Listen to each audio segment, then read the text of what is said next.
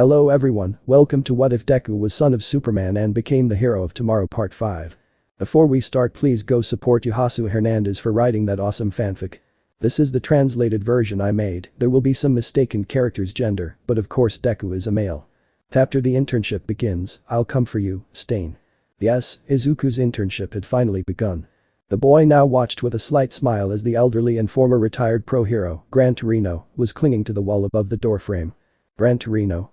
I saw the sports festival on TV, and the way you used your power, boy, you took a big risk, both for yourself and the others. Superman was an awesome hero. He was called the Man of Tomorrow for his multiple powers. Unfortunately he passed away. He couldn't teach you much more than what he did. Nana wasn't an immediate option, either because of her job at UA, and Almight is an even more unthinkable option, besides being illogical.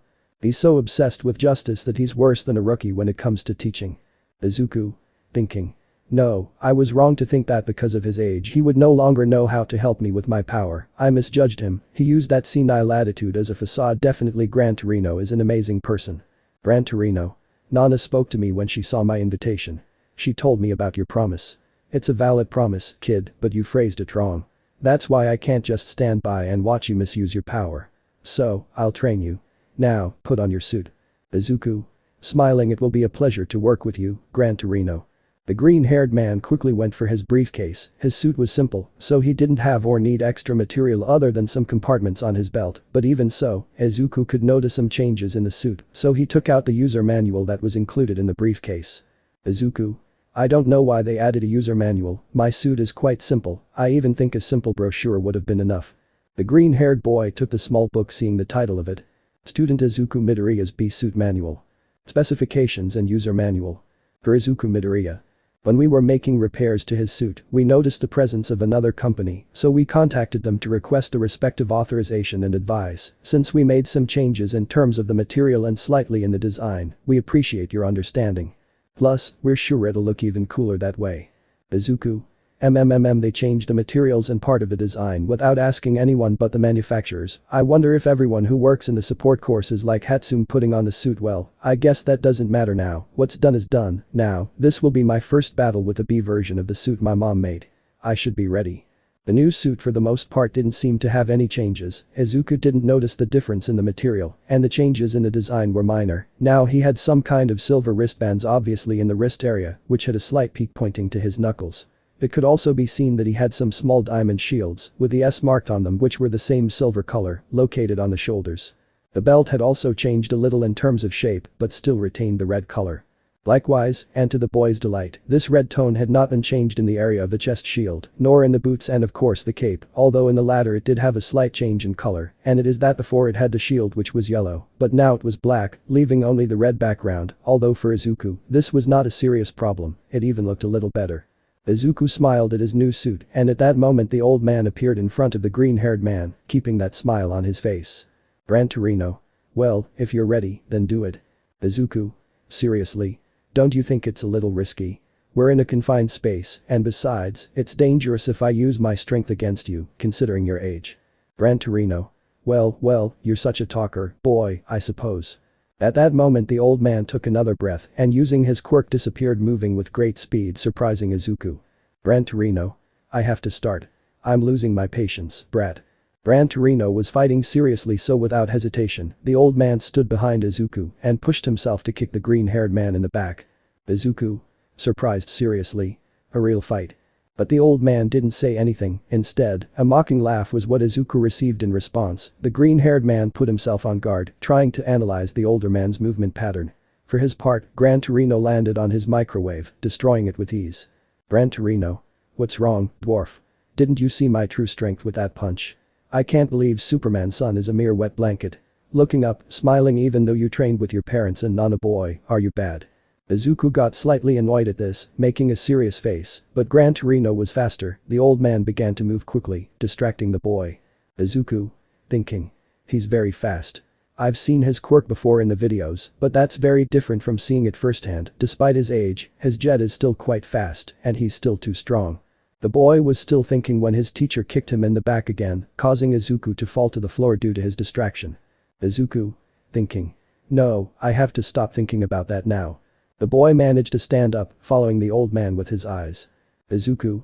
Thinking. Under these circumstances, in a place like this where there is no place to hide or any opening, instead of trying to find out where he is, I should stop his movements, get ahead of him. The boy got on his knees ready to counterattack. Izuku. Thinking. He already passed behind me twice, so that means. Gran Torino was ready to hit the boy again, the old man threw himself at him, but at that moment Izuku turned around. Gran Torino. I see, analysis and prediction, huh? Smiling. Izuku. Got you. The boy threw the punch, although the wise old man was faster and managed to dodge the freckled one. Gran Torino. You're good, but you're also rigid. And there's discord in your mind. Izuku was surprised by this, and he became even more so when the white-haired hero grabbed his face, forcing him to fall and stepping on his other arm. Gran Torino. That's why we ended up like this. Izuku. Boo, I thought I'd give you on the floor. The man just sighed before letting go of Izuku. Gran Torino. You used the same technique you used at the sports festival, it's not bad, but you have to be better, instead of just waving your hands in the air, I think you should know that by now, kid. The green-haired man looked strangely at his superior who extended his hand to help him stand up. Gran Torino. I already told you, Nana told me about your promise, I understand and respect it, but you must understand that the one who didn't understand it well was you. I'm not judging you, kid, but your admiration for Superman and your sense of duty are just shackles for you. Izuku. Shackles. Standing up. Gran Torino. It is true that you must become strong quickly and that you also need to control your powers, but time and your enemies will not wait for you to do it. You stop to think about what your father would do or how you can act without showing your other powers. All that will always make you slow. I understand that your father made you promise that you would not show all your abilities until the time came. But I think that not even he imagined that something like the attack on the USJ could appear. The moment is small now, you can show them slightly so as not to raise suspicions. That would work, because you must understand that if you only prolong the fights, the only thing you will achieve is that more people die. The boy stared at his teacher who was leaving the place. Izuku.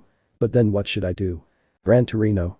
Walking out the door, that's an answer you'll have to find on your own. I'll go buy food, you clean up the mess, I'll leave it to you.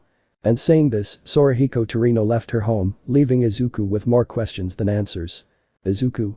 My admiration for my father, is it a shackle? And with these events, Izuku knew that his internships would mark a before and after in his life, but the green-haired boy was not the only one. As Aizawa had said, there were 40 agencies in the country. Now, the rest of the boys from Class A were already at their respective destinations, all ready, nervous and excited to start. For example, in Hosu, Iida was already patrolling with the hero in charge, Manuel, although unfortunately for the hero, Iida didn't go with him precisely because he was interested in his agency, but because of the location. Manuel. Usually our main job is patrolling, although sometimes we receive calls at the agency from people, although as you know, lately Hosu has been somewhat frantic. Iida.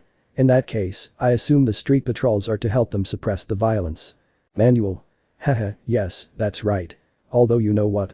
I honestly can't believe Ingenium's younger brother came to my agency for his internship. I'm sure you must have received offers from people more capable than me. Greeting people. But the blue-haired man kept his thoughts on something else. Iida. Thinking. Hero killer, he's so elusive that he can't be caught by the net of modern society. I know this may be in vain, but still thinking of his brother, even so, I can't not go after him, I won't forgive him. In another part of the city, more precisely in the center of Tokyo, was Bakugo, who was doing his internship with Best Jeanist. Best Jeanist. Honestly, I don't like you. I'm no fool. I know you only chose my agency because I'm one of the most popular heroes in Japan. I'm right, aren't I? Bakugo. I don't know what the hell you're talking about, you were the one who sent me the invitation. Best Jeanist. Yes, I did, but you were the one who accepted her, no one else forced you. Besides, I usually only receive pure good guys, so that makes you the first of your kind that I accept in a long time. Adjusting his hair, I saw you during the sports festival. You are able to freely manipulate a singularity of great power. You have a great sense of application of it. You have great talent, enough to be a partner of a pro, even when you are a rookie. However, all of that is overshadowed by your greatest flaw, believing yourself to be the strongest of all, and putting that into practice, no matter how it looks or who is affected. You have a nature that is too fierce. Bakugo. Interrupting the pro hero, you chose me just to give me a damn lecture. The blonde raised his arms, threatening the hero with an explosion, who did not flinch at this and in a quick movement made it very clear to the aggressive blonde why he was the number hero, because without Bakugo being able to prevent it, the hero used his quirk, throwing the fibers of his suit against the explosive boy, managing to immobilize him in just a matter of seconds. Best Jeanist. It's my job as a hero to correct kids like you. Heroes and villains are two sides of the same coin. I'll use this internship to show someone like you what it means and what makes someone a true hero. Bakugo. What are you planning to do? Genist. Isn't it obvious? I will educate you to be an exemplary hero, your way of speaking, your appearance, the control of your emotions, reinforcing your morale. There are many things to do, and the period of a week is too short to achieve it, but even so, I promise you that I will achieve it. The elegant hero looked at Bakugo in a serious way, while the blonde also looked at him defiantly, cursing his decision to go there. On the other hand, in another part of the city, Kirishima had a meeting that surprised him. Kirishima. Tetsu. Surprised. Tetsu. Kirishima. Surprised. That's right, the two boys had been called to the same agency. After getting over their surprise, they both gave each other a rather animated hug. Kirishima. Tetsu. What are you doing here, old man? Fourth kind. We can send 2 applications, so let's get started right away. Kirishima. Tetsu. It will be an honor. Fourth kind. I saw your guts at the sports festival and I like you, but being a hero isn't so easy that you just rely on your own brute strength. I'll teach you that as someone who has more experience. Tetsu. Just what was expected of a chivalrous hero. Kirishima. He really is a man. Fourth kind. Slamming his fist on the desk. Wait until I finish talking. Kirishima. Tetsu. We're sorry. Fourth kind. I'll teach you manners too. Kirishima. Tetsu. Thank you very much. Fourth kind. I'll also give you the premise.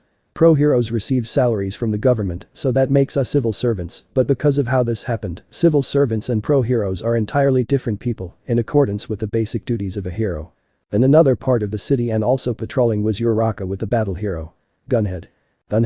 The basic duties of a hero involve controlling crime. When a crime is committed, the police immediately ask for support from the heroes. The requests will arrive immediately by district. We fill out reports of the services we provide, such as helping in arrests or saving people, for the government office, and then, we receive payments based on the examination conducted by an agent or special agency. Generally we receive a percentage. Uraraka. Thinking. Wow, I expected him to speak in a more aggressive manner. In another part of the city, now it was Momo's turn, who did her internship with the beautiful Yubawami. In addition to this, professional heroes have the right to have other jobs, although when this was officially announced, there were many discussions and opinions about this, but this ended thanks to our popularity and public demand. In fact, that is why right now I am about to record a commercial putting on makeup. Join me. Momo was attentive to the words of her superior, but she was also surprised because just like what happened with Kirishima, the girl was also accompanied by another girl from UA, in this case, Itsuka Kendo from Class B. Apparently the orange-haired girl was also requested by the snake heroine. Kendo. Although, I wanted to experience more of heroes. Rozu. No. This is something you can't avoid if you want to be a pro. Besides, I'm honored she chose me even though I looked pathetic at the festival. I'll learn as much as I can and put that knowledge to use. The girl spoke with pain in her words, although this time, a green hair came to her mind, making her not feel so bad. Kendo. Thinking. She's really turned on. I think losing the festival hurt her more than she should have, but all we'll do is watch while they film, right? Yubawami. Do you know why I chose them? Standing up. Kendo. It was because. Rozu. Wasn't it because he liked our qualities as a hero? Yubawami. Of course, but that wasn't all. Rozu. Kendo. Huh? Yubawami. Raising his finger pointing at the girls. I also chose them because they are both pretty. Rozu. Kendo. What? Incredulous. The girls couldn't believe what they were hearing, Momo for her part being as smart as she was thought the worst when she remembered that the heroine would be in a commercial and wanted the two of them to accompany her. On the other hand, near Taduin Station, Kayakajiro, like Iida and Uraraka, was patrolling with death arms, but the poor girl followed the hero almost trotting tired. Death arms? Heroes must practice and train daily. This does not change even when we are patrolling. Jiro? Why yes. Thinking. Gosh, this is even harder than class. But the poor violet-haired girl wasn't the only one who had a bad time during her internship. Mineta was, as he said, at the Mount Lady agency, but what might have seemed like a dream for the dwarf turned into a nightmare when the blonde simply lay down on the couch with a bag of chips, relaxing and watching television. Mount Lady. An important part of being a hero is knowing how to pass the time. You understand what I'm saying, right? Mineta. Why yes. Thinking. I don't like this, she's just using me to clean her. With a vacuum cleaner. For her part, the one who wasn't having a bad time at all was Tsayu. The green-haired girl was where she wanted, an agency located near the sea and specialized in marine disasters. Tsayu was training quietly without saying anything, so, everyone started their internships in different places and with different reactions. Finally, during the sunset, in the agency of the hero Endeavor, Shoto was there. The bicolor had agreed to go, and for that reason now he was in front of his father and his older brother. Endeavor. I was waiting for you, Shoto, to be honest I didn't think you were going to come. Duya. We were both quite nervous, although we are glad to see that you didn't throw away everything we told you that day of the festival. Shoto. I couldn't, you're right, I must handle my power better if I want to become a hero. Duya. So you chose the path of greatness, smiling mockingly. Shoto. Well, I'm not sure about greatness, I want to make my own path. Endeavor. I know, son, and I respect that, but now let's focus on your internships, because I hope you're ready. Duya only looked at his father to form a smile and shake his head slightly. Duya. It hasn't even changed. Endeavor. Make it quick, we'll leave as soon as you have your suit ready. Shoto. Are we going? Where to? Endeavor. Your brother and I will show you what it means to be a hero. But unfortunately, it wasn't just the kids in the UA's first-year classes who were learning. In the abandoned bar that was the villain's lair, they had a visitor who had changed their way of seeing things.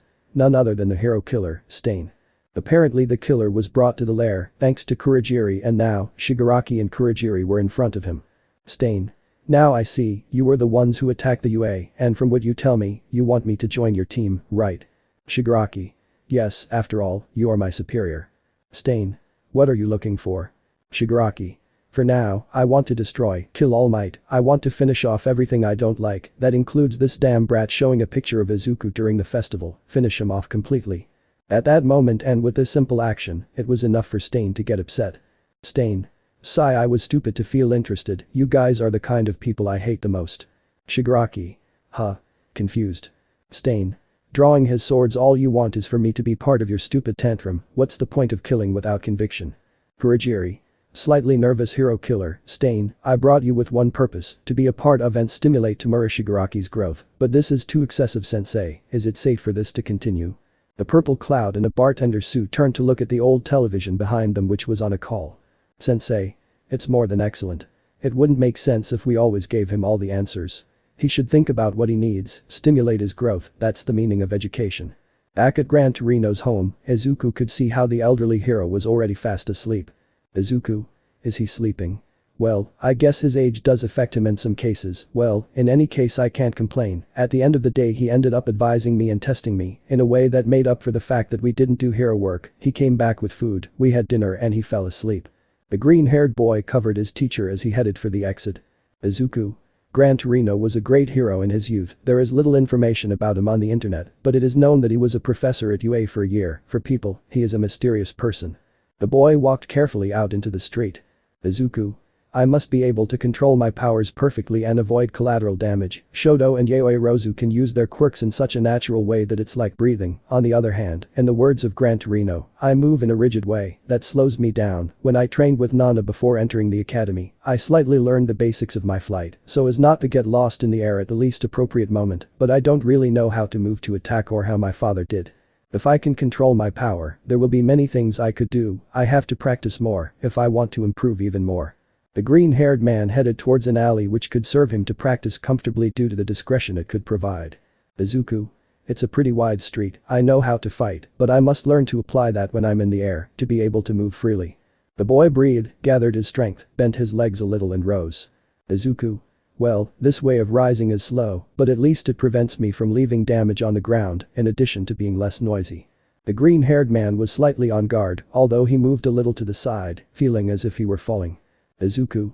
Wow, since I haven't used it in a long time I still haven't gotten used to it, I feel like I could fall at any moment, it's a bit difficult, I feel like I'm constantly losing my balance, although it's nothing like when Uraraka took gravity away from me in the entrance exam managing to get on guard. Okay, I have to manage to do this.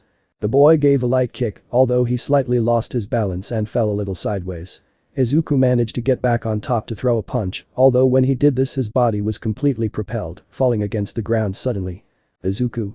Ouch, well, I'm a rookie, I think this was something logical that would happen, well, I think trying to hit is somewhat difficult when I'm in the air.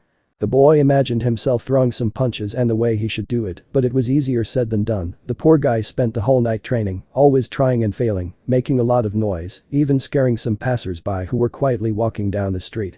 The next day. Very early in the morning Gran Torino stood up calmly, the old man took a bath, put on his hero suit and went down the stairs with a smile. Gran Torino. Good morning kid, I assume you're awake now, right? The old man saw Izuku who had his back turned, but as soon as the green-haired boy turned to see him, the old man got a little scared because the boy had a tired face and swollen eyes. Gran Torino. What happened to you? Izuku. Last night I trained on my own, and well, let's just say I got too caught up in it. I tried to put into practice what you told me yesterday, but I couldn't. It's harder than I thought. Gran Torino. Well, it's your first time trying it after all, so it was something that had to happen one way or another, at least it shows that you're in a good mood, don't give up on that brat. Izuku. That's true, now that I remember, you also trained All Might when he was young, right?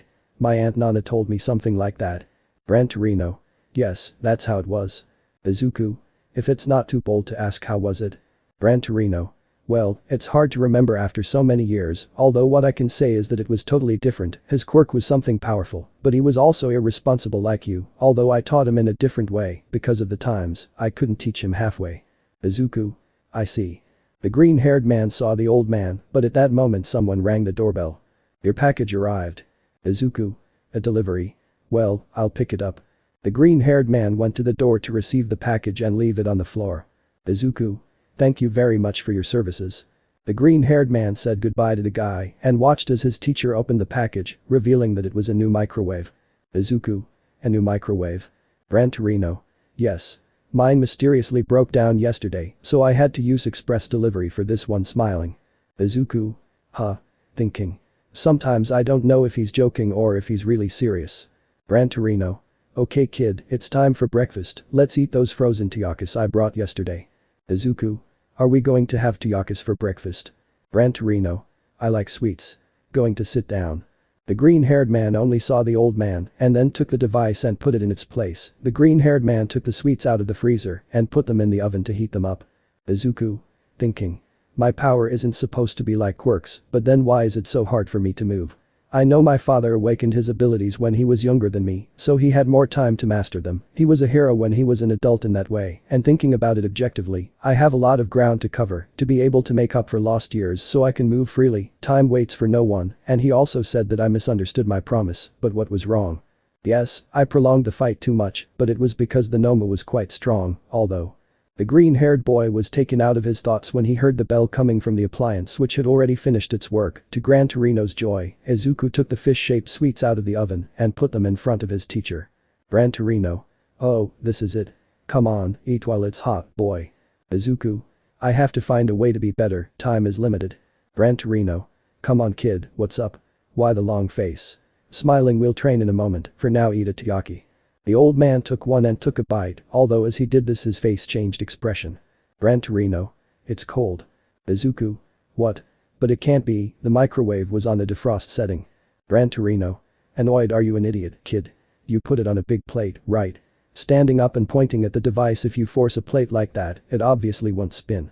So only part of it will heat up. Is this your first time using a microwave? Izuku. And no, it's just that the one we have at home isn't one of those that spins, sorry. At that moment the green-haired man opened his eyes, slightly surprised. In his mind, something clicked. Izuku. Wait, I get it. Gran Torino. That's it, this taiyaki, it's me. The green-haired man raised a traditional sweet before the confused gaze of the elderly hero. Gran Torino. What? No. Are you feeling okay, kid? Izuku. Oh, no, or well, yes, I feel fine, but I wasn't referring to me exactly, it's just that until now I didn't understand it well, but now this half-frozen taiyaki is me with my promise. I understood it wrong all this time, I have to limit myself, but not in terms of the use of my abilities, but in the intensity. You said it yourself, Superman was the man of tomorrow, because he marked a turning point in terms of quirks, but it was because he was the first person to show so many abilities, but taking into account his age, for people it wouldn't be strange if there was someone with a super quirk like his, the same way it happened with All Might. The boy started to smile as he said this. Izuku. I have to limit my own power so as not to cause damage, but that doesn't mean I'm going to hide who I am or what I can do. Until now I've made the mistake of only using it with what I thought was right to show. I insisted on using it when I need it, in the places I need, as if it were just a switch, but that makes my reaction slow and my movement stiff. I can't move freely because I'm sabotaging myself, thinking about what I shouldn't do. I have to take off that shackle and use my power as if I were breathing normally. I shouldn't refuse anything, I shouldn't hide my abilities, otherwise, in the end, it's as if I put all the things away at once in a small closet. It's a fact that when I open it to take something, everything will fall on me, and I won't be able to do anything. After all, I have to have an order. Gran Torino. Smiling, wow, it really took you a while to figure it out, boy. The green-haired boy sighed, trying to control his emotion. The boy gathered strength and rose slightly. Now it was not like yesterday. He did not feel stiffness in his body. He felt freer, more capable. The green-haired boy slowly moved, putting himself on guard. Now he did not feel that hole in his stomach. The feeling of falling was still there, but his desire to overcome was greater. The boy smiled while his body trembled. Gran Torino.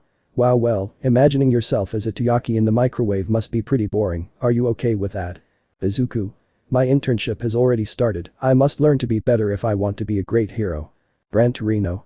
I see, well, you look excited, but do you think you can move without causing too much destruction? Izuku. No, I don't know, honestly I'm still a novice at this, but I'm willing to try it.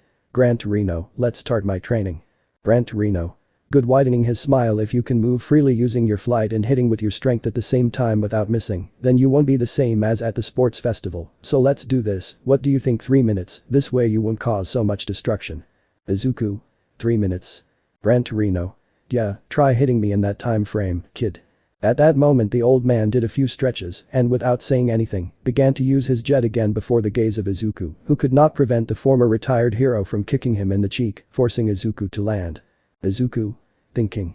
Damn, that was impressive, I couldn't maintain my flight after that kick. The boy instantly took flight again while the old man continued moving. Gran Torino. Pathetic. Superman could take continuous hits while in flight without falling. If you can't react to a simple kick passing behind Izuku, you won't be able to save anyone. The green-haired man turned around, giving a light blow, missing, although Gran Torino did not fail, giving a kick to the back of Izuku's head, making him fall again. Gran Torino. Someone who calls himself the Man of Steel shouldn't be stopped by simple blows like these. The old man kicked Izuku again, but the annoyed green-haired man rose again determinedly, although at that moment his uncle kicked him in the cheek. Izuku. Thinking. I'm a novice at this, I'm still slow to think about using all my power in my body. I have to think of a way to use my abilities to stop him. His blows aren't very strong, but it's difficult to follow him with your eyes. The green-haired man stopped trying to fly. He knew he could dodge the hero with this, but he had to find another way. Izuku. Thinking. If I stay exposed, I'll be an easy target, I should take cover, buy some time. At that moment the green-haired man threw himself on the floor, landing under the armchair. Gran Torino. Don't be silly, kid, I can still see you. You won't be buying any time, kid. The old man threw himself against the blue armchair, but at that moment the furniture was thrown against him, hitting him. Izuku. I know. Gran Torino.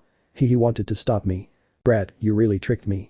But that wasn't all. Izuku quickly managed to stand up, flying towards his teacher with his fist closed, ready to strike. Izuku. Now I've got you, sensei. Throwing the punch. Gran Torino. Not yet, kid. Dodging the blow just a little bit. The old man had a surprising reaction, so using his jet again in a light way, he managed to dodge the fierce attack, seeing how the tower of cans behind him fell impacted by the shock wave generated by the blow.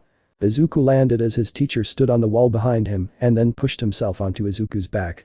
Izuku. He's in the back. Gran Torino. Don't let yourself be surprised. Otherwise, this will all end up the same as the first time, brat.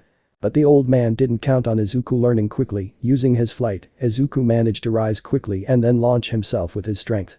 Izuku. I already know that attack. The green-haired boy threw his fist, although the gray-haired boy managed to dodge it and then went towards the wall and then pushed himself towards Izuku, managing to push him with force towards the wall where he crashed and fell against the ground. Gran Torino. Taking out the stopwatch and stopping it ready for 3 minutes. Izuku. Damn, it really is difficult to use everything at the same time, I still have a long way to go. Gran Torino. Probably, but even so, you managed to attack me at just the right moment after analyzing and predicting. You use your brain a lot, don't you, kid? You may not notice, but since yesterday, you had a radical change in a single attempt. At that moment the hero who had his back to the boy caressed his cheek with his thumb. It seemed Gran Torino had not come out completely unharmed from the fight. Izuku had managed to hurt him. Gran Torino. Thinking. Haha, I'm sure I really dodged that, and yet with enough training, this kid will really become unstoppable. Well, whatever, it's just a matter of keeping trying again and again until you get used to it. Stand up, let's continue. Izuku. Fine. Let's continue. Standing up. Gran Torino. Although before that we haven't had breakfast yet. Izuku. It's true he. Gran Torino. Well, let's go to the table, heat the Todoroki again, and let's have breakfast. Izuku. Yes. The green-haired boy took the Todoroki that fortunately hadn't fallen and put them back in the microwave. Yes, there was still a long way to go, but he was willing to control his power by putting his all into it. Likewise, in different places, the UA students trained with a smile on their faces. An example of this was Uraraka. The brunette was subjected to a difficult training regime by the professional hero, but the adorable aspiring hero did not give up giving her best effort in each training session. In the same way, although somewhat strange, Kirishima and Tetsu also learned from the hand of the hero in charge. The Kugo for his part was scolded and at the same time lectured by Best Jeanist, who did not lose style and tried to keep his word. Although not everything was hero practices or lessons, such as the case of Yaoyorozu and Kendo, who were witnesses of the photo session that Yubawami had, it seems that the girls knew that at that moment they were simple assistants, although they still had the slight hope that they could learn something from everything they could see. In their own way, everyone could observe the behavior of the professionals. But finally night came, and at his agency, Manuel was satisfied with his work. Manuel. Taking off his helmet. Well, I'm sure with the city on alert, the villains won't dare come out. Beta. I don't know. Taking off his helmet and glasses, thinking. The hero killer stain. I realized while gathering information that in the 4 places he has appeared, he has attacked more than 4 heroes without fail. I don't know if he has a motive or just superstition, but that's how it is. Although in Hosu he only attacked Tensei, so it is highly likely that he will attack you again, so come. I will finish you off with my own hands. The blue-haired man's gaze was filled with hatred, his thirst for revenge clouding his judgment, and it was obvious to anyone who knew him. Thus, day 2 came to an end, and sooner than you could believe, day 3 began. Izuku tried to maintain his fighting rhythm against Gran Torino. The boy had the theory of how it could work, but the technique still failed him quite a bit. The green-haired boy was only distracted for a second, and that was enough for his teacher to send him against the wall again. Gran Torino. Okay, that's enough for now. Besides, I don't want you to pick up any weird habits if you train with me for too long. Izuku. My habit of muttering is already quite strange in itself. I'll be fine, let's keep training. Standing up. Gran Torino. No, I said that's enough, dwarf. I have a better idea. Put on your suit, let's go on patrol. Izuku. Huh? Gran Torino. What you heard, we're going to face the villains. The green-haired man was confused by this, but he obeyed, putting on the second version of his suit. Once this was done, they both left the house. Izuku. I still don't believe it. Will we be leaving so soon? Gran Torino. It's a great idea, kid. If you only fight against me, you'll get used to it, and then you won't know how to deal with other fighting styles. Starting to walk with the help of his cane, and followed by Izuku. This way you will gain much more experience, and you will know how to deal with different problems. Don't forget that these are your internships. You are practicing. It is obvious that you will face villains. Izuku. Well, yes, you're right, but it's just that I'm not used to the idea, and I'm not mentally prepared. Gran Torino. But you've already fought villains once, right? Besides, relax, kid, we won't do anything spectacular. Besides, you better not complain, we'll travel a bit far. You see, in sparsely populated areas, there are fewer opportunities for crime to occur. That's why in urban areas there are too many agencies due to the amount of crimes that occur daily. This is obvious, right? The higher the population density, the more problems there are. Izuku. I see. Gran Torino. Take the Shibuya area as an example, there is too much crime and riots there every day. Izuku. Wait a minute. Shibuya is in Tokyo. If you're telling me this, it's because are we going there? This is the first time I've worn my suit in public. Gran Torino. You have nothing to be ashamed of, dwarf. Those are the clothes a hero wears. You should be glad you can show them off in a great environment like the one we're going to. Izuku. That's true, but does that mean we'll take the bullet train from Kofu to Shinjuku? Gran Torino. Yes. Izuku. I see, thinking. We'll pass right by Hosu. That reminds me, Ida is there doing his internship. I still don't feel calm with his words. I must try to communicate with him so he can see that he's not alone. The minutes passed and both continued on their way. On the other hand, in Hosu, Ida patrolled with Manuel again. Manuel. Another day patrolling Kyoto. He's sorry, it must be very repetitive for you. Ida. No, honestly I prefer it. Manuel. Seriously, hey, I know this is going to be a pretty awkward question, but you're looking for the hero killer, aren't you? Faced with this question, the sprinter and president of Class A stopped, looking at his superior. Ida. Thinking. Did he realize? Manuel. If not, I don't know why you chose my agency. I'm glad you came, of course, I hope not to offend you, but you shouldn't act out of personal grudge. Heroes have no authority to arrest or punish. We are allowed to use our quirks thanks to the regulations, and that is why, whatever the reason, a hero should not use his quirk for himself. Otherwise, using it only as a benefit for himself is a serious crime. At this, the aspiring hero opened his eyes, although he immediately sharpened his gaze when he saw the hero, who became slightly nervous. Manuel. Although well, I hope you don't misinterpret my words. I'm not saying that the hero's killer is someone innocent or anything like that. I'm just saying this because you're a somewhat serious young man and I wouldn't want you to get obsessed. Ida. Bowing thanks for the warning. Manual. It's nothing, it's enough for me that you understand, calm down anyway, shall we continue? The hero smiled and continued walking without seeing that Ida clenched his fist in annoyance. Ida. Thinking. But then what should I do with these feelings?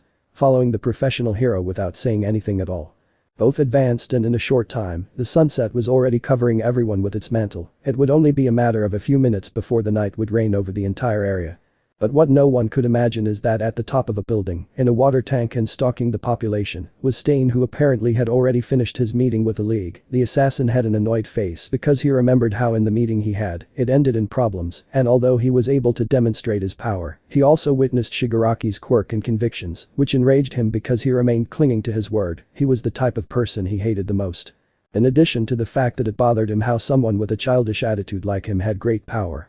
The assassin was thinking about this until he noticed a breeze behind him. Stain clenched his fists. He didn't have to be very smart to discover that it was Shigaraki again, who with Kurogiri's help, got there. The light blue-haired man came out of the portal showing a wound caused by the assassin in their fight in the bar. Shigaraki. Wow, Hosu is more developed than I remembered. What are you doing here? Stain. I'm going to purge the city, and to do so, I require more victims. Kurogiri. Is this what you meant when you said you had things to do? Stain. It seems you do understand me. Shigaraki. Holding the wound on his shoulder. Do I always have to look bad? Stain. The title of hero, should only be bestowed upon those capable of great deeds. Opening his arms. There are too many money grubbers who call themselves heroes. Until the world realizes their mistake. Taking up his sword. I will keep appearing. The assassin said this and in one leap he reached the lower part of the roof where he was and started running in front of Shigaraki and Kurogiri. Shigaraki. He talks big, but all he wants is to start a popular movement. He's so noble that I want to cry mockingly and scratching his neck. Kurogiri. I don't think it's very smart to make fun of him. We must admit that in the cities where he has appeared, crime has indeed decreased, some related to the awakening of the hero's consciousness, although he is also criticized for this. Shigaraki. Splendid. Do the heroes go out of their way to earn less? So the hero killer breeds them too. Too far-fetched. We don't agree on anything, and that irritates me. Kurogiri. Bring the Nomus. The purple mist did as requested, revealing multiple monsters in different versions. Shigaraki. Did you really think you'd get away with stabbing me? If you want to destroy something, just destroy it. This is going to be a fierce contest. I'm going to crush your pride and honor, Mr. Veteran. The sky blue-haired man smiled grimly under his mask as his Nomus finally emerged into the open, the battle about to begin once again. Night fell. Gran Torino and Izuku were still on the train. The elderly hero was dozing lightly. Izuku. We'll arrive at night, doesn't it matter? Gran Torino. It's even better, there will be more disturbances, it will be more fun. Izuku. And I don't think it's funnier, but I get the point, it makes sense. Izuku let his superior rest and looked at the window for a bit before taking out his cell phone. Gran Torino. Are you already on your cell phone? Waking up and scaring Izuku. Gosh, today's youth. For his part, the green-haired boy smiled slightly and then saw the chat he had with Ida. Izuku had sent him a message telling him that he would pass by, and although the blue-haired boy did see it, he never responded. That strangely worried Izuku even more. Izuku. Thinking. This is quite strange, usually Ida answers right away, at the latest 5 minutes after he reads it. We'll arrive at Hosu soon.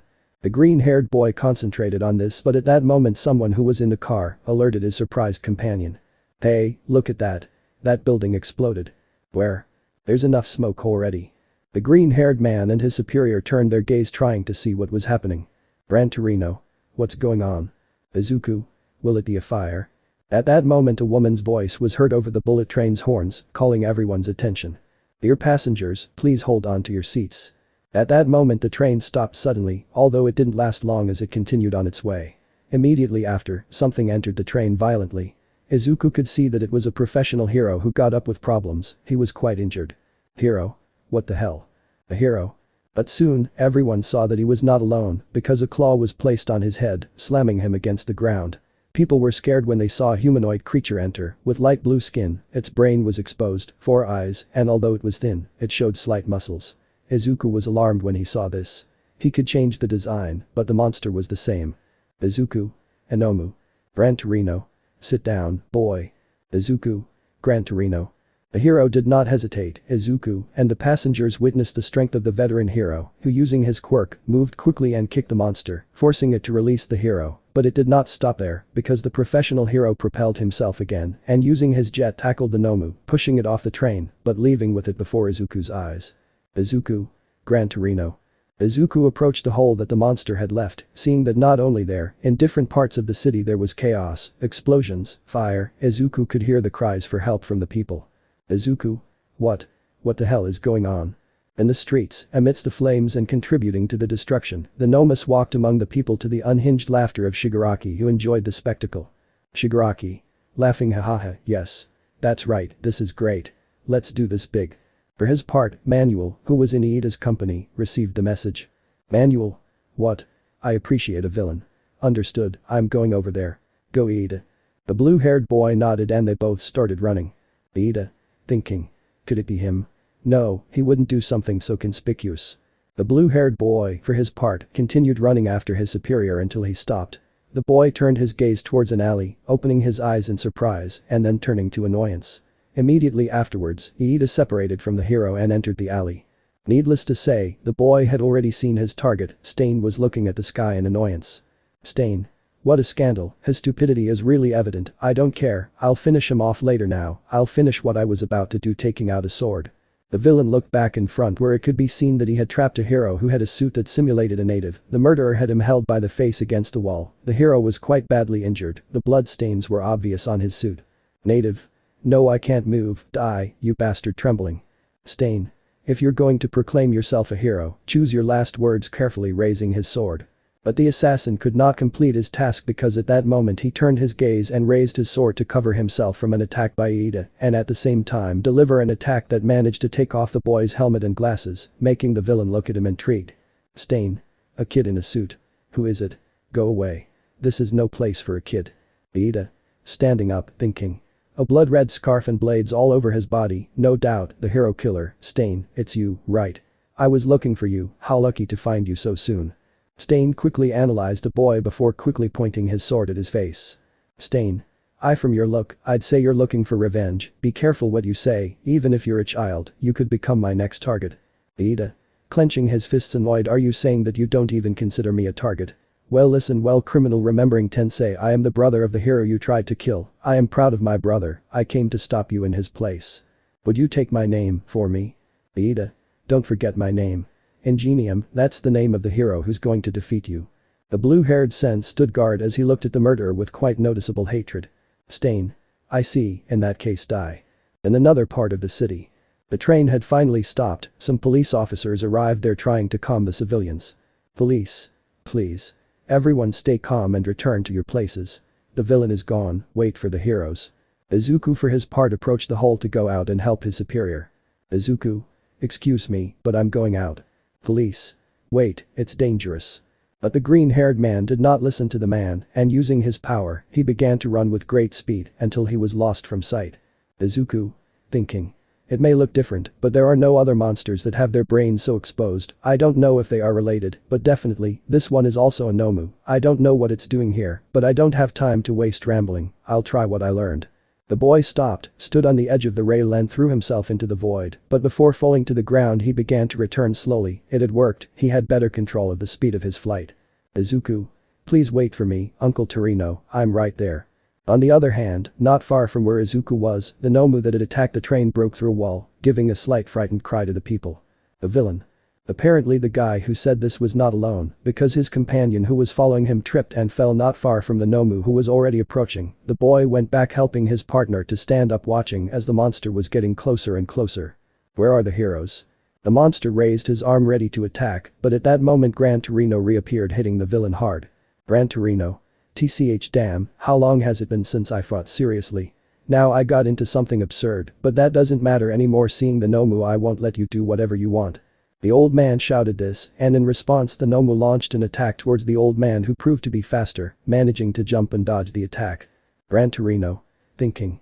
It's fast, but not faster than I can handle. The old man was elusive, but with this, the Nomu lost interest in him and went towards the couple who still hadn't left because of fear. Help. Gran Torino. Thinking. I see, he's attacking uncontrollably, well, I'll stop him no matter what, stop it, idiot. The old man had launched himself at the creature ready to attack, but at that moment, interrupting the veteran hero, a burst of fire covered the monster, causing it to begin to scream in pain. Endeavor. I can't believe it, just as I was starting to look for the hero killer, how inopportune. Gran Torino. Wait a minute, that voice. The hero turned around only to find that the cause of this had been none other than Endeavor. The fire hero had mercilessly attacked the monster, while his eldest son went towards the civilians to help them. Endeavor. I didn't think I'd see you back in the service, old man. Gran Torino. You're. Endeavor. Don't worry, I'll take care of the rest. Oh really? What are you doing here? Iridi just smiled slightly. Endeavor. Isn't it obvious? I'm a hero. For his part, Tuya smiled to take the people away. Izuku had already landed, the boy was not far from where his superior was, but unfortunately the street was full, people were running away in terror, and this made the green-haired boy unable to decide where to go. The freckled boy walked against the current. Izuku. Thinking. Everything must have started at the center of the commotion, although I have no information about the Nomu, if it's as strong as the one from the USJ. Remembering his battle against the monster, not only Gran Torino, the whole city is in danger. The green-haired boy continued running, although at that moment the boy remembered Iida. Izuku. Thinking. Iida is here too, if he finds a Nomu he's also in danger. What can I do? Think, what should I do? The boy continued running, although at that moment, thanks to his super hearing, the freckled boy could hear someone calling the blue-haired boy. Tenya. Tenya. Izuku stopped and without wasting time ran towards the source of the voice, although upon arriving, the boy saw how a bus was thrown towards a car which exploded. Izuku quickly covered himself and discreetly with his super breath put out the fire. At that moment, the green-haired boy saw how a hero was hit and thrown towards him falling on his back. The boy helped the hero to stand up and saw how a Nomu that had a musculature and skin color similar to that of the USJ had other heroes. But that was not all. Izuku was surprised and scared when he saw that next to this Nomu, there was another which was a whitish color which had wings. Izuku. No, it can't be, what is this? The surrounding area was engulfed in flames, there were more heroes, others were fallen, destruction was imminent. Suddenly, one of the heroes who were still standing, went to a water intake and managed to start it, causing water to gush out. Manual. Turn off the fire. Manual. Yes. The green-haired boy turned his gaze and saw that next to him was the hero who would be in charge of the blue-haired boy.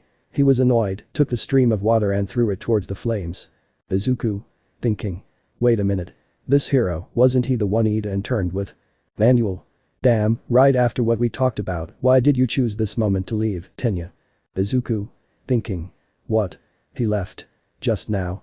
In the middle of all this. At that moment a heroine stood in front of the boy. You're in the way. Move aside. Izuku. I'm sorry.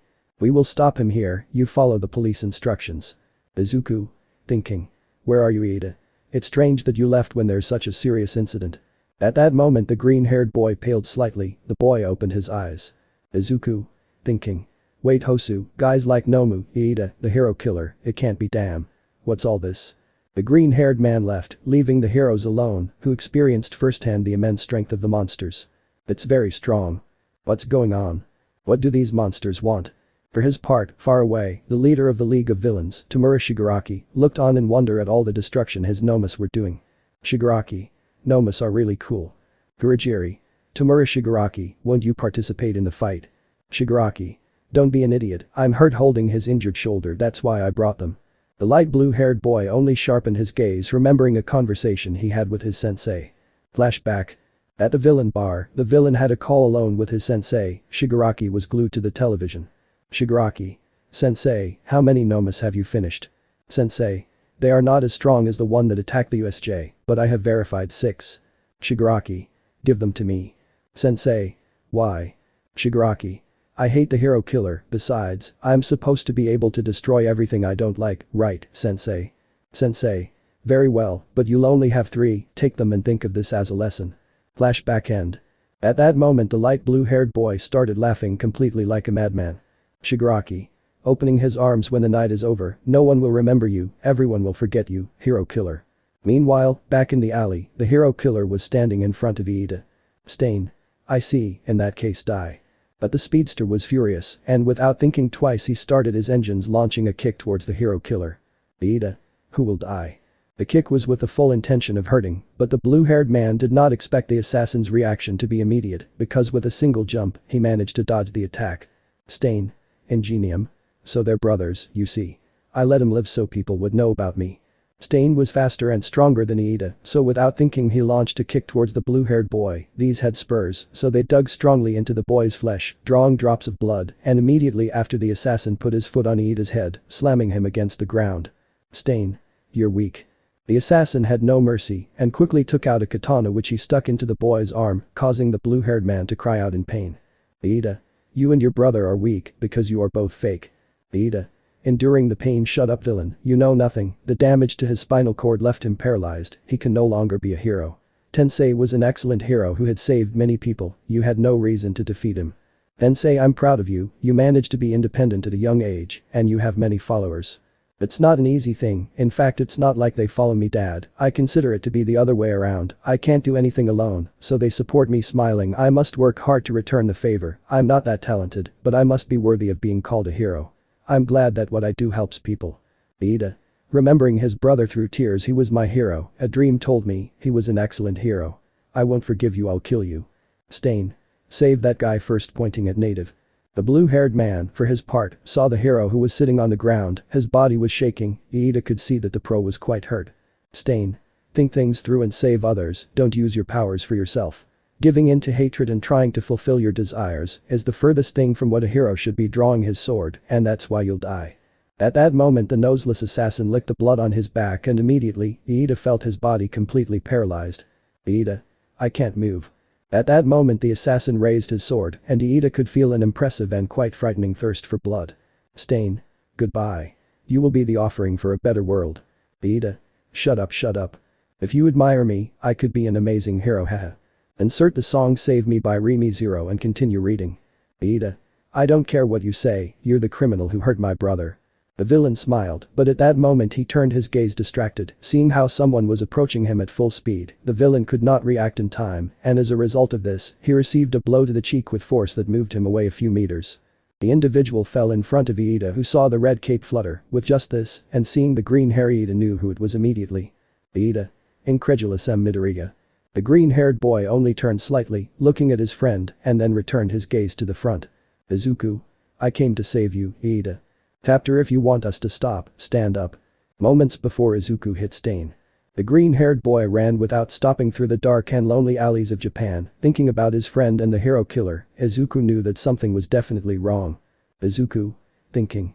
Maybe I'm overthinking it, I don't have any proof after all, but I can't just sit idly by. Right where the hero killer appeared, there are several Nomas on the loose, I must be the only one who imagines it, but the hero killer and the League of Villains, they are surely related.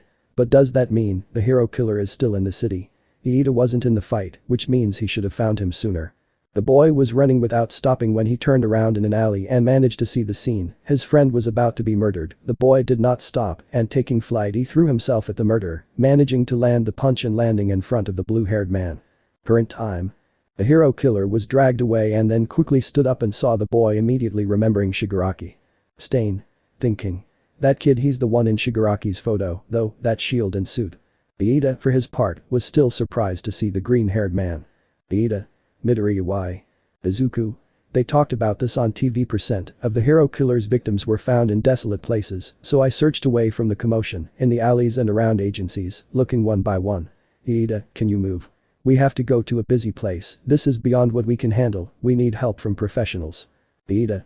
I can't move since I short, I think it's because of his quirk. Izuku. So my theory was true, he activates his quirk with the cuts. The green-haired man remained on guard, although at that moment he could see Native not far from him. Izuku. Thinking. There's someone else. Damn, if it was just Ida I could carry him in one jump, but two, if I use my flight there'll be a lot of questions. The green-haired boy was thinking of ways to help them, but Ida was still blinded by revenge and annoyance. Ida. Midoriya, don't get involved, this is none of your business. That comment only bothered Izuku, who turned to look at his partner. Izuku. Annoyed. What the hell are you saying? Stain. Preparing to attack your partner came to save you, doesn't that seem like a good line? But I'm sorry, I have a duty to kill him, if we fight, the weakest will die. So? What will you do? The green-haired man was surprised by these words, his body began to tremble slightly, and at the same time he remembered his own words to Shigaraki on the day of the USJ. Hopeless criminals like you are hypocrites. Izuku. Thinking. This is totally different from what happened at the USJ, his eyes are those of a murderer. The boy gritted his teeth and surreptitiously took out his phone, sending his location to his best friend. Izuku. Thinking. Even if I had no proof and was just guessing, I should have done everything possible to bring a professional. Well, I will fight for those who can't defend themselves, I said it myself, I will buy time, and if I can, I will drive him away. Ida. Stop, run away. I told you, this has nothing to do with you. Izuku. If you say things like that no one will help you. Those who don't want to be saved can't be helped. At this, the speedster opened his eyes because he now understood that his friend was really upset. Izuku. Clenching his fists, believe me, there are many things I would like to say, but I will do it later, because now, I understand these words. Meddling where no one calls us, that is the true essence of a hero. For his part, Stain opened his eyes slightly surprised. Izuku stood on guard, making it clear to the assassin that he was not going to back down. Izuku frowned, he was annoyed. At this sight the assassin just smiled. The green-haired man did not hesitate and threw himself against his enemy who prepared the katana to attack. Stain. Good. Izuku. Thinking. Come closer with one movement. Stain. Thinking. You shorten the distance to avoid long range, I see, it's a good decision, smiling. Izuku. And now. The boy prepared the blow, but the murderer began to take out another knife, which alerted the blue-haired man. Iida. No. If it cuts you. But Izuku was no fool, the boy pushed himself and went under Stain's legs dodging the attack, although the assassin was not slow, and turned his body attacking with his katana, although he was slightly surprised when he saw that there was no one behind him. Stain. That dwarf, he disappeared. No. Izuku had jumped above his opponent and in a quick movement and without holding back his heart, Izuku unleashed a blow that hit Stain's head, who fell heavily against the ground, all this before the surprised gaze of Iida, who did not expect that. Iida. What? That movement, Midoriya is fast, but I've never seen him fight like that, he's quite agile. Izuku. Landing, thinking. Did it work? This is the first time I've done something like this, did it really work? But the boy could not sing victory because at that moment he could see how Stain stood up again and licked the edge of his sword. At this Izuku was scared and then saw his arm which had a slight cut in the clothes. Izuku. Wait a minute, he barely touched me, will his quirk still have that effect? But the assassin only licked the steel, so he looked at Izuku in surprise. Stain. Thinking. This brat I cut his suit, but there's no blood, does he have some kind of armor? Izuku. Thinking. No, I can still move, my invulnerability saved me, although if he managed to cut my suit then it also affected me, it didn't hurt me, and it didn't immobilize me, so that means. At that moment the green-haired man opened his eyes because he remembered how Iida was bleeding quite a lot. Izuku. Thinking. I see, it's the blood. Stain. You're a rather curious person, your blow wasn't that strong, and it's not like you read my movements, you simply left my range of vision and maneuvered in the air to make me fall in the end, those were your movements. The hero killer seemed annoyed at not bringing down the green-haired boy, but he stopped looking at him and walked towards Iida ready to finish his job. Stain. People who only talk are worthless, but you definitely deserve to live, you are different from them. The assassin continued on his way until he reached Iida, who was enraged but unable to move. Iida. Of demon. Izuku. No, stop. The green-haired man shouted this and his gaze ignited, ready to use his heat and cut the katana that Stain had already raised pointing at Iida. But at that moment, the cavalry arrived. Stain stopped his action dodging a powerful flare of fire. Stain. One after another, there are many people in the way today. Izuku and Iida opened their eyes because they knew who it was, although the green-haired man smiled after seeing this. Izuku. It took you a long time, don't you think? Shoto. Don't blame me, Izuku taking out his phone, you should be more specific in these cases, it's your fault I'm late. Iida. Oh wait, Todoroki's here too. What are you doing here? Also, are you using your left side? Shoto. What am I doing here? I should ask you that. I have to admit I was wrong. I didn't think you'd do something like this. I assumed you wouldn't be that stupid. It took me a while to realize it as soon as Izuku sent me his location, but here I am. At that moment the mixed-haired boy used his right side to freeze the alley in an attempt to catch the villain, although he, like Izuku, managed to dodge him by jumping, but Shoto did not stay still and began to run toward Stain. Shoto. You are in danger, Iida, this fool will always go to help others without thinking about the consequences, but don't worry, the pro heroes won't be long. Attacking Stain with his fire. Once again, the villain was able to dodge the attack, although Izuku used the ice to grab Native and take him to the bicolor who had pushed the villain away and was next to Iida. Izuku. Wow, the situation is burning, haha. Shoto. Seriously, can you still make jokes? Stain. Thinking. Damn, this is getting more and more complicated, plus one's time is about to run out. Shoto. No matter what happens, we won't let you kill them, hero killer. Izuku. Wait, Shoto, don't let him lick your blood. Shoto. What's that for? Izuku. I'm not entirely sure yet, but I think his quirk is based on licking the opponent's blood, like an immediate paralyzer. Shoto. Controls his rivals by ingesting their blood. Izuku. That's how I caught Iida. Shoto. He paralyzes them so he can kill them calmly, that's why he uses a lot of knives, I see, so I must maintain a long-range combat and. But the mixed-haired boy could not continue speaking because at that moment a knife passed near his face, managing to make a slight cut in the area of his scar. Shoto. Damn. At that moment, Stain appeared in front of Shoto with a serrated knife in his hand. Stain. You have good friends, Ingenium. The assassin launched his attack which was stopped by Shoto, who managed to block it with a pillar of ice, but at that moment they both looked up seeing a katana in the air. Shoto. A katana. He threw it before doing his attack so he could cut me if I blocked his. But this was just a distraction, as Stain grabbed him by the shirt and approached the bicolor's face ready to lick his blood, but Shoto was no fool, so using his left side, he generated a fire attack that drove the assassin away. Shoto. Close call. Izuku for his part was trying to stop natives bleeding when he saw how the bicolor began to fight against the hero killer, keeping him out of reach with his ice and fire. Stain. It's pretty strong. For his part and still upset, Iida was on the ground watching his friends risk their lives. Iida. Why? Stop. I inherited my brother's name, he's mine. But Shoto was also upset, the bicolor knew what Iida was going through and blamed himself for not being able to see it before. Shoto. Did you inherit it? How strange, the Ingenium I saw before didn't have that face attacking with his ice and fire, it seems like things are also happening in your family. But the boy couldn't continue talking because at that moment Stain quickly cut the ice and for his part, Izuku began to think. Stain. Blocking your own vision against a faster opponent, how stupid. Izuku. Thinking. His quirk is strong, he makes up for it with incredible speed and agility, it's no surprise that he has so many victims, but every quirk has a weakness, a reverse reaction, Iida's reciprocal has a time limit, Uraraka has a limit to remove gravity from things Stain has to have a weakness, his quirk is based on blood, so there must be something, anything the blood type. Shoto. I wouldn't be so sure. Attacking with a burst of fire. But the killer was no fool, and in a quick movement he threw 3 blades at the bicolor, stabbing him and causing the boy to extinguish his flames. Stain. You're good too.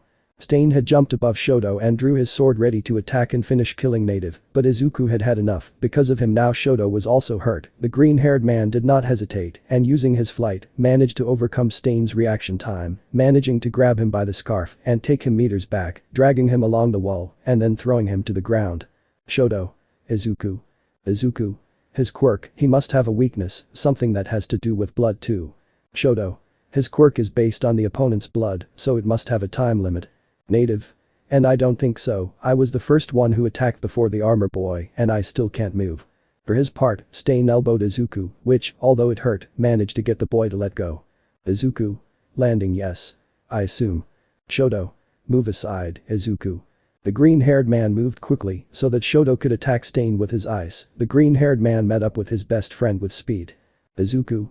He uses blood to paralyze his victims, but this must have a time limit so I can think of 3 reasons for this. Shoto.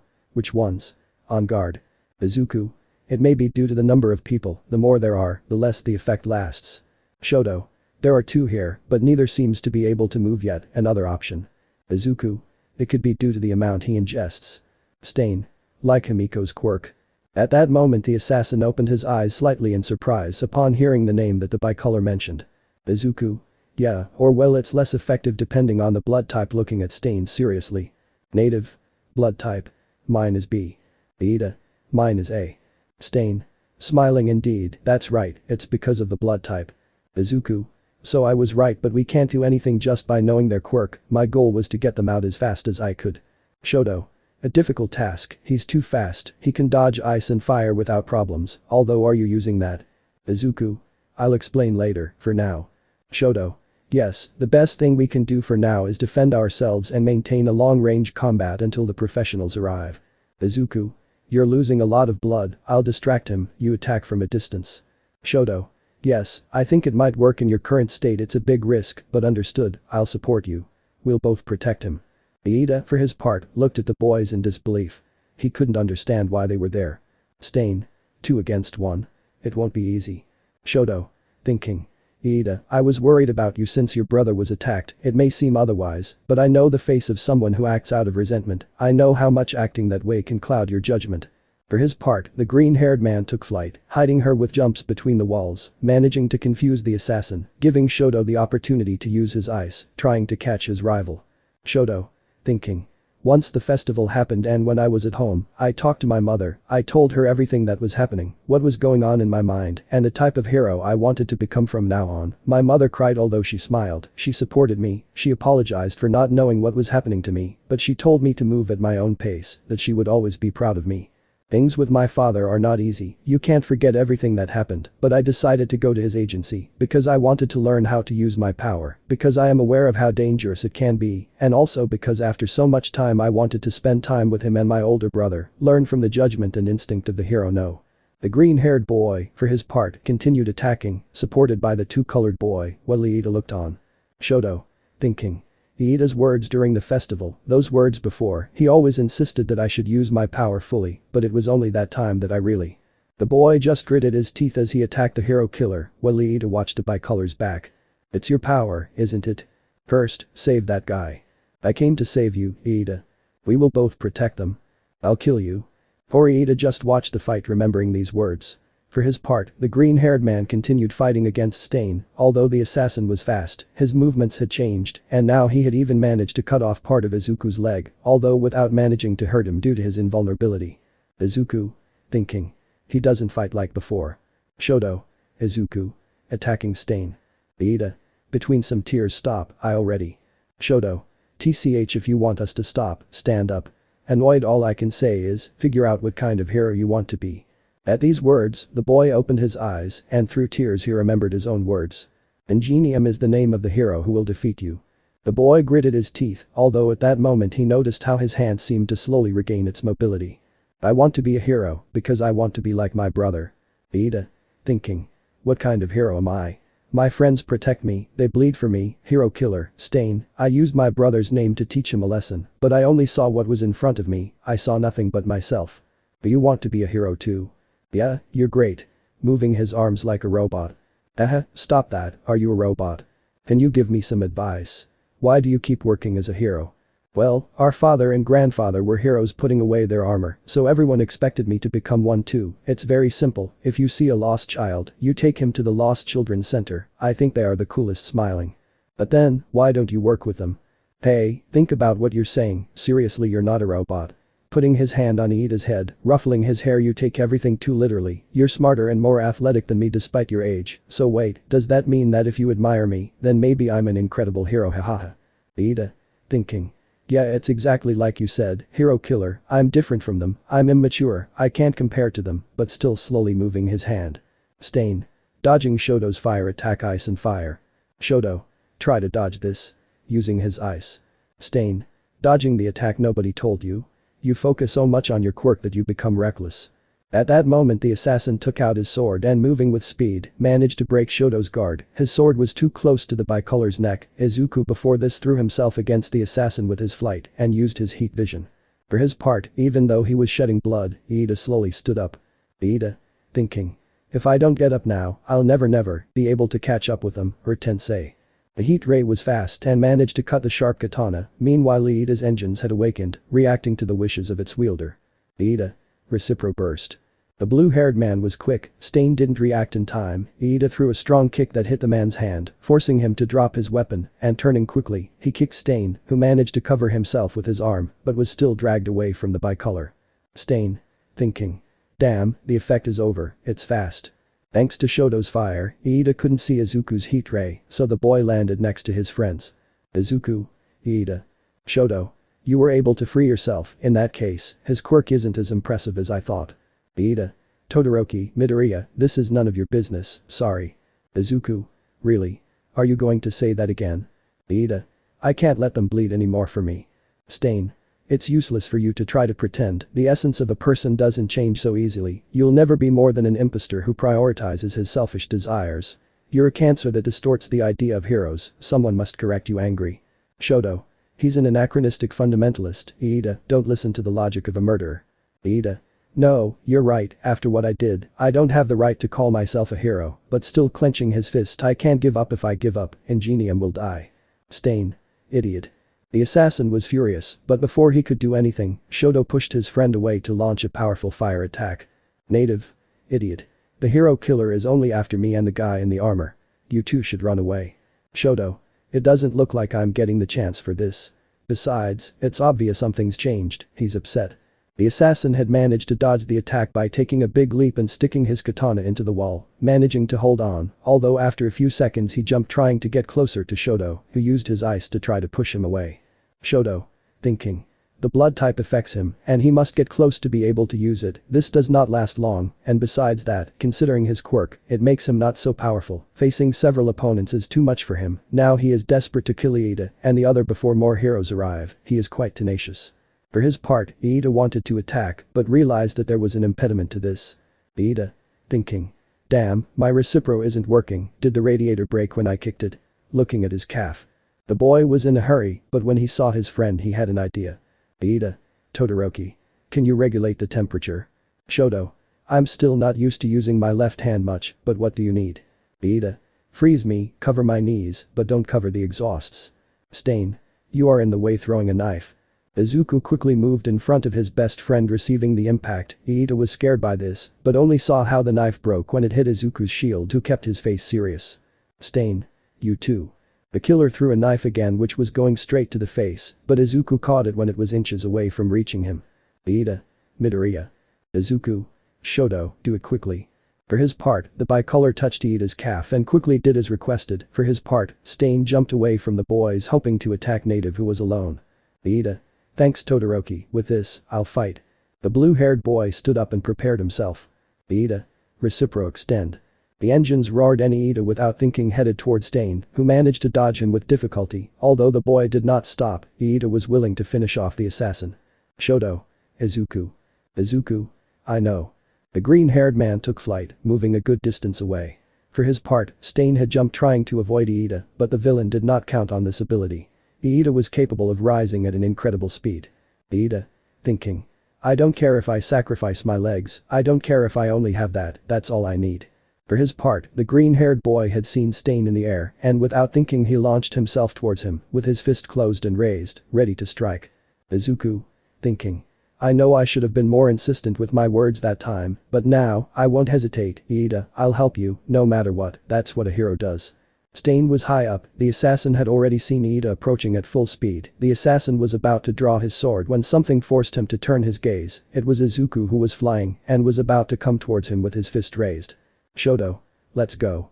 The hero killer saw the green-haired boy flying towards him. Stain saw the shield Izuku was carrying, and because of this distraction, he couldn't avoid Izuku giving him a strong blow to the face, while Iida managed to kick him in the side at the same time, making an impressive postcard. The work of 3 aspiring heroes had paid off. Stain had been defeated. Minutes earlier elsewhere. Endeavor had attacked the Nomu and Tuya sent the civilians away. The fire went out, and to the Redeed surprise, the Nomu was still standing, ready to fight. Endeavor. Even though I held back, this is the first time I've seen someone become conscious. But Gran Torino noticed something, and that was that the Nomu was making strange noises while his body trembled slightly. Gran Torino. Wait Endeavor, move away, he's going to.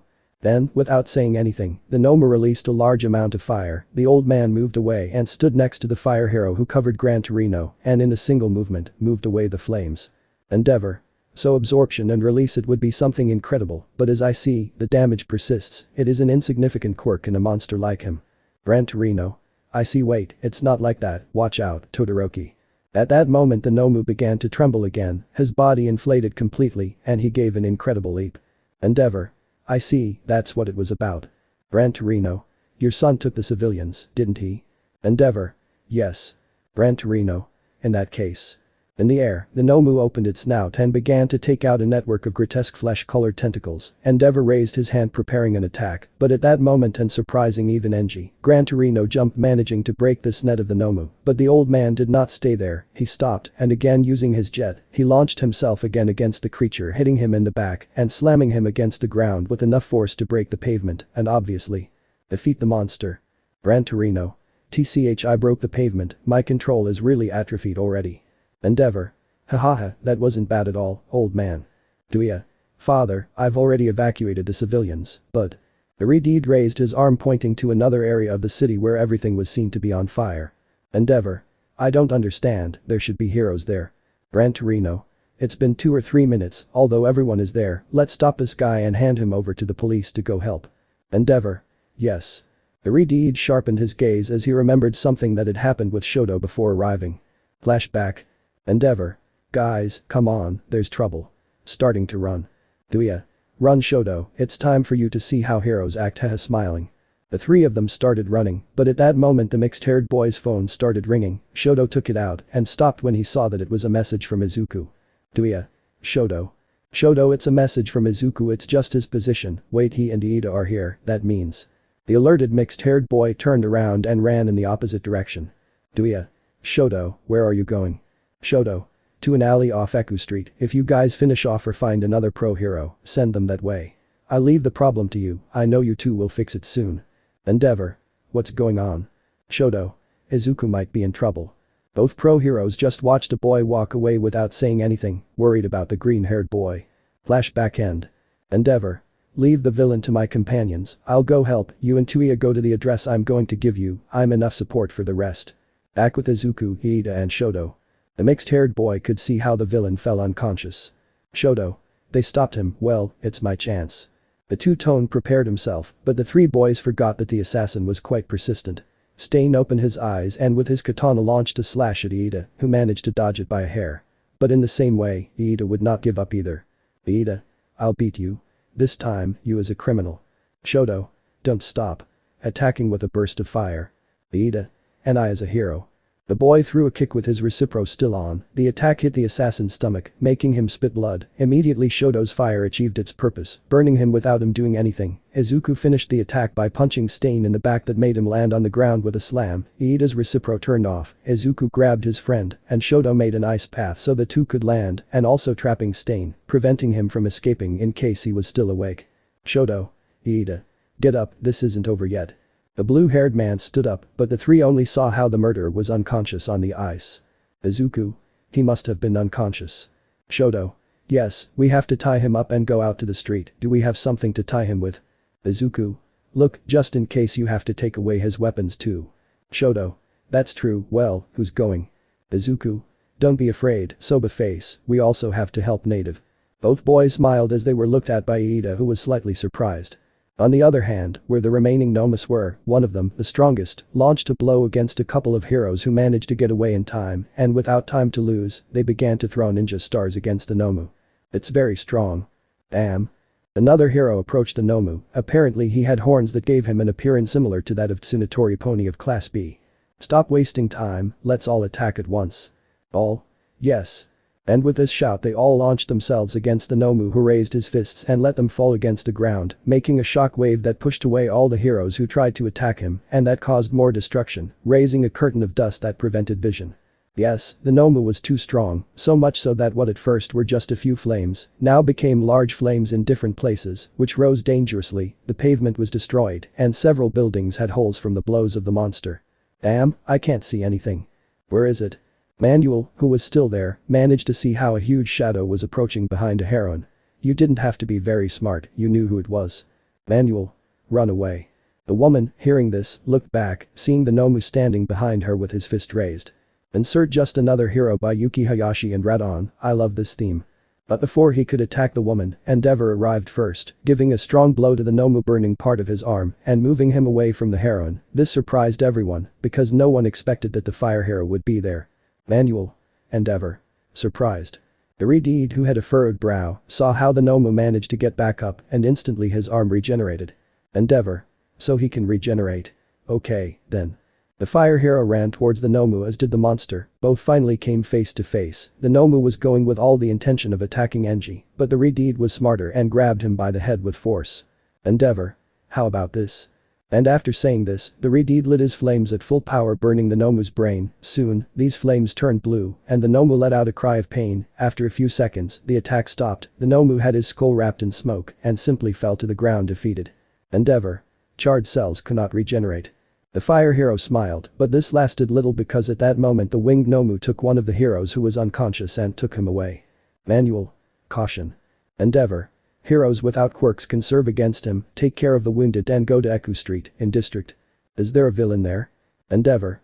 I don't know, but I'll order them.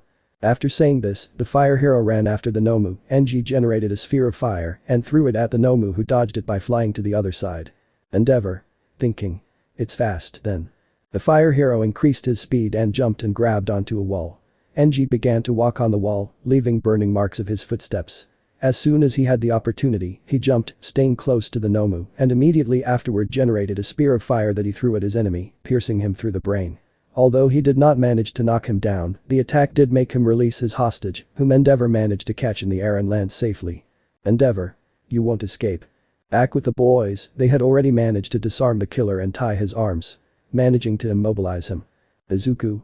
Native, can you move now? Native. Yeah, I'm fine now, how are you? That guy managed to cut you a few times. Izuku. I'm fine, thanks. Native. You wear that suit with pride, don't you? Izuku. Hehe yeah, I think so. Native. I see, well, I think it fits you. Izuku. Hehe thanks. The boy helped the hero to stand up. Iida. It's good that we managed to find this rope. Shoto. I think this confirms the theory, there's everything in a trash container he. Iida. Todoroki. I'll carry him. Your arm is hurt. Shoto. It's not that bad, I can handle it, besides you also have both arms hurt. Izuku. Calm down, I'll take it. The green-haired man took the murderer and began to lead him before the eyes of his friends. Native. By the way, I want to apologize, even though I am a professional, I only bothered you. Izuku. Well, he was a pretty complicated rival, one-on-one is already quite difficult, and even more so when you didn't know anything about his quirk, I must admit that he is quite strong. Shoto.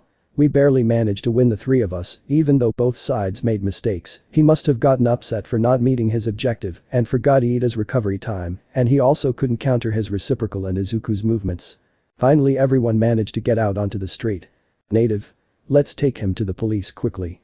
Shoto. Yes. The green-haired man nodded at this before hearing the voice of someone he knew. Gran Torino. What? What are you doing here? The freckled boy turned around only to see Gran Torino and Tuya across the street. Izuku. Gran Torino. What's he doing? But the green-haired man could no longer continue speaking because the old man used his jet and threw himself at Izuku, kicking him in the face and causing Izuku to release Stain. Gran Torino. I told you to stay on the bullet train. Iida. Who is the old man? Shoto. Uncle Torino. Brother. Tuya. So you were here, dwarf. Gran Torino. You too, Shoto. Irresponsible children. Izuku. He's the hero I'm interning with, Gran Torino, but why? Gran Torino. They told me to come here. Annoyed I still don't know what's going on, but I'm glad you're okay. Izuku. Haha sorry Gran Torino. Tuya. At least they got out of this alive, I saw what the urgency was seeing Stain. Gran Torino. Gosh, you really look like your father. This way. Everyone present turned their eyes, watching as other heroes approached them. Endeavor told us they needed help, but wait a minute, kids. They're just kids, are they hurt? I'll call an ambulance. Wait hey, that's it. At that moment, the heroine who told Izuku that he was in the way was shocked when she saw how Stain was tied up, spilling blood from his wounds. Don't tell me he's the hero killer. That. Call the police. The heroes contacted the police as Tuya approached the boys. Tuya. Are you okay? You look hurt, the adrenaline is keeping you standing, you should sit down, or when it happens, you'll fall. Shoto. I'll be fine, I just have this showing his injured arm. Tuya. Mom won't like this. While they were talking, Iida looked at them with a mixture of sadness and helplessness. Tuya. At least Izuku looks good. Izuku. Well, I thank my invulnerability for that, if not, it would hurt a lot, although Iida does have serious injuries. Tuya. Well, I already requested help, the ambulance will arrive soon. Iida approached his friends, Tuya smiled when he saw him and left the place, going to talk to Gran Torino. Iida. You two calling his friends' attention and bowing you got hurt because of me, I'm so sorry friends, I couldn't see anything because of my anger on the verge of tears. Izuku. I'm sorry too, I didn't notice, even though you felt cornered, even though we're friends. The blue-haired boy began to cry, he felt his body tremble. Shoto. Pull yourself together, you're the class president, right? Iida. Wiping away tears yes. The fight against the hero killer may have lasted 10 minutes, but for the boys it definitely felt like an eternity. And unfortunately it wasn't over yet. Gran Torino looked up upon hearing flapping wings, the old man soon saw the winged Nomu coming towards them. Gran Torino. Down. Everyone was alarmed by this, and the woman saw the Nomu and recognized him instantly. It's the monster that Endeavor was facing. The Nomu was fast and almost as if it were a target, it threw itself at the green-haired man who couldn't react in time. The Nomu grabbed him by the torso, taking him hostage, and took flight before everyone's eyes. Shoto Iida. Izuku. Midoriya. The Nomu was injured so his blood splashed from the wound falling on the heroine's cheek, who slightly closed her eye. Blood. I escaped an attack. Gran Torino. Thinking. No, if he goes up too much, I won't be able to reach him with my quirk.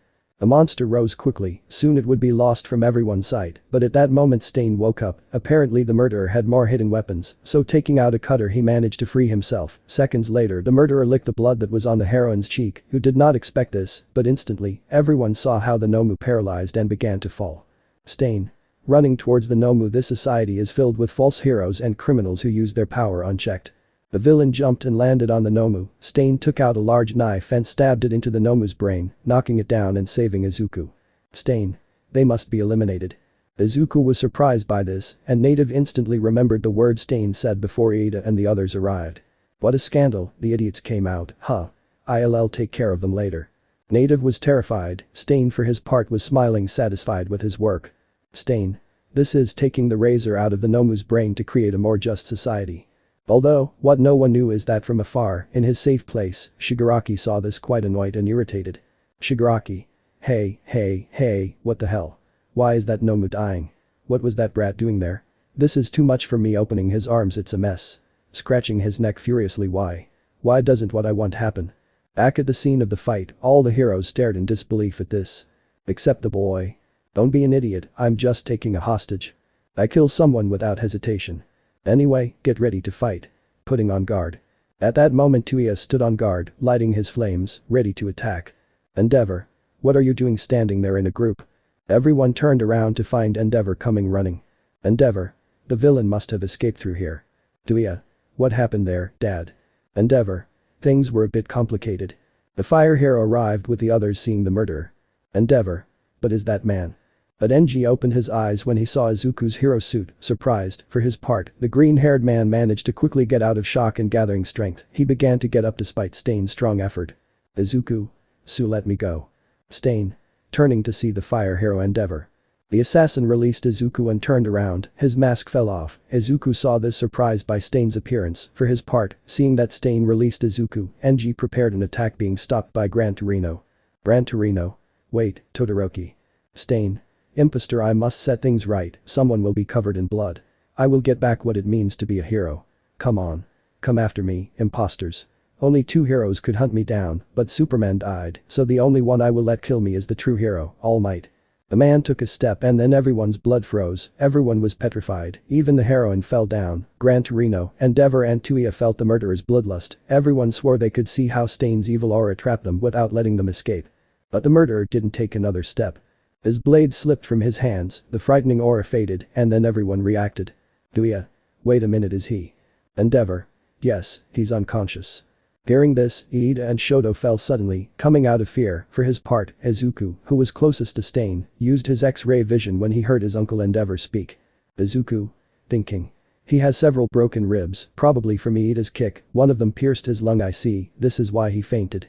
The green-haired man looked at the hero killer in surprise. The fight was over, and although he didn't lick anyone's blood, at that moment and place, Stain was the only one who stood up to his opponent. After the killer, what's next?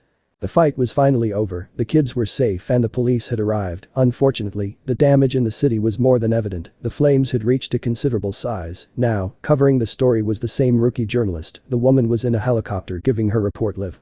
Reporter. News helicopter to the studio. We're reporting live from the sky in Hosu City. It's a different story now, but check this out. There's fire and smoke coming from several spots on the street. Are these simple accidents, or are villains involved?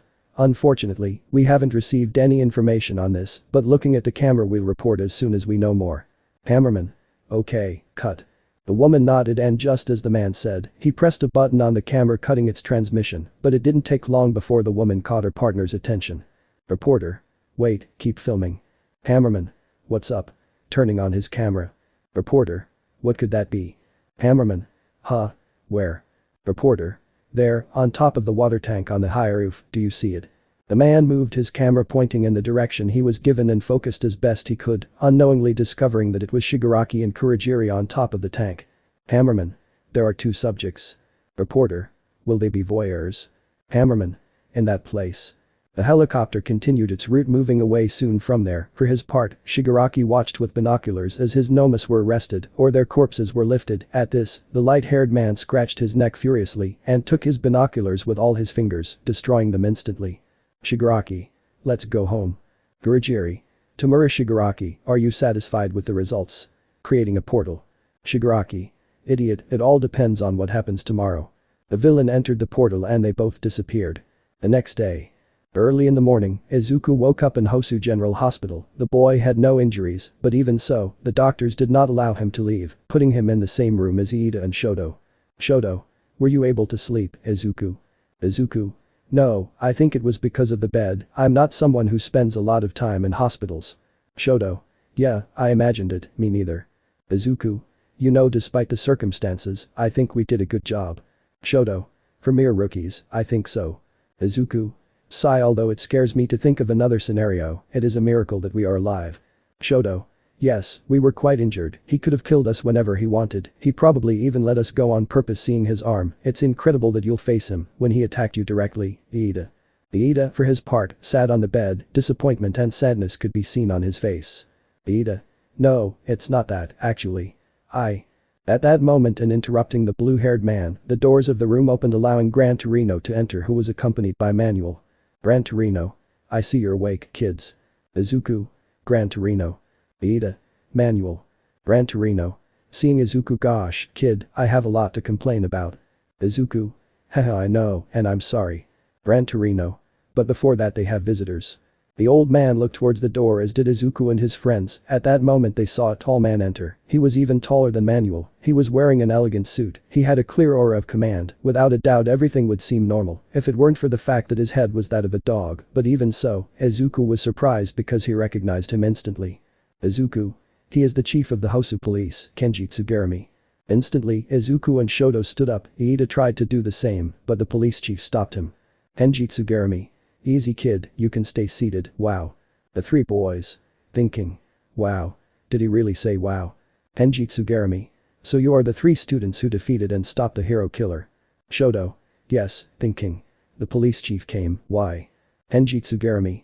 Regarding the arrest of the hero killer, he has serious injuries such as burns and broken bones. He is being treated under strict surveillance. Wow. As you are students, you should already know. When quirks appeared, the police placed importance on leadership and, obviously, standards so that quirks were not used as weapons.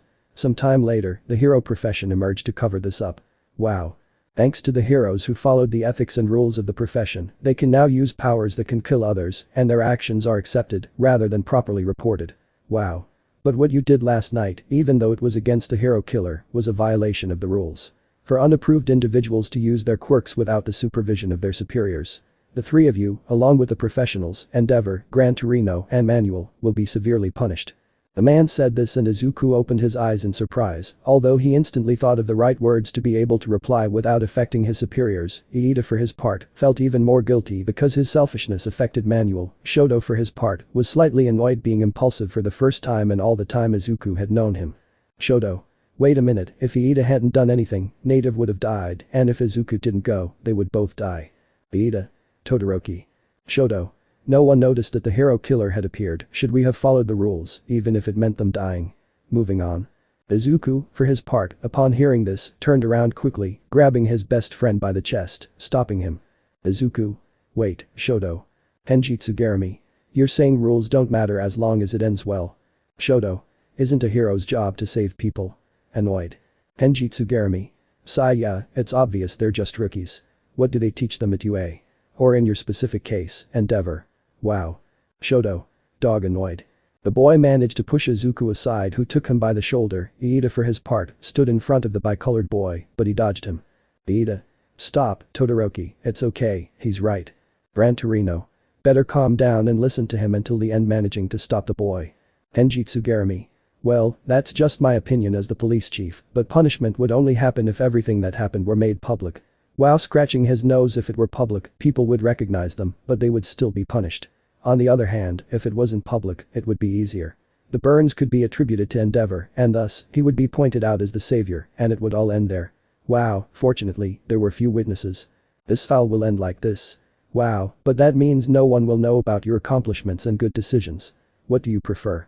Personally, I don't want to blame such promising young people for just one mistake. Wow, thumbs up. Manuel. Sigh, anyway, they'll hold us responsible for not taking good care of them.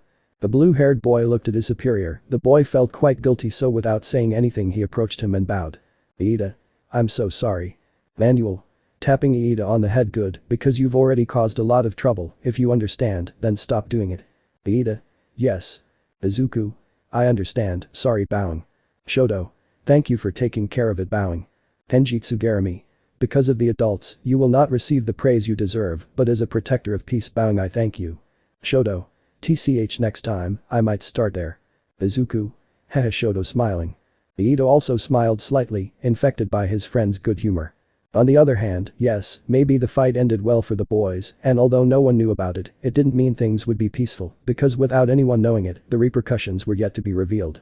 On the streets, people had already heard about Stain's defeat, although as the police chief said, everyone believed it had been Endeavor. Hero killer arrested. Really? Who did it? Well, who else? Endeavor, for some reason he is the number hero. That's good news, although I feel a little sad, Almight should have arrested him. Yes, I think the same, but what can you do? In the newspapers, they all chronicled the events, each with different information, but all showing Endeavor alongside the murderer, which made everyone believe this. Similarly, on the news, everyone thanked the fire hero for arresting the villain, although they also talked about the nomas that were arrested. Announcer. The villains arrested in the Hosu City riots are men with unknown identities, although according to the NHA recordings, the men who were on the roof that day could well be the main suspects involved in the attack on the USJ last month, so this would confirm that in some way, there was complicity between the hero killer, Stain, and the newly formed League of Villains. Announcer.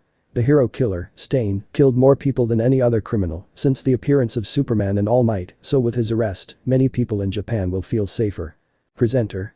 The hero killer was seriously injured and is under treatment in the hospital, under strict police surveillance. The police await his recovery to investigate further the motives of his crimes, although, it is logical that the villain left his mark in Japan, no, rather, in the world, although the doubt remains, the hero killer, Stain, what was he looking for? What were his motivations? Why did he commit his crimes? These were the reports in all the media, although as mentioned before, the nightmare was about to diminish, new threats loomed, one of them walked the streets of Japan trying to go unnoticed, black hair and staples of burnt skin could be seen, on the other hand, in the forest, a creature of enormous size walked around a tape recorder, listening to the news without getting bored. But the real threat was in the villain's bar, where Shigaraki sat at the bar listening to the news, quite irritated. Anchor. We report live from Eku Street, where last night, after, Hero no. Endeavor arrested the hero killer, Stain. Shigaraki. Reading the newspaper. Everyone's talking about that our nomas don't matter. Throwing the newspaper. When the night is over, the world will have forgotten you. Shigaraki. Not only did they not forget, but they ignored us. Frowning. The sky blue-haired boy was quite upset, and that was obvious to anyone. The incident did not go unnoticed by other agencies. At that very moment, Best Jeanist had gathered all of its staff to discuss the issue. Best Jeanist. Regarding last night's incident in Hosu, with the arrest of the hero killer, Stain, and the Nomu-like villains that attacked the UA facility, I understand that you must be worried, because yes, I am worried too. People pay attention to recent events, but it is right now when the heroes should be calm. Chaos can tempt people and attract the darkness and cruelty that sleeps within them, so today, we will work as always, let's prepare ourselves with our best pants. All, yes, Best Jeanist. For his part, the one who was not at all happy was Bakugo. The blonde was trembling with anger, he had been forced to wear jeans, and it seemed that his hair had finally been calmed down. Bakugo. I want to go. On the other hand, at the Fourth Kind Agency, Kirishima was putting his things in his locker while looking at his phone, which had also received Izuku's location. Kirishima. Oh. Midoriya finally answered me, he was in Hosu, so his message was in. So's breathing a sigh of relief, I'm glad I reported it to the pros. Tetsu. Hey. Hurry up or Fourth Kind will hit you, let's go now, Kirishima. Kirishima. Yes. Just wait a bit, Tetsubro, I'll answer him. Tetsu just sighed tiredly, but his gaze quickly changed to fear. After a couple of seconds, both he and Kirishima were hit on the head by their superior. Fourth Kind. What did I tell you about punctuality? Kirishima. Tetsu. We were sorry. Fourth Kind. Okay, if you understand then let's go patrol. Kirishima. Tetsu. Yes. On the other hand, at Ubawami's agency, Momo and Kendo watched the demo of the commercial in which they had participated with their superior, which was apparently for a hairspray. Ubawami. They work very quickly, this is just a demo, so it won't be broadcast for about a month, it's going to have a lot of effects according to what they told me. Kendo. Happy will be on television, it will be something good, don't you think, Yayoi-Rozu? For her part, the brunette did not share the same feeling as her friend, Momo. Yayoi-Rozu was somewhat upset and embarrassed. Yayoi-Rozu. Heroines, we are heroines. Ubawami. Haha well, that was a bit tiring, but now our real work begins, what do you think if we go patrol a little? Hearing this, Momo and Kendo turned to look at their superior with a smile. These simple words were enough to get excited. Aoirozu Kendo. Yes. The girls went towards Yubawami, but at that moment, the Snake Heroine's television changed the channel showing the news. They played a report of what happened the night before with Stain. Momo stopped when she saw this and remembered the message she had received from Izuku, which was only his location. The girl remembered that the day before, in their phone calls, the boy had mentioned that he would go to Hosu. Momo got worried, so without saying anything she took out her phone and called the green-haired boy. Kendo for his part went to the bathroom and Yubawami for some water. Izuku didn't take long to answer. Both of them talked a little about what happened with the murderer. Izuku quickly explained everything to his partner, although omitting some details, but managing to calm the brunette. Aoirozu. I see. Izuku. Haha yeah. Aoirozu. I'm glad you're okay, Midoriya. The girl smiled, but at that moment she thought about what he said, and the red color adorned her face, making her nervous immediately. Aoirozu.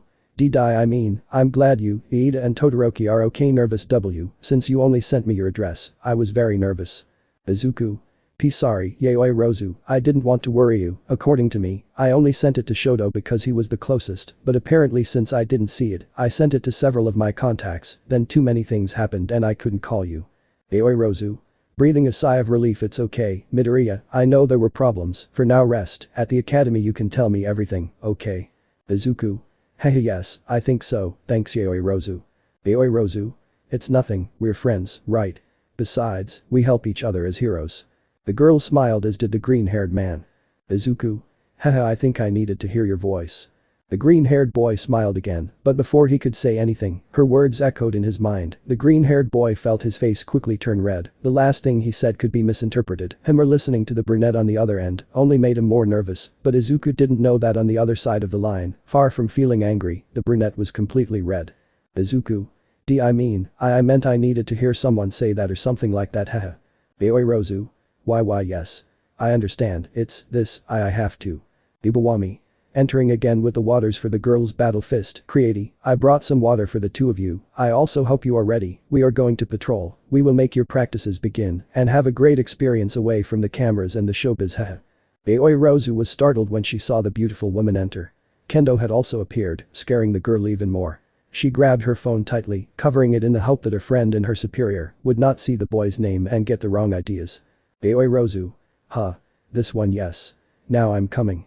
The girl put the phone to her ear, moving away from her companions. Aoirozu. Well, see you at school, sorry for bothering you, take care, bye. The girl hung up the call and saw the women and then went with them. Kendo took a bottle of water and left the place, leaving Momo and Yubawami alone. The brunette followed her friend drinking water, but the reaction she had caused curiosity in the snake heroine. Yubawami. Aoirozu, can I ask you a question? Aoirozu. Yes. Nervous. Yubawami. Was that your boyfriend? Smiling. At that moment the poor brunette, who took a sip from her water bottle, began to choke because the question took her by surprise. Momo blushed seeing her superior. Aoirozu. Of course not. He's just a friend from school. Meanwhile, at the hospital, the green-haired boy was shaking while still holding his phone to his ear. The boy was blushing quite obviously. Izuku. Thinking. Talking to a girl on the phone is amazing. I've never done it before. Her voice sounded very close. Izuku controlled himself, breathed, and returned to the room with his friends. Izuku. It was Momo. I also sent her my location, hahaha, but I already talked to her and. The boy smiled slightly, but at that moment he saw the expression of the two boys, which worried him slightly because even the speedster was crestfallen. Shoto. Izuku. What happened? Shoto. They finished examining Ida. The green-haired boy turned to see the boy who had both arms in a cast and a sling. Ida. My left arm, it seems it will have long-term damage. Sad. Izuku. Damage long-term? The green-haired boy opened his eyes at this because he couldn't believe it. Izuku looked at his best friend's arms, surprised and shocked by the news. Ida. I hurt both arms, but the left arm is the most serious. I hurt the brachial plexus, although relatively, the good news is that I will only have discomfort when moving my hand in the area of the fingers and maybe a little numbness, but I could avoid this with a nerve transplant surgery. Ida formed a slight smile and then lowered his head again. Ida. When I found the hero killer, I couldn't think straight. Remembering the first moments of their fight, I lost control. The first thing I should have done was warn Manuel, but I got lost in my anger. Letting yourself be carried away by hatred and trying to fulfill your desires is the furthest thing from what a hero should be. Ida. I hate him, but I couldn't admit that he was telling the truth, so I'll leave my hand as it is. I'll do it until I become a true hero. Shoto. Iida. Izuku. Thinking. If I had insisted more no, stop, Iida already accepted, it would be foolish if I apologize, I must move forward besides, I have not been honest with him, with Tsuyu, Kirishima, and with Yaoirozu raising his hand Iida, in a way I feel the same as you, I have not been entirely honest with you, with respect to who I am and my abilities. The blue-haired and the two-colored one looked up, one confused and the other surprised by what the boy was saying. Izuku. But I'm willing to be better, to strive to earn the title of hero. Iida, let's overcome this and become stronger, together.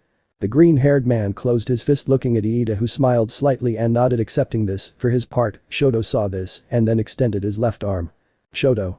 You know I feel bad. Izuku. Huh. Why? Shoto. Our fight at the festival and what happened with Stain both have to do with the left arm, whenever I get involved, people hurt their hands, could it be a curse? The mixed-haired boy tried to sound serious about this, but his friend started laughing, totally amused. Izuku. Hahaha Shoto, thanks, your humor definitely saves the day from awkward situations. Iida. I didn't know that, Todoroki was such a joker hahaha. Shoto. It's not a joke, it must be some kind of hand crusher. This only caused more laughter from his friends. Izuku. Hand crusher. Hahaha. But while the boys were laughing, in another part of the hospital, Gran Torino called Nana Shimura, the woman was at home helping Inko cook, so as soon as she saw it was her partner, she answered and put it on speakerphone. Nana. What happened Sorahiko? Inko. Good afternoon he. Gran Torino. Good thing you're there, Shimura, so you don't have to pass the message on. Nana. Haha what do you need? Gran Torino. It's about Izuku. Gosh, you and his mother are some of the few people who know what happened, and yes, I know there's no other way, but because of that brat, Shoto and his friend, they lowered my salary and took away my teaching license for 6 months. At the old man's shouts, both women began to laugh lightly, although Inko was slightly embarrassed as she felt somewhat guilty. Gran Torino. That kid is definitely your son, Inko, his way of acting is identical to yours and Clark's. Inko. Haha sorry, Gran Torino, really sorry if I caused you problems. Gran Torino. It's over, leave it like that, I don't really care about my license, to be honest, I only got it to keep my promise to Shimura and train Toshinori. The green-haired girl just sighed amusedly, as did Nana. Nana. Which I appreciate, Sorahiko. Gran Torino. Well, now that I said that, the other reason I called you is to talk to you about the hero killer. Nana. What about him? At that moment both Nana and Inko became serious, paying close attention to the call. Gran Torino. I only saw him for a few minutes, but even so, his mere presence was enough to make me tremble, his thirst for blood was something terrifying. Nana. If it was enough to make you tremble, then it means you were right. Inko. But at least they caught him. Nana. That's true, but what's the point of this? Gran Torino. Well, maybe it's just me, but honestly, and not to praise him, his sense of justice, even twisted, and his ideology was something admirable. Being honest, I think it could be on the same level as Almight's morality. Nana. Your morality? Gran Torino. If the police continue to investigate him, eventually his speech and ideas will reach the media, internet, newspaper, radio, television, and once there will undoubtedly be people influenced by him. Nana. Influencing people. Inko. Although, it's more likely that they'll come to light little by little, right? Besides, if so, the heroes would take care of them immediately. Gran Torino. Yes, but seriously that's where the League of Villains comes into play. Inko. The League of Villains. The ones who attack the USJ. Gran Torino. Yes, we have no proof, but given the events of that day, it's almost a given that the two were related. Hearing this, Inko and Nana looked at each other seriously and worriedly. Gran Torino. With this, the League went from being a group of juvenile delinquents whose only achievement was successfully infiltrating UA facilities to being recognized as a group that follows this ideology, meaning there's now a receptacle that will receive them. Nana. That's true, for better or worse. Gran Torino. Even if one's malice is small, if it's all gathered in one place, it will grow hundreds of times greater. If the enemy general knew something like this could happen from the start, then he must be very good. He gets rid of obstacles, creating conditions to further his goal. At these words, Nana and Inko thought completely, the green-haired girl began to tremble slightly, while the beautiful heroine felt her anger rising. Nana. Tsukauchi told us that the Nomu had multiple singularities, at that moment I remembered what Izuku said about Shigaraki mentioning that it was a scientific marvel, I immediately felt a chill. Gran Torino.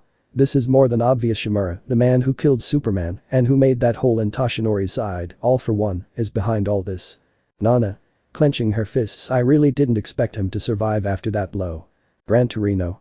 Shimura, Inko, Toshinori's successor is already on the board, now it's Izuku's turn, that kid is going to be unstoppable, so they have to find the time to tell him everything, about you, Shimura, about what really happened with his father, about the role he plays in this, and also about All for One and One for All. The old man was blunt in his words. Nana looked at Inko who was worried, both women clenched their fists completely tense. For both it was a topic they would have preferred to avoid, but in the end, things don't always turn out the way one wants. The call ended and the day continued, the boys were discharged and returned to their internships, 2 days passed, and that alone was enough for the story of the hero killer to be on everyone's lips, the whole world knew his identity, it was exposed from all angles, and just as they said it, people felt inspired, many wanted to follow him, and since everyone thought there was a connection with what happened in Hosu, then there was only one place they could go. Things for the heroes didn't seem to be going so well, and from the shadows, All for One knew it. And this caused the master of villainy to form a slight but macabre smile. The internship week had finally ended, Izuku arrived home where just like in the USJ events he was scolded and hugged by his mother. The green-haired boy didn't think it was that bad, because he was sure he could have avoided it. At the end of the day, Izuku ate dinner, helped his mother, showed her his progress with his skills, played with crypto, and finally went to bed falling deeply asleep after a few minutes. Early Monday, the green-haired boy headed to the academy again, where before arriving he met Shoto who, as he had already told him, still had his arm bandaged. Apparently, the two-colored boy was still hurt. The boys smiled and continued on their way, entering once again the largest hero academy in Japan. But if there was something the boys didn't know, is that just as the villains were finding allies, they would also have one, because in the distance, in what looked like an abandoned factory, a girl moved quietly through the shadows. She went to a specific point where she kept food and clothes in a backpack. The stranger took a phone out of her sweater, which was somewhat loose beige, some headphones, and while she hung up the backpack, she turned on the radio that had the device listening to what happened again with Stain. The girl left the factory and quickly camouflaged herself among all the people who had gone unnoticed. Suddenly a slight smile appeared on her face, showing that her fangs were sharper than normal. This smile widened as the reporters reported more and more, but in the end, when she heard the names of Izuku Midoriya and Shoto Todoroki, this smile was accompanied by a slight laugh of longing. Not just the festival, now they're also involved with Stain, they're definitely crazy. The woman approached a food stand buying an order of takoyakis. But it's good to know that they haven't changed at all, years have passed, I wonder if they still remember me.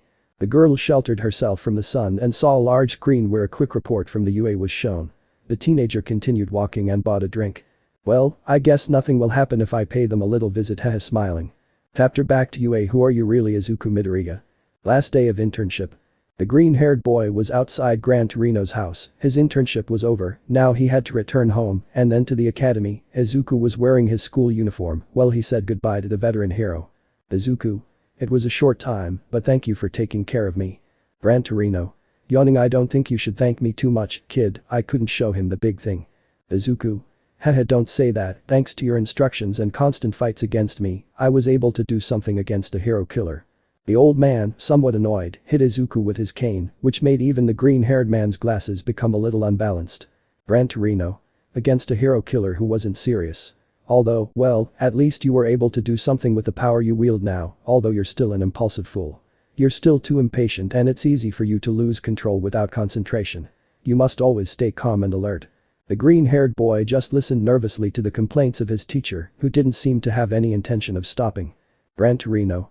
I'm sure you already know this, shorty, but if you want to be a hero like Superman or Almight, then you still have a lot to learn, a long way to go. The green-haired boy looked seriously at his teacher while he held the briefcase tightly. Izuku. Yes. Gran Torino. Okay then, see you turning around. Izuku. Wait. Adjusting his glasses. Before I go, I'd like to ask something.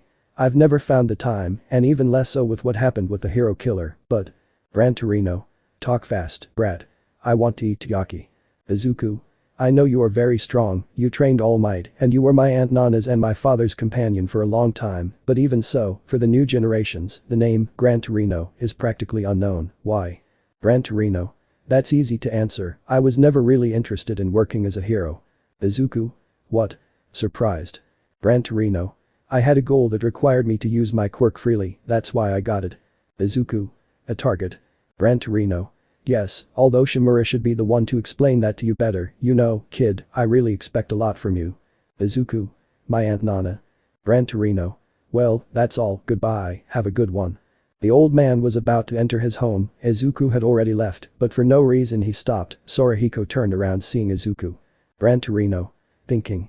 Superman, huh? Heh, he's completely different from you, in terms of appearance and personality, Clark, but without a doubt, this kid hey brat. Izuku. What's wrong? Gran Torino. Who are you? Izuku. Surprised huh? Again. I already told him I'm Midoriya Aizu. Gran Torino. Not that. The green-haired boy was confused, but it didn't take him long to figure it out. Izuku stood up straight and staring at his superior, he took a breath. Izuku. I am, Superman.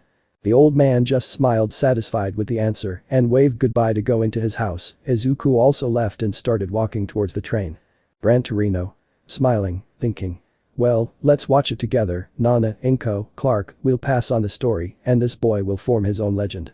Back at the academy.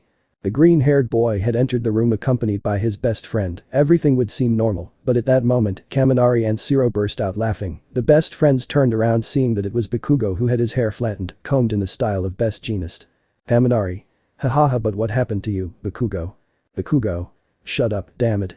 My hair got used to it and it won't go back even if I wash it. Shaking with anger. Don't laugh, you too, or I'll kill you. Shiro. Try it, part down the middle. Bakugo. What did you say, stupid? The blonde threatened Shiro with an explosion and immediately his hair returned to its natural form. Kaminari. Shiro. He's back. Ha ha ha ha.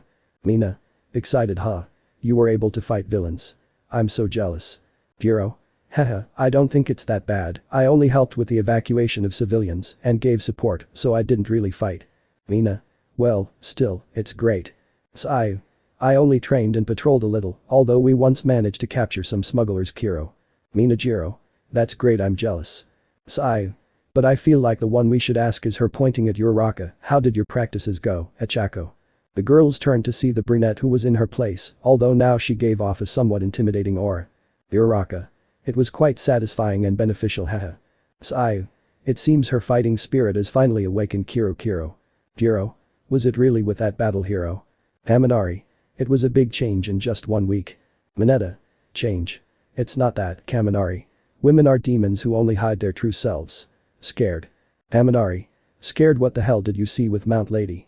Well, if I'm honest, I did have fun, but I think the ones who really suffered and changed, it was you three, right? The blonde said this looking at Izuku, Todoroki and Iida. Shiro. That's right, about the hero killer. Hiroshima. Approaching his friends. I'm glad to see you're okay, guys, I mean it. Sato. I heard Endeavor saved them. Agakure. That's true, there's a reason he's the number hero. The boys approached the trio of friends who did not give much importance to this, even Izuku ignored his companions because his attention was fixed on Momo's empty seat. Shoto.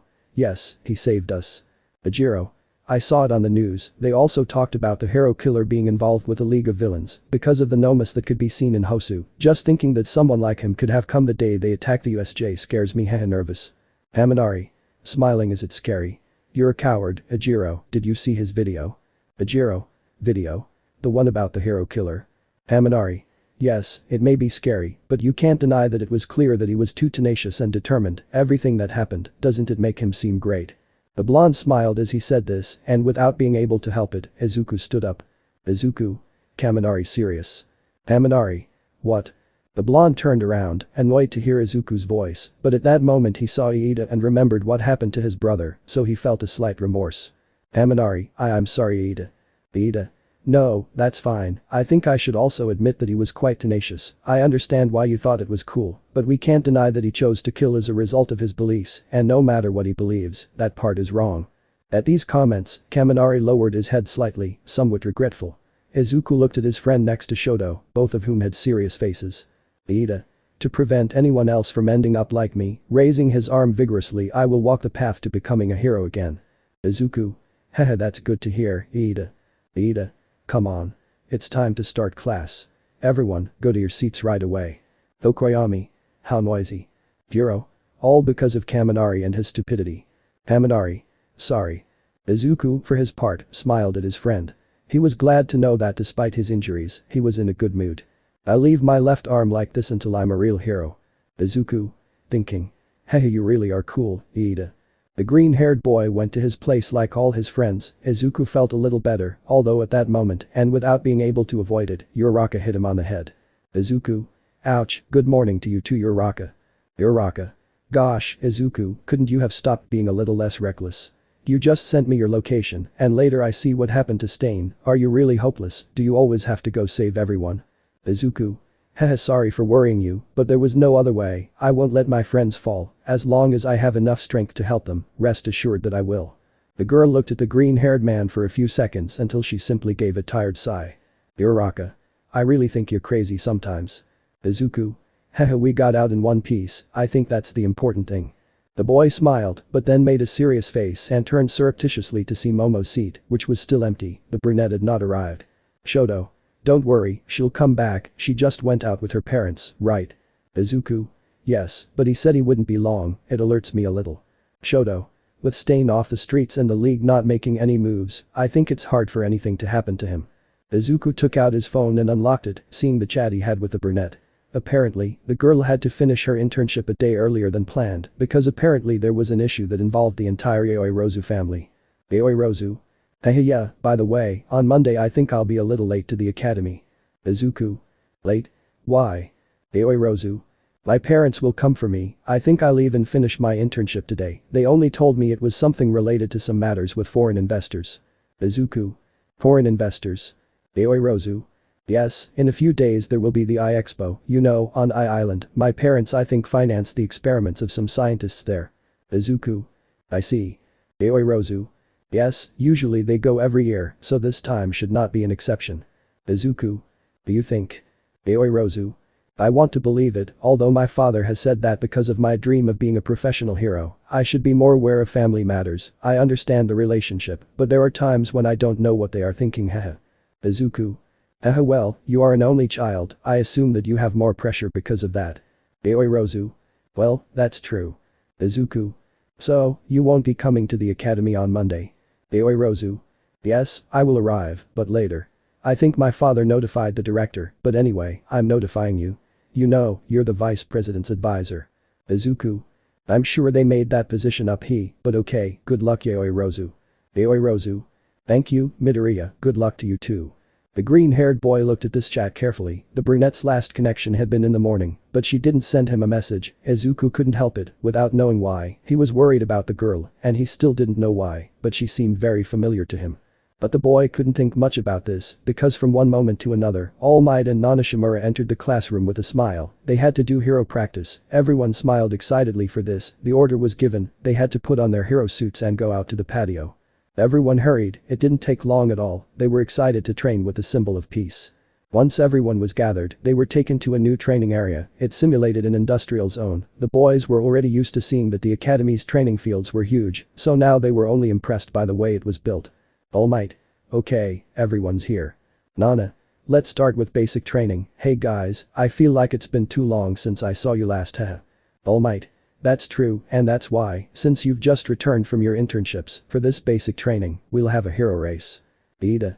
Raising his hand sensei, if we are going to do rescue training, wouldn't it be better to go to the USJ? Almight. No, since that place is for disaster training, remember what I said, right? Exactly. This is a rescue race. Nana. This is Gamma Field. An area filled with factories like a complex maze. You'll be split into groups of 5 to do this exercise. I'll be the one to grade you. Almight. When I send the signal from somewhere in the place, everyone will go from the outskirts, as you see, this is a race to see who discovers me first. Nana. Obviously, one of the points to evaluate is to keep the damage to a minimum. The blonde smiled as he pointed at Izuku and Bakugo. Bakugo. Irritated, why are you pointing at me? Nana. Okay, first group, go to your places. All? Yes. Nana-sensei. The first team was decided, Iida, Shiro, Ejiro, Mina and Izuku, the boys were divided and kept as far away as possible, the rest of their teammates watched from outside with the help of the screens in the place. Haminari. Iida hasn't recovered, right? I feel like he shouldn't participate and just stand by and watch. Mineta. Everyone in that group has good mobility. Haminari. You can't generalize, there's Midoriya, he's at a total disadvantage. Jiro. I don't think so. Hiroshima. That's true, he's pretty fast. Haminari. So? All Might and Nana-sensei said it, this is a factory-shaped labyrinth, there must be more than one obstacle, it will be difficult for him. Shoto. If you put it like that, then only Shiro has a chance because of his mobility style. Mineta. Who do you think will win? Hiroshima. I think Shiro has the advantage. Haminari. I don't think so, Ejiro is quite agile. Mineta. I don't know, Ashido is quite agile. Bakugo. I don't care who wins, Deku will be the last, he's stupid. Uraraka. He's injured, but I'm sure that despite the obstacles, Iida will win or a tie with Midoriya. Sai. Kiro nodding. Almight raised his arm from his place, in his hand he had a button. Almight. Okay, here we go. Let's get started. Pressing a button. At that moment, alarms rang throughout the place. Zero was the first, although what no one saw is that the black-haired man had started to move shortly before the order was given, but the five began to move. Zero, as already said, used his ribbon swinging around the place with speed. Mina moved quickly using her acid to propel herself. Ajiro pushed himself with his tail managing to cover great distances. Iida, even still hurt, ran at great speeds, although it seemed that Zero was in the lead. Hiroshima. See. In such a complex place, it's better to go up. Shoji. So Zero does well, just by having good mobility in the air. Zero. Ha. This place is perfect for me. Swinging. The black-haired man smiled, feeling like a winner, but at that moment, something happened next to Zero, erasing his smile. Everyone was impressed, because at that moment, everyone saw how Izuku managed to move with agility, overcoming obstacles, taking great leaps. The green-haired man swung on some tubes, managing to propel himself without losing speed. Izuku. This is perfect for my training. Smiling. Everyone. Midoriya. Surprised, what are those movements? Zero. It can't be. Shoto. That crazy guy, even though he said he would use it more, well, I think it's a good way to train his movements. Uraraka. He really is crazy. I think he knew he was at a disadvantage with his old fighting style. He used his training with Gran Torino to improve his mobility. Bakugo for his part was surprised, but also furious. The blonde clenched his fists as he came as the green-haired man moved with agility. Bakugo. Thinking. Son of a while, I was wasting time on my internships, that damn Deku, bastard, furious. Mina. Surprised seeing Izuku. Midoriya, are you jumping? Ajiro. That he didn't just run fast. Izuku. Thinking. Calm down, move fast but don't lose the rhythm, stay calm, breathe, concentrate, focus on finishing the exercise and… The green-haired boy moved with great agility, propelling himself. He jumped and managing to grab onto a pipe, he spun and jumped. The green-haired boy smiled, feeling like he could win. The boy looked down, noticing that he would fall on a fence, so he had to be very careful. The boy concentrated and fell to immediately jump. His next target would be what appeared to be a pipe. Izuku was about to land when at that moment he felt his phone vibrate, and seconds later, it began to ring. It was a call. Izuku, knowing that he could land safely, took out his phone, seeing that it was the brunette's contact. Instantly the boy got nervous, but still answered, but unfortunately, this distraction cost him a lot, so when he landed he slipped. The boy felt himself beginning to fall, hearing only Momo's voice in the background, accompanying him in his fall. Momo. Hello. Midoriya. Are you there? Minutes later. Almight. The exercise is over. The peace symbol took out a congratulatory ribbon, and with a smile on his face, he put it on Zero's head, and it said, "Thank you for saving me." Almight. Thank you and congratulations. Zero. Thank you. Smiling. Mina. I can't believe it, I was so close. Iida. Midoriya, are you okay? The green-haired man was sitting on the floor while his gaze was lost. The moment he felt he had lost his balance, Izuku had managed to hang up and protected his phone before falling hard against the ground, raising a lot of dust and making a slight crater. There he had lost valuable time, but he couldn't stop any longer. Izuku stood up and continued running, reaching the last one. Izuku. Why yes, now I see, when jumping in an unstable area I should not be confident and I should always consider where I jump and where I landed. I should not get distracted, either I still have many things to learn. Nana.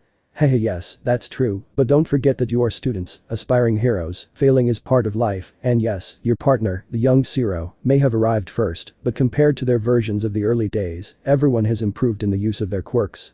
Almight. Little by little, you will stop being students, but for now, keep going and prepare for the final exams. Everyone. Izuku. Yes. Nana. Okay then, the first group can go, the next one should get ready. Izuku was crouching down, the green-haired boy was holding his knees. They felt somewhat disappointed in themselves for not being able to put into practice what they learned. Nana saw the green-haired boy, so she approached him smiling, trying to calm him down. Nana. You know, calling the boy's attention despite what you told me you learned in your internships with Gran Torino and the decision you made with the management of your power, seeing you move that way really surprised me, I couldn't believe it. Izuku. Nana-sensei. Nana. Come see me after school, I'll walk you home today. Izuku. Yes. Nana. There's something I need to talk to you about me and about One for All.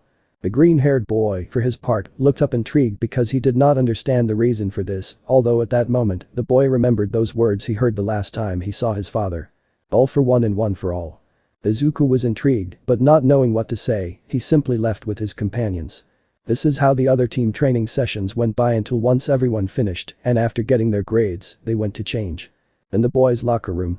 Sato. Wow, that was really a tough training. Aoyama. I sweated a lot in our first class. Hiroshima. I have to work more on my movements. Okoyami. Adjusting his shirt, we have to compensate for that by gathering all the information we can. Haminari. That's boring, if I do that I'll be one step behind everyone else, honestly Zero, and you make me jealous. For his part, the green-haired man was still thinking about what happened with his superior. Izuku. Thinking. What does he want to talk about? From his pose he seemed somewhat serious, he was scary one for all. I haven't heard that in years, are they names of attacks? Quirks. The green-haired boy was so focused on his thoughts that he didn't hear Mineta speaking to him until the dwarf threw a rock at his head. Mineta. Midoriya. Whispering. Izuku. Huh. What's up, Mineta? Mineta. I found something cool, motioning him to come closer, come here, whispering to him. The green-haired boy turned around and saw that apparently the little aspiring hero had found a hole in the wall which was behind a poster. Mineta. Look at this hole, it must be a legacy from our ancestors. You know what's on the other side, right? At that moment almost all the boys, especially Kaminari, turned around. Mineta had a furious blush on his face, the boy was too excited. Mineta. The girls' locker room. Ida. Advancing towards the boy. Stop, Mineta. Snooping is a criminal act. Mineta. My little Mineta is already a criminal act in itself. Tearing off the poster. Yaoi Rozu is not there, I would have loved to see her enormous yaoi oridits, but even so, I will be able to see Ashido's slim waist, Hagakure's floating panties, Uraraka's hexy Urara body. And Asui's unexpected tits. The dwarf was getting closer to the hole he found. Iida was about to denite him. Todoroki activated his ice side ready to freeze the dwarf, and Izuku prepared his icy breath ready to push the boy away and close the hole. But at that moment, and being faster than them, Jiro's jack moved inside the hole, stinging Mineta in the eye and making him scream loudly, surprising everyone. Izuku. Jiro's earphone jack. With its combination of precision, stealth, and surprise attacks, he turns his attack into something too powerful. On the other side, in the girls' locker room, they were covering themselves, while Jiro had his ear glued to the wall. Mina, thank you, Kayaka. Uraraka. How despicable, we have to cover that up now. For her part, the violet-haired girl had a neutral face, the girl didn't show it, but she was angry. Jiro. Thinking. I'm the only one he didn't mention. But on the other hand, there is something that no one noticed, and that is that on the girl's side, not one was missing, but two. Toru Hagakure was in another room, taking advantage of her quirk with a blush on her face and smiling secretly.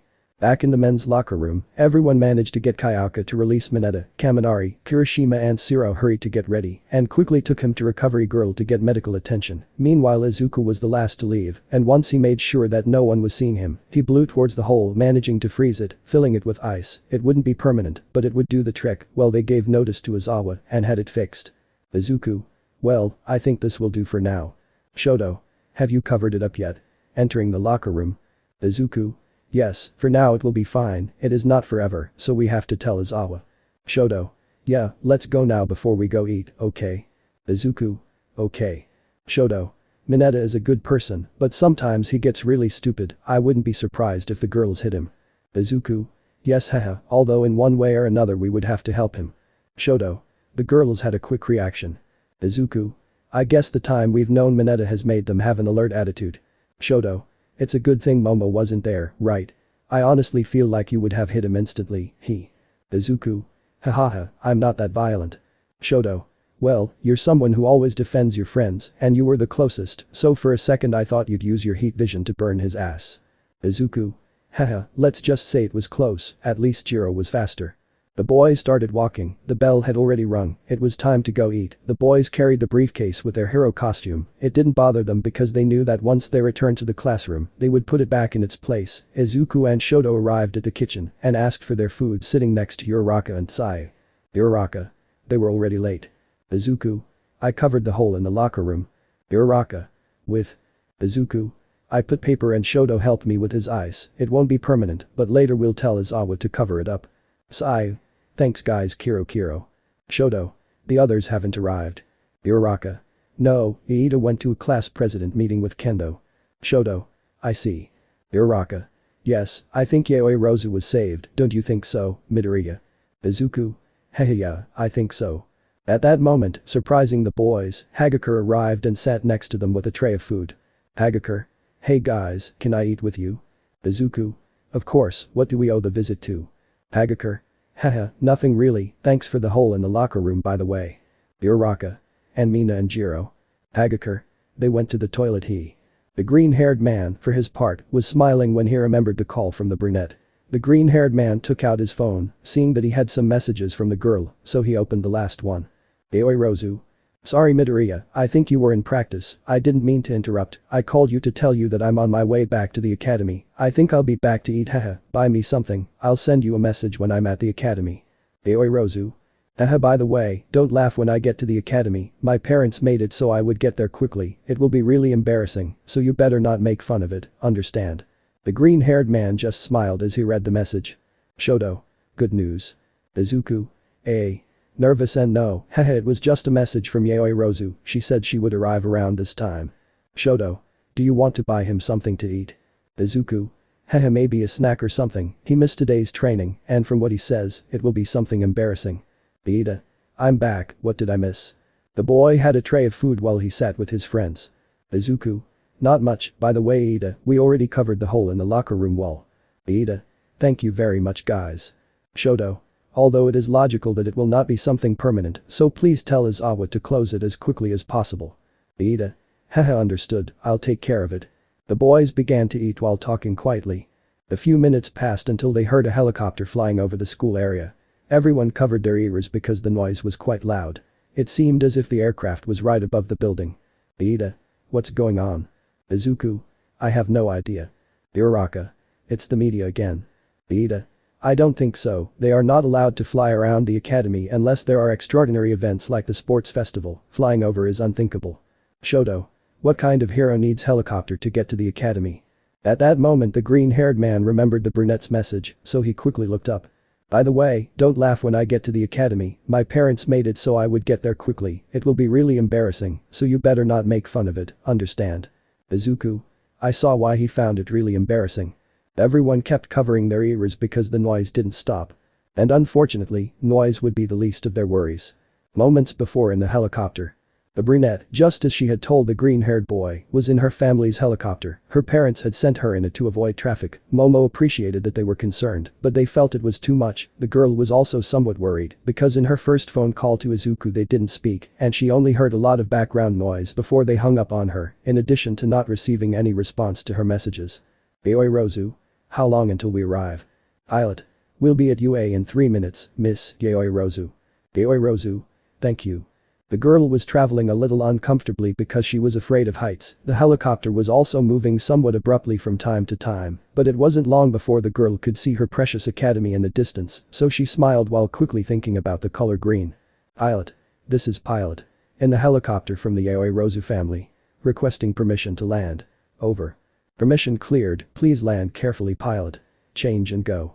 The man just nodded and gently began to descend. The girl held on to everything she could, not feeling entirely comfortable because the movements of the helicopter made her hair stand on end, but at least everything seemed normal. Or not.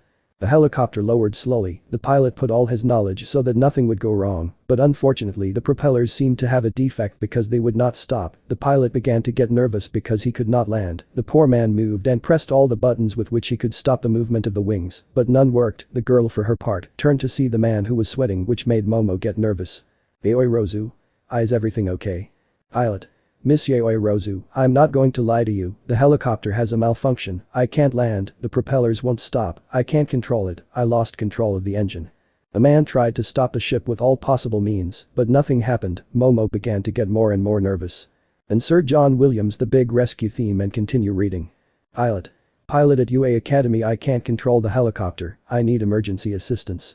The helicopter began to move uncontrollably, at that moment, a slight explosion was heard near the propellers, they began to go faster, the aircraft began to spin in the place where it was trying to land, and in one of those movements, it got stuck on a cable. Pilot. Got caught on a cable. Attention UA Academy, this is Pilot in the YehosuaHernandez family helicopter. We need assistance now, please. The brunette couldn't contain her screams of fear when the ship began to spin out of control. With its rear end it hit and destroyed the small cabin that was on the roof. The girl began to scream in panic. Momo couldn't order her thoughts. Everything got even worse when the electricity ran through the control cabin of the helicopter, giving a strong shock to the man who fainted because of it. Momo immediately began to shake him, trying to make him react. YehosuaHernandez. Wake up please, come on, wake up. But unfortunately things wouldn't get better. The cable got tangled quite badly, causing the aircraft to go sideways. A second explosion finally stopped the helicopter, but half the body of the aircraft had remained outside with such bad luck that it was on Momo's side. The door opened violently, Momo's seatbelt broke, and the brunette slipped, clinging by pure luck to the broken seatbelt. At that moment, the brunette's screams resounded throughout the campus. YehosuaHernandez. Help. Please help. For their part, all the teachers of the academy were already moving to help, but the screams, explosions and noises had been loud enough for the students to also find out. Everyone who was in the cafeteria began to leave. Izuku and his classmates did not do it because they had their hero suits with them and they were not authorized to take them out. For his part, Izuku thought about helping and ordering his briefcase with his friends because it was noticeable that the noise was quite a lot. But at that moment, the green-haired boy heard the screams for help from the brunette. Izuku stood up and running approached the window where, using his supervision and the X-ray, he could see how the brunette is up high, clinging to the belt with all her strength. Izuku was terrified, so without wasting time, he ran back to his friends who were surprised by this. Shoto. Izuku, what's going on? Uraraka. What's wrong? But the green-haired man didn't respond. Izuku just took his briefcase and started running through the hallways. Iida. Midoriya, you can't. Sayu. I think Iida won't listen to you. Hagakure. What must be so important that he has to run with his briefcase in his hand? The bicolor, who knew the boy best, saw him leave and after a few seconds, opened his eyes because he remembered that the brunette was on her way to the academy. For his part, the boy ran without stopping. The girl's screams were echoing in his head. The green-haired boy wanted to enter a classroom, but it was locked. The boy only moved his head slightly and continued on his way, managing to enter another one. The green-haired boy didn't take long and came out wearing his hero costume. At that moment, Kirishima and the others ran in because they wanted to warn the others that it was Momo. Kirishima was the first to see the green-haired boy come out in his hero costume. Kirishima. Look at that, is it Midoriya? Haminari. He's got his hero suit on. What do you think he's going to do? Kirishima. Approaching the boy Midoriya. It's YehosuaHernandez, she's. Izuku. I know, excuse me. Mineta. What a cheesy little outfit. The green-haired boy advanced towards a window and opened it. The boys just watched this in amazement. Izuku didn't take long and jumped out, immediately taking flight, leaving his companions with their mouths open.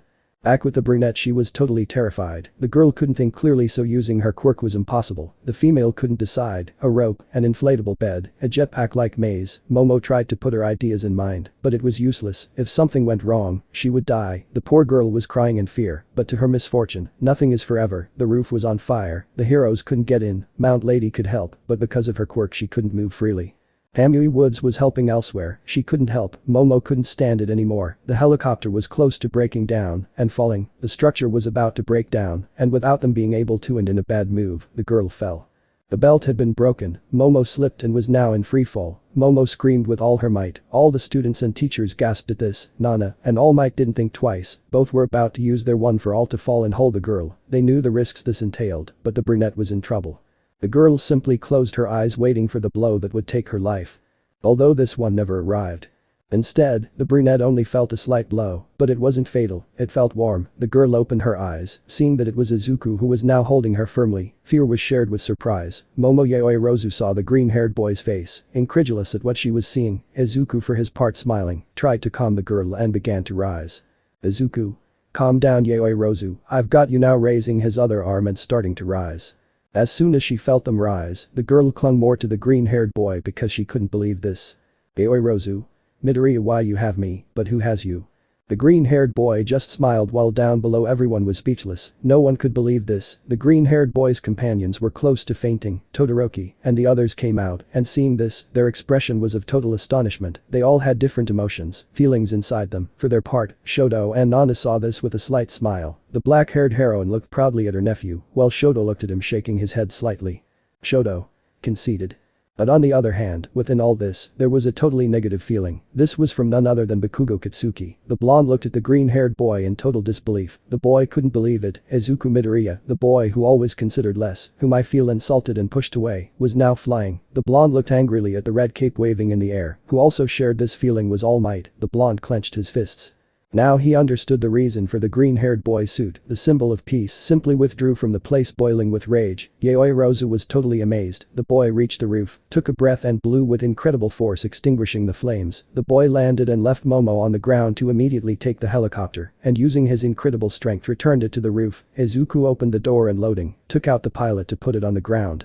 Not even a minute passed when the emergency services appeared. Izuku, please come, both of you need help. The man didn't take long and went towards the pilot, starting to examine him. For his part, Izuku looked at Momo, who was still standing with her mouth open. The green-haired man took the girl by the shoulders, patting her a few times. The boy smiled and moved away a little. Izuku, well, it's against the rules to wear my suit when I'm not practicing, so I'll go leave it. By the way, I didn't make fun of you, haha. The boy took a few steps forward, but YehosuaHernandez grabbed him by the suit. Izuku just smiled and returned to the girl. Izuku, you're fine now, YehosuaHernandez, although, I just hope that this accident doesn't take away your desire to fly in the future. Statistically, from what I read, it's the safest way to fly, haha. The green-haired boy smiled and took flight, but the girl stopped him again by grabbing his cape, drawing his attention. YehosuaHernandez, Midoriya, wait, who are you? The green-haired man saw the girl and nodded while smiling. Izuku, you know it, a friend, see you later. The boy took flight and came down to then go back to where he came from and changed. For his part, the brunette was still standing, but at that moment, and suddenly appearing, a memory came to his mind. Where am I? What happened? Their bus had an accident, they were about to sink, but don't worry, everything's over now, your friends are over there. Who are you? A friend.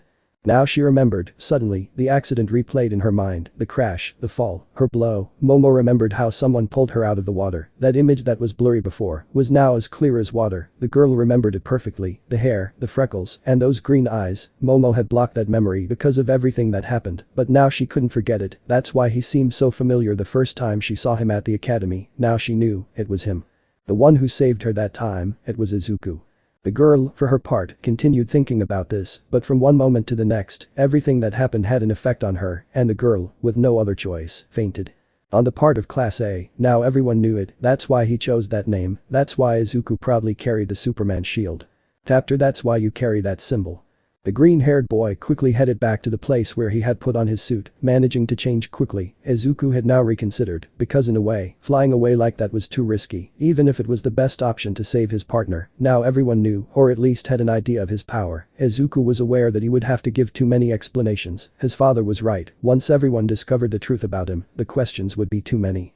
And even he wouldn't be able to answer them all, especially with Bakugo. Izuku restrained himself, but there was no turning back. Besides, there was still the subject to talk about with his Aunt Nana. Izuku was nervous about this. Izuku, thinking. I have to be quick, I'll leave UA through window, I'll have to fly as fast as I can, I'll sink into the ocean and run home, it will look weird, but it's the best option I have, I'll tell my Aunt Nana to wait for me at home, maybe my mother will scold me for what happened, but at least there were no cameras around, otherwise it would have been more difficult. The green-haired man looked around to see that there was no one around him, and once he was sure of this, he sighed in relief and adjusted his glasses. Izuku. Starting to walk well, I think everyone is still outside, that's fine for me for now, I have to run and make sure no one sees me, if I use my X-ray vision I might be able to hide from the other students and teachers, I'll find a window that faces the house, so no one sees me, definitely a flying UA student will look weird, but that's better than them seeing my hero suit, I feel like that would only increase the problems. The green-haired boy was running crouching, he had already found the window, it was his chance, he was close, he could already feel free, the freckled boy was sure he would lose the day, but with his mother, he would find a good excuse to justify himself, as well as an answer to all the questions, maybe he could say that he made a calculated jump, it would not be the best answer, but at least it would keep him safe for a few days. Izuku stood up straight and was about to open the window when he felt something wrap around his body. The green-haired boy looked down, seeing that they were ribbons. Izuku was getting chills, thinking that it could be Aizawa, although looking at them closely, he knew it wasn't Aizawa. If it had been him, he would have immobilized him and tried to turn off his quirk, so it only meant one thing. Izuku. Zero. I got you, Midoriya. Izuku. Great, if you're here, then everyone. Uraraka. Appearing by surprise in front of Izuku. It's time for us to be honest, sorry about this, Midoriya. The green-haired man saw his friend and seconds later, he slapped her hard, although he didn't intend to hurt her, but rather to use his quirk. Zero used his ribbons again, starting to wrap the green-haired boy as much as he could. In the end, Izuku looked like a floating mummy. They took him away. The green-haired boy could feel it. Izuku clenched his fists. The freckled boy knew he could burn the ribbons with his heat vision and break them with minimal effort, but that would only expose him more. Izuku just let himself go, he had no other choice. Not long after, Uraraka deactivated her quirk, and with the help of Ishido and Kirishima, the green-eyed boy was freed from his bonds. Izuku had been taken to his classroom, where everyone was except for Yaoi. The green-haired boy could see his empty seat, not even his backpack was there, so he assumed he was probably in the infirmary for the shock and some bruises he may have received. On the other hand, in the classroom were their teachers, Nana Shimura, Aizawa Shoda and Almight. The three had serious faces, their classmates and friends were confused, except for Shoto who was smiling slightly, and Bakugo who showed a completely disfigured and white face, something quite typical in the Aizawa. Well. Izuku. Hello. Aizawa. Midoriya, your classmates found you in the hallway near one of the windows away from the classroom, may I know what you were doing there? Izuku. Thinking. Well, it's Eraserhead, he always gets to the point, tries to avoid the answer, tries to make you look stupid. I was looking for air, it was a pretty hectic day, thinking. But not that stupid. Aizawa. Well, from what I'm seeing, you're trying to ramble, so if you don't mind, I'll get straight to the point. Izuku. I knew it. Aizawa.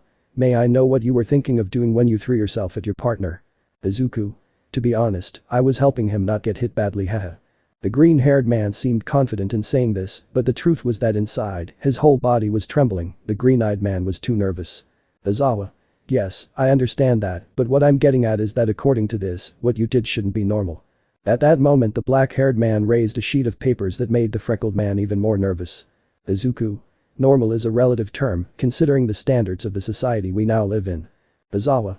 That's true, good point, but what I was getting at when I used the word normal is that according to these files, each student and teacher at the academy is governed by a biological norm, and that is that they only have one quirk, Jiro's earphone jack, Yaoi creation, Iida's engine, Siro's ribbon, etc. etc.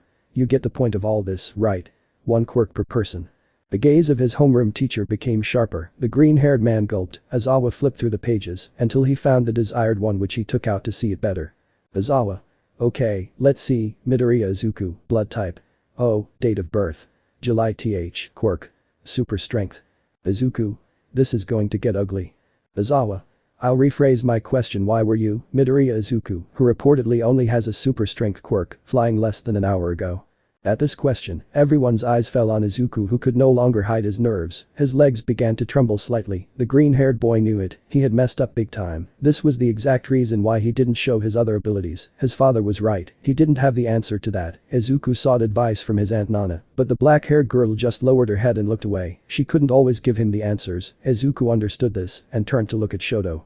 But the mixed-haired boy did the same, Shoto always supported his best friend, but he knew that this time he had to do it alone, Izuku just sighed defeated, he was alone and between a rock and a hard place, the green-haired boy was nervous, now he perfectly understood his father's civilian identity, for his part, Almight, not getting an answer, took a step forward, the figure of the symbol of peace was imposing without a doubt. Almight. Well. Answer the question please young Midoriya seriously. Nana was instantly alarmed, she knew the bad relationship between the symbol of peace and everything related to Superman, so as soon as she saw this action, she was on guard, the beautiful woman was ready to try to stop who in her time was her successor. Izuku. I. Aizawa. Midoriya, please try to be honest with us, we are professional heroes, not adults that you can easily make fun of, I know you didn't achieve that in a single jump, don't try to fool us.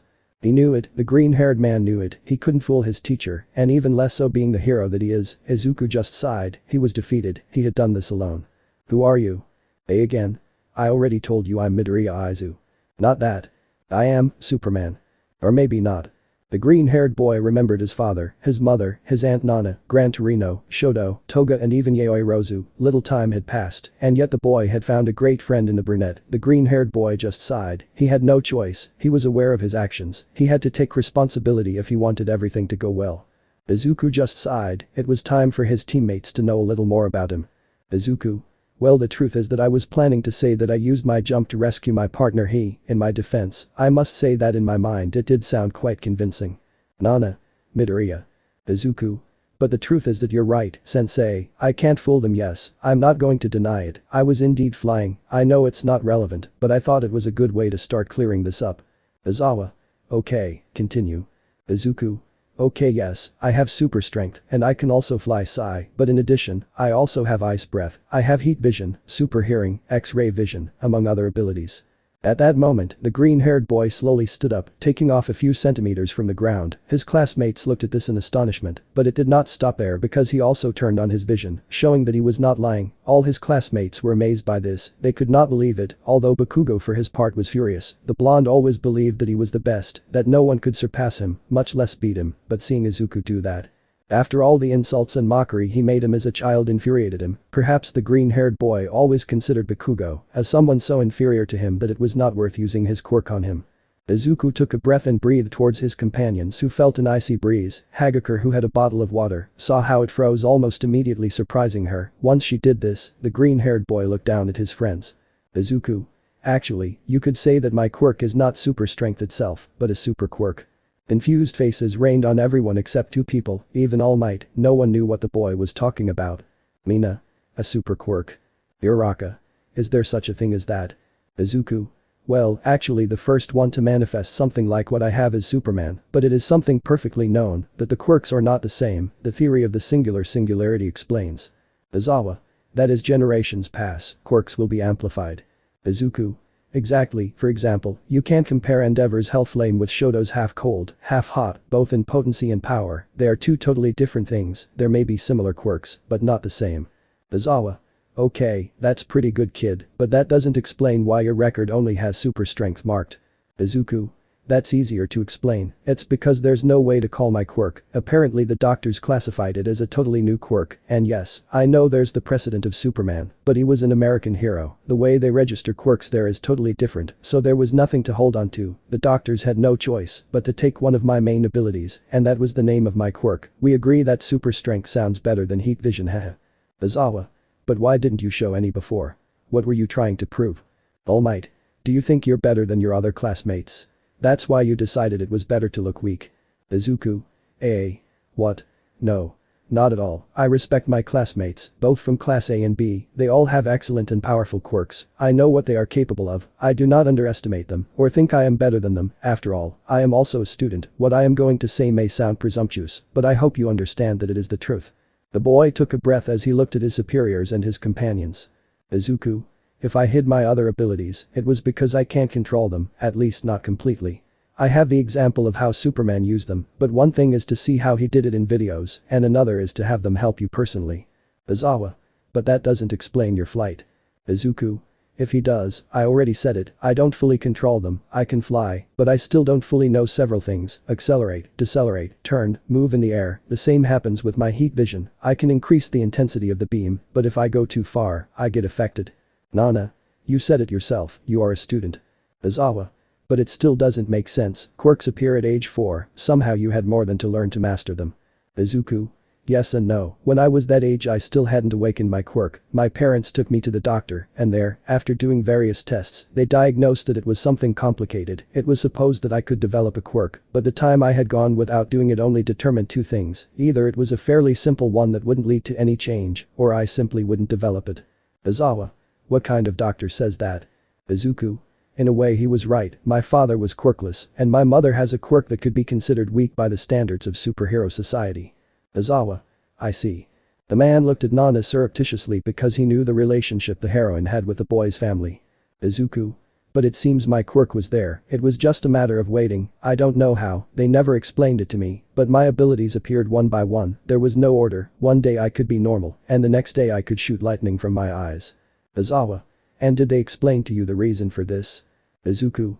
No, they said that because of the novelty of my quirk, there was no clear answer, it was only one quirk, they were sure of that, but they could not explain why not all of them appeared, although as they saw my abilities, they determined that my quirk was similar to Superman's, so they made me a list of the powers, I had to put which ones I had, and based on that they would try to make an estimate of which would be the next to appear, but it did not work, my abilities as I said, were random.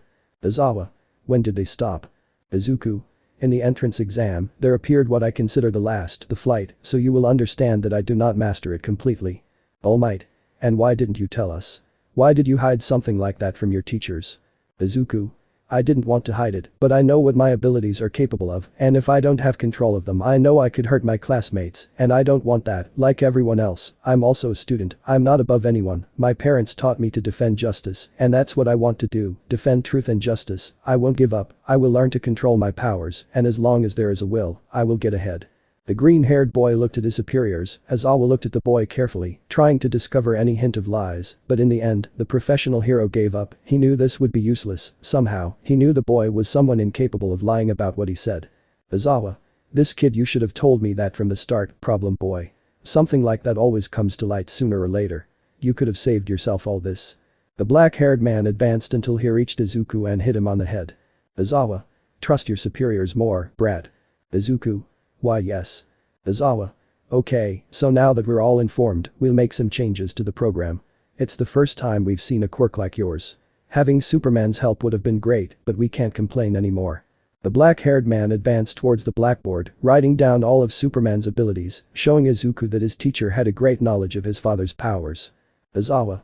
You have all these powers. Now, Superman was a hero I never had the chance to work with, so my knowledge is limited, but I assume then if you have all his powers, that solves the question of why I can't deactivate your quirk. Izuku. Really? The green-haired man gulped slightly as he knew that this was because his powers were not quirks, so he was invulnerable to his teacher's quirk, but he was intrigued and nervous about what Aizawa would say. Aizawa. From what I know, he had an impressive invulnerability just like you, although I assume that in your case, your invulnerability not only protects you from blows, but also from other types of attacks like mine. Izuku. I see. Aizawa. The singularity is surprising. I am also surprised by your knowledge of quirks. Although that is a topic for another occasion, for now we have already clarified the issue of your invulnerability, so then taking all this into account, pointing at the board, I think you will need extra classes to control your powers, or at least in what would be your flight and heat vision. Izuku. Understood. Aizawa. We need to see if there is a teacher who can help you with that, although I would also have to speak with the director to authorize these classes. Definitely you bring a lot of problems, boy. Izuku. Sorry. Nana. If I may comment on something, Aizawa. Aizawa. Tell me. Aizawa. In the case of your flight, we could ask Hawks for help, he is an expert in that. Aizawa. No, it's a good option, but we can't ask someone who's at the top to help us, we have enough with Almight, that would only attract media attention, and we don't want that. Nana. Do you hate them that much? Aizawa. I know it's their job, but they're really annoying, besides, I want to protect my students as much as I can. Looking at Izuku. Nana. Noticing what the black-haired man was referring to, I understand it was just an option. The woman nodded slightly towards Aizawa, who began to think again about who could help them. For their part, Izuku and Shoto opened their eyes slightly upon hearing this name, because it seemed familiar to them in some way, and even Izuku did not have that much knowledge of this hero. Aizawa. I have an idea. Nana. I'm all ears. Aizawa. I'm glad you're interested, because it involves you. I know it's asking too much, and that as a teacher you already have enough work to do, but… Nana. Do you want me to help him? Aizawa. Your float can help him. Nana. Mine is just floating, it can't be compared to flying. Aizawa. I know, but you can help him, I want to believe that your knowledge can be useful to him. Nana. Sigh, what a way to use reverse psychology. Okay, if the director authorizes it, I will help you. Aizawa. Okay, I'll go talk to him about it. For his part, the green-haired boy's companions were still in shock, they couldn't believe that their companion had Superman's powers, and his attitude hadn't changed. Some of his companions wondered what they would be like if they had any of the green-haired boy's powers. Mineta and Kaminari had a massive blush on their faces, seeing the X-ray vision, thinking of all the perverted uses they could give it. Mina and Hagakure had their attention on the icy breath, because they knew that with something like that, it would be impossible to be hot in summer, in addition to keeping their drinks and ice creams cool. Iida saw the speed, wondering how fast it would be, etc. etc. Although one question everyone was asking themselves was, would they still be the same if they had all of the green-haired boy's powers? Izuku was someone kind, humble and altruistic despite having incredible power, would they change? Soon, everyone's eyes fell on Bakugo, the blonde was frowning, his fists were completely clenched, it was obvious to everyone that he was furious, the air of death that emanated from him was obvious. Aizawa. Alright, enough. We've already wasted too much time with this. I should punish you, Midoriya, but that would be going against the academy's principles after what you did. After school, I'll go talk to the principal. For now, go to your seat and sit down. Mina. Wait, sensei. The pink-haired girl quickly stood up, although Aizawa turned to look at her with his quirk active, scaring the girl. Mina. Please. Aizawa. Sigh, what do you want? Mina. Before Midori sits down, could I ask her a question? Aizawa. Let it be quick. For his part, Almight began to cough slightly. Izuku paid attention to this, and using his enhanced vision, he could see that the P symbol's fist had blood on it, the blonde was coughing blood. Izuku saw this confused, but the question Mina would ask would help him get out of his thoughts. Almight. Well, since we're done with the topic of young Midoriya, I'm leaving. I have to settle some matters with the director and then I'll go to a third grade group. Aizawa, I see. Nana. I will go to the director to present the proposal then, after classes you will explain your plan better. Aizawa. Okay. And so both professional heroes left the room, but Mina would not stay silent. Mina. We always see Midori wearing her glasses, but if she has all the powers I wrote down, then her vision should be perfect, right? Izuku. What? Yes, in theory it should be, but there's a small problem. Mina. Problem? Izuku. As I said, the misuse of my abilities causes negative repercussions on my body. When I developed my ice breath, I got a kind of complicated flu, my super hearing gave me terrible migraines, and my heat vision, it caused me momentary blindness. I didn't know how to use it, and I launched a ray with power, that was the result. Also, I will be powerful, but that does not exempt me from having birth problems.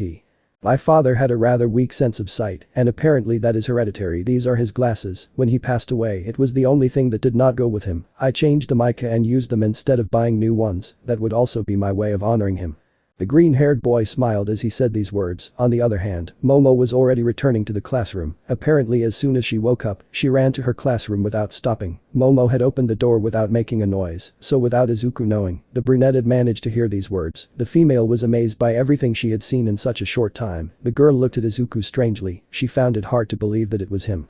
The one who was flying to rescue her. Likewise, her memory that he had been the one who saved her in the bus accident had her speechless, so without saying anything she headed to her place. For her part, Mina felt a little bad for having asked that question. The girl felt that what she said was not right. The pink-haired girl was about to apologize, but Izuku kept smiling. Izuku. Well. I know it's a bit sad, but it's my way of not forgetting him. When he passed away, obviously I was sad, but my friends helped me get up. I couldn't give up so easily. My father wouldn't have liked that. That's why I used the symbol. It's not just an S, it also represents hope, and once you choose hope, everything is possible. Rozu. Seeing the green-haired boy Midoriya. Izuku. The great things of today rise from the ashes of yesterday, smiling. The sun filtered through the living room window, illuminating the green-haired man's face. After saying this, he adjusted his glasses and returned to his seat. Yes, it hadn't been the whole truth, but at least it wasn't a lie either. The boy sat down and turned to look at his best friend, who just nodded slightly and gave a thumbs up in support. Izuku. Thanks for the support a few minutes ago.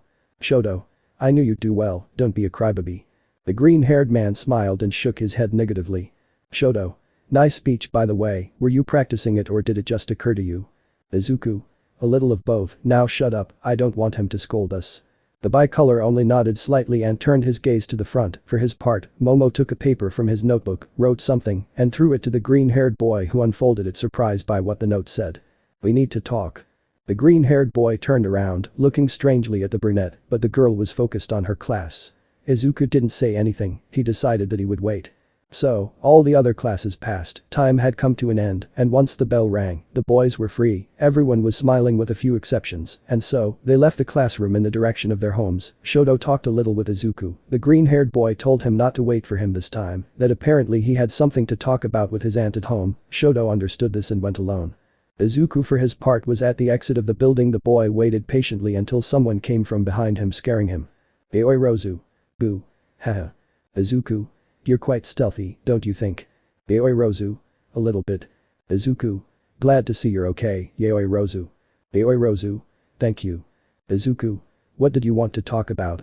You didn't speak to me the rest of the day. Rozu. Well, we were in class. Izuku. What's going on? Rozu. I remembered it.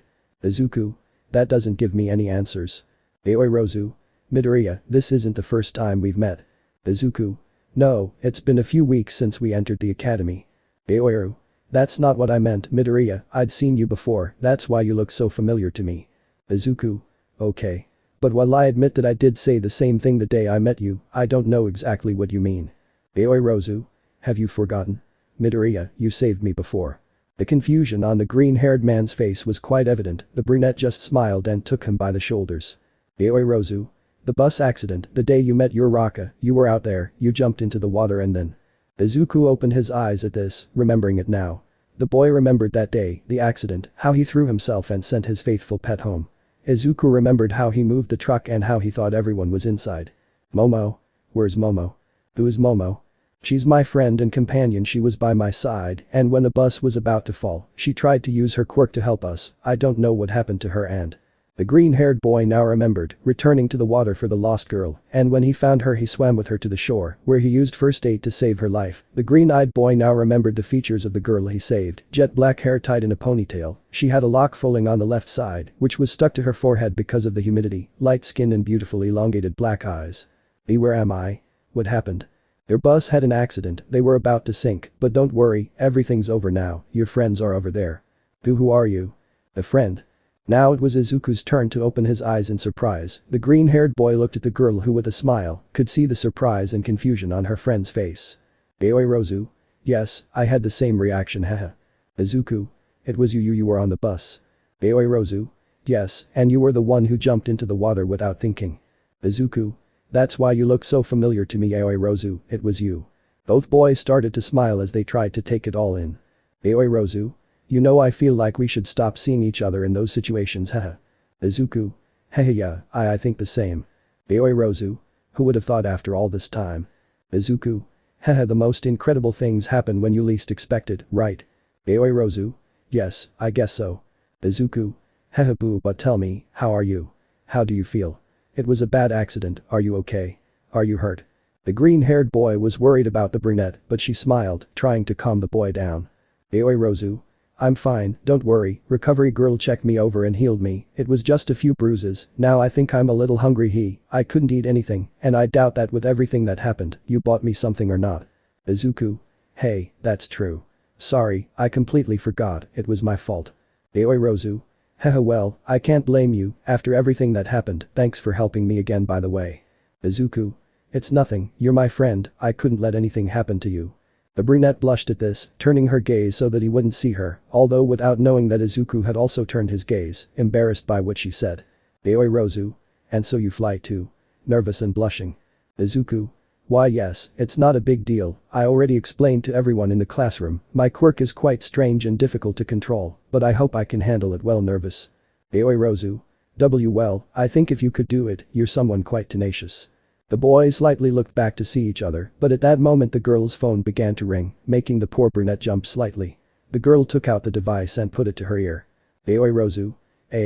Yeah, I'm fine, thanks the time. No, I haven't seen it, how long has it been? Yes, I know, I'm on my way there, sorry. The girl hung up and saw the green-haired man. Rozu? My parents are quite worried about me, they came in the truck so I have to go now. Izuku? Yeah, you didn't tell me how your trip was. Rozu? That's right. Excuse me, would you mind if we talked on the phone?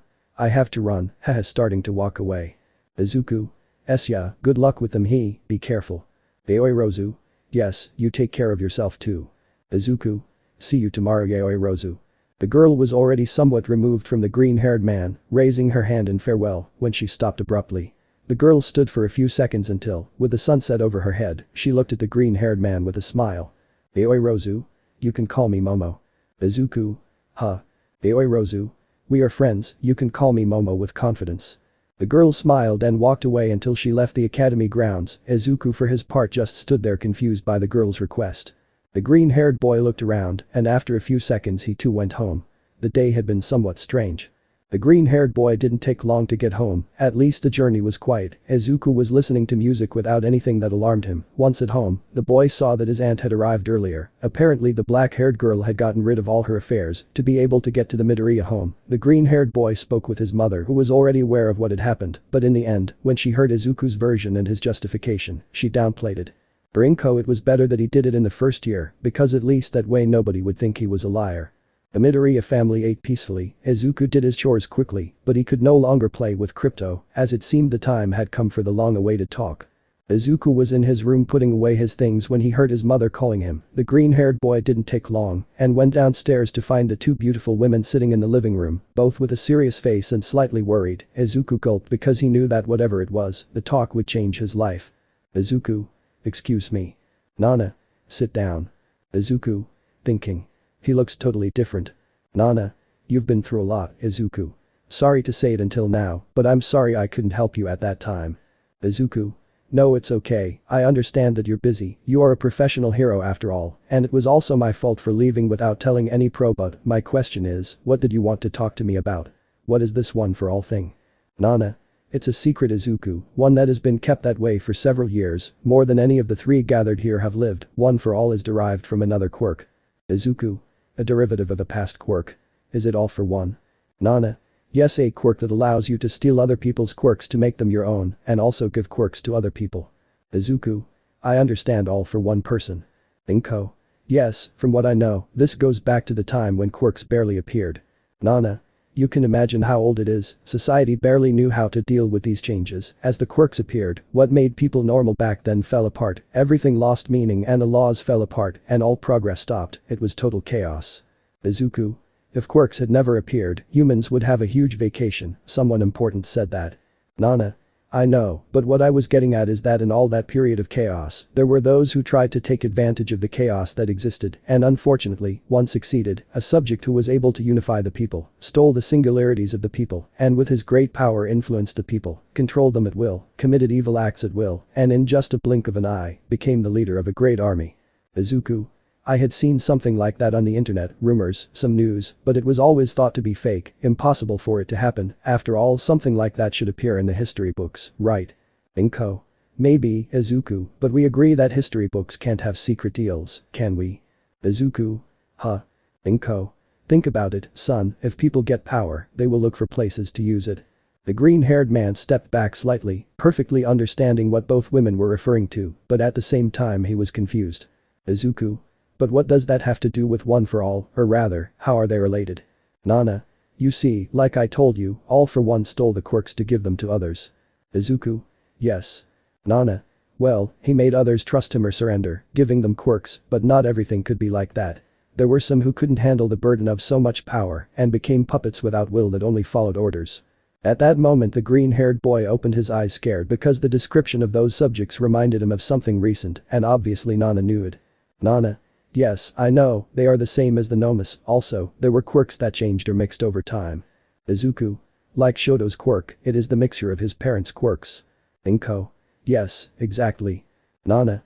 Well, this guy, all for one, had a younger brother who was quirkless. This younger brother was small and weak, but he had a great sense of justice. It hurt him to see his brother's actions, and he did not stop resisting. One day, all for one gave him a quirk by force to increase the power of his younger brother. After so many years, it is impossible to know if he did it out of kindness or if he was simply forcing him to kneel.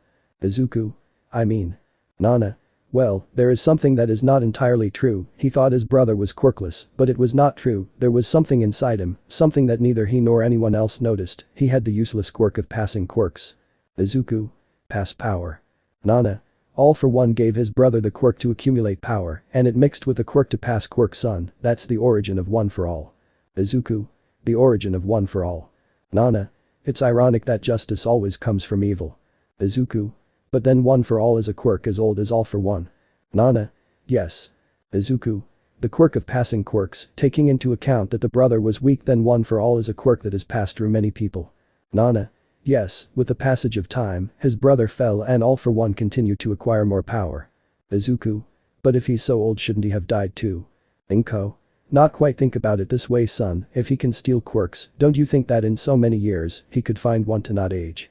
After all, he was the symbol of evil. Someone like him can't trust blindly. He must have a goal, be almost immortal to achieve his goal. Izuku. A being who doesn't age. If Almight is the symbol of peace and my father was the symbol of hope. Nana. Yes, at that time and with a difference in combat skills and the state of society, the defeated brother decided to entrust his quirk to the next generations. He believed that if he couldn't win, then he could cultivate the power slowly, and only then, one day, one for all would be powerful enough to defeat his brother. Inko. So he has gone through many people, all of them faced him, and when they least expected it, it was time to find a successor. It sounds cruel, but like that, one for all managed to grow and become even more powerful. Izuku. And Nana, Mom, why are you telling me this? Nana. Because this is something that, without thinking, includes you. Izuku. Me. Nana. Yes, because the day your father died was the day he faced all for one. Izuku opened his eyes remembering the scenes of the day his father left. Becomes Clark, he goes for revenge. Is he after you? No, he's going for Toshinori, he wants what he has. That. All for one wants to kill and steal one for all from Almight. Izuku. You used to be a carrier, weren't you? Nana. How do you? Inko. Tell him the truth, Nana, it all starts with that. Nana. Well, it's true, I was the seventh bearer of one for all. Izuku, for his part, sharpened his vision. The green-haired man was totally serious as he repeated the events in his head. Izuku. All for One killed my father in his fight to steal One for All from Almight. Nana. How do you? Izuku. I heard it the day he left. I didn't know what it was, but I heard those two names. Nana. So you already knew. Izuku. Not like I should, but yes. Nana. So you already know. Well, in that case I'll say it like this, me. Nana Shimura, I was the seventh of One for All, and when I knew it was time, I gave my power to Almight who became the eighth bear. One for All is an inherited power that was created to defeat All for One. Izuku. In that case when was the fight against All for One? Nana. At that time we thought we had done it, your father and Almight had done what we thought was impossible, but now we realize that it was a mistake to think that, somehow he recovered, and now, he's acting again, he's the mastermind behind the League of Villains. Izuku looked seriously at his aunt and mother, unable to believe what he was hearing. Nana. Almight is injured in that battle, he received a wound that could have been fatal, it was the price to pay for defeating All for One. Izuku. Is that why he spat blood in the living room? Nana.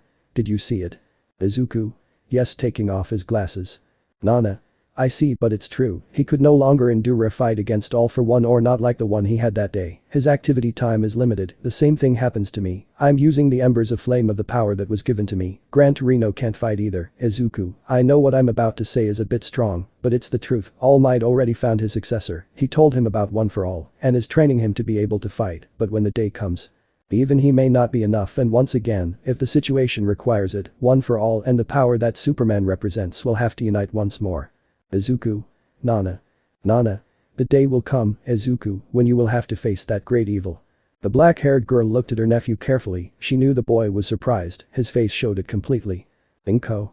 I know it's a heavy burden, son. If we didn't know how dangerous this was, we wouldn't be talking about it now, but. Izuku. I will. At that moment it was the women's turn to open their eyes, both were surprised by this reaction because it was not what they expected. Nana. Izuku. Izuku. I'll do my best. I'll do whatever you ask, no matter what. The green-haired man stood with a serious face, reflecting that determined look so characteristic of him. Izuku. As long as you're with me, I'll do it.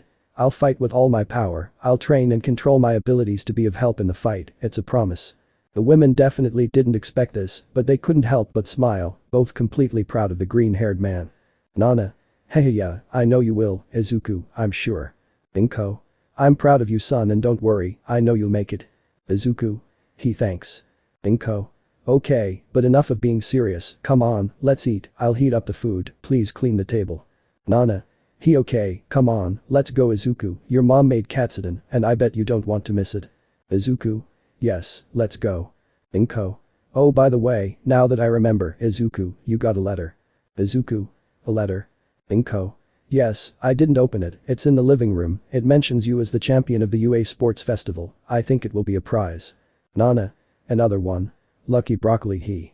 The smiling green-haired man went to the living room and took the letter to open it and read it quickly. Nana Inko. So. What do you say, son? Izuku. An invitation. Inko. Invitation. To what? Izuku. To an exhibition and a party that will take place in. The green-haired man remained silent while the women looked at him in surprise. Nana. Okay. Come on, don't leave us wondering, where will that be? Izuku. Downloading the letter on the island. But this, the two women went blank, they didn't know how to react to this, but there was no other choice, the letter was clear, an invitation to Izuku Midoriya, the champion boy of the UA Sports Festival, and when the time came, everyone would know him as Superman. After the holidays are coming exams. Izuku spent the whole night reading the letter, the boy wasn't sure why he was invited to something so important, he understood that he had been the winner of the festival, but he considered that the letter had been too much, after all, it was the island that all the hero equipment companies created to develop support instruments and study quirks, a mobile artificial island, developed in this way to keep scientists and their families safe. Izuku. Island is not a game, its security is equal to that of the maximum security Tartaro's prison it's true, YehosuaHernandez told me that her parents had gone to something related to the island, I think she said they were investors, she also mentioned something about a party, or so I think well, I guess I'll have to ask her now raising the letter more than an invitation, it's an order, they don't even give the option to decline, they even sent my pass as well, anyway. I have no choice now reading the letter it says here that I have to take my mom on the trip because I'm a minor, fine, but they also gave me an extra ticket, really? An extra ticket? Well, I guess I can take whoever I want. I would ask my Aunt Nana, but she has things to do. Shoto will surely go with his family, Momo will obviously go too. The boy thought for a few more minutes until sleep overcame him. The next morning, Izuku woke up and after his daily routine he went straight to the academy. A normal day, normal classes, the boys did not have hero training. Even that day Almight and Nanashimura did not show up, time passed, and in the middle of the school day, the bell rang giving way to the corresponding recess of the boys. Everyone left and went to the academy dining room. Uraraka. I still don't believe you have a super quirk. Izuku. Hahaha, I don't know whether to feel flattered or offended. Uraraka. Calm down, it's not offensive, but it's just that you don't seem like someone who has such a strong quirk, or well you understand. Izuku. That doesn't make it better. Uraraka. Oh well, it's just that look, it's difficult. Hagakure. It means you have such a cute face that no one would think you have destructive power passing with a drink. The green-haired boy and the brunette turned to see the invisible girl who had a bottle of soda and her tray of food. Uraraka. Hey, I didn't say that. Hagakure. Either that, or you think he's too cute to have such a monstrous power. Uraraka. Neither. The girls went to the table where their friends were already. Izuku for his part looked strangely at this, because he did not know at what moment he was together with so many people. The green-haired boy looked strangely, as at the table now were Yaoirozu, Shoto, Iida, Kirishima, Uraraka, Sayu, Jiro and Hagakure. Izuku. At what point? Shoto. Turning to look at his best friend. When do you think you'll sit down, Izuku? Yaoirozu. Haha, leave it, maybe he wants to be a fountain statue. Izuku. Ha ha, how funny. Yaoirozu. The green-haired man sat next to the brunette. Uraraka. Tsu, help me. Sayu. What's wrong? Hagakure. Uraraka says that Midori is cute for having a quirk like hers. Uraraka. I never said that. Jiro. Honestly, I have to admit it's hard to believe, since Izuku doesn't seem like the type to have a powerful quirk. Uraraka. That's what I meant. Hagakure. But for you, what would someone who seemed to have a quirk like that be like? Sayu. It would be someone different, don't you think? Izuku. Since when do I have to look different for people to believe I have a quirk? Shoto. No idea. Sayu. Well, maybe they're being too superficial. Hagakure. What do you mean? Sayu. Basically they would be saying that Izuku doesn't boast about his power and that's why he doesn't seem to have it. Jiro. Well, we agree that by most standards, someone with a powerful quirk would be arrogant and impulsive, feeling superior to others and doing anything to show off their power. Hagakure. I mean Bakugo. Jiro. Huh. Uraraka. You just described Bakugo totally. Kirishima. But great power is one thing and flashy power is another. Don't you think we should make a distinction there as well? Izuku. I don't think so. Yaoirozu. Huh. Why? Izuku. Well, the standards that society sets are somewhat superficial I think. One thing is what people think we are and another is what we really are. For example, Shoto has an incredible quirk, it is both striking and powerful and yet you don't see him boast about it. Kirishima. That's true. Yaoirozu. Well, we should also note that there are no weak quirks. Uraraka. I totally agree with you on that. Yaoirozu. I feel that the hero profession is quite striking, but that doesn't mean it should be the most important thing. For example, Shinso's quirk may seem weak because it's not an attack like Todoroki's, Bakugo's or Izuku's, but if we look at it from another point of view, we will notice that it is not like that. If Shinso were a detective he would be one of the best. Uraraka. We must admit that she is right. Yaoirozu. Uraraka's quirk would help in the rescue, Sayu's too. Jiro. In that case you're saying that many of us are not cut out to be heroes. Yaoirozu. Not at all.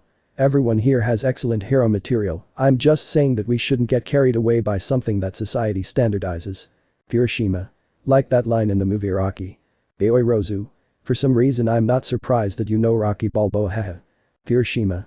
I don't remember the line well, I just know that it talked about society or something like that. Izuku. And if you know your worth, go out and get what you deserve, but you have to go prepared to get hit. And not blame others and say, I'm not what I want to be because of him, or her, or anyone. At that moment everyone turned to look at the green-haired boy, surprised that the boy said the line with such accuracy. Yaoirozu. Well, that does surprise me, of all people, you're the last one I thought would know that dialogue. Izuku. Rocky is a great movie, and it's also one of the best motivational speeches in cinema. Kirishima. I won't deny that you're right about that. Izuku. But you know I feel like we should stop focusing on quirks as something to make us feel superior to others. In the end, yes, they are unique and some might say that they even make us special, but the truth is that humans are more than our quirks, we are our spirit, our desire to fight and get ahead, despite the problems that come our way, we never give up, we never bend, never. Shoto. And this is when you decide to bring out those inspirational phrases, right?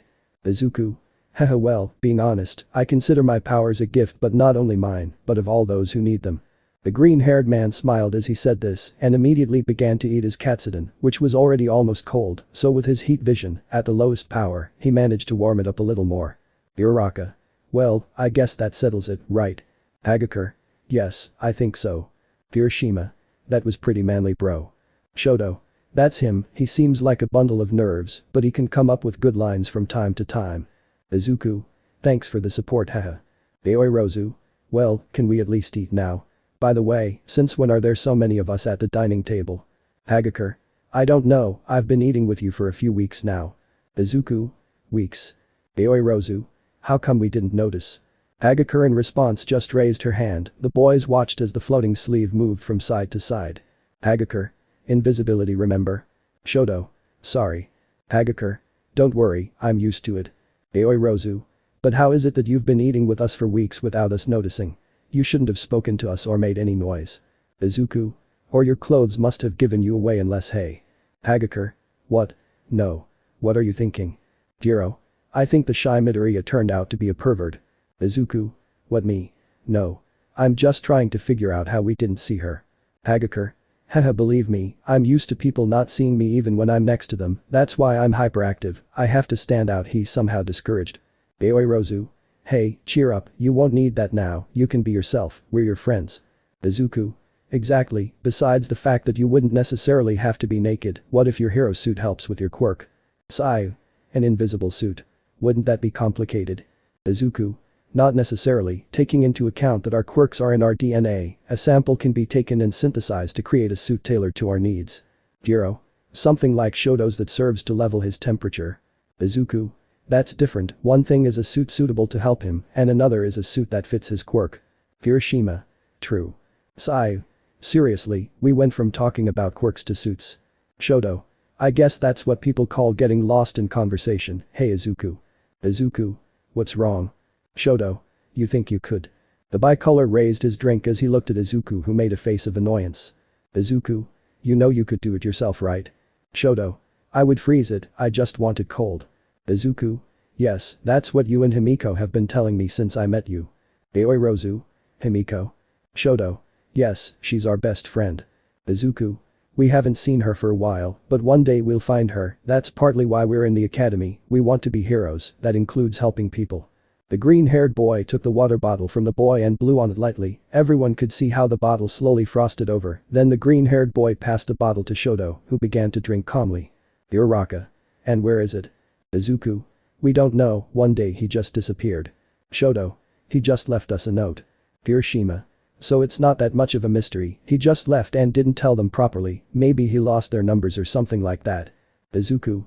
No, Himiko wouldn't do something like that, you don't know her, but she went through a lot, one day she went out with her parents, that was the last time we saw her, then when we went to her house, we found it for sale, and the new owners didn't know what had happened to the previous ones, somehow everything was too strange. Jiro. But they said I left them a note. Shoto. Yes, but instead of calming us down, it only alarmed us more. Izuku already said it, even if we explained it, you wouldn't understand. You didn't know her like we did. Izuku. That's why it's so important for me, for us to find her. Aoirozu. Izuku. Izuku. Before you I only had those two, my best friends, and I don't abandon anyone, but anyway, enough talk, I've finished eating, we have to go back. All? Yes. The boy stood up and returned the tray to its place to go to the classroom, everyone saw it, the boy looked serious, genuinely worried, Shoto for his part, did not take long to finish eating, the boy stood up and also returned his tray to go to the classroom, his friends were confused, usually they too seemed calm, but now, in these few words, they showed genuine concern. The others didn't take long to finish and followed their friends back to the classroom, once there they had their remaining classes, math, chemistry, history, English, boring and normal classes, but thanks to their teachers, they managed to keep them attentive to each lesson. After a few hours of learning, the bell rang, everyone put away their things, satisfied to finish the school day, but this would not be so easy, everyone sat back down when they saw their homeroom teacher, Aizawa Shota, enter the classroom, the students of Class A were confused, they were not warned, and ultimately, they did not expect it. Aizawa. Well brats, as you already know, the time is almost here for you to have your precious vacation, but we agree that it wouldn't make sense for you to rest the whole month, right? Mineta. No. We don't agree. Mina. Don't even dare say it. Aizawa.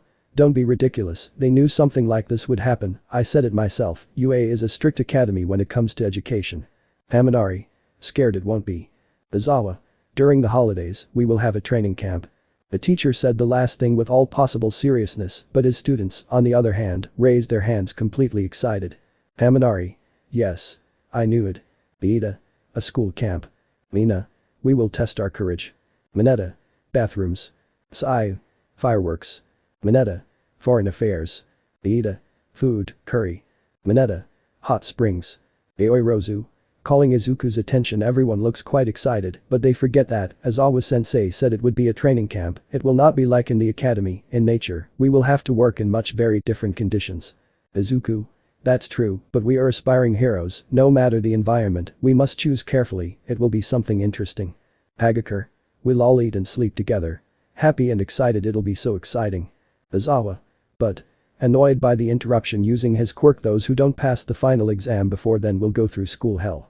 Hiroshima. Everyone, we have to try hard. Bakugo. This is stupid, I don't have to train, I already proved it, I'm stronger than everyone here. Annoyed. Mineta. Girls. You can do it. Izuku. Thinking. I still can't erase what my Aunt Nana told me yesterday. An imminent danger is approaching, what happened with the USJ, and the hero killer was just the beginning, I wonder how long I'll be able to live a normal life. The sunset was reflected in the UA once Aizawa finished speaking, the boys were able to leave, but everyone ignored that quite far away from there, in a secret place, All for One was slowly pulling his strings, waiting for the time to make another move. All for One. The hero killer, I didn't think they'd catch him, but everything else went as expected. Now, with everything that happened, everyone who wants to go crazy will definitely look for him, or look for the League of Villains as a place to vent. Seeing a picture of Shigaraki Tamura is in a position to unite them all. The master of villainy, All for One, was sitting in front of a bunch of machines. The man wore an elegant suit, although his body was another story. He had several cables connected to his body, and a large hose connected to his mouth. His face was deformed, he had no hair and no eyes or nose. But the villain wasn't alone. I think it would be much easier and faster if you went out in front of them, master. All for One. Then hurry up and fix me, doctor. Doctor? If we had achieved super regeneration 5 years ago when his injuries healed, it became a completely useless quirk. Seeing the image of Shigaraki, the leader of the League of Villains. I wonder if the boy could do it. All for One. Okay, he'll have to work really hard so he can be the next me. That boy was born with a twisted idea necessary enough to be one. Caressing the image of the blue-haired villain. Celebrate. Well, you can, Almight, Nana Shimura, celebrate this false temporary peace. On the other hand, the boys had already left the academy. The green-haired boy's group of friends chatted calmly, unaware of the dangers that lay ahead. So the movements on both sides were ready, the other classes passed, the days followed their normal course, the classes were tense for everyone, because now they knew that their exam was ahead, but even so, with all the pressure, the boys managed to finish one more day of classes, so early Monday, the boys were ready for another class. This one was with Aizawa, and although it was quite fast, it was the end of it, which put everyone's nerves on edge. Aizawa. That's all for today, putting down some papers now. If I can say it, there's 1 week left for your exams, everyone is studying, right? I'm sure you already know, but in addition to the written exam, there will also be a practical exam. Remember to train your bodies and your minds. Approaching the door, that's all I have to tell you. The teacher left and silence reigned in the room for a few minutes until some screams made everyone jump in surprise. Mina Kaminari. I didn't study anything. One was carefree, the other terrified. Kaminari. With the sports festival and all the hero practices we had, I didn't have a chance to study. Holding his head in despair. The fear in Kaminari was quite evident, while Mina just laughed calmly, although with a slight touch of nervousness, and this was not surprising, because in the semester exam, both were the lowest, with Kaminari being number and Mina being Okoyami. Number. We can't deny that it's true, there were many events. Sato. Number. When the midterm exams were, it wasn't long after we just got in and we didn't see much, although we didn't have too many problems, right, Koda? Koda. Number. Why yes shy. Sato. But with so many events that have happened, I think we should have assumed that the ending would be totally different. But on the other hand, there was someone who wasn't as worried as Mina and Kaminari. Surprisingly for everyone, it was Mineta, who turned his gaze towards his friends, showing a sly smile of superiority. Mineta. Number. I think it will only be hard if there is a practical one. Mina Kaminari. You were 9th in the semester. Mina. But I thought you were one of us. Kaminari. Guys like you are only good if you're idiots. Who ask for something like that? Mineta. I don't know, the universe I guess. Smiling. Izuku. Number. Hey, don't despair, let's do our best, we'll all go to the training camp together, I'm sure of that. Approaching his teammates. Ida. Number yes. As a delegate, I expect everyone to act like heroes. Shoto. Number also, it's hard to fail if you pay attention in class. Amanari. Hey. Watch your words.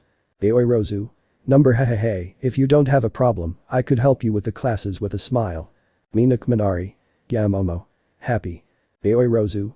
Although I think I'm completely useless and I won't be able to help you with the practical with a depressed aura. The green-haired boy, on his part, hearing this, turned around, genuinely worried about his friend. The boy approached her and patted her back a few times to reassure her. Jiro. Number well, I don't know about them, but do you think I could join? I have some problems when it comes to equations, he. Aoi Rozu. Huh. Looking up. Zero. Number yes. I'm sorry, but I also need extra classes, can you help me with classical language? Aoi Rozu. What? Somewhat surprised. Ajiro. Number haha I think you'll say that we are abusing you, but I also need help, there are many things that I don't understand. The three. Please. The green-haired boy only saw the boy slightly surprised, at that moment, Momo had left behind her aura of depression to put her hands to her mouth slightly moved. Aoi Rozu. Guys of course I'll help you. All three. Yes. Happy. The green-haired boy had been pushed back slightly when the girl stood up, but he smiled, at least now she looked a little happier and excited. Aoi Rozu. Then, we will have a study session at my house. Mina. Seriously? I want to see your house. As if a switch had been flipped, the girl became completely excited, so gathering her companions and ignoring everything around her, she began to murmur happily. Aoi Rozu. In that case, I must tell my mother to prepare the Great Hall. Mina Kaminari. The Great Hall. Aoi Rozu. Guys, what kind of tea do you prefer? Ajiro Siro. Tea. Aoi Rozu. In my family, we drink Harrods or Wedgwood, but if you prefer another type, you can tell me with confidence. And of course, you can trust me with your studies. Trust me. On the other hand, the boys were smiling calmly, although they did not understand much of what the brunette said, or they were surprised by her words. Haminari. It's like he slapped us in the face with the difference in level. Mina. But it's so warm that I don't care. Haminari. What? Harry. It's okay. Aoi Rozu. Herod.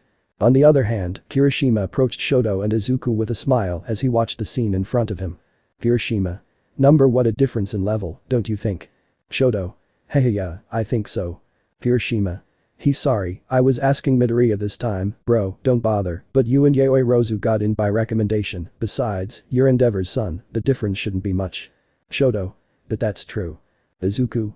Haha but tell us Kirishima, don't you plan on joining Yaoi Rozu's study group? Kirishima.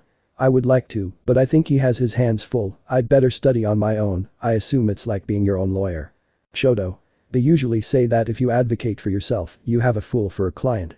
Kirishima. Thanks for the support, Captain Optimism, although admitted, it would be fun. Shoto. If you want, I can help you study. Kirishima. Really? Shoto. Yeah, I have no problem with that. Kirishima. Hahaha thanks a lot bro. And you Midoriya, aren't you coming? Izuku. Haha, I appreciate the offer, but no, thanks, I will apply your advice, I have a lot to train and study. Shoto. Didn't you hear what I just said about the fool for a client? Izuku. Yes, but repeating what Kirishima said, it will be fun. Aoyama. Number they all get scared too much, although it won't do them any good if they try so late. Shoji. Number don't you think you should worry and put in a little effort too? Aoyama. Why do you say that? What are you talking about? The classes followed their natural course, and once the bell rang, everyone went to the academy's large dining room, where they were able to talk more calmly and express all the doubts they had. Izuku. In a week there will be the practical exam, it's a little scary not knowing what it will be about. Ida. We're at Midoriya Academy, I highly doubt it's anything weird. Izuku. Well, at least we can be sure of that in the written part, I assume that everything we have seen and studied to date will come. Shoto. That's almost obvious. Izuku. Yeah, I can manage with that. Uraraka. Number can you manage? Izuku. Well, I'm almost sure of that, but I don't know what we'll do in practice. Hagakure. Number well, you and Ida already said it, we are at UA, nothing will come as a surprise other than what we have seen during this first semester. Sai. Number although we can't guarantee any of that, and if we ask Aizawa-sensei he won't tell us anything. Uraraka. That's true, knowing him, his answer will be. Study brats and don't get distracted imitating his sensei. Aoi Rozu. In that case it would complicate it more, after all, we have had combat training, rescue training and basic training. Kirishima. Don't forget the urban interiors. Jiro. Or the one on the first day, the test of our quirks. Izuku. Also, he said it himself, besides studying, we must be in good physical condition, it's a bit complicated taking a finger to his lower lip, although taking that into account in all our practices, it wouldn't be surprising if it is. The green-haired boy could no longer continue speaking because someone elbowed him in the head. The freckled boy quickly turned around seeing that it was the blonde from Class B. His name was Nito Monoma. The boy was arrogant and at that moment he had a smile of clear superiority. It was obvious that he knew something that the boys didn't and he was gloating about it. Monoma. Oh sorry, your head is too big and I hit it accidentally. Izuku. How strange, I didn't see it that way. You're from Class B, aren't you?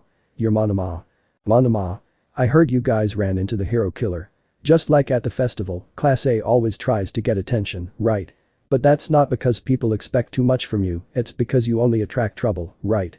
These comments caught the boys' attention. Yaoirozu, Jiro, Iida, Todoroki and Izuku sharpened their gaze, while Uraraka and Kirishima made an annoyed expression. Monoma. Ah, how scary. One day, the rest of us could end up mixed up in your problems, and we'll be victims of that. You're like curses from the god of pestilence. Ah, how scary. The boy continued making fun of Izuku and the others, but he could no longer continue talking, because at that moment, Kendo hit him hard on the back of the head, making him faint and taking his food tray, preventing it from becoming a mess. Kendo. Monoma, stop being an idiot, it's not funny, don't you know what happened to Iida? Iida. Kendo. Kendo. Heh, sorry Class A, this guy's heart and he in general is kind of weird. Izuku. His heart. Kendo. By the way, you were talking before about not knowing what will be on the exam, right? Izuku. Something like that, we are certain with the written, but the practical is the one that brings us some problems, our sensei will not tell us anything, so we are somewhat lost in that aspect. Kendo. Well, you didn't hear it from me, but apparently it will be a battle against robots, like the one in the entrance exam, and the first phase of the race at the sports festival. Izuku. Huh. Robots. How do you know that? Kendo. Haha, well, I have a friend who is in a higher grade, he told me, consider it first-hand information, I know it counts as cheating, but… Izuku. Starting to mutter no, it isn't, why didn't I see it before? It's more than obvious, surely gathering information is part of the exam, it's my fault, I should have asked someone, why didn't I notice? Kendo. He thinks too fast. Shoto. You get used to it over time. Hagakure. Wait a murmur, doesn't it remind you of someone, huh? Yeah, Momo. The invisible girl smiled as she poked at the rib of the brunette who, slightly blushing, continued eating, trying to ignore the girl. Yaoirozu. And I don't know what you're talking about blushing. Monoma. Reacting slightly what an idiot you are, Kendo, we had the advantage with the information, it was the perfect opportunity for us to defeat the stupid and unpleasant Class A. Kendo. Hitting him again and walking away. They are nothing like that, you on the other hand are quite weird, Monoma, grow up already. Izuku. Watching the girl walk away, she's like the older sister of Class B.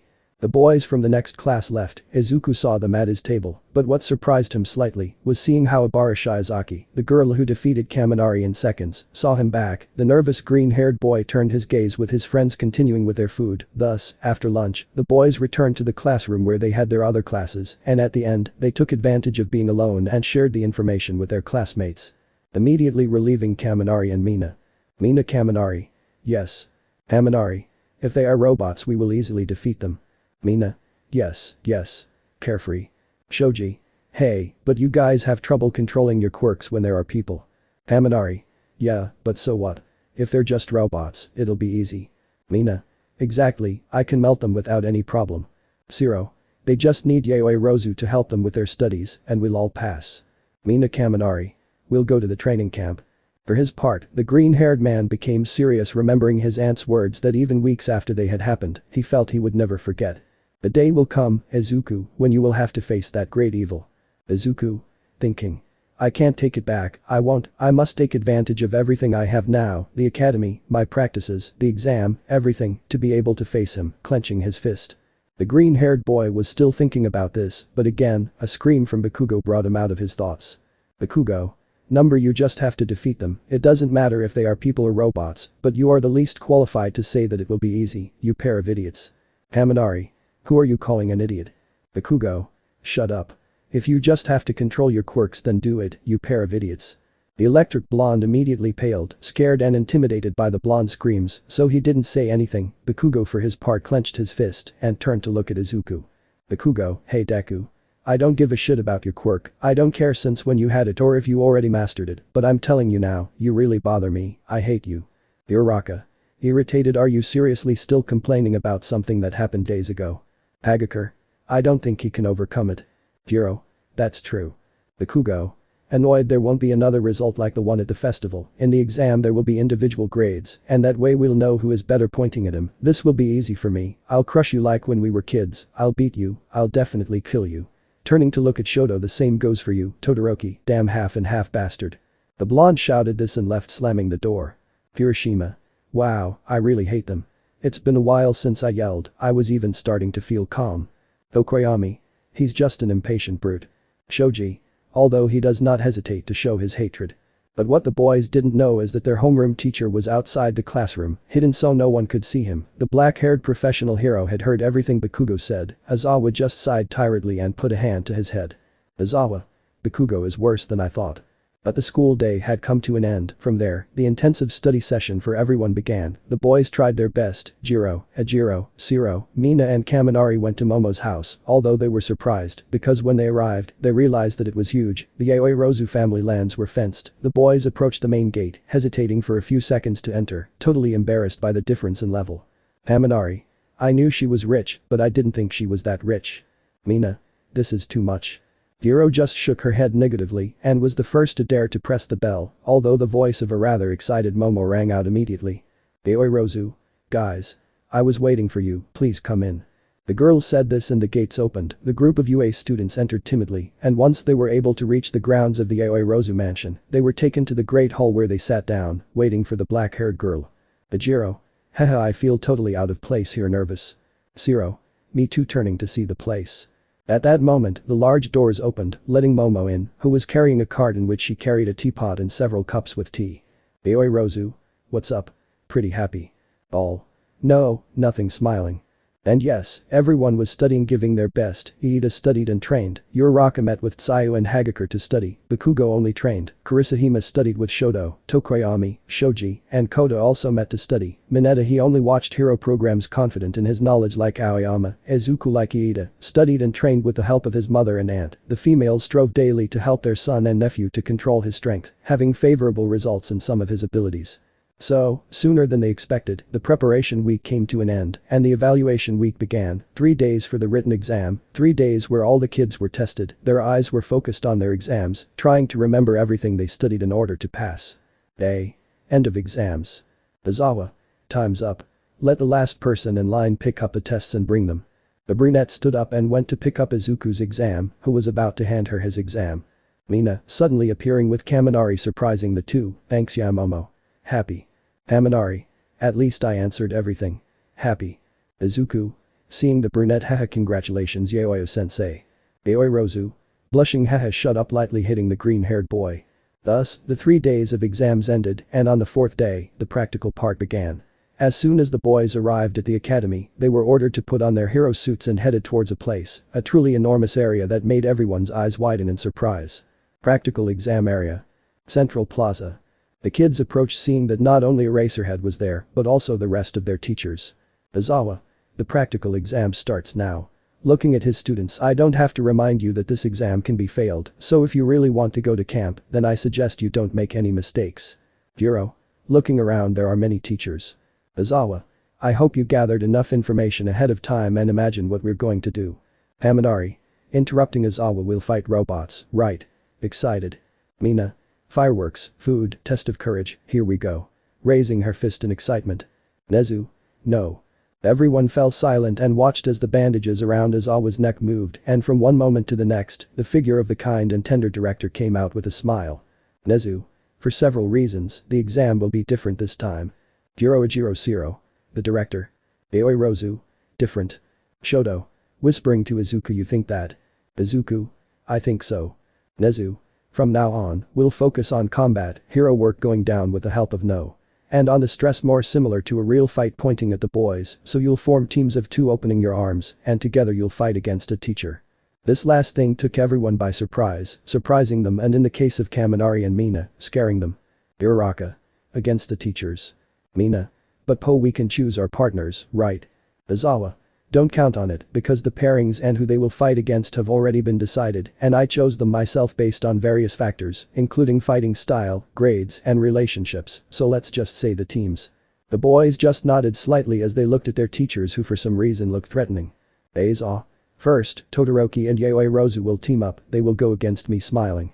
The news took the boys by surprise who opened their eyes slightly in surprise. YehosuaHernandez turned to see Izuku slightly nervous. Aizawa. Afterwards, Midoriya and Bakugo will be another team. At this, both of them opened their eyes completely surprised and turned to look, although Izuku gulped, because with his super hearing, he could hear something or someone approaching them quickly. Izuku saw all his teachers noticing that one was missing. Aizawa. And his opponent will be. At that moment the green-haired boy looked up seeing that what he had heard was getting closer and closer, falling with speed until it finally landed raising a curtain of dust. The figure stood up and the two boys saw that it was Almight, the number hero and symbol of peace. Almight. It'll be me. Raising his fist. Izuku Bakugo. Almight. Almight. Work together if you want to beat me. The hero opened his fist looking at the boys with a smile, while Bakugo looked furious at the green-haired boy, annoyed at having to lower himself to work with him. Although what no one knew is that this change had a reason for being. Flashback. In the staff room, the teachers in charge of and involved in the exam were gathered on a matter of utmost importance related to the most recent events. Nezu. With the bond between the hero killer, Stain, and the League of Villains, it's possible that it will motivate more villains, isn't it? Snipe. It would be better to prevent it before it happens, but as an academy, we must be safe. If we consider that fights against villains will increase in society, then I think it is not at all practical to train against robots. Nana. Well, they were originally used to avoid all kinds of complaints from those injured in the entrance exams. Aizawa. We can ignore it, let them say what they want. Midnight. We can't do it, right? Cementus. I understand why they want to change the exam, but having students fight in teams of 2 is. Nana. Unfair. No. Yes, it's a little unfair. Present Mick. If we win too easily, we won't be able to qualify them. Snipe. We should consider it and give some kind of advantage to the students. Aizawa. Seeing Nezu, what do you think, sir? Nezu. Honestly, I also agree with changing the content of the practical exam, but what can we do to keep the students safe? The answer is simple. We have to make them stronger. Nana. That's true. No. I have no objection to that. Aizawa.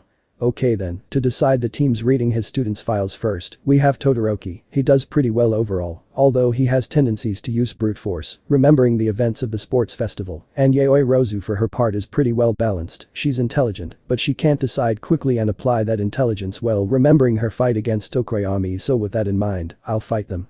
Eliminate their quirks and take advantage of their melee weakness. All. No problems. Aizawa. Afterwards, Midoriya and Bakugo will be a team. At that moment, Nana opened her eyes and quickly turned to see Aizawa in surprise. Nana. What? Are you sure, Eraser? Surprised. Aizawa. Yes, in fact in your case, I didn't bring you together because of your skills or grades, but because of how badly you get along. Nana sharpened her gaze a little when she saw Aizawa. The woman was no fool, she remembered perfectly how they got along, and how Bakugo had always been a bully with Izuku. Aizawa. I have no idea what their relationship has been like over the years, but this hatred has gone too far, that's why, All Might, I want you to fight them. All Might? What? Nana? What? Aizawa. What you heard, you like Bakugo, right? I hope you'll be fair with both of them in this fight and instruct them well. All Might. Thinking. Aizawa, you're so perceptive. For her part, Nana looked at the blonde, the beautiful black-haired girl clenched her fists nervously. Flashback end. Nezu. Let's announce the teams, teachers, and the order of the fights right away. And so it was, a list was shown on the screen showing the order of the fights. Cementus vs Kirishima and Sato. Ectoplasm vs Tsuyu and Tokoyami. Our Loader vs Iida and Ajiro. Aizawa vs YehosuaHernandez and Shoto. No. Vs Uraraka and Aoyama. Director Nezu vs Mina and Kaminari. Present Mick vs Jiro and Kota. Snipe vs Hagakure and Shoji. Midnight vs Zero and Mineta. All Might vs Izuku and Bakugo. Nezu. The time limit is minutes, your objective is to put these handcuffs on your teacher by lifting some handcuffs or allow one of your classmates to escape from the area. Kaminari. Capturing a teacher or escaping, it's like combat training. Mina. Can we really run away? Raising her hand. Nezu. Yes. Present Mick. But you have to understand that this won't be like training, it will be totally different since this time you will be going against someone much stronger. Jiro. Stronger. I can't imagine it. Present Mick. Idiot, shut your mouth, can you hear? No. This time, your exam will be similar to a real battle, a tip, think of us as the villains. Snipe. Assuming they find someone, if they think they can take them on that's fine, but. Aizawa. If the abilities are too different, it would be better to run away and ask for help. Todoroki, Iida, Midoriya, I'm sure you three understand. Todoroki. Yes, nodding. Fool, the hero killer is chasing me and the guy in the armor. You should run away. Iida. I will not fail. Seeing his hand, I will pass the exam and prove it. Closing his fist. Izuku. Fight and win, or flee and win. Almight. Yes. We're testing your decision making. With those rules you're probably thinking it's better to just run away, right? Watching Izuku, that's why we asked the support course people to do this for us, showing some bracelets, ultra compressed weights. With these weights, we'll carry half of our bodies. The boy saw how all the teachers put on these weights. Almight. Adjusting his own, it's an advantage for you. I know it seems somewhat old-fashioned, but it complicates movement and also wastes energy, whispering. They do weigh. Oh, by the way, the design was chosen by contest and the winner was that of the young Hatsum.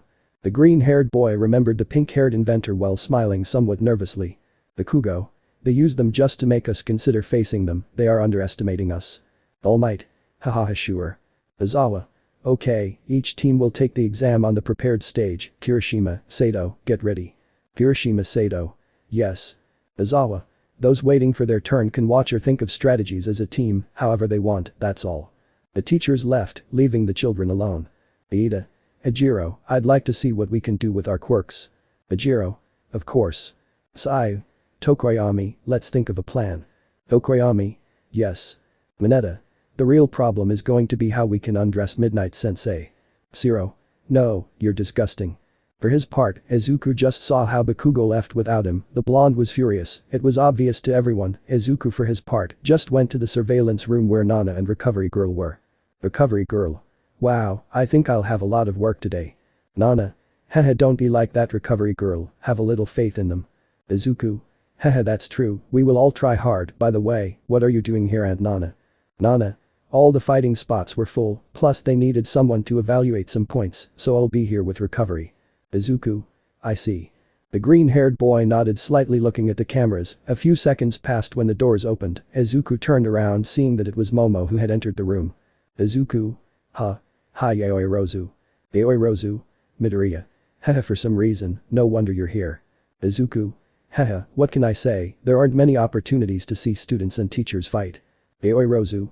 Haha, I see, well, to be honest, I came to see if I could take any of the fights as a reference. I trust Todoroki's skills, but not so much in myself, so.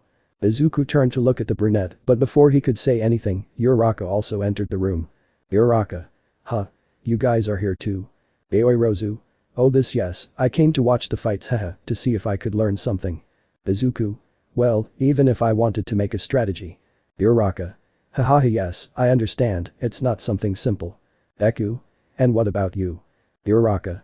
Well, in my case, let's just say it's a bit complicated to work with someone like Aoyama. Remembering how the blonde just kept looking at himself in a reflective surface showing off his cape, I can't even talk to him.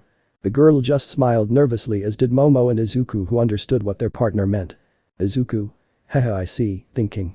Everyone is completely focused. No matter what happens, I must pass this exam.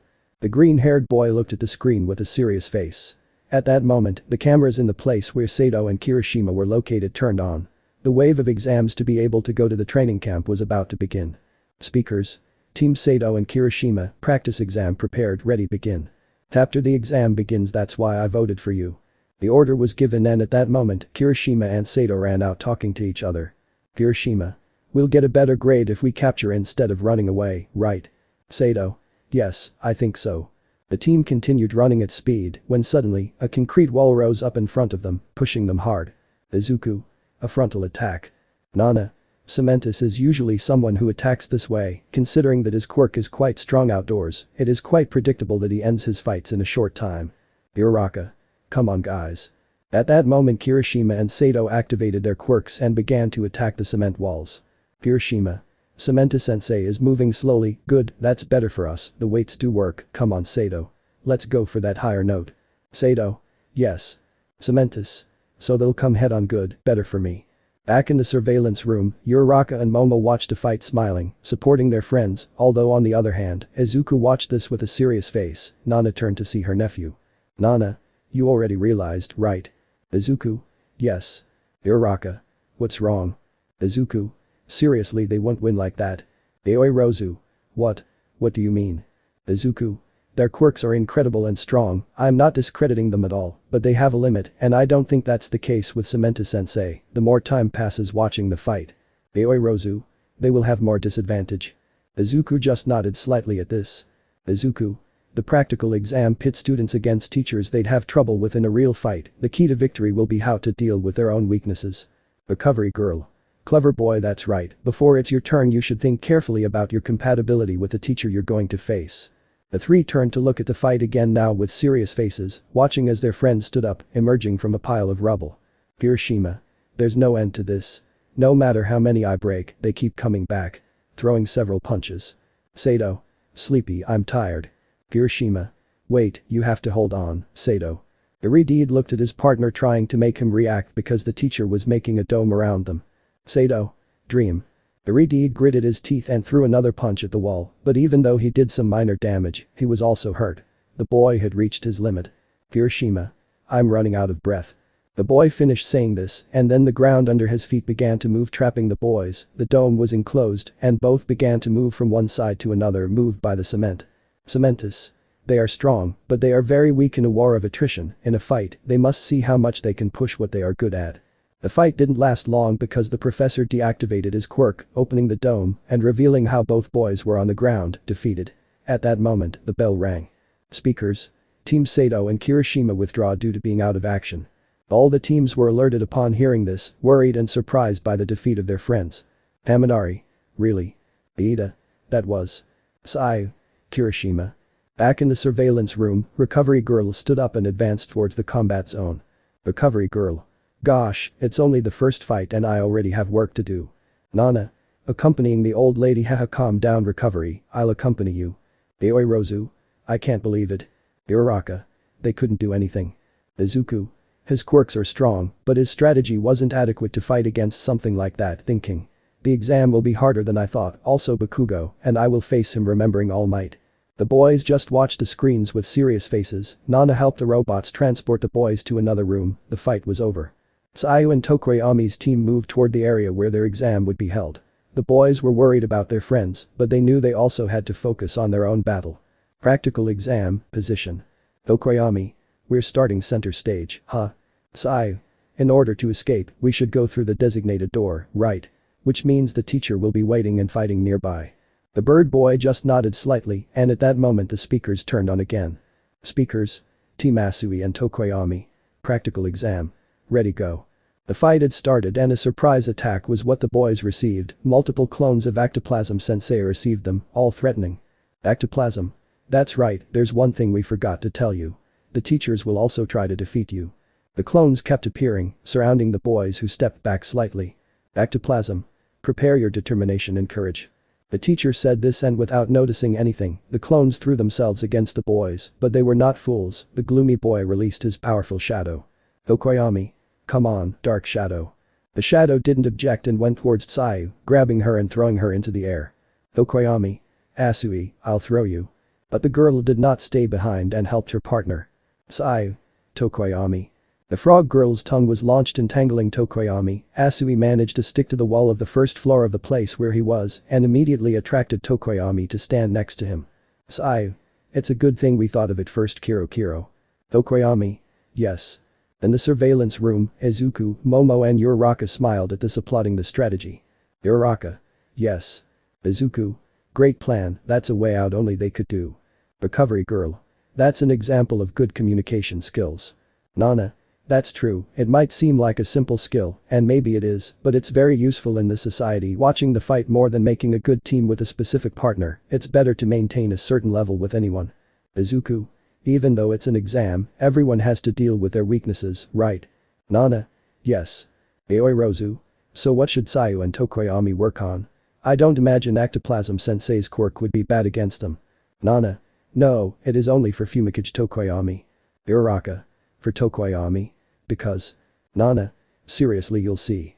Back to the fight, the sensei just watched as his students ran around the first floor avoiding the fight. Ectoplasm.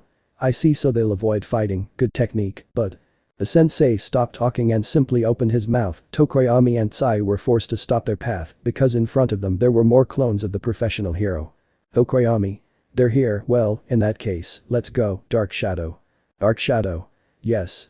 The bird boy released his shadow again, who threw himself against the clones, managing to defeat some of them, although there were others who managed to decipher the pattern of the shadow's movements, managed to dodge it and get dangerously close to the boy, although before hitting him, Saya managed to defeat the clone with a kick. The boy thanked her, but they saw how more clones appeared behind them. Tokoyami threw his shadow while the girl also prepared to fight.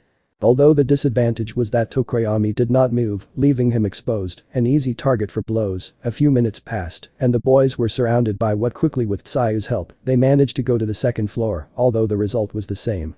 Sayu. They keep coming. Tokoyami. Yes.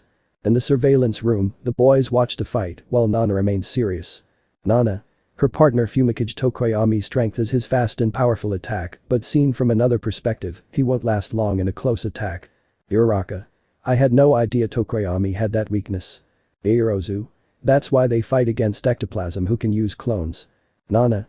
That's why I'm here, I have to watch them, see their weak points to help them. Izuku. I see. Nana.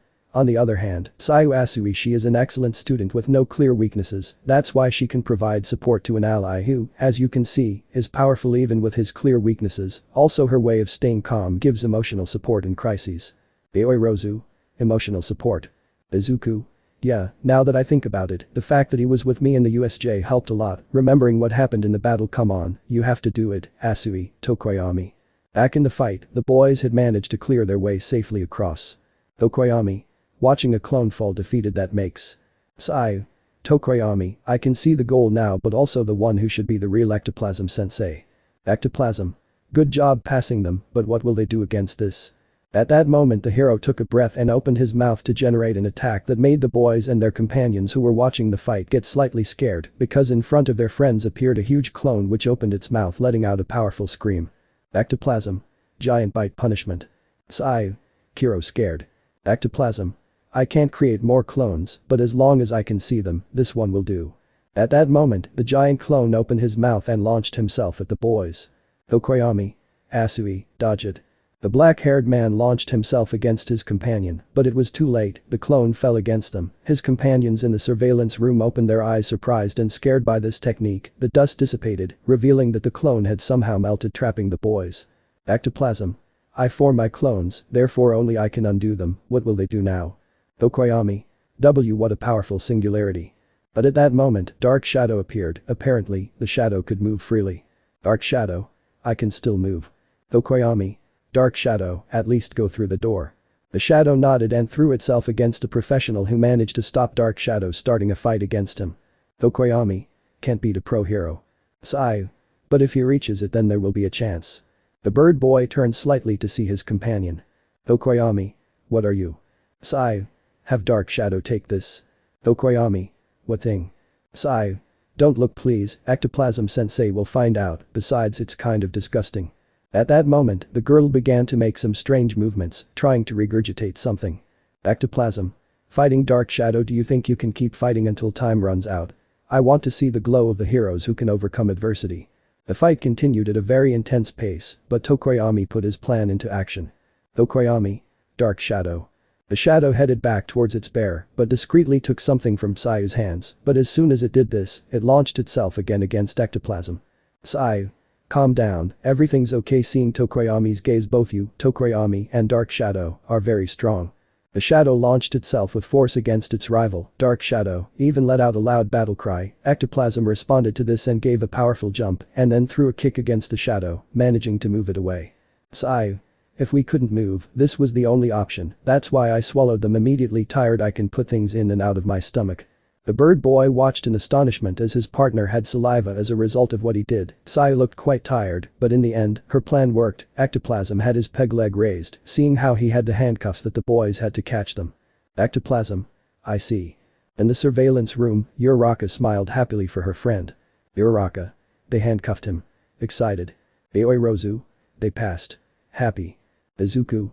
Dark Shadow and Rana, they managed to combine their quirks in an incredible way. They devised a plan and managed to catch Ectoplasm Sensei. Smiling. The green-haired boy saw this with a smile. On the other hand, in the combat zone, Sayu and Tokoyami approached their sensei who had already freed them, while the speakers made a voice of presence after the bell had rung indicating the end of the fight. Speakers. Asui and Tokoyami's team approved. Ectoplasm. That was very clever guys, congratulations. Okoyami. It was an honor bowing slightly. Sai. Kiro happy. Dark Shadow. Suddenly appearing it was all thanks to me, right?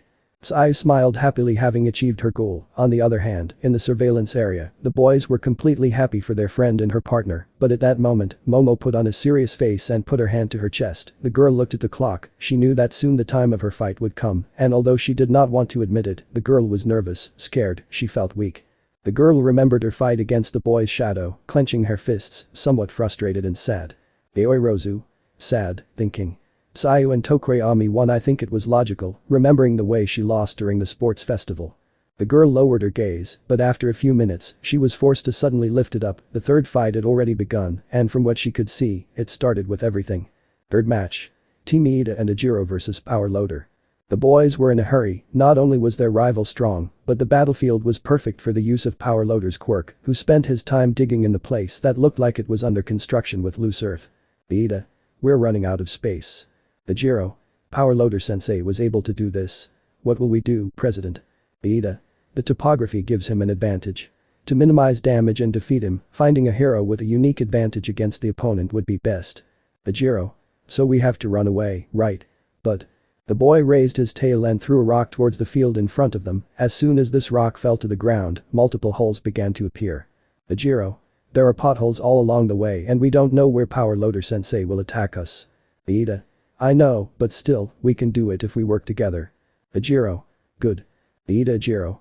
Fusion. At that moment the best martial arts fighter of Class A climbed onto Ida's back, giving a funny image. Ajiro. This is very embarrassing. Ida. I know, but we have to keep going, hold on because here we go, Ajiro. Recipro burst. The blue-haired man got into a running position, and after shouting this, he began to run with great speed, being able to overcome the time it took to fall on the ground. Ajiro. Thinking. Ida is faster than the pits if we continue like this. Ida. We're going to do it. The boys were near the door, but they didn't know that below them, Power Loader looked up. Power Loader. Do you think you can do it? Starting to move with speed. In the surveillance room, Izuku approached the screen worried about his friend. Izuku. No. Back in the race, a huge hole formed in the ground ahead of them, worrying the strong team of young heroes. Ajiro. We're going down. Ida. No, we won't thinking. Find the best solution, Tenya. The boy approached the limit quickly, but without saying anything, he took a big leap. Ida. Quick, wrap your tail around my leg, Ajiro. The boy didn't understand the reason for this, but heeding this he got away from the back of the class sprinter and then wrapped himself around his leg as he had been told. Ida, feeling this, charged up using his second technique. Ida. Recipro extend. The boy's engines roared spitting blue fire. Ida began to spin with great speed and then threw Ajiro who was near the exit. Power Loader for his part came to the surface seeing the boy. Power Loader. Hey, that's not fair. The professional hero raised his hand trying to grab Ajiro, but the boy was no fool, so he gave a strong blow with his tail, pushing his teacher away and managing to propel himself out of danger and cross the exit, winning and ending the match. Speakers. Team Ida and Ajiro approved. Ajiro. President. Smiling. Power Loader. It was very vigorous, but it didn't take long and you knew how to get your friend through without getting hurt, not bad, both passed. Ida. Thank you very much. Lowering his gaze slightly in gratitude. In the surveillance room, their friends were happy for them. Uraraka. Haha, they know how to make us tense, but in the end, they are both really cool. I will walk the path to be a hero again. Ida. Thinking. You're great, Ida. But the funny thing is that back on the battlefield, Ida was apparently sunk because only his head could be seen sticking out of the ground. Ida. But can you help me? I can't get out. Izuku. Smiling, thinking. Haha, well, that doesn't look very cool. The boy smiled at this, but at that moment he saw Yaoirozu lower her hand and turn around without saying anything. Nana and Recovery Girl went to get the boys. Izuku worried about his friend so without saying anything, he also turned around and headed towards the brunette who was about to leave. Izuku. Hey. Stopping the brunette, it's your turn, isn't it? Yaoirozu. Yes, turning his back on Izuku. Izuku. I see, by the way, I know you're feeling bad, but. Yaoirozu.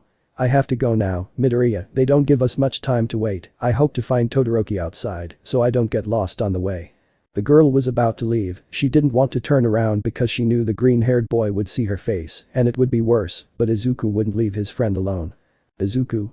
I know I just wanted to say don't be afraid, you are someone quite capable and intelligent, use that intelligence to your advantage, Shoto is a good fighter, but sometimes he is somewhat impulsive, I'm counting on you haha. Aoi Rozu. Midori is starting to move forward. Izuku. If you have a plan, say it, if you have an idea, share it, a team is based on trust, if something doesn't seem right to you, express it, you are stronger and more capable than you think, that's why I voted for you.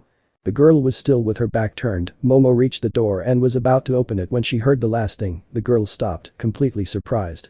Izuku. You remember right.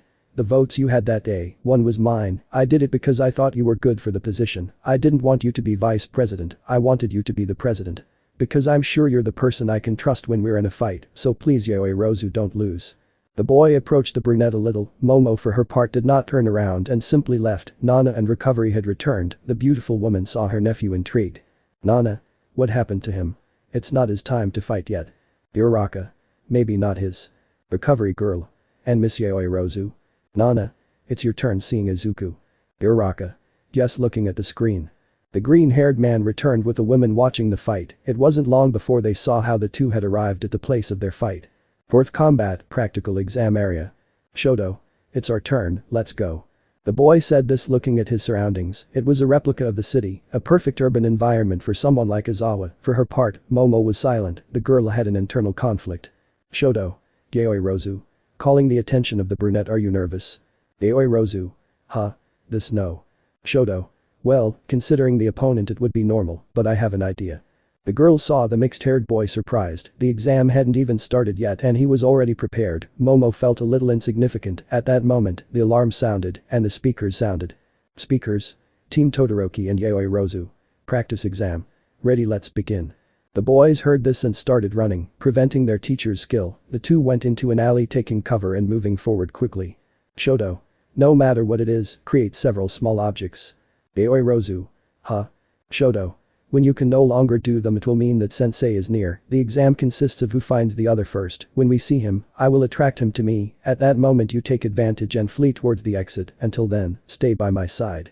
The boys had reached the end of the alley, Momo stayed behind the boy who looked to the sides, the brunette looked somewhat depressed, as well as dissatisfied with the plan, because she felt that the boy was underestimating her, Shoto turned around seeing the girl ignoring her face. Shoto. What's up? Create something soon. Yaoi Rozu. Disappointed why yes, okay.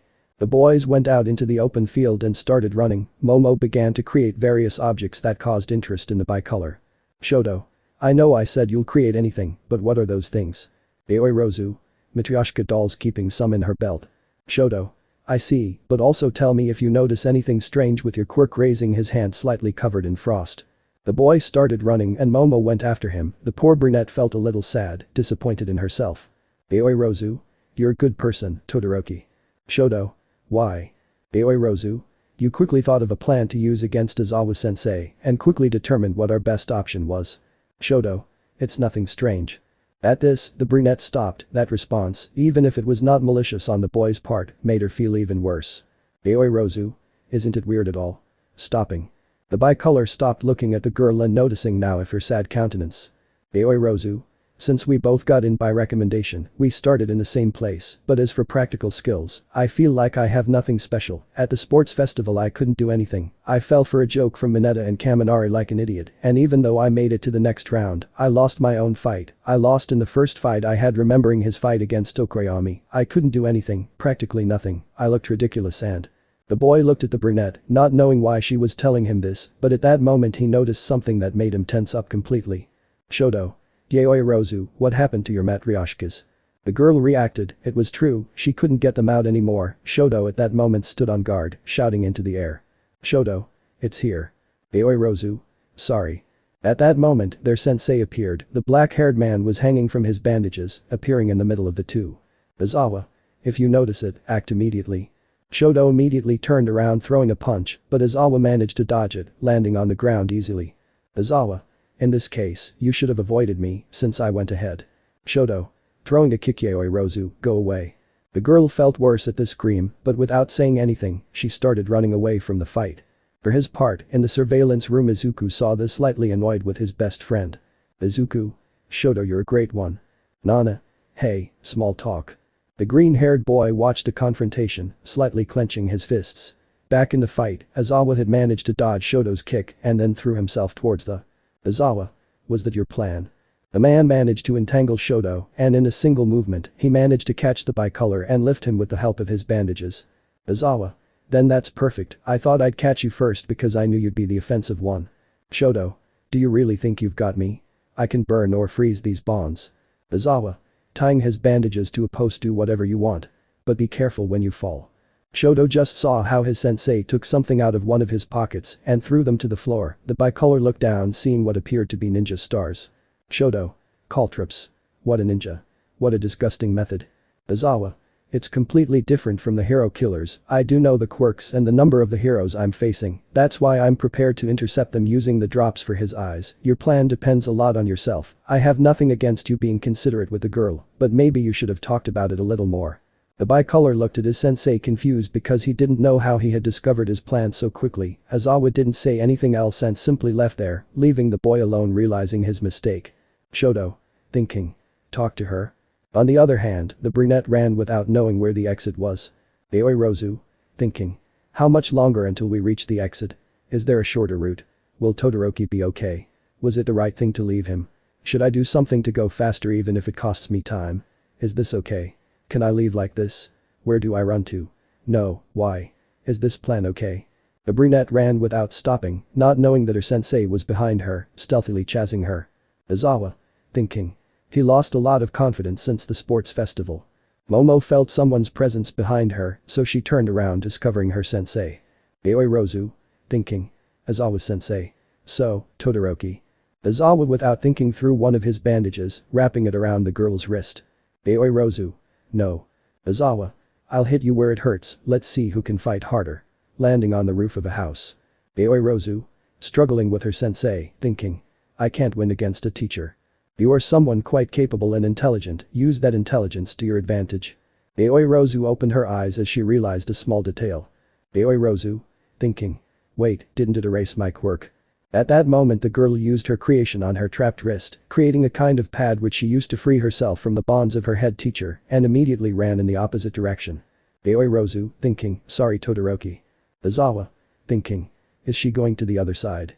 I'll let her make the decisions, I see. Comparing herself to him, she decided that he's better than her. Seeing Todoroki, who doesn't hesitate too much in any case, she lost confidence in her own reasoning. She may be an aspiring hero, but we can't forget that she's still a year-old girl. I would like to help her regain her confidence, but that's not my job right now.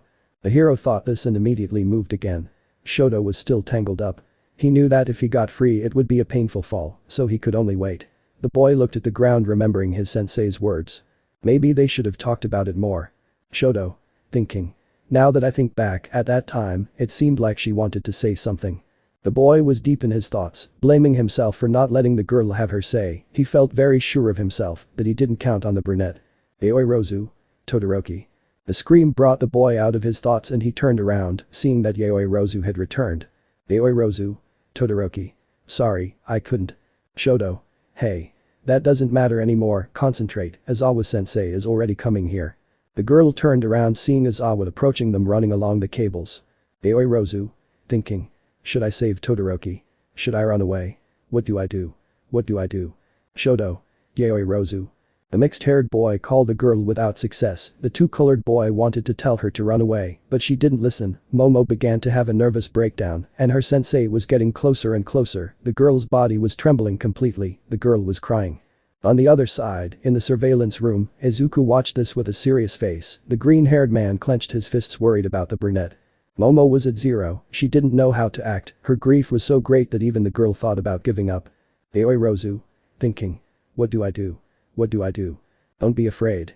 The brunette opened her eyes, remembering these words. If you have a plan, say it. If you have an idea, share it. A team is based on trust. If something doesn't seem right to you, express it. You are stronger and more capable than you think. That's why I voted for you. Aoi. Thinking. Midoriya. One was mine. I did it because I thought you were good for the position. I didn't want you to be vice president. I wanted you to be the president. Because I'm sure you're the person I can rely on when we're in a fight, so please Aoi, don't lose. The brunette managed to react, and then, for his part, the two-colored man reconsidered, and remembering the words of his sensei, he spoke again. Shoto. Aoi finally managing to get the girl's attention. You had a plan, didn't you? I'm sorry, I should have asked if it was okay with you. You have an idea, right? Yoirozu. Well yes, but if your plan didn't work how could mine? Shoto. Okay, just say it. You're the most suitable person for this right now. Izuku knows it, and so do I. I'm sorry for doubting you. Please, give up. Please Yoirozu don't lose. The girl closed her eyes and lowered her head slightly. Yoirozu. Thinking. Embarrassing, how embarrassing. Aizawa. Suddenly appearing, have you finished talking?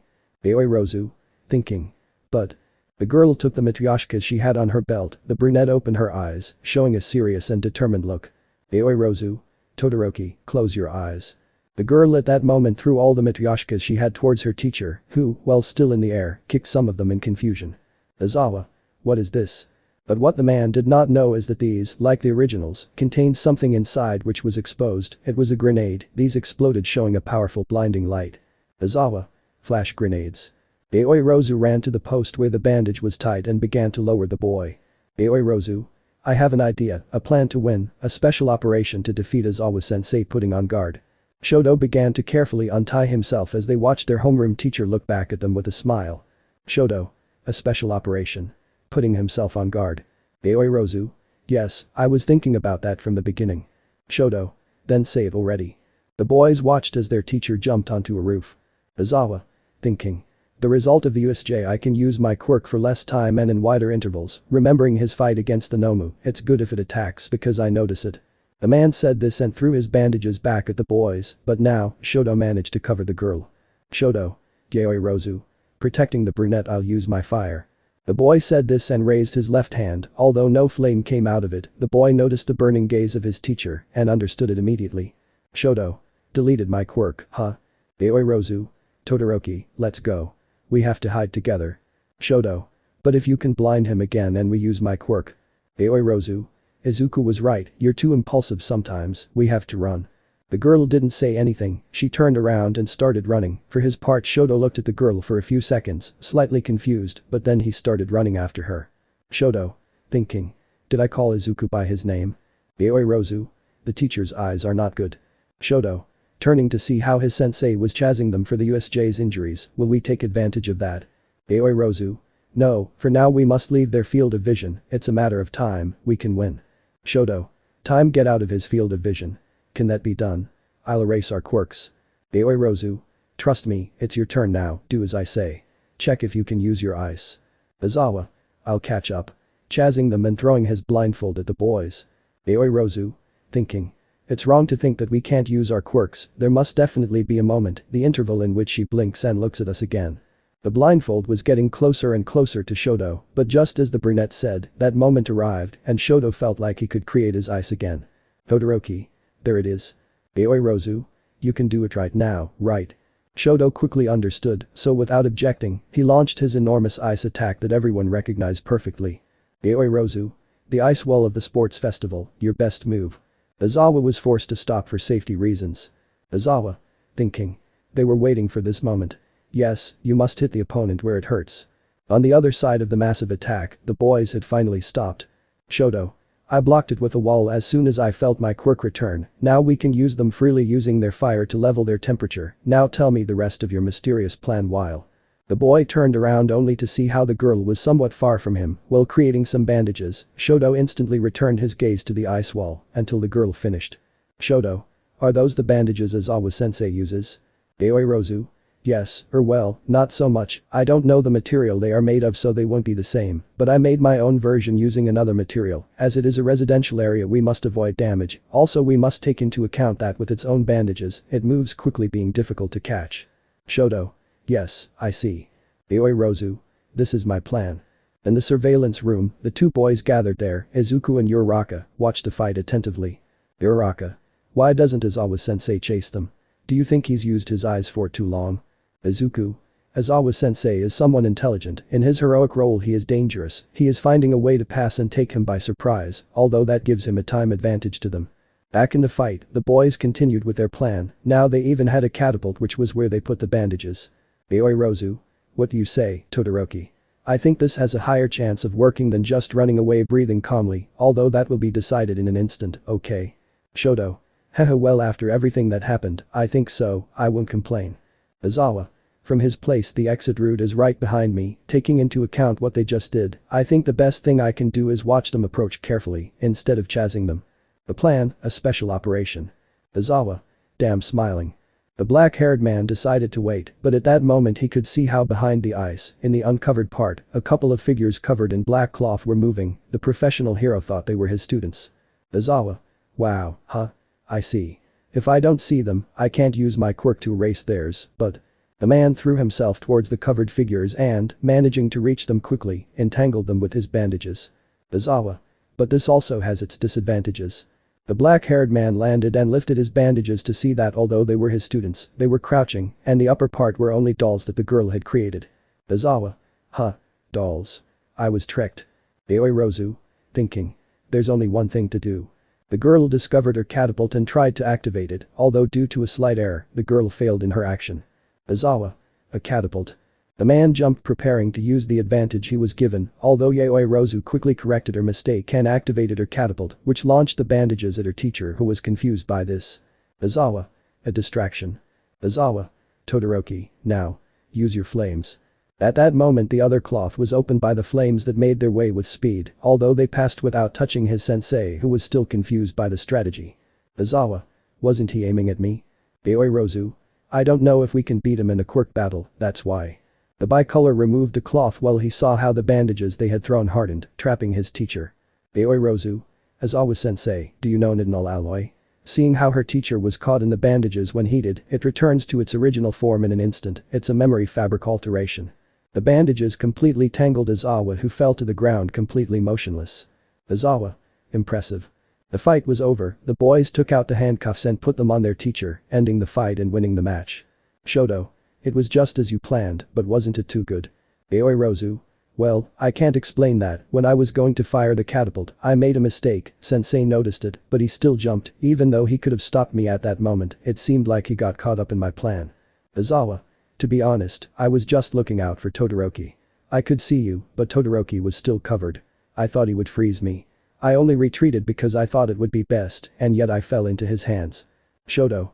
As you said, it was a matter of time. Izuku is right, I am too impulsive sometimes, I got carried away, sorry, and thank you. You are someone quite capable and intelligent, use that intelligence to your advantage. The girl was speechless, soon her eyes became wet and without knowing why she covered her mouth, letting out some tears worrying her sensei. Aizawa. What's wrong? Are you feeling sick? The girl just looked away, covering herself so that her teacher and friend wouldn't see her. Yoirozu. And it's nothing. Shoto. If you're sick, we could go to the infirmary and… Yoirozu.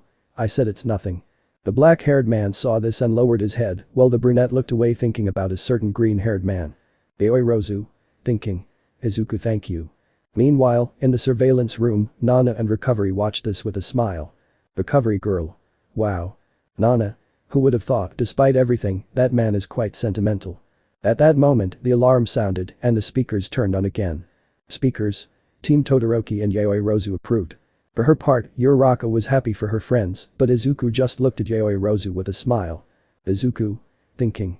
Yoirozu, you are really amazing with a big smile. Chapter Let's fight together at least once. Izuku quickly left in the direction of the area where Momo and Todoroki's fight was, the boy waited for them until they left, once he saw that, the green-haired boy approached his friends. Izuku. Congratulations. Shoto. Have you been here the whole time? Izuku. As soon as I saw they won I came running. Shoto. And with your super speed, it probably didn't cost you much. Izuku. A few seconds. Yoirozu. Haha, thanks. Izuku. I knew you would make it, Yoirozu. The green-haired boy looked at his friend, both smiling. Shoto smiled at this too and went to a vending machine.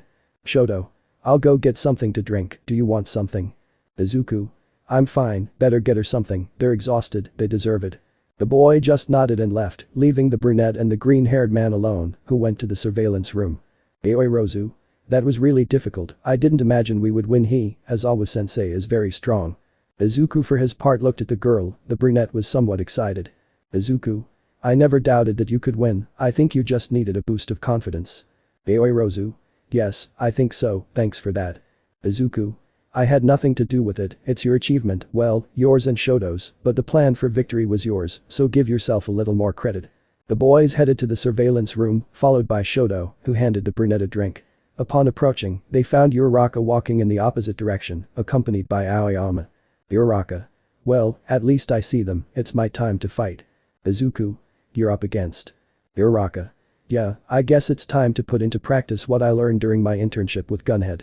Izuku. Haha, that's true, well in that case, good luck. Uraraka got a little closer to Izuku, giving him a fist. Uraraka. Haha, no words of encouragement for me? I feel a little offended by that. Izuku. Hey, don't blame me, the last time I wanted to help you in your fight, you said you would be fine. Uraraka. Well, that's true, I guess I can't complain now. The girl smiled and moved forward a little, reaching Aoyama. Izuku smiled and looked away. Izuku. Hey Uraraka. Uraraka. What's wrong? Turning to look at the green-haired boy. Izuku. Good luck. I'm sure you'll win, we'll go to camp.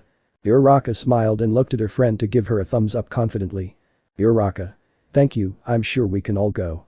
And saying this, the girl returned with her partner to run towards their place of fight. The three boys returned to the surveillance room, although they found Sayu, who after a small exchange of words, decided to accompany her friends to the surveillance room to see her best friends fight. The boys entered just in time for the fight to start. It might seem simple, but the truth is that despite not seeming so, the professional hero was a dangerous rival. The boys tried again and again to get close to him, even stealthily, but it didn't work. No. Managed to get them, and with his black hole he kept them at bay, forcing them to escape. Uraraka couldn't even put her combat training into practice. For their part, their friends watched this from the surveillance room, worried about their friends, because time did not stop and the team could not fight or escape. Uraraka was stressed, the girl had no notion of time, but because of the pressure she felt, she sensed that time was about to run out, she would fail. Aoyama also did nothing, the boy did not help his classmate in anything, and that bothered her. She asked energetically the reason for this, but the answer only bothered her even more. Uraraka. Why don't you help me? Aoyama. That's unthinkable, no matter how bright my laser is, I would lose my style. Uraraka clenched her fists, the girl wanted to use the blonde as bait to escape, but she discarded this idea because he would only act on impulse, and that would not be very heroic on her part. Uraraka better focused on her mission. Now they had a new plan, not to fight and just run to the exit, be careful and just leave. The two nodded and began to move, apparently their plan was working, they could already see the exit not far from them, they both smiled and began to move with more speed. They were close, very close, but there was something that Uraraka did not count on, and that is that her partner was wearing armor. The boy collided with something in his excitement of winning. His armor resonated everywhere, they both stood still. Now the brunette knew it, they had made a mistake, and it was thanks to this that her teacher managed to find them, and with the help of his quirk, corner them, used his black hole again, starting to drag his students. The boys had to hold on to a railing, but the suction was too much, they felt like they were trapped. Winning was no longer something they could dream of. Uraraka was frustrated, annoyed, irritated. Uraraka. This, we were so close. No. Approaching the boys. No, they won't escape. Uraraka. Thinking. No, this is going very bad, he'll catch us. Think of something, think. The girl was frustrated. Uraraka tried with all her might to think of a plan to escape, but the pressure of events clouded her mind. Uraraka. No. Sensei is approaching while vacuuming us up. No. I'm not good when it comes to combat, but it's quite different when it comes to capturing the enemy. Aoyama. His quirk never stops sucking, huh? Uraraka. Don't you have anything else to say? We're really in trouble. Aoyama. I have an idea. Uraraka. Finally. What's this about? Aoyama. My suit, it looks elegant, but it also helps me with the management of my quirk. It transmits my laser from my navel, so we won't have any problems. At that moment, the blonde slightly bent his legs, apparently on his knees. There was a device that allowed him to shoot his lightning through there as well. Uraraka, seeing this, thought that maybe it would be a good idea. No. Quirk wasn't called black hole for nothing, they couldn't see it, but the attack had no effect and was only absorbed. No. I also absorb light. The two boys were surprised and scared by that. Even Aoyama lost his visor, which was swallowed by his sensei's quirk, completely destroyed. No. I break it down at the molecular level. Aoyama. Surprised, this is bad. Uraraka. Oh, really? Irritated, what do you think you're doing, Aoyama? Aoyama. It's just me. Uraraka. Thinking. What will I do, what will I do? I will help you fulfill your dream, Uraraka. The practical exam pit students against teachers they would struggle with in a real fight. The key to victory will be how to deal with their own weaknesses. Before it is your turn, you should think carefully about your compatibility with the teacher you are facing. Good luck. I'm sure you'll win. We'll go to camp. The girl clenched her hands on the railing she was holding onto, gritting her teeth. Uraraka. Thinking. I promised him. I told him I was going to win. I won't fail. I don't plan on doing so. Think about everything you learned with Gubhead, and we're in an exam, and it's obvious they're fighting hard, but. At that moment the girl opened her eyes, having an idea. Uraraka. Thinking. That's it, it's an exam, they want to defeat us, but not put us at risk of death. Use that to your advantage, don't be afraid, remember why you're doing this, don't give up. Achako Uraraka, don't give up. And saying this, the girl began to loosen her grip on her hands until she released them. Aoyama and No were surprised. The brunette had a determined look. At the sight, No deactivated her quirk. The woman would not risk the girl's life, but what she did not know is that Uraraka was counting on this, so shortly before the heroine deactivated her quirk, the girl turned around in the air, looking directly at who was even more surprised by this. You don't fight on the enemy's side, but on your own, okay? The brunette wasted no time and threw a punch towards her favorite professional heroine, who was able to dodge this with some ease after coming out of her impression. But this did not end there, because Uraraka managed to take the rival's arm, and placing her hand on the woman's torso, she managed to knock her down. No. What? Surprised. Had no intention of giving up, so he raised his other hand, but Aoyama, using his laser, propelled himself towards them, managing to trap his free arm, preventing him from moving. Aoyama. I got you. Uraraka, who was ready to end the fight, took out the handcuffs and in a quick movement managed to catch the woman, finishing her off and winning the exam. Uraraka. Thinking.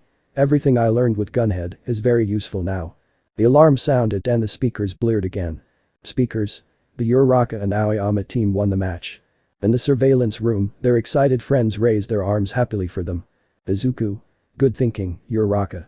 She used her opponent's power to get close to her rival. Sai. Really? It seemed to me like it just came loose. Shoto. Yeah, I got that impression too. Nana. Haha, you guys need to grow a little. Izuku is right, it was a strategy she consciously thought of. You can tell by the way she let go and her posture when she was dragged. If it had been an accident, she would have panicked, but what she did, that turn in the air, she did it to be in front of the opponent and take him by surprise. You can see that her training paid off. She is a very tenacious girl. It will be time to put into practice what I learned in my internship with Gunhead. Izuku. Yeah, she doesn't give up easily, smiling. Aoirozu. Haha, although it seems like he wanted to strangle Aoyama. Sai. Haha, yeah, I think he got a little stressed having him as a partner. Kiro. At that moment, the doors opened, allowing Iida to pass through, who took off his helmet and approached his friends watching the screens. Iida. Uraraka passed. Huh. I expected nothing less. Izuku. Congratulations to you too, Iida. Iida. Thank you, Midoriya, smiling. Sai. Who's next in the exam now? Aoirozu. The sixth fight is Mina and Kaminari against Principal Nezu. Nana. Are they going against Nezu? Izuku. Yes, why? Nana. It's nothing, it's just that those two, they really got into a bind. Izuku turned to look at his aunt and then returned his gaze to the screens. Izuku. The director, huh? I wonder what the fight will be like. Iida. We must pay close attention. Shoto. Yes. Speakers. Team Ishido and Kaminari. Practical exam. Ready, go. The green-haired boy and his friends heard the alarm, the exam began, and they could see how their classmates were running without stopping. The area they had been assigned was the industrial labyrinth that they already knew. Mina. Kaminari, what do we do? Kaminari. Just run, he's the director, even if he finds us, he won't be able to do anything to us, he's small, besides, we have my electricity, we'll be fine. Mina. I'm with you too. Kaminari. Don't worry, we won't use your quirk. We want to defeat the director, not melt him. Mina. Haha, well that's true. The boys smiled at each other calmly, confident of their victory until they stopped abruptly. The boys had heard something, it was like a loud bang. They both looked confused, but soon, they heard it again. They both tensed almost immediately with the second bang. Mina. What is that? Kaminari. It can't be the director, right? The boys were totally tense, but at that moment, a pipe broke and fell. Kaminari, terrified, took the girl by the shoulders and started running. Behind them, everything was in chaos. Kaminari. Run away. Mina. Kaminari, what's going on? Kaminari. I don't know, but I'm sure the director must be behind all this. Not far away, inside an electric crane, the director watched the children with a sinister smile while drinking a cup of tea. Nezu. That's right. In the surveillance room, everyone was surprised by this. Iida. The director is on the crane. Izuku. But how do you attack them? Sai. It's very far from them. Aoirozu. It must be with his predictions. Sai. Predictions. Uraraka. But wouldn't that be simple probability? Aoirozu. Maybe so, but the director is someone very intelligent, it's no wonder he could do this with very sophisticated calculations. Back in the fight, the director took a lever and masterfully began to manipulate the crane. Nezu. What will happen if I knock this over? Will there be a chain reaction if I break it? The director moved the lever and then the wrecking ball demolished everything in its path, creating a domino reaction that made the white-furred rodent smile with satisfaction at what he had achieved with pure numbers alone. Nezu. Those calculations are as simple as pouring a cup of tea watching the destruction and his students running, and what's better is that without noticing, every path to the exit route is completely sealed. Excited smart villains should just sit there ha completely excited and out of his mind. At that moment in the surveillance room, everyone could see the plan of the head of the academy surprised because they had no idea of the true objective of the director and therefore that scared them. Izuku. Yes, now I see why you said you were in a hurry, Nana-sensei. Nana. Humans have experimented a lot on the director in the past, so at times like this, he lets go of his true self.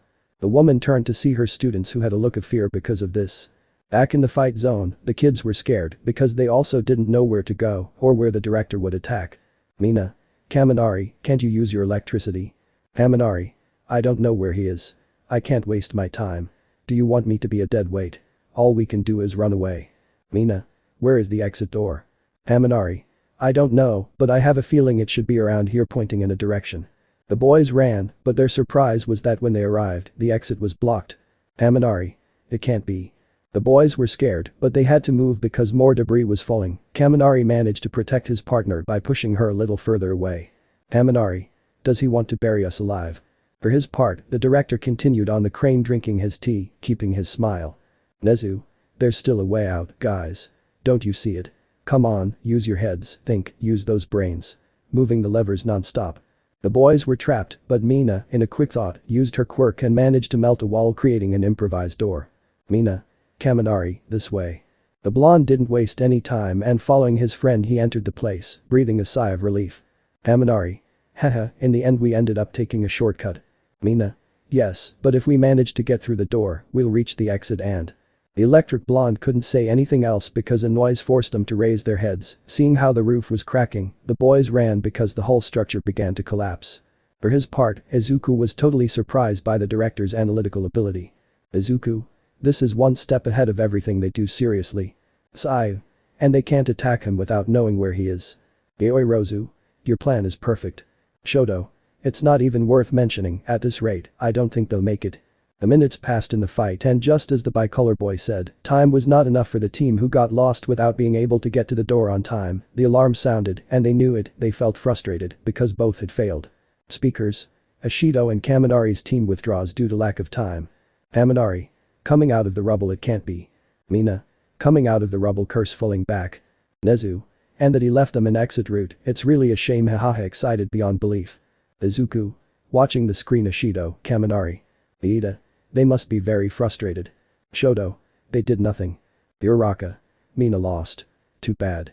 They were really excited for the camp, although I think in the end, it was because of their own confidence that this happened. Entering the surveillance room. Yoirozu. Well, we must also admit that the director's plan was perfect. Uraraka. Is it true? How bad? Iida. Uraraka, congratulations on passing. Uraraka. Thank you, congratulations to you too, Iida. Sai. Achako, when you were fighting no. Sensei, what were you talking about with Aoyama? Uraraka. To that, it was a bit stressful being her partner, haha. I know the objective of the exam, but I would have preferred to have someone else smiling. The boys were smiling at this, but it wasn't long before they heard the alarm for the start of the exams. The boys turned around, seeing a completely wooded area. They all remembered Jiro and Kota's fight was still going on. Speakers. Team Jiro and Kota. Practical exam. Ready, go.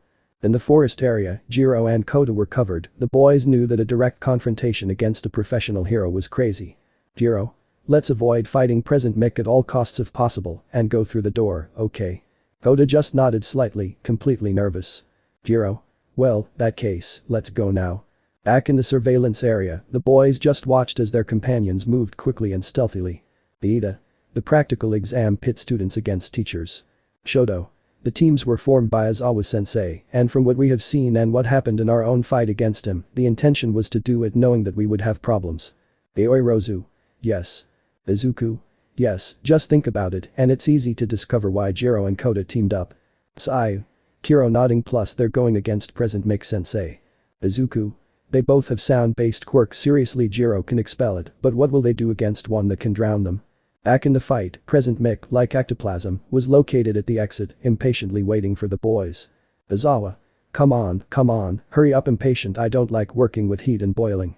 The man took a few steps forward, took a breath and let out a powerful scream that increased his quirk to impressive levels. The entire ground shook, the trees trembled, and when this wave reached the boys' ears, they felt like they were close to bursting, and although it only touched the last part, it was enough to make them almost give up. Jiro. What a noise. Covering his ears. The attack stopped, and the girl turned to see her partner with an idea. Jiro. Koda, you control animals with your quirk, don't you? The shy boy just nodded slightly, still a little sore.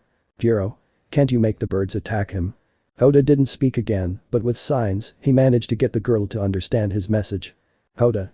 With signs, even if I order them to do that, present Mick's voice will make the animals flee. Jiro.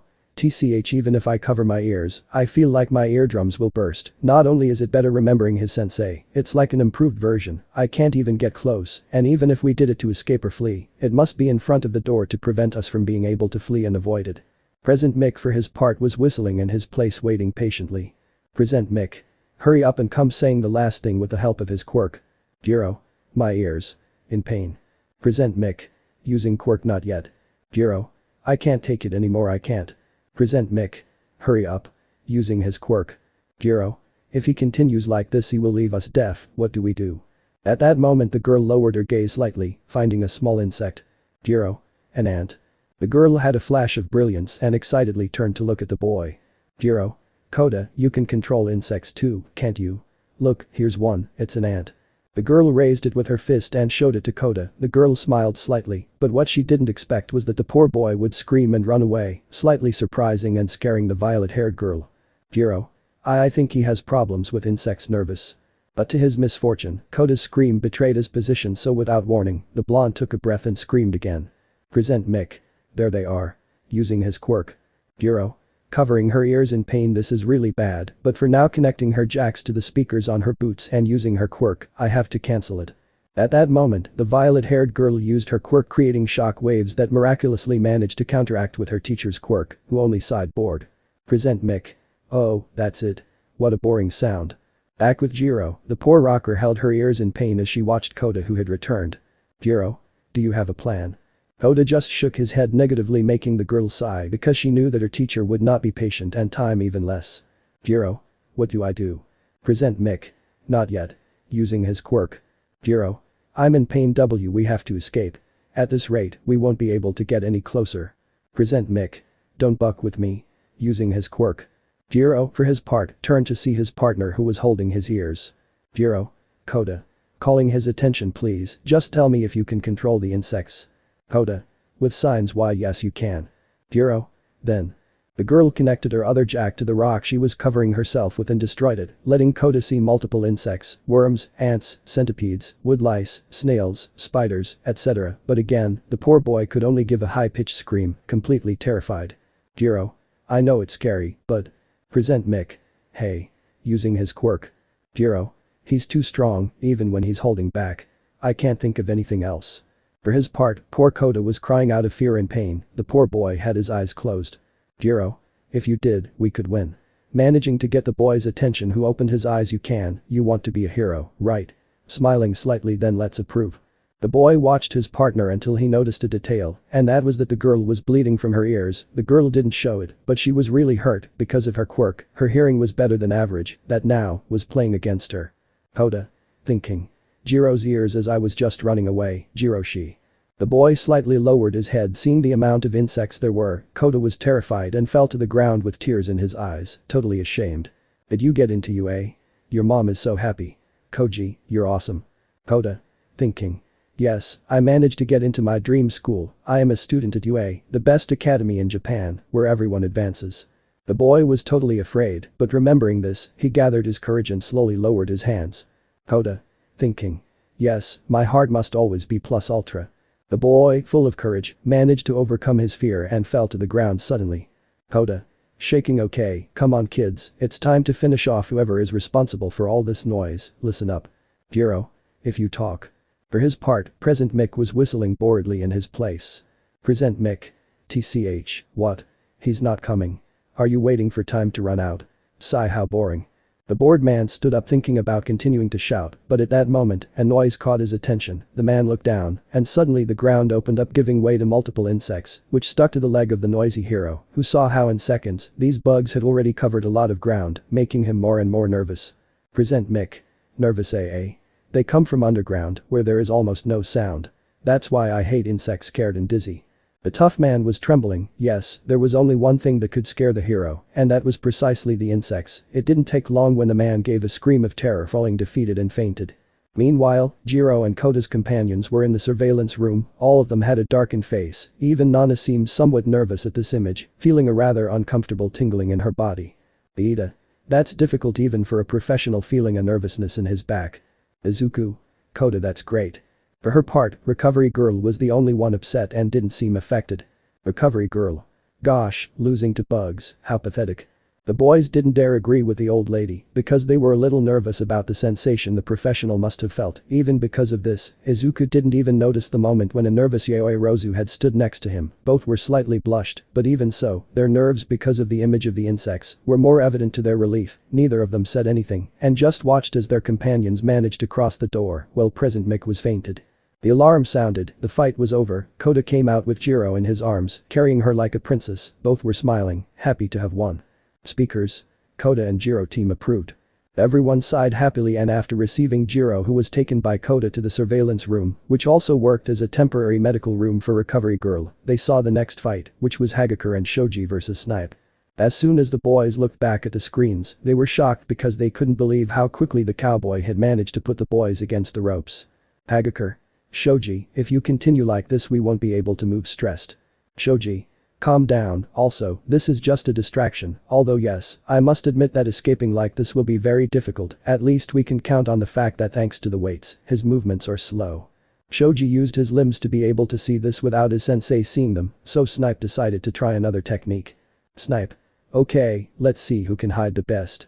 At that moment the cowboy took out a smoke grenade and threw it to the ground. It began to emit a lot of smoke, clouding the boy's vision. Shoji. A smoke bomb? Does he want to blind us? I don't understand, but it would affect him too. Snipe. Walking through the smoke, but I feel his presence firing his gun. The huge gray man took cover again, but at that moment, he looked up. The place where he was hiding was about to fall, cracked by the shots. Shoji knew he wouldn't hold out much longer, so he quickly left there, going to another place as the structure fell. Shoji. That was close, weren't you hurt, Hagakure? Without receiving a response, Hagakure. The gray-haired man turned to look at the rubble, seeing that only his gloves and boots could be seen. Shoji. So that's what it was about. The boy decided to support his companion, so without thinking much he threw himself at Snipe, who started shooting at the boy. Snipe. Don't rush. The cowboy continued shooting without stopping until he knew he was close to the boy. The cowboy got a little closer, aiming at the enormous Class A gorilla who, cornered in green, raised his arms. Snipe. What's wrong? You're giving up so easily. Pointing at the boy's head. Shoji didn't say anything, but at that moment, the floating wives approached the cowboy and managed to capture him. That's right, it was the invisible girl, Hagakure. Hagakure. I caught him. Snipe. What? When? The cowboy moved his arm, struggling a little, but at that moment his elbow hit something that bounced. It felt soft, which caused confusion in the professional hero. Snipe. Huh? Something bounced, confused. Everything was silent for a few seconds, but at that moment, Hagakure raised her voice. Hagakure. Snipe-sensei. Starting to complain and hitting the cowboy's arm in a childish manner. The invisible girl waved her hands childishly, and although neither man could see her, Snipe just looked away in embarrassment. Snio. It's a misunderstanding. It wasn't on purpose. The alarm sounded, and Shoji could finally breathe easy as he had passed. Speakers. Team Shoji and Hagakure approved. Back in the surveillance room, everyone was smiling, happy for the victory of their friend and her partner. Aoirozu. I know you're a little uncomfortable with your invisibility, but Hagakure is the best when it comes to hiding, smiling. Izuku. Shoji also did a good job in discovering Hagakure's plan and helping her by distracting sensei. Shoto. Pretty smart. Uraraka. Yes. Sai. Kiro nodding. But their joy was short-lived as the alarm soon sounded again. The fights continued. Now it was Mineta and Siro's turn versus Midnight. Everyone turned around, although Nana noticed something, and before she looked back at the screens, she saw YehosuaHernandez slightly let go of the boy's arm. Apparently the girl had grabbed onto him, although Nana assumed that no one noticed this, since she didn't notice any telltale reaction from either of them. The beautiful heroine decided to ignore him and returned her gaze to the screens. Speakers. Mineta and Zero team. Practical exam, ready go. Everyone heard this, but both Uraraka and Momo remembered something and turned to look at Izuku. Uraraka. That's right, Midoriya, now that I remember. YehosuaHernandez. The next and last fight is yours, isn't it? Izuku just nodded slightly with a serious face. Uraraka. Aren't you going to the exam area? Izuku. No, if possible, I would like to see the result of this exam until the end. It will be useful to see how they use their quirks, all of them are incredible, even if they don't pass, they fight until the end. They are great students of the UA who never give up. I think it even motivates me to fight just by seeing them haha. Neither of them contradicted the green-haired boy, and they focused their attention on the screen, although Momo for her part looked slightly at the green-haired boy, because the girl could see that although her friend had laughed slightly, he had a serious face, his brow furrowed and his fists clenched. He didn't show it, but in the eyes of the brunette, the green-haired boy seemed to be nervous. Ida. Well, you may be wrong, Midoriya. Izuku. Huh. Why? Uraraka. Because I think one of them. Sai. He already gave up.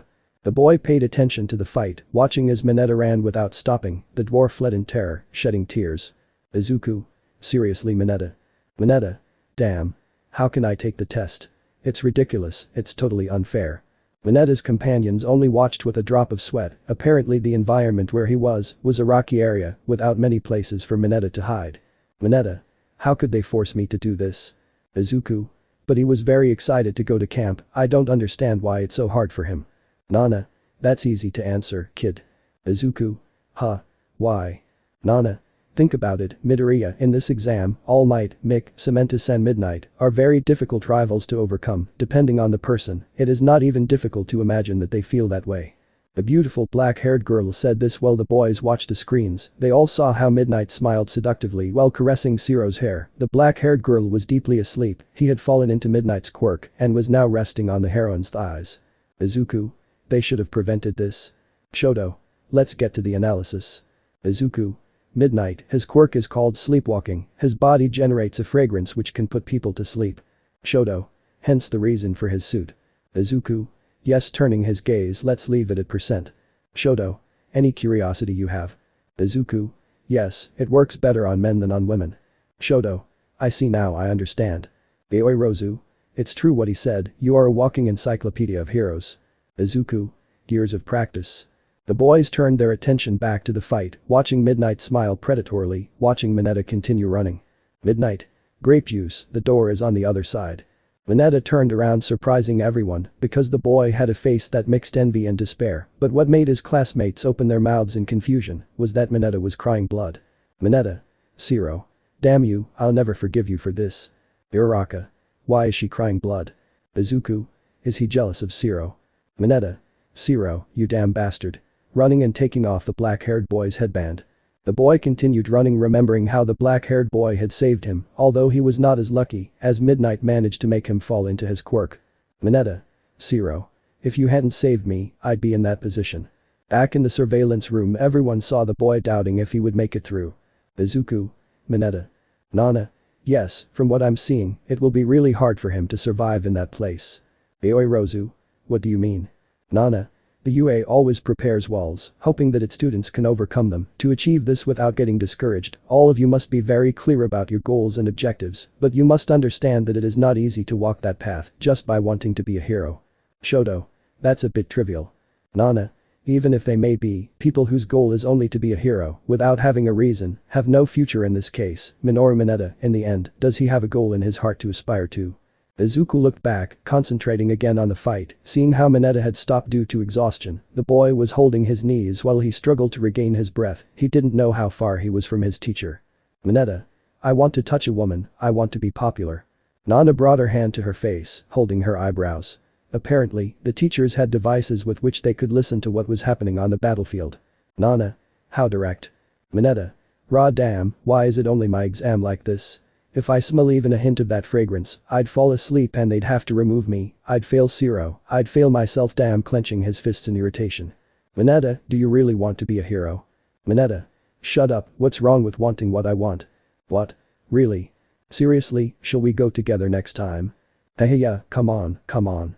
Little Mineta remembered events like these, he always ended up at the end, they never paid attention to him, they always paid attention to the most popular ones, the heartthrobs in his class, he never stood out, some considered his quirk useless, and his height didn't help him at all. Mineta stood up straight and took one of the spheres from his head. Mineta.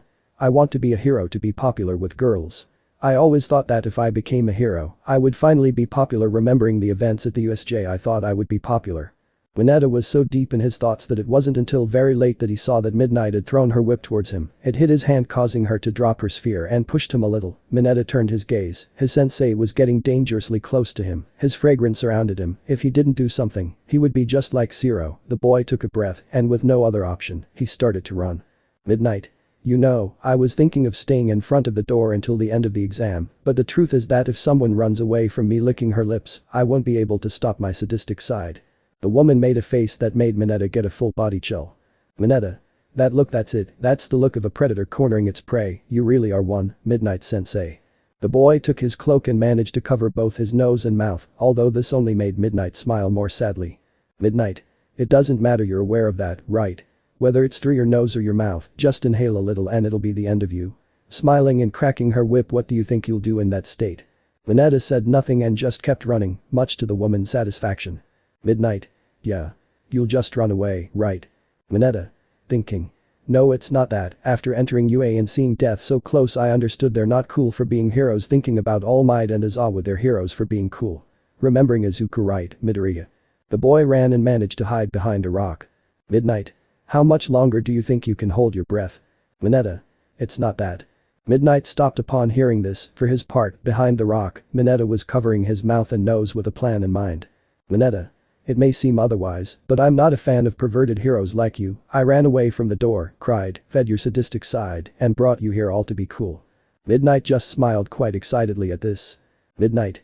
So this was your plan. Well, in that case, I'll stop him. The woman said this and tore her suit in the arm area, taking out a large amount of her fragrance, but what the woman did not expect was that Mineta came out of his hiding place running towards her. The little aspiring hero had covered himself with his friend's ribbon and had his spheres in his hands. Mineta. Your scent won't work like this. Midnight was surprised by this. Midnight. I use Zero's tape. The woman wasted no time and prepared her whip to hit the boy. Midnight. Fine, but then, can you fight even if you suffocate? The woman threw the whip at the boy, but he, not being stupid, used his spheres, throwing them against the whip, causing it to stick to the floor. However, this did not end there, as the boy continued throwing more of these spheres, causing many to stick to Midnight's body. Some of these stuck the woman to the whip and others to the floor, making it impossible for her to escape. Mineta. Thinking. I don't have to fight. Because my special move already worked. The little boy ran without stopping past Midnight, who was surprised by this change in the boy. Mineta. Thinking. Grape rush. Midnight tried to drop her weapon or run to catch up with the boy, but it was useless. The woman gave up and instead turned to see her student taking off his mask with a smile. Midnight. Great. In the surveillance room, all the boys were surprised and happy about this because they didn't expect it either. Izuku. I'll catch her far from the door. That way her sleepwalking won't work because she won't reach him. Nana. Haha, I think I was wrong, he was very clever, he managed to fool her completely. I know it will sound a bit strange, but I think wanting to be popular with girls is not such a bad reason. Back in the fight, Mineta had removed the tape and was able to breathe easily. The boy walked calmly, catching his breath. It wasn't long before he could see Zero, who was still fast asleep. Mineta. Damn, if you hadn't tried to save me I wouldn't have had to work so hard. The boy grabbed his friend and dragged him, getting them both out the door. Mineta. But just for today, we'll leave the breasts for later. With a smile. The alarm sounded and the speakers turned on again. Speakers. Zero and Mineta's team approved. Ida. Yes, they approved. Shoto. This is something unbelievable. Uraraka. He somehow, Mineta's plan worked. Smiling. Sai. Kiro happy. The boys were smiling, happy for their companions, but at that moment, YehosuaHernandez remembered the fight that followed. Now, the girl was nervous and worried about Izuku. YehosuaHernandez. Okay, no more excuses now, he, continue. The girl turned to see the green-haired boy, but was surprised to no longer see him there. The girl turned around towards the exit and seeing how it was barely closing, Momo gulped, clenched her fists, but decided to get away from her friends, moving towards the exit. For his part, Izuku was already outside the surveillance room, walking towards his assigned area. Izuku. Thinking. Congratulations, Mineta, I'll also try to be a great hero, so I don't lose to the Aoirozu. Izuku. The boy stopped and turned around when he heard his name, meeting Momo. The green-haired boy looked at the brunette who also looked at the freckled boy without saying anything. Aoirozu. You left before I could say anything to you. Izuku. I know and sorry, it's time for my exam, I already said it, I want to pass haha, everyone inspired me in one way or another. Aoirozu. I know you're nervous, but that's why I came. Try your best. I trust you. Izuku. Aoirozu. Aoirozu. You supported me, I think it's fair that I do the same for you, don't give up, I know you're facing the number hero, but don't get discouraged, you said that you limited yourself so as not to hurt your teammates, I respect that, it's admirable, but don't let them use you as a punching bag or as a human shield, go, come up with a plan and approve it, I trust you, that's why I voted for you. Izuku. Huh. Aoirozu. You had 4 votes, it's almost obvious that Todoroki voted for you, Ito also admitted that he voted for you, I don't know who the 3rd vote was, but the 4th vote was mine, because I saw it myself in the cavalry battle, you don't abandon anyone, you do the best for everyone, if I'm in trouble, I know I can trust you. Izuku. But. Aoirozu. No problem, it's getting late. Go there and take your exam. I told you at the sports festival, right? I'll be there to support you and wait for you, to celebrate. Smiling, so go there, pass the exam, and win the fight. The girl smiled as she looked at Izuku, the boy didn't know why, but he smiled too, Izuku nodded slightly and turned around ready to continue on his way, although Momo stopped him again. Aoirozu. By the way. Izuku. What's wrong? Aoirozu. I told you so. Izuku. I don't understand. Aoirozu. I told you you could call me by my name. Izuku smiling slightly. Izuku at this just smiled again. Izuku. If I win, rest assured that I will, it will be my way of showing my gratitude, that I deserve your trust and that honor. The girl just nodded slightly and returned to the surveillance room, for his part, Izuku looked back at the road and started running, arriving at the place of his exam where Bakugo was already, the blonde had his back to the green-haired boy, for his part, Izuku didn't care about this and arrived next to him, neither of them said anything, and they simply watched as after a few seconds, the doors opened and they passed, their exam was ready, the enemy prepared. There were only a few more minutes left for it to start. In the surveillance room, the green-haired boy's friends were fully attentive to the fight, Kirishima, Jiro and Hagakure had already arrived, everyone was nervous, waiting for the fight to start. It wasn't long before they heard the alarm, and the loudspeakers announced the last fight. Speakers Team Midoriya and Bakugo. Practical exam. Ready go. Shoto frowned and Momo put a hand to her chest. Aoirozu. Yukin Izuku. The boys saw how the area where they were was not as wide as that of the rest of their classmates, because they could already see him, guarding the exit door, the number 1 hero, the symbol of peace, Almight, who with his characteristic smile, was already waiting for them.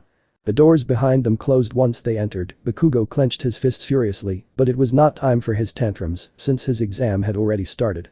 Izuku didn't turn to look at the blonde, because the air of hostility was more than evident, for his part the blonde gritted his teeth, and without saying anything began to advance alone, the blonde had a face of total fury, but Izuku quickly caught up with him.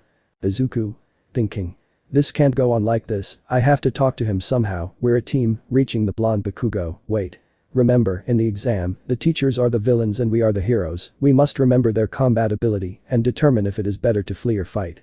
But the blonde didn't pay attention, Bakugo just walked with his teeth clenched. Izuku. Think, our rival, the villain is All Might, this will be dangerous, we must reconsider the plan and… Bakugo. Stop following me. Screaming. Izuku. Wait, Bakugo. If we keep going straight, All Might is waiting for us. We should turn around. Bakugo. Why would I run away? If I want to win, I have to beat him. Izuku. Yeah, but don't you think it's better to avoid combat? This is All Might we're talking about, you know that. If we fight him, we'll just fall behind. Bakugo. Not if I do it first. Izuku. Huh. Bakugo. I don't need you, you're just a burden to me, I'll play with All Might until the end, and when I'm tired I'll beat him. Izuku. Thinking. It's hard to deal with Bakugo like this, but I can't stop thinking about that now, who do you think All Might is? Even with the advantage we have, he thinks that going head-on against him isn't the best option, we won't win like that. The boy was approaching the blonde, but he just turned around and hit Izuku with his grenade. Everyone in the surveillance room was annoyed by this because they considered it unnecessary. For his part, Izuku stood up slightly seeing the blonde who had a scared face. Bakugo. Don't say anything else, you piece of trash, and don't even think you can talk to me, just because things are going better for you so far in your pathetic life, you bother me. Back in the surveillance room, everyone watched this without knowing why Bakugo was acting like a little kid. Recovery girl. Those two can't work as a team, I don't know why Aizawa put them together. Jiro. But what if Bakugo doesn't realize who he's up against? He must be smarter. Aoi Rozu. Izuku worried about the green-haired boy. For his part, the muscular blonde watched the fight from afar, so he widened his smile and did a few stretches. Almight. Well, if they don't come, then here I go charging his strength. For his part, Izuku stood up and faced the explosive blonde. Izuku. Wait, Bakugo. I'm telling you this because I want us both to pass the exam. For once in your life, you have to listen to me. Bakugo. I already told you I don't need you to win. The blonde finally snapped, raising his arms and slamming them down. But that also made the boy angry. Izuku. Stop yelling, damn it. It's all you know how to do, that's why we've never been able to talk properly.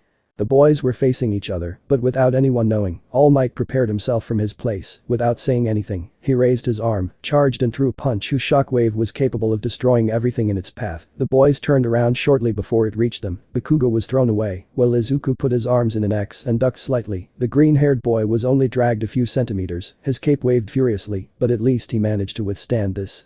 It was over and Bakugo ran, arriving at the side of the green-haired boy, who was surprised by the strength that the blonde showed. Izuku. Thinking. So this is the power of the eight-wielder of One for All. All Might. What does it matter if it damages the city? Izuku. Thinking.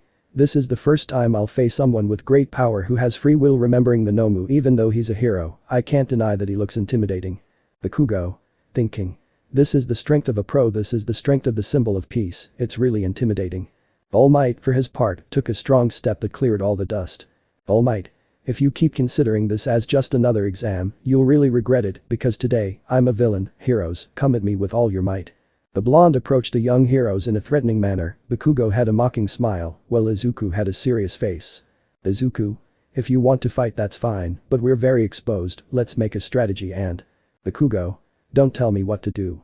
The green-haired boy had retreated slightly, while thinking of a plan to fight. For his part, Bakugo had stayed in his place, giving All Might a chance. The blonde took momentum and approached Bakugo, who, trying not to look fearful, charged an explosion. Bakugo. Stun grenade. The explosion occurred, All Might was forced to take cover, stopping his path. Bakugo. Going all out, All Might. Even if you didn't tell me jumping towards the blonde, that's what I was going to do. The blonde prepared to attack, but All Might grabbed his face with force. Bakugo in rage began to attack using many explosions in the blonde's face. All Might. Thinking. If you grab someone's face, you try to remove your hand by reflex, he really thinks he can beat me, covering himself. The blonde saw Bakugo's face completely maddened by fury, so without thinking twice and without letting go of the blonde, he turned him around in the air and slammed him hard against the ground. All Might. With such weak consecutive hits, you won't achieve anything, besides. The blonde turned his gaze slightly and in a blink, the blonde moved, standing in front of Izuku, who took a few steps back. All Might. Don't even think you'll be safe, young Midoriya, what are you going to do? Are you planning to run away and leave your partner? The blonde raised his fists and let them fall. Izuku for his part jumped back, dodging the blow, and then with his flight, he stayed a little in the air. Bakugo. Move aside, damn Deku. The explosive blonde had stood up and, taking advantage of his sensei's distraction, he launched himself at him using his explosions, but All Might was no fool, so using his increased speed, he arrived with Bakugo, grabbing him by the face again and threw him towards Izuku, causing the two to collide. Nana. What a predicament, one wants to beat All Might to show his supposed strength, while the other doesn't know how to handle the force he should use, and also wants to make a plan for Midoriya. This fight is something new, All Might isn't like the Nomu, but Bakugo, since what happened at the festival, he has become more unbearable, he can't tolerate the idea of someone being stronger than him. Back in the fight, both boys were getting up, Bakugo was walking towards All Might, while Izuku wanted to stop him to regroup. Izuku. Bakugo. Bakugo. Shut up. Izuku. Listen to me, this is their turf, we have to. Bakugo. I said shut up, I alone can win. I'm the strongest of all, there's no one above me, that's what it means to be a damn hero. Izuku. Okay, you want to win. Then we have to use our heads. Let's make a plan. The green-haired boy approached Bakugo, grabbing him by one of his hero suit straps. Bakugo. Let me go. Don't touch me, you damn trash. Izuku wasn't willing to leave the blonde to his fate, it wasn't something he would do, the boy took it with the idea of taking flight to get away, that would infuriate the blonde, but as long as they could save strength to be able to fight seriously, it would be worth it, but All Might had other plans. All Might. For now I'll give a gift to the one who wants to run away. Both turned their eyes seeing how All Might approached them with a fence with which he hit Izuku, putting him against the ground and nailing the fence on top of the boy preventing his mobility. Bakugo took advantage of this to try to hit the blonde, but in response, All Might came to him and gave him a strong blow to the stomach. The impact was so powerful that even the explosive blonde vomited. Bakugo had been thrown several meters back. Izuku. Bakugo. The green-haired boy only saw how his partner had fallen face down. Bakugo was recovering from the blow. His whole body was shaking. Tears were rolling down his face. Bakugo was crying out of frustration. The explosive boy slowly stood up. All Might saw this and approached him, closing his fist. For his part, Izuku clenched his fists. If he wanted them to have a chance, he had to do something. Insert the final battle by Danny Elfman and continue reading. The green-haired man began to get up, pulling out the metal object with which the peace symbol had trapped him. All Might. Arriving with Bakugo, I know why you're so upset. Believe me, I understand. Young Midoriya is stopping you, but even so, you have to calm down. Remember the difference between you, a level 1 power like his, against a level like yours. He is strong, but he doesn't even know how to control that strength. You're superior to that. You won't improve at the same time. Even when you are in UA, don't waste your potential. You understand me, right? You have a lot to grow. The blonde had separated from his student, opening his arms. Bakugo. Shut up, All Might, I will never lower myself to help that idiot, I would rather lose than help him. Izuku heard this, the green-haired man frowned, clenched his fists as he stood up more and more. For his part, All Might raised his fist ready to end the fight. All Might. Well, in that case, I hope you don't regret your words. Bakugo. Damn. The blonde was about to throw the punch, but at that moment, Izuku came flying towards them. The green-haired boy raised his fist and hit Bakugo in the cheek, surprising everyone. Izuku. Stop being so damn proud, don't say you'd rather lose, idiot. Hitting Bakugo. Everyone was surprised by this because no one expected it, including the symbol of peace, although he quickly got out of it and changing his arm position, he released a blow ready to finish at least the green-haired boy, but he did not count on his student reacting quickly and turned his body completely receiving the blow to the chest. A shock wave was formed that completely moved the dust, but instead, Izuku did not move from place. All Might opened his eyes because he thought he would finish off the green-haired boy, but far from that, the boy stood in his place. The blonde prepared to throw another, but Izuku was faster, and now it was his turn to throw a punch which did affect his rival. Izuku saw this, and without wasting time went towards Bakugo, whom he carried to take flight and get away from the hero. All Might. I didn't count on young Midoriya coming out, I let my guard down, besides, these things really weigh on you. The blonde stared at the path the boys took. For his part, Izuku had landed, walking stealthily, carrying the blonde who didn't seem happy about this. Bakugo. Idiot, put me down. Izuku. Shut up, you're heavy so don't distract me. Bakugo. Put me down. The annoyed blonde tried to elbow the boy in the back of the neck, but due to the boy's invulnerability, this did not affect them, and even on the contrary, Bakugo's elbow hurt. Izuku took a few more steps and suddenly lowered Bakugo, who only saw the annoyed green-haired boy. Izuku. Bakugo, I really can't think of any other way to talk to you. I tried to be patient, to speak calmly, but you don't understand. It wouldn't have cost me anything to leave you back there, but you know that I don't do that, and in this exam, whether you like it or not, we are a team. Don't say that you prefer to lose. Leave your damn pride behind for the first time in your life. If you don't want to be my friend, fine, you never were, but let's fight together, at least once. Bakugo for his part stood up seeing the green-haired boy totally furious. The blonde remembered that time when he faced two fourth-year boys. That time, despite what his followers said, Bakugo did not win. You could even say that they let him go, because he looked more hurt than them, even on the verge of tears. All he did was not give up and continue making explosions, even if they hurt him. Bakugo gritted his teeth furiously. By then, Izuku no longer hung out with him and his cronies had left him alone. The fat boy with wings and the one with elongated fingers, seeing the threat, simply fled, only returning when the fight was over, praising the blonde so that he would not get angry with them. I didn't crash into you, you crashed into me. Great, Kaken. You beat two fourth-year students. The coolest hero always wins in the end. Bakugo clenched his fists in annoyance as he thought about this again. Bakugo. Thinking. He always wins in the end, furious. Izuku. How much is your pride that you would rather lose than work with me? Bakugo finally exploded. The blonde gave a scream and threw his arm at Izuku, making an explosion on the boy's suit shield. Bakugo. I'll only say it once more, damn it, because I'm not going to repeat it. No matter how strong you are, you're not going to win against All Might. The only one who can beat his speed is me. Didn't you hear it from Present Mick? I'm a human missile when I fight, and neither you nor anyone else can stop me. Izuku. Stop. Bakugo. Shut up, moron, or I'll kill you. He doesn't even feel your stupid blows, you're not strong enough to face him. I'll finish him myself, I told you, in this exam we'll see who's better. The blonde said this and left the place with explosions, while Izuku just watched him leave. The green-haired boy gritted his teeth, closed his fists and sighed in annoyance. It was not the objective of the exam, but if he wanted to pass, then he would have to think of a plan, beat All Might, save Bakugo and pass the exam. Izuku. Sounds easier said than done. Do your best, I trust you. Izuku. Smiling okay, time to get to work, I won't let your trust down. Back with All Might, he ran looking for his lost students. All Might. Thinking. He hit him and left he can fly, I don't know where they went, although knowing young Midoriya, it's almost certain that they'll go to the exit, I have to hurry, time is running out, and these waits make it more difficult. The blonde kept running, but without realizing it, Bakugo came out behind him, preparing an explosion and ready for the fight. Bakugo. Where do you think you're looking? All Might. Behind me, huh? The blonde turned around and managed to put his arms in an X and covered himself from the explosion. Bakugo. Thinking. You bother me, who would work making more explosions, who would work with someone like you. The blonde managed to put some distance and prepared, he released the safety pin of his grenade, making the powerful explosion that blinded the blonde momentarily. Once he did this, the blonde began to make more and more explosions moving away from the blonde. All Might. Thinking. He caught me, a tactic that mixed fight and flight, he's not fighting with his partner, and to win he improvised a plan. It was a good idea, besides, he minimized the collateral damage by attacking in the area that I had already destroyed. I taught him that in the first combat training we had. Young Bakugo, you are very smart despite your temper, you are showing a better heroic attitude than your partner.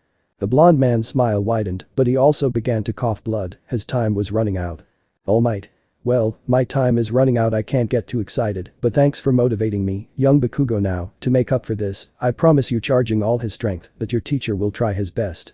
For his part, Bakugo continued moving quickly with the help of his explosions. The blonde was already close to the door, he could see it in the distance. The blonde smiled arrogantly. Bakugo. Thinking. I can see the exit now. Shit, she's prettier than she should be, but I don't care, I beat that damn Deku, I beat All Might, I won, I passed the exam, I'm the best of all. Turning his gaze slightly towards where All Might was. He's not following me, did I knock him out? Hahaha, I'm so strong that I managed to do that. Well, I warned Deku, he wouldn't feel his pathetic blows, even if he managed to come towards me, I would only have to use my other grenade to defeat him for good. The blonde felt that he had achieved it, he had won and shown that there was no one stronger than him. Bakugo was about to reach the exit, but at that moment and demonstrating his great speed, All Might managed to reach the. All Might. And after that, what will you do? The blonde turned around in surprise, but quickly recovered from this and stepped slightly to the side to use his grenade, but with one hit, All Might blew it up. All Might. What are you surprised about? Bursting the other one. Bakugo. How fast? All Might. You think so? With these weights, you should know this isn't even my top speed. Now, die, heroes. The blonde approached Bakugo and gave him a powerful knee that landed on the boy's jaw and threw him into a building. All Might was smiling, but at that moment, Izuku arrived at the hero from the other side, flying with great speed, and hit him in the stomach. All Might was sent flying by this impact, crashing into the same building where he had thrown Bakugo moments before. The latter for his part got out of there and threw himself at the blonde's symbol of peace. Bakugo. What are you doing here? Get out now, Deku. All Might had recovered and took advantage of the fact that Bakugo had turned his head, getting distracted, to grab him by the ankle and run towards Izuku, who was on guard, but he didn't expect All Might to use his partner as a baseball bat, hitting him hard, raising a huge curtain of dust. In the surveillance room, Momo saw this, worried about the green-haired boy who after the first blow was forced to retreat because he didn't want to hurt Bakugo. Nana. Thinking. All Might. Back in the fight, All Might held up Bakugo as if he were a trophy, to Izuku's annoyed gaze. All Might. Wonderful young people, you had to cooperate in order to defeat me, that was a prerequisite to pass the exam. Izuku, for his part, looked at the blonde while clenching his fists. All Might smiled a little more and slammed the blonde against the ground and then stepped on him, preventing him from moving. Bakugo. Thinking. Overwhelming speed, not only does he have monstrous power and overwhelming stamina, everything that All Might is, it's an awesome power. There's no doubt, this man looking at All Might is the greatest wall in the world, the greatest hero of all. Izuku. Damn annoyed. All Might. Smiling, what face is that, young Midoriya? At that moment, All Might launched another powerful blow, which made the green-haired man put himself back on guard, managing to withstand the shock wave. All Might. To face me and escape at full power to run to the exit door, was that your answer? Your grand plan? Your partner lost his grenades, you can't fight me, this is over. For his part, Bakugo was furious. The blonde had lost his sanity. He no longer cared about anything. He just wanted to win. The blonde turned his hands and without saying anything launched a powerful explosion with enough force that he managed to make the muscular blonde move away from him. Bakugo stood up again. Although now his arms hurt, they were totally sore. He couldn't move them much because a hellish pain ran through his body, but even so. He approached Izuku and with impressive willpower he took him by the suit. Bakugo. What are you doing here, you damn nerd? He already said it, you won't do anything against him, can you fly? Then fly, son of a hitch. The blonde didn't hesitate and managed to turn it around, throwing the boy with an explosion towards the exit. Bakugo. Do what you do best, you damn nerd, run away like the damn cowardly rat you are. If you want to pass the exam so badly, then get lost and die.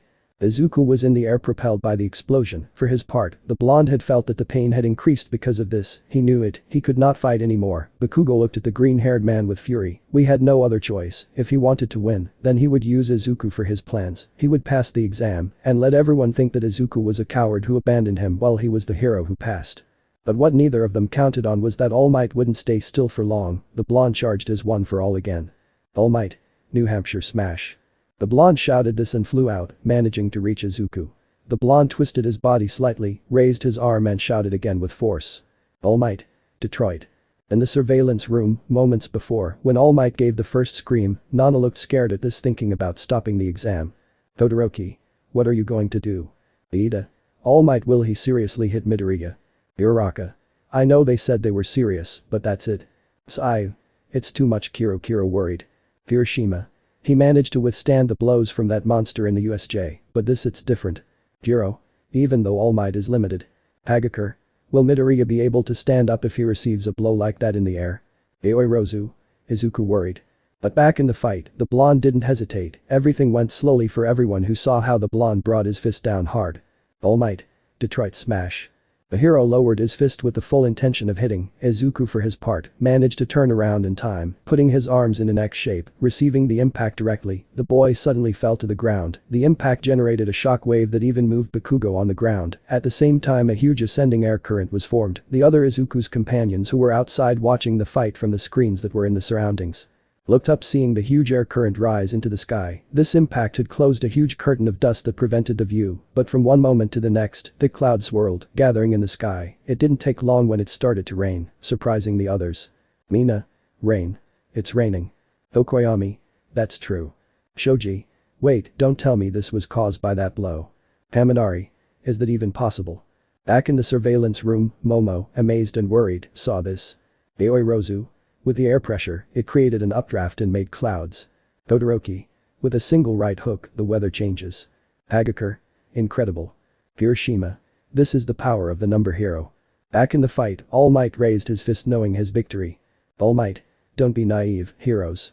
Bakugo, for his part, was scared. He didn't know how to react to this. Thanks to the rain, the dust dissipated quickly.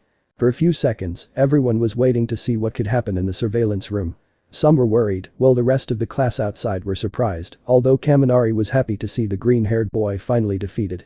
But the surprise of everyone was to see how Izuku slowly stood up. The suit was soaked by the rain. The cape did not wave due to the humidity. The green-haired boy's hair was soaked in drops of water. Yes, Izuku had received that blow, but even so, he had managed to get up again. Everyone saw his face. The boy was serious. The surprise on All Might and Bakugo's faces was evident. Izuku, for his part, looked at his arms and then looked back at his sensei.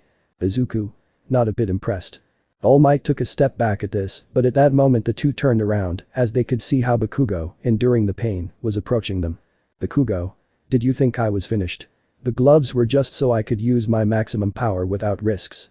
I'm the one you should be worried about, All Might. It was stupid of you to turn around, preparing an explosion. I couldn't beat you, without taking risks. The blonde stretched out his arms, which tensed. The veins were completely marked, and at that moment, the blonde formed another enormous explosion. Izuku. The explosion he used at the sports festival. He already used it twice. No, Bakugo, what are you doing? Bakugo. Doing what you don't do, idiot, fighting. Green trash, run away like the coward you are. Despite your damn power, I'm stronger than you, I move better, I'm faster, stronger. The blonde didn't stay still and started making explosion after explosion in a row. Izuku saw this and used his X-ray vision focused on Bakugo's arms, seeing that his partner had already reached his limit since the explosion he made to free himself from Almight. Now, each one of these was hurting him seriously. Izuku gritted his teeth. He wasn't willing to let his partner hurt himself alone. For his part, Almight had already had enough of the explosions. And he understood the pain his student felt, so he approached him and hit him in the stomach, with which he was able to stop the explosions. Once he did this, he grabbed him by the face again to give him one last turn and slam him against the ground hard in an attempt to faint the blonde. Almight. Sleep well, young Bakugo, this is over for you. But Bakugo didn't give up, so slowly, he took his teacher's wrist. Bakugo. No, I won't give up, not without a fight in the end. The greatest will always win. I'll tear myself apart, break my body if necessary in order to win. I won't accept that I can't beat you. I won't accept it, biting the blonde. Almight looked at his student, who after a few seconds finally fainted. The blonde released the explosive boy and turned to see his student, who without wasting time approached the blonde. Izuku raised his fist without stopping. The green-haired boy was ready. You don't abandon anyone, you do the best for everyone. If I'm in trouble, I know I can trust you. Izuku. Stay away from him, Almight. I will be supporting you and waiting to celebrate. Go there, pass the exam, and win the fight. The green-haired boy arrived with the blonde and without hesitation, the blow hit Almight's cheek, who flew backwards. The shockwave dispersed the dust, but Izuku did not stay there. The green-haired boy without stopping continued flying and took Almight by the shoulder. The emerald-eyed boy rose a little in the air. The boy did not control his flight at all. There was still a great margin of improvement, that is why he did not use it much, but now, he had to use it if he wanted to win. You and your father can move freely through physical space. You don't have to pivot and push off the ground like a jump, you can push off from anything. You can create your own push lever. The green-haired boy lifted the blonde and began to spin around himself and then released the blonde, who fell further. Izuku saw this, but he didn't waste time. The boy went back down and flew close to the ground. The boy approached quickly and managed to grab Bakugo, carrying him without stopping. Izuku. She's unconscious. I'm sorry, Bakugo. I should have done something instead of watching you hurt yourself, or maybe I should have left you the way you wanted, but that's me. I promise to fight for those who can't defend themselves. The boy turned slightly, watching as Almight slowly stood up. Izuku wasn't sure if he would follow them, but decided not to risk it. The green-haired boy increased his speed and extended his arms, putting Bakugo in front of him. If the blonde managed to intercept them, he would throw his partner so he could pass through the exit door. For his part, Almight began to advance. The blonde already saw the boys. He stretched out his hand. He was about to reach Izuku's ankle. The blonde was spitting blood. His time had come to an end, but he couldn't allow the green-haired boy to win. Almight. Damn, he could have just gone through the door. That punch was serious. Almight was closer, closer and closer. Just one more jump in the surveillance room and on the outskirts of the combat zone. Everyone was nervous, tense. Kaminari clenched his fists and teeth, praying to heaven that the blonde would manage to hold Izuku. But wishes rarely come true. Almight was nearby. The symbol of peace was releasing steam while coughing blood, and from one moment to the next he stopped. The number one hero could only watch as the boy managed to fly through the door. The alarm sounded, and to the joy of the boys in the surveillance room, the speakers turned on again. Speakers. Midoriya and Bakugo's team passed. All the matches for the Class A practical exam have ended. In the surveillance room, the green-haired boy's friends were relieved and happy for Izuku. Tsuyu and Hagakure held hands and jumped slightly. Iida breathed a sigh of relief, smiling as he gave a thumbs up. Kirishima and Jiro stood with their arms crossed, smiling. Kirishima shook his head slightly from side to side. Uraraka and Shoto were simply smiling, although Momo on the other hand wasn't with her friends. Shortly before the speakers sounded, the girl only saw Izuku pass through the exit. The brunette clasped her hands. On her face there was a smile from ear to ear. I told you. I don't understand. I told you could call me by my name, Izuku. If I win, rest assured that I will do it. It will be my way of showing my gratitude, that I deserve your trust and that honor. Momo smiled and didn't stop smiling, but without saying anything, she left the place to go to her friend. Nana, for her part, looked at the green-haired boy, smiling and proud. Nana. Thinking. He could have left at any time. With his speed, his strength and flight, he could cross the door without problems, but even so, he stayed to fight. He didn't abandon him. He hit Almight, so he would release Bakugo. Yes, that's how you were from the beginning. You can't help but save those who need it. In those moments, when the situation warrants it, there is no wall that can stop you. Yes. That's the kind of person you always were. Izuku for his part landed. The boy lowered Bakugo, laying him on the ground. For her part, Momo had finally arrived with the green-haired boy. The brunette stopped when she saw the freckled boy and approached him, seeing how with his icy breath, Izuku cooled the blonde's arms. Aoi Rozu. Here you are. Izuku. Yes. Aoi Rozu. And what about him? Izuku. He's passed out, he won't wake up for a while, recovery girl will heal him, just relieve some of the pain. The green-haired boy stood up and looked at the brunette, both smiled. Yes, the exams were over, some learned from their weakness and took a step forward, others learned what was necessary to be a hero, others crashed into a big wall, some learned from their own helplessness, others moved towards a new goal, but finally, with those bittersweet feelings, the exams came to an end. Momo. Congratulations, although I knew you would pass, I had confidence that you would, Izuku. Izuku? Haha thanks, although I couldn't fail, after all, I told you I would. Momo smiling. Yes, things had gone well for the UA students, but what they didn't know was that in the underground bar, in the League of Villains lair, things were about to get interesting. In this, you could see Shigaraki Tamura, who was holding a photo of Izuku tightly, looking at it annoyed. He only knew that he was strong, all for one told him to forget about him, that his true goal should be Almight, but for some reason, the light blue-haired boy thought that there was something more in the green-haired boy. His companion and voice of reason Kurogiri noticed this and curiously approached the young villain. Kurogiri. Tamura Shigaraki, if I may ask, what makes you so curious about that boy, Midoriya? But the head of the league said nothing, looking closely at the photo. Shortly after, the door opened, Kurogiri turned around hearing a light laugh. Hey, you keep talking about you and the league, Shigaraki, I heard you're planning something big. Smiling. The light-haired man got annoyed and squeezed the photo, wrinkling it and disintegrating it instantly. Tamura Shigaraki turned towards the door, seeing that his guest had already crossed the door. He was a middle-aged man, with grayish hair, round glasses, a light beard, a purple jacket, a white shirt, black pants. He wore a somewhat strange scarf, a cigarette, and a confident smile on his face that denoted the lack of one of his front teeth. Shigaraki. So? Who are they? The stranger kept smiling and went back the way he came. Shigaraki was irritated, but after a few seconds, the man's companions entered with him. So it's you, I've seen a picture of you before, but in person, you're really scary. Shigaraki looked annoyed as there were two subjects in front of them, a boy and a girl. The one who had spoken was a tall boy with black hair, blue eyes. He had patches of burned skin on part of his body, such as his jaw, neck and part of his torso, under his eyes, on his ears and on his arms. He had a white t-shirt. He wore a black jacket, pants of the same color, and black tennis shoes too. Next to him was a girl of smaller stature. She had large eyes and a hypnotic red color. Her face was thin. Her hair was long, a dark blue color, which could even be considered black. This was tied in a way that gave the impression of being chains. She was thin. She had a uniform that looked elegant despite looking wrinkled. A white shirt open at a plunging neckline, black jacket rolled up. A red pleated skirt with black squares that looked like a schoolgirl, but with a slight opening on her right side and a hanging chain. She wore a pair of black boots, although on top of these, she had military protections, which reached up to the knee, although you could also see that she wore long black stockings.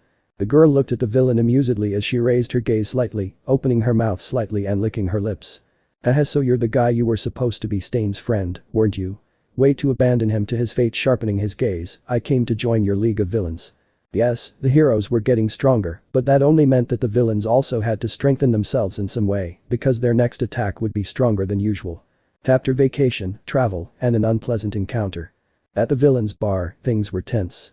The stranger brought two guys who apparently wanted to join the league, but Shigaraki wasn't entirely sure about this, and, like a disobedient child, he didn't hesitate to express his annoyance and discomfort. Shigaraki. Kurogiri, get rid of them, everything I hate came together, a brat seeing the blue-haired girl and an insolent guy seeing the black-haired boy. Kurogiri tried to calm the boy down because he knew what he was capable of. Kurogiri. Come on, they came all the way here to visit us, at least listen to them, Tamura Shigaraki, and let's not forget that it was Jiren who brought them, they must be valuable goods. Jiren, for his part, took a puff of his cigarette while smiling, watching the villains, downplaying their importance. Jiren. Honestly, I don't care what you do with them, I'll get my commission anyway, Kurogiri, but at least let me introduce you. The subject approached the boys and pointed the cigarette at the woman, who smiled sideways. Jiren. Let's start with this pretty young lady here, she has hidden her face and name so well that there's no way the police will know for sure how to track her, but she's a suspect in several homicides and beheadings. The girl, upon hearing this, burst out laughing mockingly as she turned slightly, remaining in profile. ID. Shigaraki. What is that? ID. My name, ID. Shigaraki. Don't buck with me, I want your real name, you damn brat. The girl just laughed again and looked away. At this, Shigaraki just let out a sigh of annoyance. ID. You know, it's hard to live a normal life. If I join your league, I'll find a way to make a world like that, find a way to purge the heroes, follow and improve the twisted ideology that Stain had. Shigaraki. Stain. ID. Hey yes, if I can kill him, I will be able to adopt his ideology and manipulate it with my hands, so that's why I came, Tamura, I came to join your League of Villains and achieve my goal. Shigaraki. I don't understand her at all, is she crazy? ID. Crazy. At that moment, the girl's face darkened, apparently the comment had affected her more than it should have, or what Shigaraki would expect. Jiren. At least you can have a conversation with her, also you should think about it, once you see her skills, I'm sure you'll find her useful. Smiling and looking at the black-haired man now, let's move on to this guy, he hasn't committed big crimes, but unlike ID, he does adhere to the ideology of the hero killer, Stain, his name is Dabi. The black-haired man only slightly lowered his gaze, looking elsewhere. Dabi. I'm not convinced by this. He doesn't convince me. Does this organization really have a cause? Besides, I don't trust someone who would let a crazy person like this in. Looking at ID. At that moment, the girl turned to see the black-haired man and put her hand in one of his pockets, but at that moment, Shigaraki raised his hand stopping her. Shigaraki. Hey, don't get too high on yourself just because of your looks, you haven't even managed to do what this crazy girl. The comment again bothered the girl who had an annoying twitch in her eye. Shigaraki. Also, tell me your name first, you're an adult, aren't you? Dabi. Didn't you hear? My name is Dabi now. Shigaraki. Not that one, I want the real one. Dabi. Looking away with a slight smile. I'll tell you when the time is right, besides, I don't care what you think, I will fulfill the will of the hero killer. Shigaraki. Irritated. You don't have to say what you weren't asked, idiot. Damn, everyone is so enchanted with Stain, I don't like that at all. Gurajiri. Guessing the sky blue-haired boy's intentions. Wait, Tamura. Shigaraki. Shigaraki. I don't like it at all, it makes me feel nauseous. At that moment, the light blue-haired man stared at those interested in the league who felt a chill run down their bodies. The villain raised his hand threateningly. Shigaraki. They're no good. Throwing himself at the black-haired man. But Shigaraki wasn't the only one getting ready. Dabi for his part also raised his hand from which steam was beginning to come out. ID also prepared. The female took out a gun from one of her pockets and a scalpel from the other which she threw ready for the attack. Kurajiri seeing this did not stay still, so using his portals, he managed to make the attacks not hit their targets, but the girl pulled the trigger and fired a shot, which hit the ground thanks to the villain who created the purple portals. For his part, Jiren only saw this with a smile without stopping smoking. Kurajiri. I told you to calm down please, Tamura. Shigaraki, remember that if you want to achieve what you want, then we must have more members. I know it will sound strange, but we are in the spotlight, we must take advantage of this opportunity, we must not reject them, but receive them. Using his quirk to approach the light-haired boy's ear and whispering, you must use everything, as well as the ideology that he left behind. Shigaraki. Shut up. The villain just started walking through the middle of the possible league members. Shigaraki headed for the exit. Jiren. Where are you going? Shigaraki. You too, shut up. Walking out and slamming the door. Jiren. Sigh. Wow, I don't want to criticize a client, but he's young, too young in my opinion.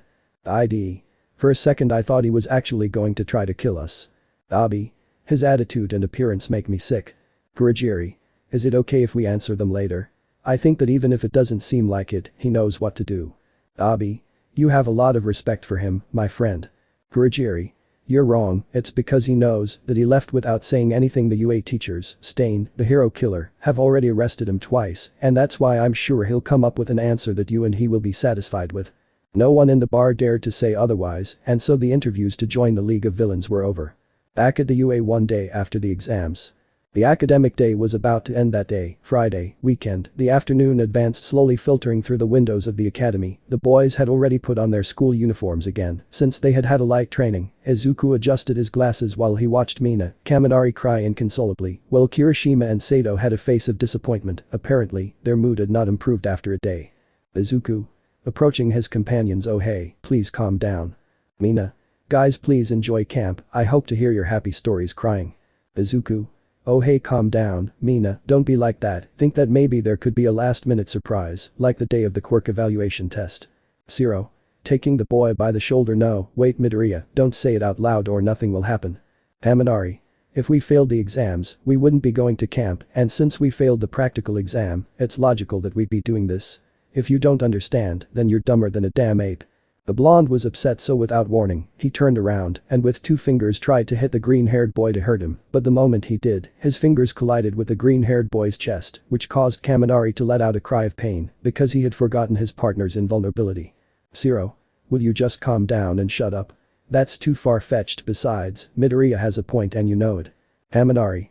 You too. Zero. Hey. I don't know what will happen to me either. Remember, my team won because Mineta didn't give up. I slept the whole time. Besides, we have no idea how we'll be graded. Haminari. If you feel bad for us then buy me something. Izuku for his part just shook his head negatively and returned to his place calmly. Not much time passed when the door suddenly opened. It was his home teacher, Shota Aizawa. Aizawa. Hey. When you hear the bell, be quiet and sit in your seats. The man took a step into the classroom seeing that all his students were in their respective seats and in total silence. Aizawa. Okay, before you all go home, I have a message to give. Unfortunately, some of you didn't make it through the final exam looking at his students, but as for the training camp smiling everyone's going.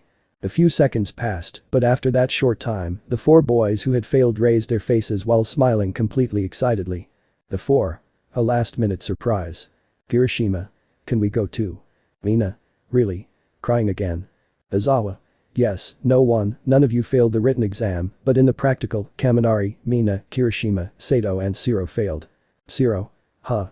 Surprised and disappointed. Well, I think I expected it, just because the team passed, it didn't mean we would be graded the same. Aizawa. Although on our side, we also tried to let the students find a way to win while we watched them, otherwise, many of you would have stagnated before starting. Ajiro. Wait, but you said they would crush us. Aizawa. It was to scare them. The camp is made to increase their strength. After seeing the exams, it is obvious that we cannot leave those who failed, because they would need it more. Shiro. I mean. Aizawa. Smiling, it was a rational lie. The 4. A rational lie. At that moment, the boys started to celebrate while Leyenda just analyzed this. Leyenda. I was tricked again, shaking with frustration at something worthy of you, but quickly standing up, but since you lied to us twice, don't you think our trust in you will fall? Uraraka. Haha, calm down, Leyenda, you're taking this too seriously, you're too serious. Aizawa. Yes, I'll consider it, but don't lie about everything. Leyenda sharpening his gaze, a failure is still a failure, and that's why.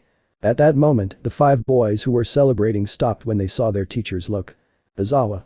We prepared extra lessons for you 5, therefore, they will be more difficult than the normal classes here at the academy. The faces of the poor kids darkened, frightened by this, for they knew that on this occasion, their titular sensei was not lying.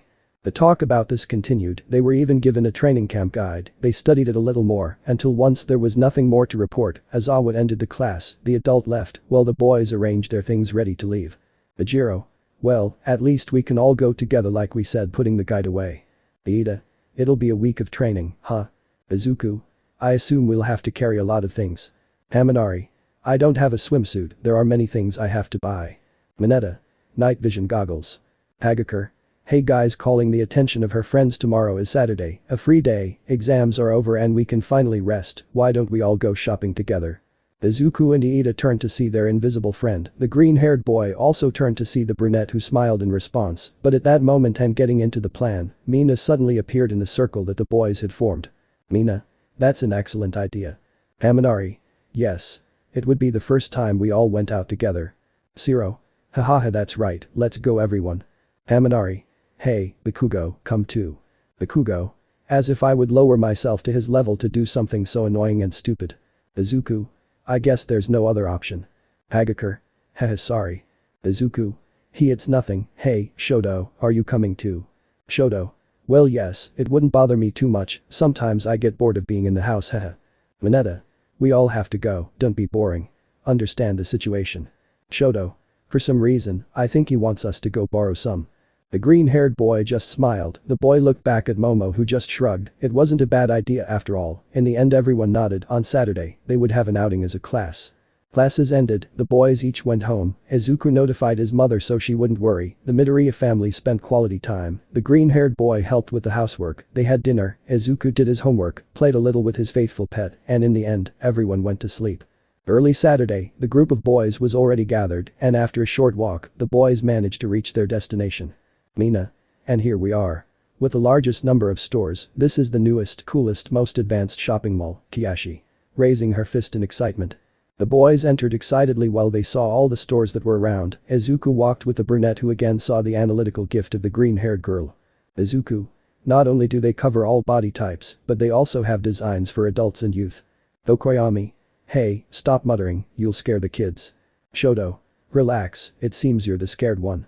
The green-haired boy just smiled, but it seemed that what happened at the sports festival had not yet been forgotten, as the group of boys aspiring to become heroes caught the attention of some curious people. "Hey, aren't you from the UA? The first ones?" "Haha, that's true, I saw them on TV. The three. The sports festival.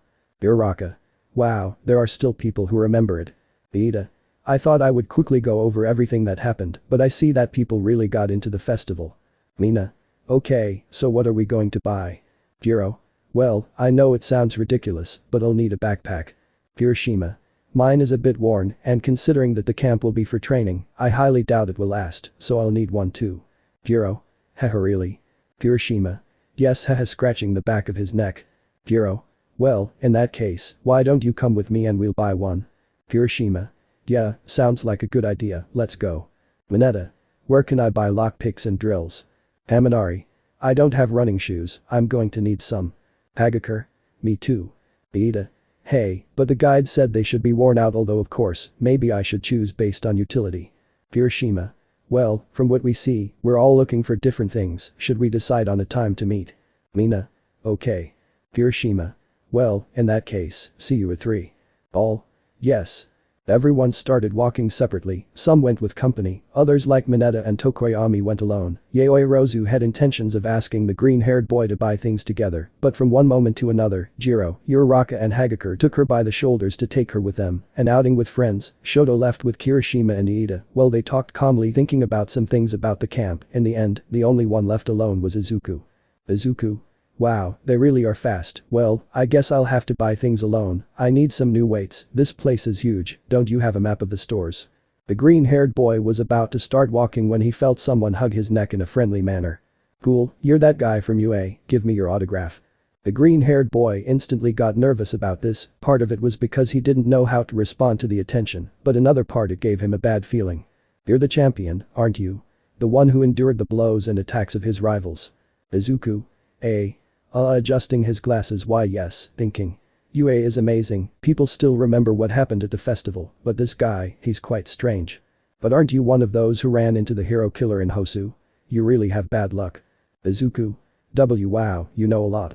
The green-haired man felt how that sensation of danger increased, it was an intense nervousness, the green-haired man felt on guard, and after a few words from this stranger, he understood the reason for this strange sensation. I can't believe it, who would have thought I'd find you in a place like this after so long. Izuku opened his eyes at this and slightly turned his gaze, seeing a sky blue hair that made his skin crawl, as he recognized it instantly. I feel like there must be a reason. The boy, recognizing the voice, tried to escape, but his captor now grabbed him by the neck, although Izuku felt that it had not been with his 5 fingers. Something like destiny, but well, from your perspective, we haven't seen each other since the attack on UA, right? So, why don't we have a drink, Midoriya Izuku? Izuku? Alarmed Shigaraki Tamura. The green-haired boy turned his gaze seeing how the villain smiled mockingly. Flashback. What's the point of killing without conviction?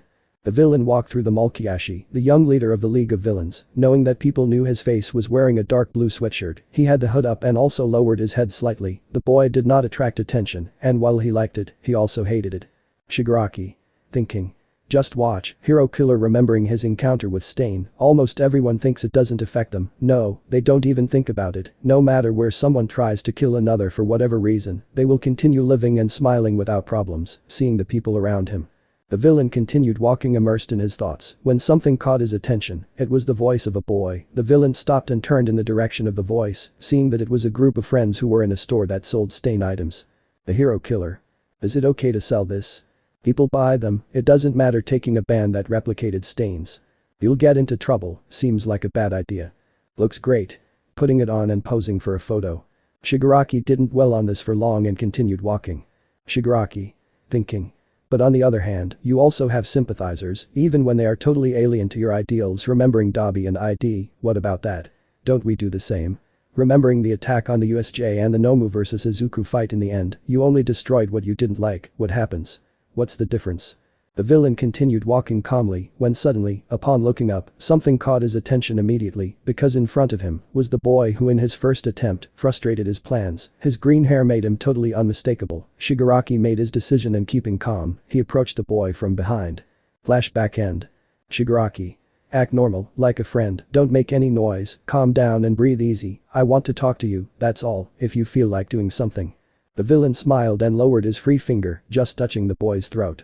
Izuku remembered what the villain's quirk could do, so he raised his head slightly, nervously. Shigaraki. If you tried would be very easy, you remember, don't you?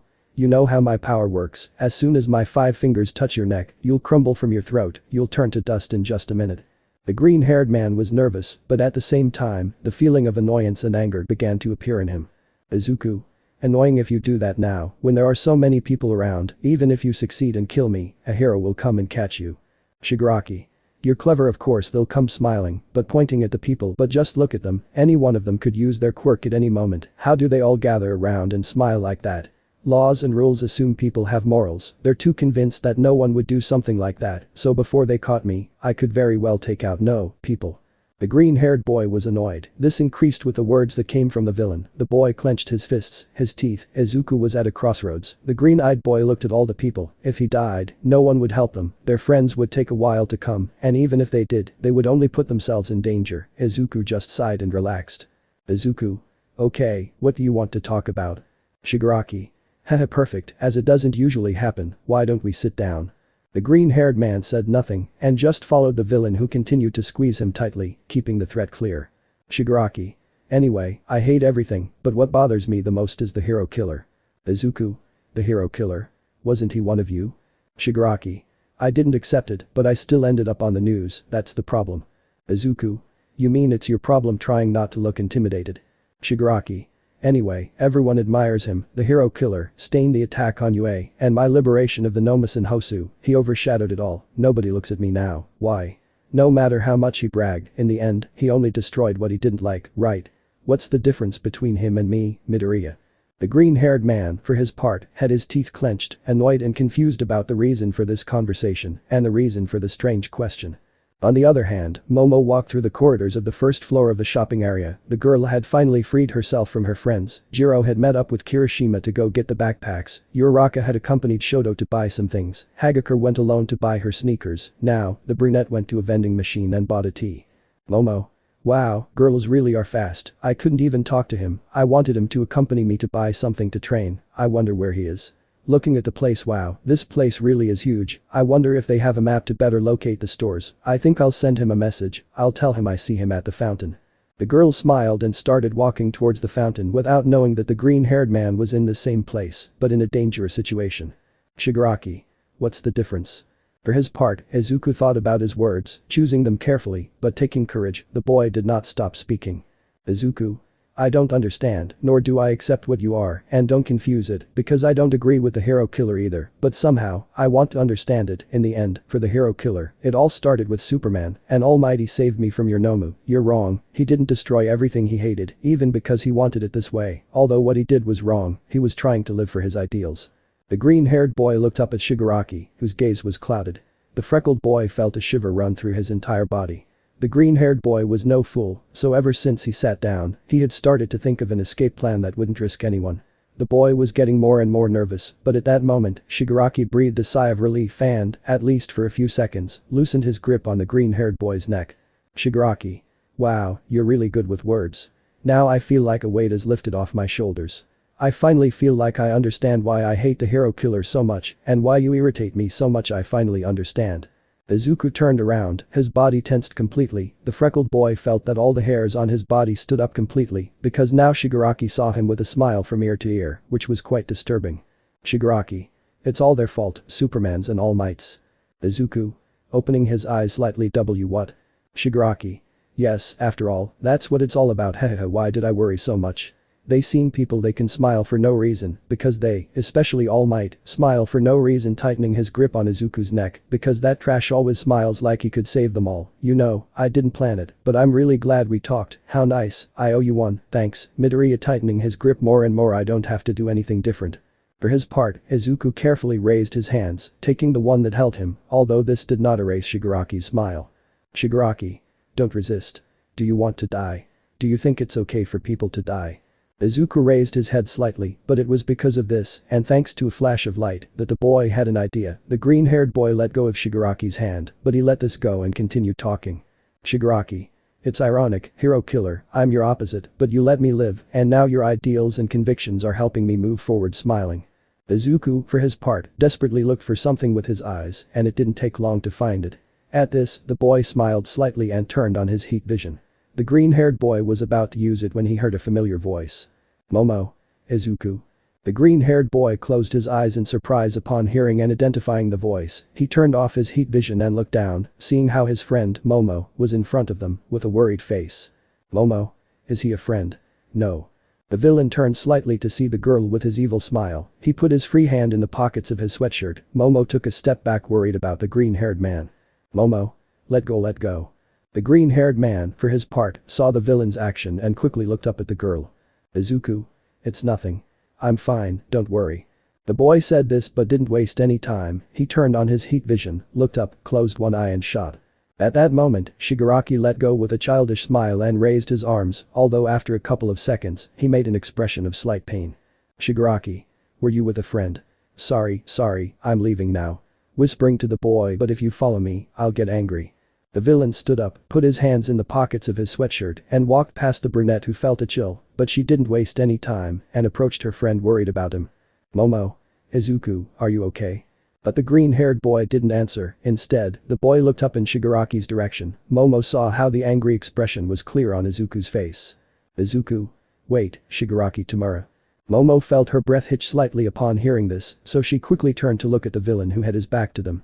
The brunette didn't take long to create her trusty steel bar in case the villain was thinking of attacking. Momo. Shigaraki. But he did nothing, he just stopped and turned his face slightly while Izuku grabbed his neck annoyed.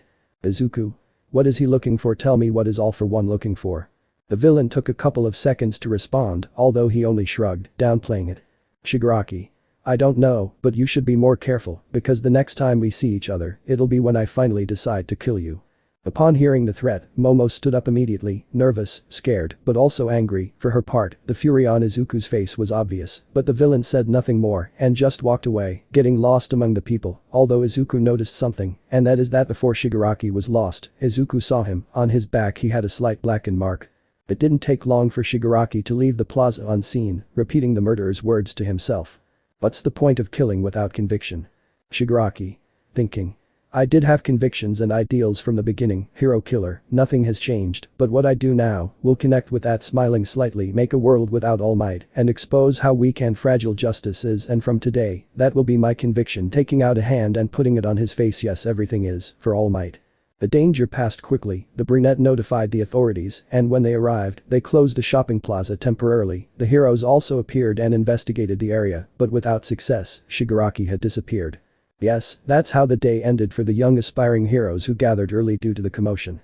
In the end, everyone was asked a few questions, but with the exception of Izuku, everyone went home. The green-haired man was taken to the station where he was again interrogated by Detective Tsukauchi Namasa, who was apparently in charge of the investigation into the League of Villains. The green-haired man gave details of everything. The villain's appearance, his conversation, everything without exception. Tsukauchi. Well, from what I can hear, it seems that despite our first theories, they do not have a defined leader, although nothing has changed in their goal of defeating All Might, but anyway, thank you very much Midoriya. Izuku? Huh. You're welcome. Tsukauchi. I notice something strange about you, boy, is something wrong? Izuku. Well, it's just that I feel a bit strange, bad about myself. Sigh, I wish I could have stopped him. Tsukauchi just smiled at this and without saying anything stood up and left his office to go to the vending machine and buy a couple of teas. The detective returned and gave one of these to Izuku, who was confused. Tsukauchi. Calm down kid, don't worry about it. From what you told me, you did the right thing in that situation. You stopped for your life, and for the others, I think most people would have been scared by this encounter and would have panicked. It's because of you that there were no victims, all thanks to your calm. Come on, let's go outside. It's too late, and they'll come for you. The boy just looked at the tea and smiled, nodding. Like that, they both left the police station. It had already gotten dark, but as the detective said, someone was already waiting for the green-haired boy. Nana. Izuku. Tsukauchi. The boys turned around and saw that not far away was Nana Shimura. It seemed the beautiful heroine was waiting for her nephew, and judging by the coffee she had, it seemed that she had been there for a while. Izuku. Aunt Nana. What are you doing here? Nana. And why else would I come, silly? I was worried about you. Your mother also came, but she stopped by the store to buy you something to eat while we got home. It shouldn't take long now. You took longer than we thought. The woman said this and looked at Tsukauchi, who shrugged sadly. Tsukauchi. Hehe, sorry, I wanted to talk to him a little, beyond the interview, recap everything as best as possible, you know they put me in charge of the investigation. Nana. Stroking her son's hair, I don't know how happy I am that you're okay, sorry if I couldn't have helped you. Izuku. This fine. The green-haired boy looked at his aunt, but he also remembered Shigaraki, that twisted smile, the emotion in his words, his calm. The green-haired boy sweated cold because of this and slightly lowered his gaze, worrying his aunt. Nana. What's up, boy? Izuku. Nothing, it's just that I'm not a pro hero yet and what happened today made me realize that I probably can't save everyone. The woman, for her part, slightly closed her gaze as she looked at her nephew. Shigaraki. Izuku. Izuku. I probably could have stopped him today, I could have stopped this battle today, but sigh. Nana. Hey, calm down, it's okay to feel bad, but don't let that stop you. Izuku. Tia, he said it himself, he could have killed our people before the heroes arrested him, I thought about it, I could have stopped him, my companions would have helped me, but it would have put them in danger, that's what made me realize that I can't save everyone. Tsukauchi and Nana looked at the green-haired boy, surprised that someone so young had come to this deduction so soon. Izuku. Even now, people might be crying out for help or hurting themselves every time I talk, and no one does anything for them, to be honest. Now that I know, it frustrates me a little. It bothers me knowing that despite all my skills I can't help them. I guess those are the limitations of being human. The boy lowered his head slightly, the sadness in his words, the frustration and annoyance he felt were evident. Nana. Izuku. The green-haired boy clenched his fists in annoyance, although at the same time he thought about Momo, how she worried about him, and faced the danger that Shigaraki represented without a murmur at this. Izuku raised his eyes slightly. Izuku. Yes, Aunt Nana frustrates me, but she also motivates me. Nana. Huh. Izuku. Yes, I know what I said, today I learned that despite my abilities, I won't always be able to save everyone, but that doesn't mean I shouldn't try. As long as I'm still breathing, I'll never let anyone suffer. Nana saw how the boy looked up with a serious but determined face. They were not just empty words, each one of these had a greater weight than could be seen with the naked eye. After a few seconds, the boy looked up at the night sky. The green-haired boy got a little lost in his thoughts, before looking down with a smile and speaking again. Izuku. That's my motive, my reason to strive to become a hero, to get up and be able to smile, the symbol of hope for a better tomorrow. The green-haired boy looked at his aunt, who returned the boy's proud smile. Yes, he faced death more than once in a short time, but even so, Izuku did not give up, the boy did not break, the green-haired boy remained firm in his ideals, doing the right thing without hesitation. Tsukauchi. Haha, it seems that what Shigaraki told you really made you think. Calm down, Midoriya, everything he feels must be just unjustified resentment. In the end, he is just another villain, a villain that we will all stop if we work together. Nana. That's true, now come, it's getting late. The boy started to move forward, and at that moment, Inko appeared. The woman had a bag with some food, but when she saw her son, the woman ran and hugged the boy. Inko. Izuku. Izuku, are you okay? Izuku. Yes, I'm fine, Ma. Inko.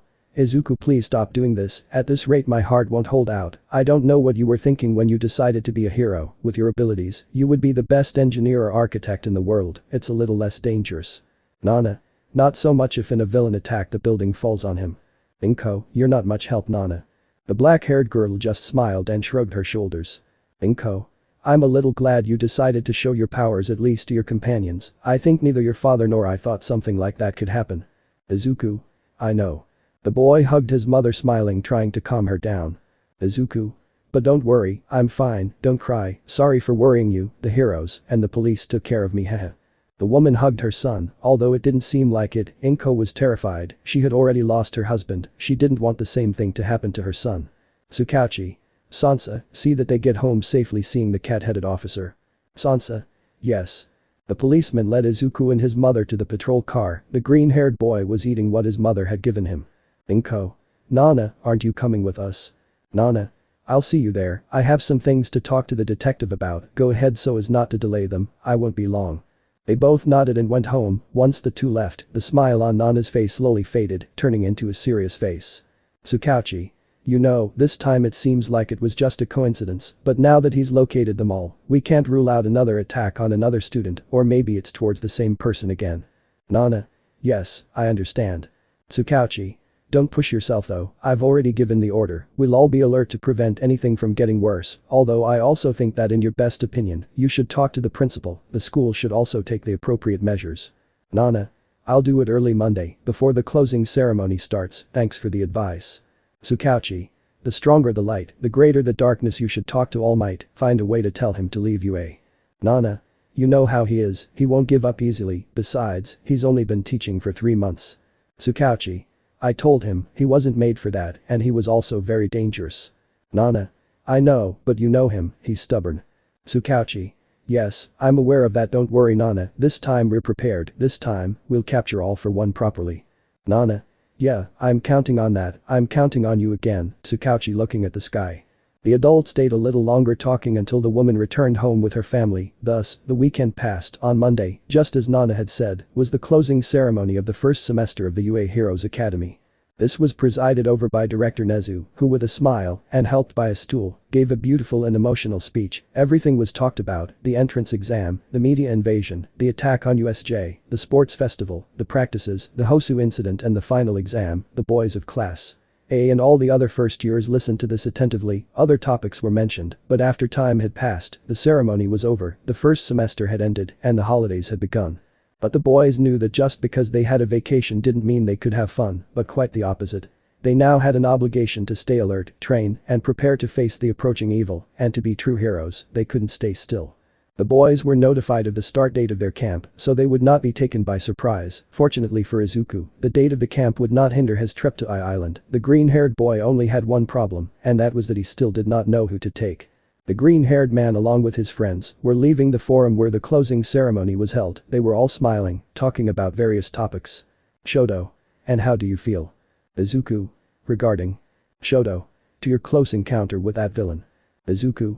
Well, from the way he spoke that day, I assume it wasn't something premeditated. He looked slightly surprised. Jiro. I see, it must have been strange for both of us. Izuku. Well yes, although I find it strange that he wanted to talk. He even seemed relieved when I gave him my answer, he thanked me. Shoto. Look, I didn't know you could also function as a psychologist for villains. Izuku. Will you shut up, soba face. Hagakure. But the important thing is that you're okay, we were worried, Midoriya. The invisible girl hit the boy on the shoulder who just smiled and looked away. Izuku. Haha sorry Hagakure, although you have to admit it wasn't my fault this time. Hagakure. That's why I didn't hit you harder. The boys began to smile as they walked towards the exit of the academy, but at that moment, someone passed through the middle of the group of friends and collided with the boy in the shoulder. Everyone turned around, it was Bakugo. Izuku. Hey, be careful. Bakugo. Watch out for who? I just ran into some idiot who was a coward and didn't finish off the villain like he should have. Izuku. You don't know what you're talking about, you weren't there. Bakugo, I don't know what I'm saying.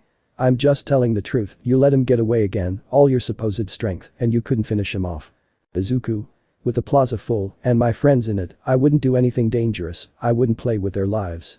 Bakugo stopped while Class A gulped nervously. Bakugo. You could have easily killed him, you could have ended the problem at its root, you would be saving everyone from future problems. Izuku. Think before you speak Bakugo, killing is not the answer. Bakugo. Are you an idiot or a stupid idealist? If I had been in your place, I wouldn't have hesitated to blow him to pieces, that would be the end of the problem. Shoto wanted to calm Izuku down, because he knew what Bakugo's comments could cause in him, but it was too late, because for his part, the green-haired man took a few steps forward. Izuku. No one deserves to have their life taken away for wrongdoing, Bakugo. It robs them of the chance to redeem themselves and possibly do the right thing. Bakugo just laughed mockingly at this. Bakugo. That sounds good for a damn card, nerd, but you're telling me you're stupider than I thought, if you really believe that. The blonde didn't turn to look at Izuku. Kaminari for his part just smiled at the way the blonde intimidated the green-haired boy, but what nobody expected was, it was now Izuku's turn to face Bakugo. There was a clear difference in height between the two boys that everyone noticed. Likewise, Izuku slightly tilted his gaze towards his rival with a serious face. Izuku. Be thankful I do. The boy didn't say anything and didn't give the blonde a chance to respond as the boy left accompanied by his friends. No one mentioned anything about it, but now they knew, even though Izuku is very strong, he would never go the easy route. For his part, Shoto approached his best friend while the girls talked about other topics. Shoto. So? Izuku. Again. Shoto. You don't even know what I'm going to tell you. Izuku. As long as it has nothing to do with Shigaraki, it's all good. Shoto. Haha no, I was referring to the Island thing. Izuku. Oh, that's it. Shoto. Yes. Hiroshima. The Island. Izuku. Yes, I was invited for winning the festival. Shoto. So you'll go? Izuku. Yes, it is a unique opportunity, besides, it is the Island, I can't miss it, you know there are few opportunities. Shoto. Yes, I think so. Izuku. And you? Shoto. I was thinking of not doing it, but my mother asked me to accompany her, we will go representing the family. Izuku. I see, I guess I'll see you there. Shoto. I think so. Kirishima. Wow, you guys are really lucky, that will be a good way to start the holidays. Izuku. Well, it's something I never expected. Kirishima. But it's a good anecdote for the future haha. The green-haired man looked at the Redeed and shrugged. Izuku. Do you want to come? Kirishima. Huh? Izuku. No problem, my mother comes as the responsible adult haha. The Redeed looked at the boy without knowing what to say. Kirishima. S really? Izuku. Yes, they gave me an extra ticket, I don't know if it's a mistake, but come on, that way you'd also have a good story to tell afterwards, a good way to start the holidays. Kirishima. Yes. The Redeed raised his fist as he looked at the greenhead. Kirishima, thank you Midoriya. Izuku. Haha it's nothing, look, go home, ask permission and if you can go, then tell me and pack your bags. The Redeed, for his part, just smiled and took the boy by the shoulder forcefully, shaking him quite effusively. Kirishima. You're the best, man. The boy smiled and after a while they separated to go home. Yes, everything seemed happy for the trio of friends from Class A, but far away from there, in a dark area of the city, in a tall and expensive building, the master of chaos and villains, all for one looked in a good mood. Doctor? You seem very happy, master, is it because the League of Villains is growing? All for one. It's not that, doctor, but now, Tamura Shigaraki finally has a conviction, the League of Villains needs people who approve of their decisions with the same conviction, I will make him decide everything, although of course, if he needs help, I will do it, after all, I am even prepared for that, also that he can be the next me. The villain just smiled sinisterly while in another place resembling a warehouse, multiple chambers filled with a greenish liquid could be seen from which only what appeared to be brains protruded yes, the villain was ready. The days passed and to the joy of the green-haired boy, Kirishima was allowed to go, the two agreed, and days later, the boys met at the airport, ready for the trip, the Redeed showed up with Inko who did the same, the family asked Nana to take care of their house and crypto, but apparently, the woman had to take a trip and could not take care of the pet, Mitsuki could not either, because apparently she would also take a trip with Bakugo, finally it was Masaru. The blonde's husband who agreed to help the Midoriya so they could leave without worries. Just as it said on the tickets, the three arrived 2 hours early, and after doing some things, they sat down to wait, the time was up and without wasting time, they boarded the plane where after a while, it finally began to move forward and took off, although what caused Izuku to laugh a little was seeing how the red-haired boy was holding on tightly to his seat, totally nervous, as if his life depended on it. Izuku. You know that flying is one of the safest ways to travel, right? Kirishima. Would you mind not making fun of me? This is my first time flying. Izuku. I'm not making fun of it, it's just that it's curious. Kirishima. What? Izuku. Seeing an indestructible person being afraid of heights. Kirishima. Shut up, Midoriya, I also find this curious. Izuku. What thing? Kirishima. Someone who can fly solo, using an airplane. The green-haired boy just smiled, agreeing with the boy, but then turned to look out the window, observing the landscape. Izuku. Thinking. Island, here we go, a quiet vacation, after everything that happened at UA a trip like this feels good, security level on par with that of the maximum security prison, Tartaros haha, I think it will be strange to see so much tranquility. Chapter Welcome to the Island. The Midoriya family, accompanied by Kirishima, already had a good flight time, as the hours of flight passed, the Redeed with shark teeth seemed to relax a little more, slightly getting used to the movements of the plane, Izuku also helped his friend, with which, the trip did not become heavier, and in the end when they landed, there were no problems, in the end, Inko showed the invitation and the tickets, so without problems, they let them pass. The island security made them go through a conveyor belt where by means of a scanner, they verified their data. Kirishima. So then. Why did they invite you? Izuku. I already told you, forgetful, it was for winning the festival, they invited me to an exhibition and a gala. Kirishima. Oh, all that. I'll try my best to win the sports festival next year, haha. Izuku. Good luck, honestly I thought it was too much.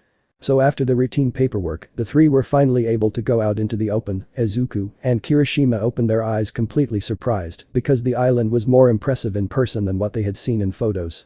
Izuku. Gee great. We're really here. It's Island. Kirishima. Look at the number of heroes. Everyone here is striving for a better tomorrow. Izuku. An artificial island created to protect the inventions and lives of more than scientists. Kirishima. Everyone gives their lives to research quirks and create all kinds of objects that can help future heroes. For her part, Inko looked at the boys smiling. The woman caressed her son's hair because she knew that despite being an aspiring hero, he was also a great admirer of the heroes like his father. The boys continued moving forward until they found something that made Izuku shed a tear, and that is that in the center of the island, there were a few statues of the most representative heroes of each continent, but the curious thing was that from Japan there were two. One, obviously it was Almight who had his arms on his waist with his bright smile, but the other was the one that caused tears on Izuku and Inko's faces, and with the sun on his back, you could see Superman.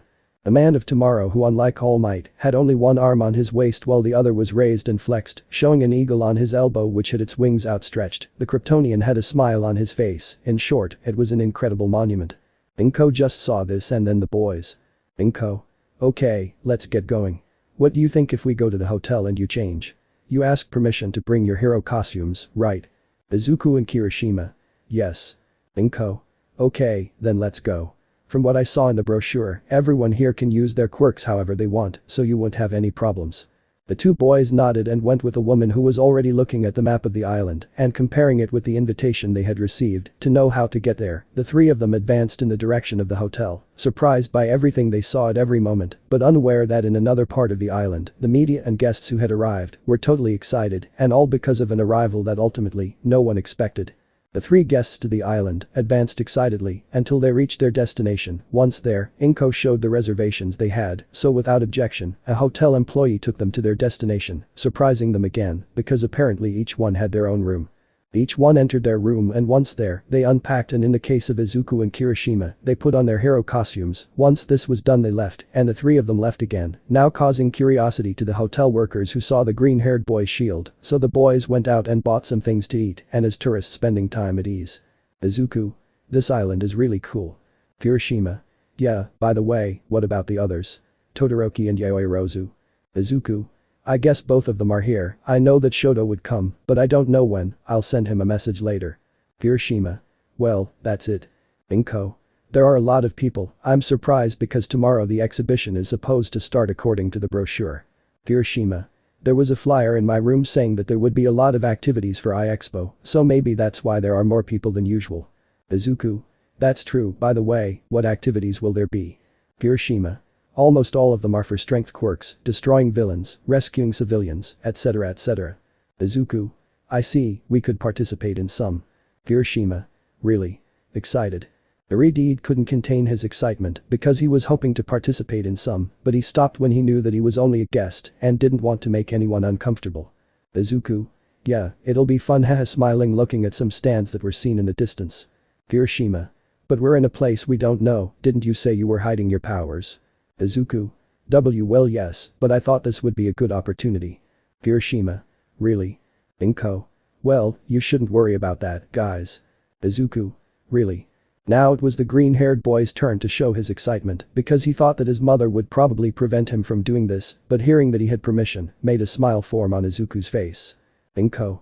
Yes, Kirishima said so, we are in a new place, nobody knows you son, besides you are already seeing it, on the island, the heroes can use their quirks freely. Izuku. That's true. Inko. It's good that you test a little more everything you've learned during this time at the academy. Izuku. Thanks mom. Excited. Inko. I don't think we should worry about attracting attention or crimes, taking into account that this place has a security system similar to that of the Tartaros prison. We'll be fine haha, you guys have fun, that's why we came, enjoy your vacation. The woman said this while smiling, and she was excited to see her son's development. Kirishima. I say you should send a message to Todoroki so the three of you can go to the tests. Izuku. Right, well, I'll do it in a moment. Kirishima. I wonder if Yaoyorozu also came with her parents or if she brought Jiro. Izuku. Hehe Jiro. Kirishima. Boo well, it's just that I get along quite well with her, she's very rude flexing his arms. Izuku. Hahaha calm down, it's okay, anyway I was going to send him a message, as far as I know, he came with my Aunt Ray, so. Kirishima. Wait, Aunt Ray. Is Endeavor's wife your aunt? Izuku. No or well, not exactly. Kirishima. Huh. Confused. Inko. What he means is that Ray is my best friend for many years, in fact there was a time when we lived together and it was when Shoto and Izuku were little, she is practically my sister. Izuku. At first, I called her that affectionately, although as my mother says, she practically became my aunt. Kirishima. Oh, I see no wonder you and Todoroki get along so well. Izuku. Exactly. Hiroshima. Amazing, you guys really are super friends. The green-haired boy just smiled at the joke and after this he stood up. Inko. Where are you going, son? Izuku. Haha, I won't be long, I'll just go get another drink. Inko. Okay, but don't be long, and can you bring me one? Izuku. Sure, by the way, here, bro, giving his cell phone to the Rikid, send a message to Shoto, tell him that we are already here on the island, ask him if he can come, and if, then we will wait for him. Hiroshima. Okay, don't take long. Izuku. Do you want a drink too? Hiroshima. If they have one from Crimson Riot that would be great. Izuku. I ask. The green-haired boy just smiled and Kirishima gave a grateful thumbs up. The green-haired boy began to walk calmly. The boy moved forward with a smile on his face, although he noticed how some people were looking at him, wondering why he was wearing that suit with the symbolic shield. Izuku entered a store where he ordered drinks. The manager was a very kind man who immediately recognized the shield on Izuku's chest and gave him a bag to carry everything. The green-haired man thanked him, paid and walked back to his place. The freckled man was a few meters away when something caught his attention, so he turned the path slightly. It was a sample of various quirks. There was a giant harp that let out a beautiful melody, a guy who could control water at will. In short, all the people were amazed by this, and Izuku was no exception. Izuku. Wow, island really is amazing. Looking around here, people use their quirks freely. There are no crimes because of their security system. It's wonderful, all the heroes there. It's understandable why it's so safe. Smiling, well, I have to go back or mom will worry about me. The green-haired boy began to walk calmly back to the food court while keeping a smile on his face. The boy was truly amazed by the island and grateful for the invitation. Izuku was so deep in his thoughts that he couldn't help but bump into someone. The emerald-eyed boy dropped the bag with the drinks because of this. The freckled boy adjusted his glasses and shook his head slightly. The boy looked up, seeing that he had collided with a girl with long blonde hair. But apparently she hadn't fallen. Izuku sighed in relief at this and bent down to pick up their drinks. Izuku. Sorry, I didn't see where I was going, are you okay? This yes, haha, don't worry, it was an accident. Izuku. Haha, I was so amazed by the island that I got too lost in my thoughts. Marveled. Are you coming for a visit? The girl bent down slightly and picked up a pair of round, light-framed glasses. Izuku. Yes, I was invited to the expo and the gala that will be held. Adjusting his glasses and looking at the boy, I see, well, welcome, I hope you enjoy the expo. Izuku. Thank you, smiling.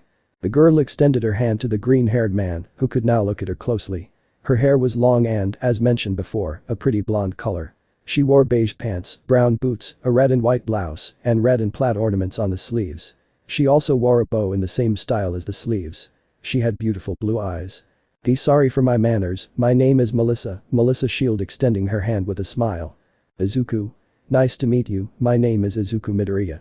The boys shook hands while smiling kindly. Melissa. The pleasure is mine. By the way, where are you from? Izuku. From the UA Hero Academy, I am a first-year student, Class A. Melissa. UA Academy. At that moment the girl opened her eyes in surprise, a glow of emotion appeared in her, unable to hide. Melissa. You're a future hero. You're studying at the best academy in Japan. Izuku. Yeah, well, I aspire to be a great hero. Melissa. Your outfit is amazing, although I'm a little intrigued that the black tone is the predominant one. Starting to surround Izuku to get a better look at his outfit. The red cape is in tune, it combines quite well, lifting the cape, although I don't see any kind of support. What is your quirk? Or rather, what type? Izuku. Thinking. It's too close. It's an S-type, super nervous. Melissa. Curious, great. I've never heard of quirks like this. Izuku. It is believed that Superman was the first to develop one. From there I saw all his abilities come from, and since there is no precedent other than him, then it has not been catalogued under an exact name. Melissa. I see. Izuku. Well, that's what I know, haha, my quirk is still something new. Melissa then realized that she had been looking at the boy's suit for some time, so she stepped back, smiling nervously. Melissa. Haha, sorry if I invaded your space too much. Izuku. It's nothing. Melissa. So you have a super quirk, so that's why you have that symbol on your chest. Izuku. Well, it's a way to honor him, his memory, legacy and what he left behind, to remember that there will always be hope. Melissa. That's pretty inspiring. Izuku. Yeah, sorry if it sounds a little cheesy, but what about you, Melissa Shield, are you related to Professor David Shield? Melissa. Surprised, do you know him? Izuku. And how could he not? He is someone quite recognized in the field of science and research, winner of multiple awards. He is also known for being All Might's companion during his youth and stay in America. He created all his suits, the Young Age, the Bronze Age, the Silver Age and obviously, the Golden Age. He is an eminence in his field. Given this response, it was now the blonde's turn to be surprised because although she knew that her father was someone famous, she did not expect someone so young to know all that. Izuku. Nervous haha sorry, it's just that I'm a bit of a nerd when it comes to heroes. Melissa. Well, I'm glad I'm not the only one haha, but tell me, what's a wannabe hero doing on Island? Izuku. Well, actually I was invited for winning the UA Sports Festival. Melissa. You won? You must be really strong. Izuku. Haha I don't know, really all my classmates are impressive, plus I'm still a student, a hero in training. Melissa. Studying at the UA must be exciting. Izuku. Well, I won't deny that, we receive classes from the best, our teachers are professional heroes, for example, our heroic practice classes are with Almight and Nana Shimura. Melissa. Huh. So you're Aunt Nana and Uncle Might student. Excited. Izuku. Aunt Nana. Uncle Might. Are you? The green-haired man was about to finish that question when he heard a perfectly recognizable voice. Nana. Melissa is that you? Both young people turned around and at that moment the blonde girl's eyes lit up so she happily threw herself at the black-haired girl who smilingly hugged Melissa, carrying her lightly. Nana. Melissa, it really is you. Melissa. Aunt Nana, you came. I'm so glad you could make it. Smiling. Nana. Haha, and how could I not do it if you invited me, daughter? Thank you so much for the invitation, Melissa smiling but look at you, you've grown so much. Melissa. It's natural, Aunt Nana, I guess I had to grow up. Nana. Just a little, if you continue like this, I won't be able to call you little anymore. Melissa. Haha no, you can always call me that, sorry I couldn't see you, I was so focused on my research that I completely lost track of time. Nana. Don't worry, I don't get lost easily, at least I don't attract attention like he would. Izuku for his part remembered Nana, surprised to see her there. Izuku. Aunt Nana. What are you doing here? The black-haired girl opened her eyes and turned to look at the green-haired boy because although she knew he would come, she didn't think she would meet him so quickly. Nana. Izuku. Melissa. That's right, he mentioned that you are his teacher at the academy. Nana. Well that's true. Izuku. I didn't know your trip was to the same place. Nana. Well I hadn't planned to travel either, but at the last minute, Melissa invited me, by the way, let me introduce you, she is. Izuku. Yes, I know her. Nana. Do you know her? Melissa. Well, we just met, but yes. Nana. How small the world is, although that saves me a lot of explanations. Izuku. It's good that you're saving them, because you'll have to give them to mom. Nana. That's true, it couldn't be that simple after all, where is it by the way? Izuku. In the food court, he's with Kirishima. Nana. Kirishima. I see, you brought him, what about Shoto? Izuku. He didn't need to, anyway he was going to come with my Aunt Ray representing his family. Nana. I see. By the way, Melissa, what about your dad? Where is he Dave? Melissa. She's in the lab talking to Uncle Might. Nana. I see, so All Might arrived early, what a scandal he must have caused quite a stir haha. Melissa. I believe it, but he didn't come alone. Nana. Huh. What do you mean he didn't come alone? Melissa. He brought a boy with him, I think he's also from UA, he seemed older, I guess he was a third year, with somewhat strange eyes, although physically he resembled Uncle Might. Nana. Blonde hair. And slightly muscular. Melissa. Yes. At that moment, the brunette and the green-haired man turned to look at each other. Nana. And what happened? Melissa. Well, I don't know, they introduced themselves, but my dad took me and Sam out of the lab. Nana. I'm taking just you two out. What about All Might's companion? Melissa. At first he also told him to leave, but he and Uncle Might said that he had to stay, they said it out loud and with a serious face, it was something strange. Nana. I think so, do you know who the other boy is? Melissa. No, I only heard his name when I came out, I think it was Mirio Tagada or something like that. Nana. I see well, that doesn't matter for now, I'll sort it out at the UA, but what will you do now? Melissa. Well I was planning on being with him, but when they took me out, my dad told me to take him to see the exhibit, although now I don't really know what to do, I don't have homework or classes, plus I already finished the first phase of my research, so I guess I have the day off, it feels a little strange. Nana. Haha, well then why don't you join us? Melissa. Huh. No, I wouldn't want to interrupt. Nana. Not at all, come, it's worth it if I introduce you to this boy's mother, to be honest, besides his teacher, I also consider this little boy my nephew, I practically saw him grow up, his mother and I are good friends. Melissa. Really? Izuku. It's not that you consider me, I'm your nephew. Melissa. How? Nana. Haha that's why I'm telling you to come, his father was my brother, I'll tell you the rest of the story on the way. The blonde was confused by everything, but the green-haired boy told her to walk. The girl with no other option slightly lowered her head and followed the two. During the walk, Nana told her the official story of her relationship with the Midoriya family until they arrived with the mother and the green-haired boy's friend. Inko. Son, where have you been? I was worried about you. Izuku. Heh, sorry ma, I got a little lost in a music show with Quirks, it was something nice to see. Hiroshima. You worried us bro, I was about to call you. Izuku. Seriously. Bro. Hiroshima. I said close smiling. Inko. Nana. What are you doing here? Nana. I was also invited surprise. Inko. We should work a little more on our communication, don't you think? Nana. Heh, sorry, but look, meet the person who invited me, my niece, Melissa Shield. The woman stepped slightly to the side, revealing the blonde who was smiling warmly. Melissa, nice to meet you Mrs. Midoriya. Inko. The pleasure is mine, daughter, wait niece. Looking at the black-haired girl. Nana. Calm down, Inko, with her it's more symbolic. Melissa. My aunt told me about a relationship with you, it's an honor to meet her. Inko. How cute, thanks little one. Izuku. That's right, here you go, but I almost forgot handing his mother the drink. Inko. Thank you, son. Izuku. 10 bro giving his to the redeed. Hiroshima. Thanks old man, you're the best seeing his favorite hero on the can print. Nana. If I had known you had drinks, I would have asked you for one. Izuku. If you want, I'll get one for you, Tia. Nana. You're the best, boy, Melissa, do you want a drink too? Melissa. No thanks, I'm fine. Nana. Don't talk nonsense, in fact, accompany Izuku so you can choose her yourself, it helps that they know each other a little more. Izuku. Okay, are you coming Melissa? Melissa. Haha well, I guess I have no other choice. Izuku. By the way, has he answered you yet? Looking at Hiroshima. Hiroshima. Yeah, he says he hasn't landed long, that we should move so we don't get bored. Izuku. Okay, in that case take your time haha, we won't take long. Thus, both young men went in the direction of the store where Izuku had bought the drinks before, taking the opportunity to talk a little more with the young blonde. Melissa. And tell me, I'm aware of all the rules of respect that exist in Japan. Izuku. Haha well, they have passed through the ages. Melissa. Well that's true, but taking that into account, tell me, what should I call you, Midoriya? Or Izuku?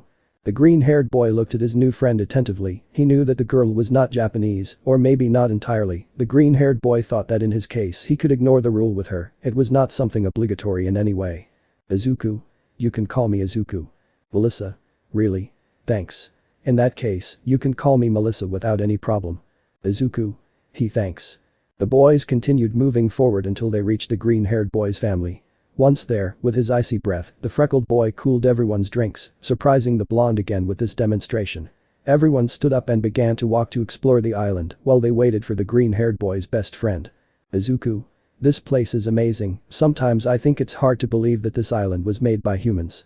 Hiroshima. It's impressive. Melissa. The island is relatively small, but that doesn't prevent us from having all the facilities that a big city would offer, although the only thing we can't do is travel. Hiroshima. Really? Melissa. Yes, it is because all scientists and their families have a duty of confidentiality to prevent information from being leaked. The boys only nodded slightly, but at that moment a slight tremor under their feet made them alarmed and seconds later excited because in front of them was a legend.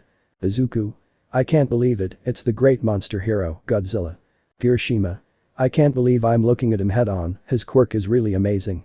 Melissa. Wow, he must have been invited by some sponsor, many heroes were invited to show off their new support items, give autographs and all that stuff. Hiroshima. I see, they really put in a lot of effort, there are many different events looking around. Izuku. iExpo is amazing. Melissa. Yes, although tonight's party will also be interesting, all the industry guests will be present. Hiroshima. Huh.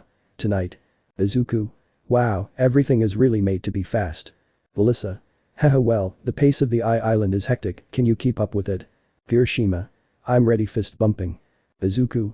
With everything that's happened at the academy, I'm willing to find out. Melissa, for her part, moved a little faster, attracting the attention of the boys and the women. Melissa. Look, we could go to that pavilion. Inko. I have no problem, you are the one who knows the island best. Nana. I agree. Hiroshima. Let's go. So, everyone entered the Great Hall with the blonde as their guide. Izuku. So many new hero items, all in one place. This is amazing. Melissa. Look. This is a multi-purpose beagle. It can fly and navigate underwater, too. Hiroshima. All terrain, impressive. Melissa. Also look at this is a diving suit with which you could dive up to 7,000 meters in the depths of the sea. Nana. That's really deep. Melissa. Look at this. This helmet has different types of sensors built in. Putting the helmet on the older green-haired girl. Inko. I can see too much. Amazed. Izuku for his part was smiling seeing all the inventions around him, amused to see how the blonde spoke excitedly about all the inventions. Melissa. Well, to be honest, almost everything here was based on things patented by my dad. Izuku. It really is impressive, it's not for nothing that he won a Nobel Prize. Melissa. Each and every item here will help all the heroes around the world in their work. Izuku. It really shows that you admire your dad. Melissa. Sorry haha sorry, it's just that my dream is to be a great scientist like him. Nana. And you're on the right track. Inko. That's true, you study at the Island Academy, right? Melissa. Yes, I'm in my 3rd year. Nana. The academies here on Island are the places where everyone who wants to become scientist studies. Melissa. Well, I still have a long way to go. I need to study even more and more to achieve it. Izuku. Yes, I understand you, I too closing his fist still need to work harder to be a hero as great as Superman. Melissa. You must really admire him a lot, don't you? Izuku. Nervous I'm sorry, it's just that he really was an inspiration to me. Everyone smiled a little, and after seeing a few more experiments, they went out in the direction of another food place, where they sat quietly to rest. Behind them there was what seemed to be a challenge because they heard knocks, music and a presenter announcing the competitors. Kirishima was excited to participate, but he will rest a little to enter with all his energy. For their part, Izuku and Melissa continued talking calmly. Melissa. So your Quirk. Izuku. All of Superman's abilities. Melissa. The known ones are all of them. Izuku. At least the ones he let us see I don't know if he had more, I never had the chance to ask him. Melissa. It must be something exciting. Izuku. It's difficult, I don't know how to control them at all. Melissa. I see, so it must be quite complicated. Izuku. Well, that's why I'm an aspiring hero, I have to know how to control my power before I can think about saving others, I protect people, I don't hurt them. Melissa. That's respectable of you. Izuku. Well, for some reason I keep them hidden, only my classmates know, that way I protect them and my family, I don't want the villains to know my abilities when I still can't fully control them. Melissa. I understand. The boys continued talking calmly, but at that moment, a powerful explosion made the ground beneath their feet rumble. Both looked up, seeing how in the coma of what seemed to be the challenge, all the rocks came loose and flew towards them. The people who were there began to run to avoid being hit by the debris. Kirishima prepared himself acting on his hardening starting to help people, like Izuku who using his speed began to move people. Starting with Melissa whom he took with Nana and her mother, the green-haired boy looked at his friend who nodded slightly, although seconds later, the Redeed's gaze changed to one of surprise. The green-haired boy turned around seeing how in the distance, a huge rubble was about to fall on a child who was on the ground in pain. The green-haired boy did not think twice, and using his flight he threw himself towards him, and with his super strength carried the rubble, managing to stop it centimeters from hitting the boy who endured the pain from the impression. Seeing this, like everyone else there, the boy took it tightly and slowly lowered the rubble, then turned to look at the boy whom he helped to stand up. His parents helped him. Izuku picked up a cap that he deduced belonged to the injured boy and brought it closer to him with a smile. Izuku. Here, there you go, friend, returning the cap to him. The boy took the cap with trembling hands and a slight smile on his face. Child. Gee thanks, what a nice suit. Izuku. Thank you, smiling, my mom made it for me. The boy nodded slightly and walked to where his mother, aunt and friends were. Kirishima. To that I call a great rescue. Izuku. Thanks for the help, bro. Irideed nodded slightly and then Izuku turned to see his mother who ruffled his hair. Inko. Good job, son. The green-haired man thanked him and then turned to see Melissa who was surprised. Melissa. I see what you meant, that's quite surprising. Izuku. I don't think it's a big deal. Melissa. You stopped a piece of debris with your bare hands, I already said that, that's impressive. Izuku. Haha, well, I guess I'll have to agree with you, besides, this is the first time I've done something like this in public. Kirishima. And what about what happened at UA with YehosuaHernandez? Izuku. That was between students, not civilians. Kirishima. Well yes, but no. Izuku. You understand. At that moment the boys smiled when a voice behind them, a voice made the green-haired boy open his eyes in surprise. Uraraka. You seem to be having a lot of fun, Midoriya. Izuku. Uraraka. Quickly turning his gaze. Indeed, behind the boy was his friend from the academy who had her hero costume without her case, showing how the girl looked at him with a smile. Izuku. What are you doing here? Uraraka. Haha, I heard the explosion and came to see how we could help, but I'm bringing you all the fun. Izuku. Oh, I see wait, you said, we came. Jiro. Midoriya, I heard everything. Izuku. Jiro's earphone jack, the ultimate spy tool, is terrifying right now although, if they're here, that means gulping.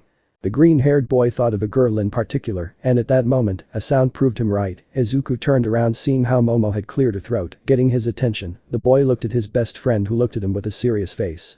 Momo. Did you have a lot of fun? Izuku. Momo. That's right, the three girls were together and just like Uraraka, they both had their hero streaks. Melissa. Are they your friends, Izuku? Izuku. Why yes, they are my classmates from the academy.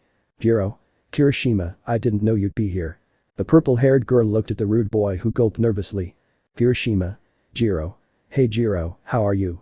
What are you doing here? Izuku. Well, it seems that there are many questions here, and since we don't want any misunderstandings, let me explain. This is Melissa, a friend we met here on the island, and she is showing us the expo. Melissa.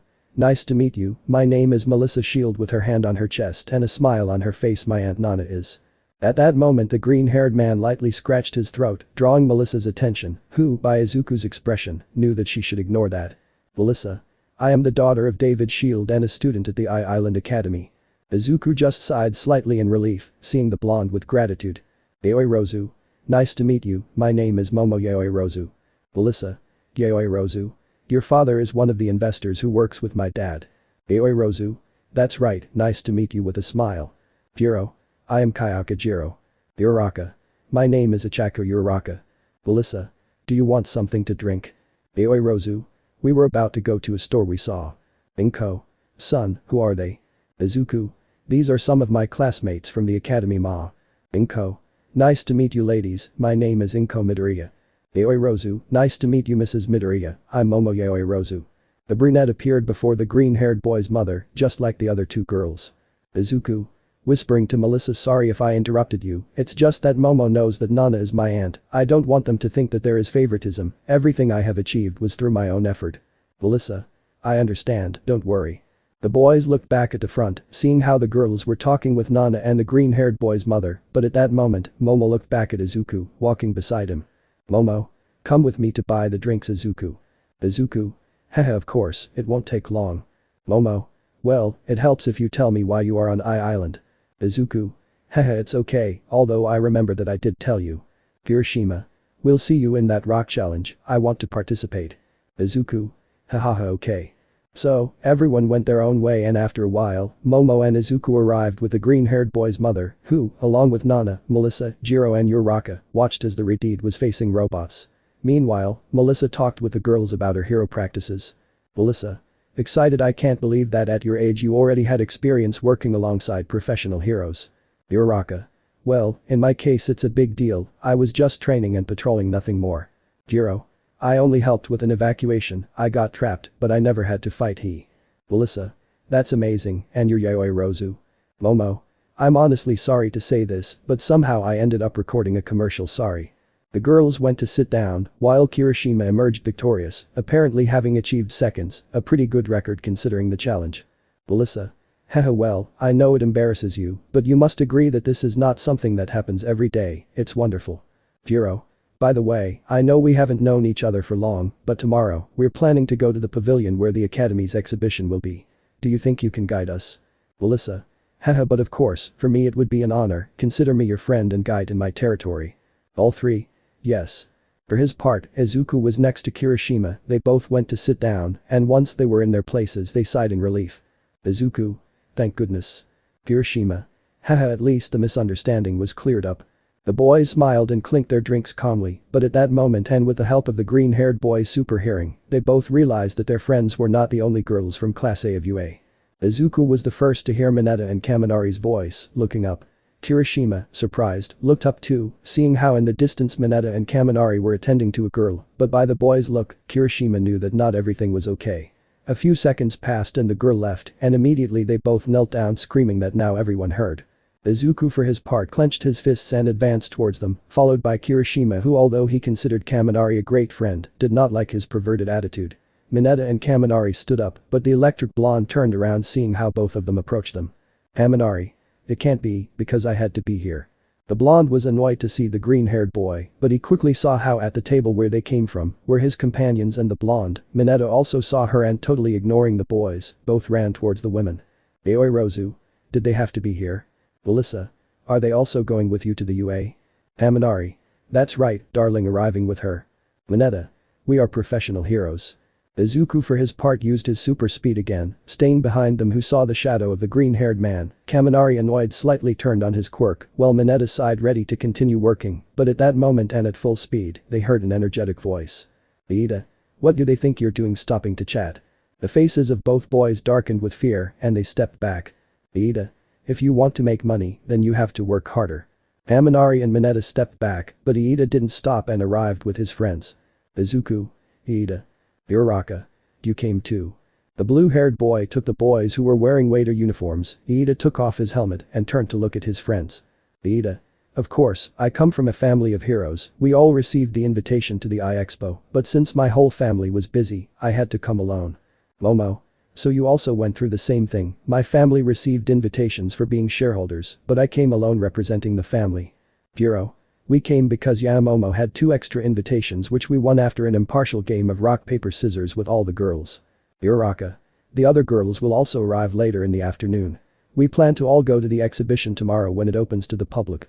Everyone smiled, but at that moment, more explosions were heard from the same point. The green-haired boy upon hearing this turned to see Kirishima who also saw him confused.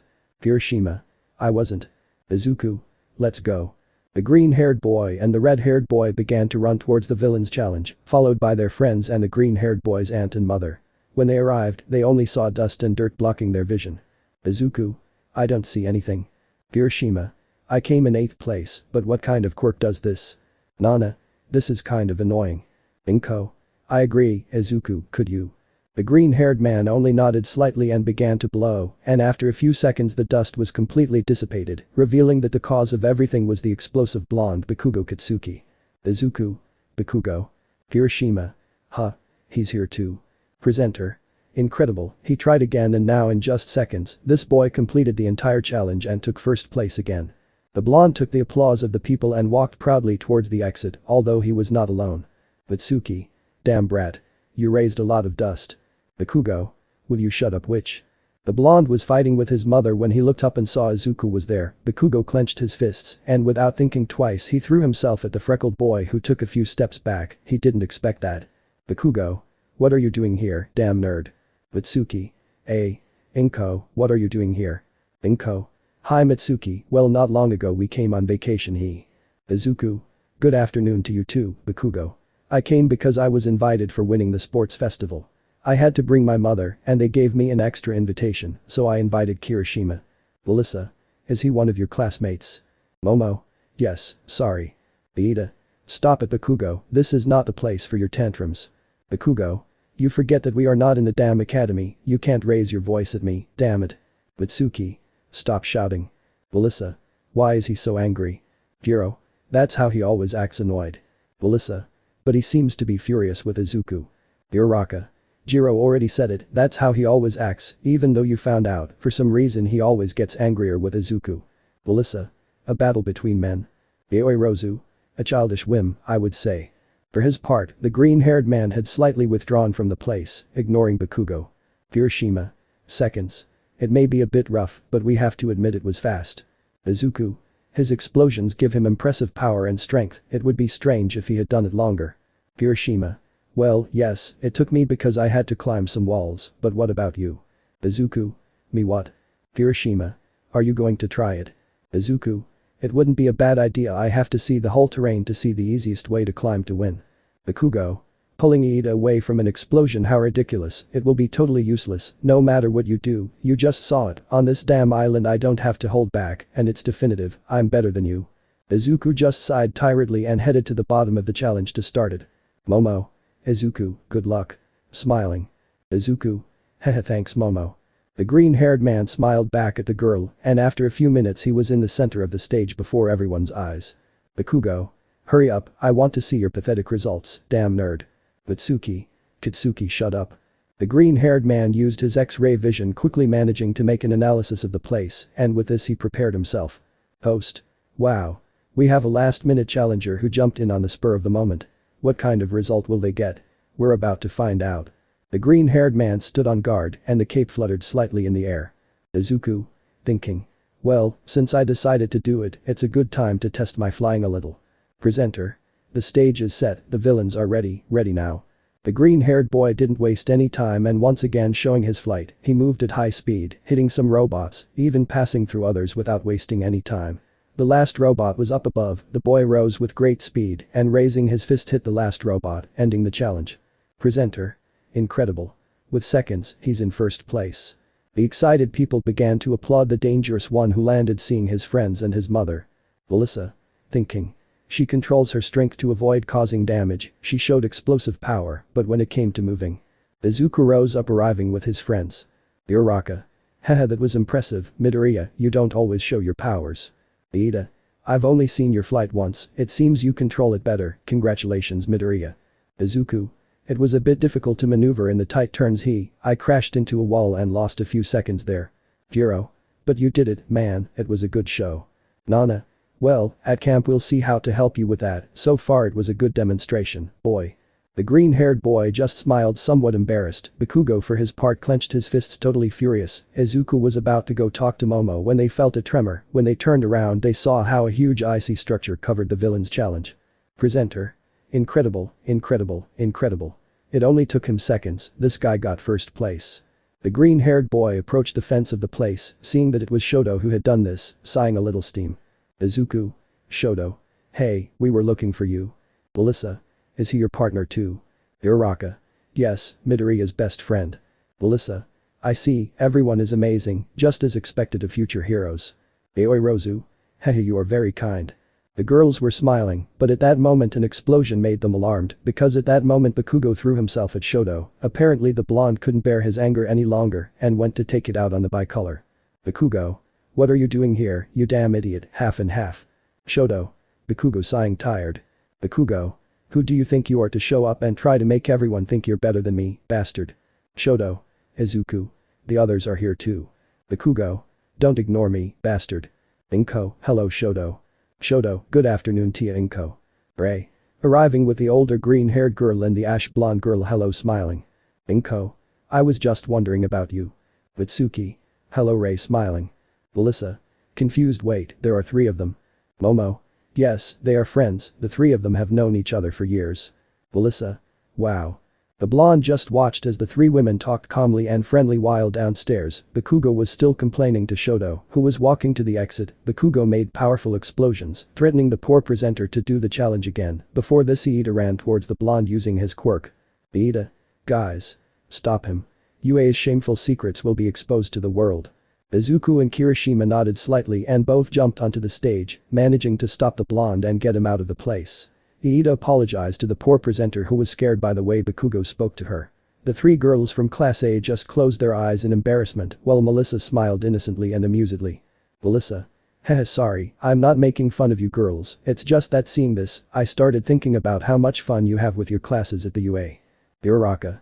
It's not all that fun, but at least we are never bored. Jiro. It's true. The girls saw on the stage screens how Izuku and Kirishima were carrying Bakugo who continued struggling, but without freeing himself from the strong grip of the 2. Yes, it was all laughter in the group of students, mothers and teachers at the UA, but what they didn't know was that the peaceful vacation they wanted was going to be interrupted by an attack which no one expected could happen and which would ultimately change many things on the island. It was already getting dark on the island, the group of friends spent their time walking around guided by Melissa, Bakugo had joined the group reluctantly because his mother was chatting happily, in the end they played, saw more exhibitions and also saw many things, Izuku was totally impressed, in the end, they talked about the gala, and thinking about their companions who were acting as waiters that day, Melissa very kindly gave them a couple of invitations, needless to say. Mineta and Kaminari's eyes lit up as they thanked the blonde infinitely.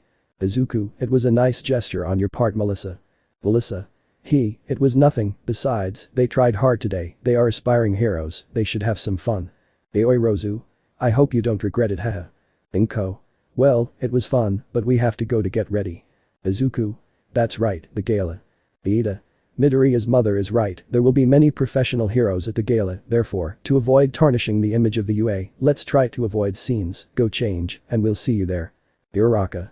It will be a very formal event Inko. What do you think if we go together? Nana. Huh. Inko. Set an example that at UA you learn to work as a team and here is one of your teachers. Momo. That's true. Ida. Okay, new plan then, the party is at, so we'll meet at, in the central tower lobby, make sure you arrive on time guys. Inko. The boy really is energetic. Mitsuki. He takes his role very seriously, that speaks well of him, you can trust him. At that moment the blue-haired boy said goodbye to his friends and started running away from the place. Izuku.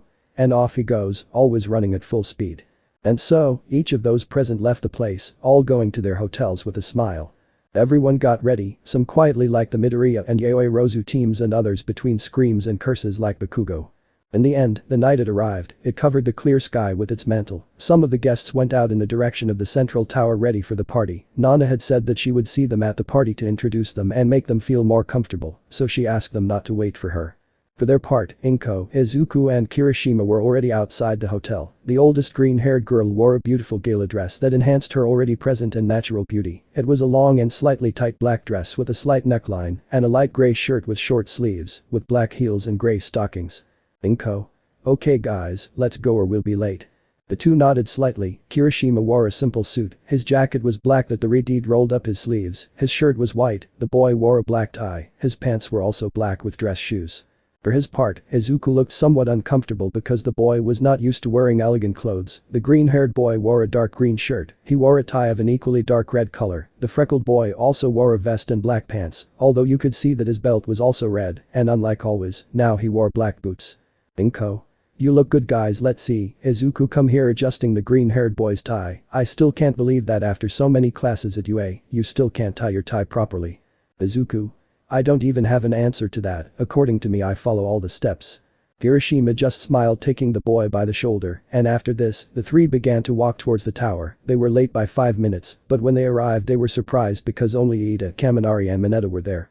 Izuku. Surprised Ida. And the others. Ida. You haven't arrived, do any of you have a sense of punctuality? Izuku. Haha bad, friend, they shouldn't be long. The green-haired boy finished saying this, and in a matter of a minute, the doors opened again. Instantly, the boy turned his gaze and immediately opened his eyes totally surprised because in front of him was Momo, but the girl was now wearing a beautiful dark red dress, which had a slight neckline and a discreet opening in the back, with a black bow at the waist. The girl had black sleeves that reached a little above the elbow. She had her hair tied in her classic ponytail, although this one had a different style, the girl looked beautiful. Momo. Good evening, sorry for being late, Jiro was sorry to come. The brunette stepped aside slightly, showing her friend, who was wearing a short elegant pink and navy blue dress, gray stockings with pink heels, a black jacket, red gloves, and her hair was styled differently than usual with a red flower. Jiro. It's just that it's the first time I've used such elegant. Kirishima. Approaching the girl I say you look good, always ready for a fight smiling nervously. Behind the girls was Uraraka, the girl had a cute dress, black with pink, her classic black stockings, gloves like the rocker girls and a headband in her hair. Uraraka. Yeah Momo lent me the dress, I feel a little embarrassed haha. The girls approached their friends, Kaminari for his part made a few comments towards Jiro, which bothered Kirishima a little who gave a serious look to the boy, who upon seeing this immediately fell silent. Momo, for her part, greeted her friends, the green-haired boy's mother, and finally approached her friend, although with slightly visible nerves and a slight blush on her face, although she was not the only one, since Izuku also became a prey to nerves when he saw how the girl approached him. Momo. Wow, Izuku, you look good. Izuku. Why you too, you look very pretty Momo. Momo.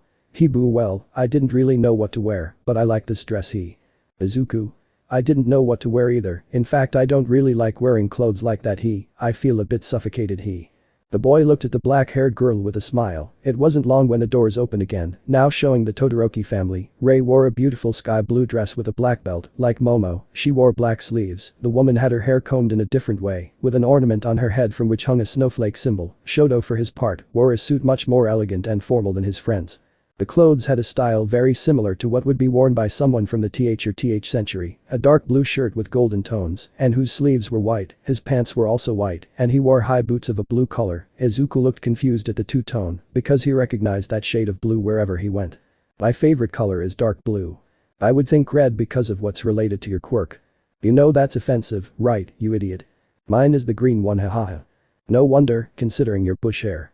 Look who's talking, mosquito girl, hahaha. The green-haired boy looked at his friend, he was about to approach him when the doors opened once more, now showing Melissa. The girl wore a simple dress, the top was a royal blue color, while the skirt part was white, with a black ribbon with a white flower at the waist. Melissa did not wear her glasses showing her beautiful blue eyes, her hair was styled differently, and now she wore a red headband. Melissa. Sorry I'm late, I completely lost track of time. Aida. It's okay, only Bakugo is missing, but it's too late. Jiro. Knowing him, he most likely doesn't want to be with us and went on his own. Inko.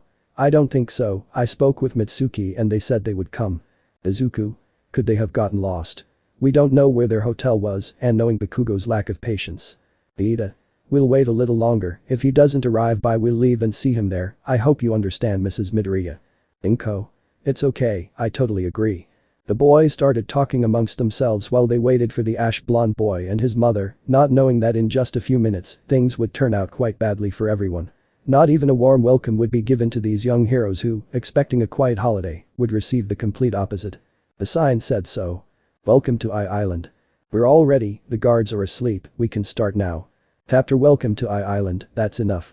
Not long after, the party that the boys from Class A and Melissa were attending was ruined, as well as the whole atmosphere on the island, because from one moment to the next, everyone saw the windows closed with thick steel walls, even the exit of the tower was closed because of this. Obviously, everyone was surprised to see this, because they did not know if it was a mistake or something related to the security of the island. Izuku. What's going on? Momo. Everything is closing. Hiroshima. Is there a surprise? Melissa. No, this is the island's defense system against terrorist attacks. Izuku. Terrorist attacks. Melissa. But that happens very rarely besides. Momo. This is very strange. Izuku. We have to go to the party. Kaminari. Don't be arrogant, Midoriya, what do you want to go to? Izuku. It's not arrogance, Nana-sensei and Almight are at the party. Hiroshima. Seriously, Almight is here? Melissa. It's true, they are here, plus there are many heroes at the party, we can go and see if they know something and help us at the same time. Izuku. Exactly, Jiro, come with me. Jiro. Yes. Inko. Izuku, be very careful. Izuku. We won't be long. Melissa.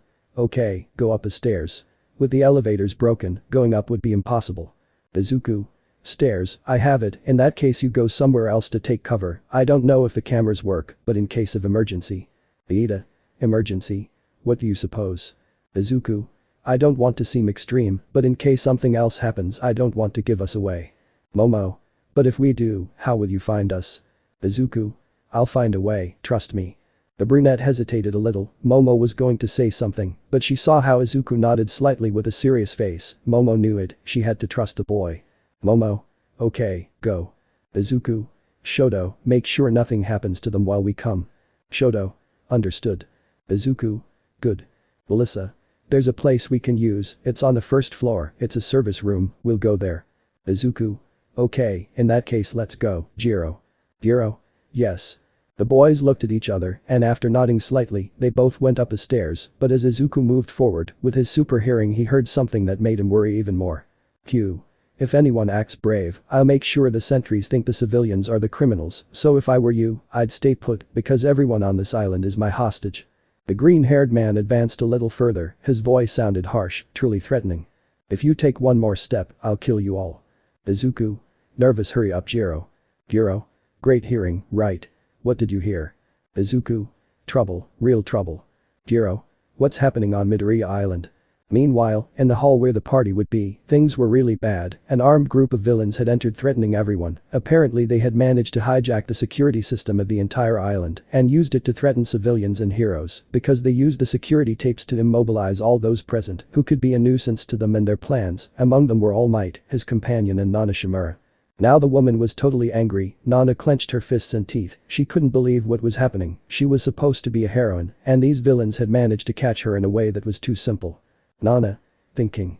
Damn, these villains are going to achieve their goal if I don't do something, neither All Might nor I can do anything, we're really in a bind, I can't give up so easily, I have to find a way to help everyone and restart the security system, I don't know how much power Toshinori has left, but I have to do something soon, these guys took Dave away, but I don't see Melissa anywhere, if I can find a way to get out of this mess, I'll try to contact her to help me. I have to find a way, we have to find a way to. The woman couldn't say anything else as a red flash caught her attention, the woman recognized this and raised her gaze slightly finding Izuku and Jiro. Nana. thinking. Izuku. What are you doing here? Didn't you wait? You agreed to meet and come back together. If he's here then it means you didn't get caught. Izuku for his part used his enhanced vision, seeing how his tia nodded surreptitiously. The boy used sign language, knowing that he had her attention. Izuku. In sign language you can speak, we can hear you. Nana. Whispering, well, Izuku, the situation is really serious. I don't know how you and the others are, but if you have the opportunity, then run away. Some villains took the tower, and apparently, they control the security system of the island. Basically they have everyone on the island as hostages, that also includes the heroes. I don't know how many villains there are, but we can't take it lightly. Izuku for his part clenched his fists annoyed while Jiro disconnected his jack, seeing the green-haired man. Jiro. This is really bad, Midoriya. I heard that guy's conversations, pointing to a guy in a trench coat and wearing a metal mask. He says that his companions have David's shield and his assistant, Sam. I also heard the heroes and civilians, the island. Izuku. I know, we're in a bind. Jiro. What will we do? Izuku. We have to tell the others. The green-haired boy made sure that no one saw him, and together with his partner he left the place, and using his X-ray vision, he managed to locate the place where his friends were and immediately went towards them. For their part, the boys were worried when they saw how the doors opened by themselves, but when they saw that it was Izuku, they were all relieved, although the face that Izuku had put them on alert again. Iida. What happened? Izuku. Things are bad. I spoke with Nana-sensei. It's a villain attack. We don't know how many there are, but they have all the heroes and civilians at the party hostage. Momo. What? Jiro. They control the island security system, that's why everything is closed, that's why there are no communications. Melissa. It can't be scared, Uncle Might and Aunt Nana. Shoto. And what else did Nana-sensei tell you? Izuku just lowered his head slightly as he sighed. Inko, Rei and Shoto saw this, knowing it was bad news. Izuku. He said to escape, that if we have the chance then we should run away and try to get help. After this and for a few minutes, a sepulchral silence reigned in that service room. Uraraka sat on the floor clenching her fists in a clear sign of annoyance. Mineta and Kaminari did the same, scared, but relieved that they would be safe if they stayed there. Iida was leaning against the wall thinking about what he should do. Kirishima approached Jiro, taking her by the shoulders. Apparently the girl, like her companions, had sat on the floor, frustrated of not knowing what to do or how to help. A few minutes passed when, breaking the silence, Iida cleared his throat and walked towards the center of the place, thus calling the attention of his friends. Iida. Well, you heard Nana-sensei. I know we don't like her, but she is our superior and we have to obey. Uraraka. Then. Iida. Yes, we will follow your orders. There are only two options. We can stay here knowing we'll be safe, or we can try to escape and attract the attention of whoever is outside. Kirishima. Running away isn't a very viable option either. We don't know how many there are. If they don't find us, we'll be lost. We'd be shooting in the dark. Kaminari. Fighting is not an option, we can't face these villains. Uraraka. Or at least not without having our licenses, otherwise, we would be seen as villains or vigilantes, according to what I read in the books. Kaminari. But that's why it's a better idea to run away. If we manage to get out of here, then we can call the heroes who are outside. Melissa. No, it wouldn't be possible, or at least it would be very difficult. The island security system is the same as that of the maximum security prison, Tartaros, which is where they keep the most dangerous prisoners. Kaminari. Then we just have to wait for someone else to come and help us. Jiro. I can't believe it. Kirishima. You really think that, Kaminari? Kaminari. But what can we do? Give me an idea, because the way I see it, it's our best option. Jiro. There must always be another option. Kaminari. You want to go out there and risk your life? Is that what you want to do? Jiro. We should at least try. Kaminari. Be realistic, Jiro, those guys even caught Almight. Mineta. I agree with Kaminari, we can't fight them, we're not even professionals. Shoto. Yes, we are not yet, but don't we want to be heroes too? Momo. Yes, but we can't act yet unless we have permission from a teacher, and Nana-sensei said we should leave. It bothers me, but we can't do anything. Shoto. So it's okay for us to do nothing and let them get away with it? Looking at his left hand. For her part, Inko saw her son. The boy looked at the ground and had his fists clenched. The freckled one had a furrowed brow, but from one moment to the next, he took a breath. Izuku. I want to do it. Everyone. Huh? Izuku. I want to help, raising his face. Momo. Izuku. Izuku. I want to save them all, with a serious face. Kaminari. What? You want to fight those villains alone? Are you crazy, Midoriya? Mineta. Didn't you learn anything from what happened at USJ? The little boy complained to the green-haired boy, but the boy took a step forward, silencing Mineta and Kaminari immediately. Izuku. Yes, I learned a lot that day, I fought against that monster. Shoto. Izuku, then. Izuku. But that's why I want to do it. I know it doesn't seem like it, but this is totally different. I've been thinking about it, we can do it, and in the same way, listen to Nana-sensei, we don't have to fight the villains necessarily, we just have to think of some way in which we can help the heroes, free them, so that they can take care of the villains, and we don't have to fight. Kaminari. It's easy for you to say, you just want to show off, it won't be that simple for everyone. Izuku. I know, I never said it was easy, but we have to try, otherwise we let the villains win, we are students of UA. We overcome difficult challenges, we face them and we get out of them alive, this time we can save not only our lives, but everyone on the island. Momo, for her part, saw the boy, the girl approached him slightly, taking him by the shoulder. Momo. Izuku, are you sure? Melissa. I know where the security system is. Hiroshima. Really? Melissa. Yes, it's on the top floor of the same tower, if the criminals manage to control it, then the authentication locks and passwords must be disabled, so I'm sure I could reboot the system myself. Izuku. Then we would just have to go up and avoid being seen. Melissa. Yes. Izuku. Well, that sounds easier said than done. Melissa. If we do this, we can save everyone. Shoto. That's true. Jiro.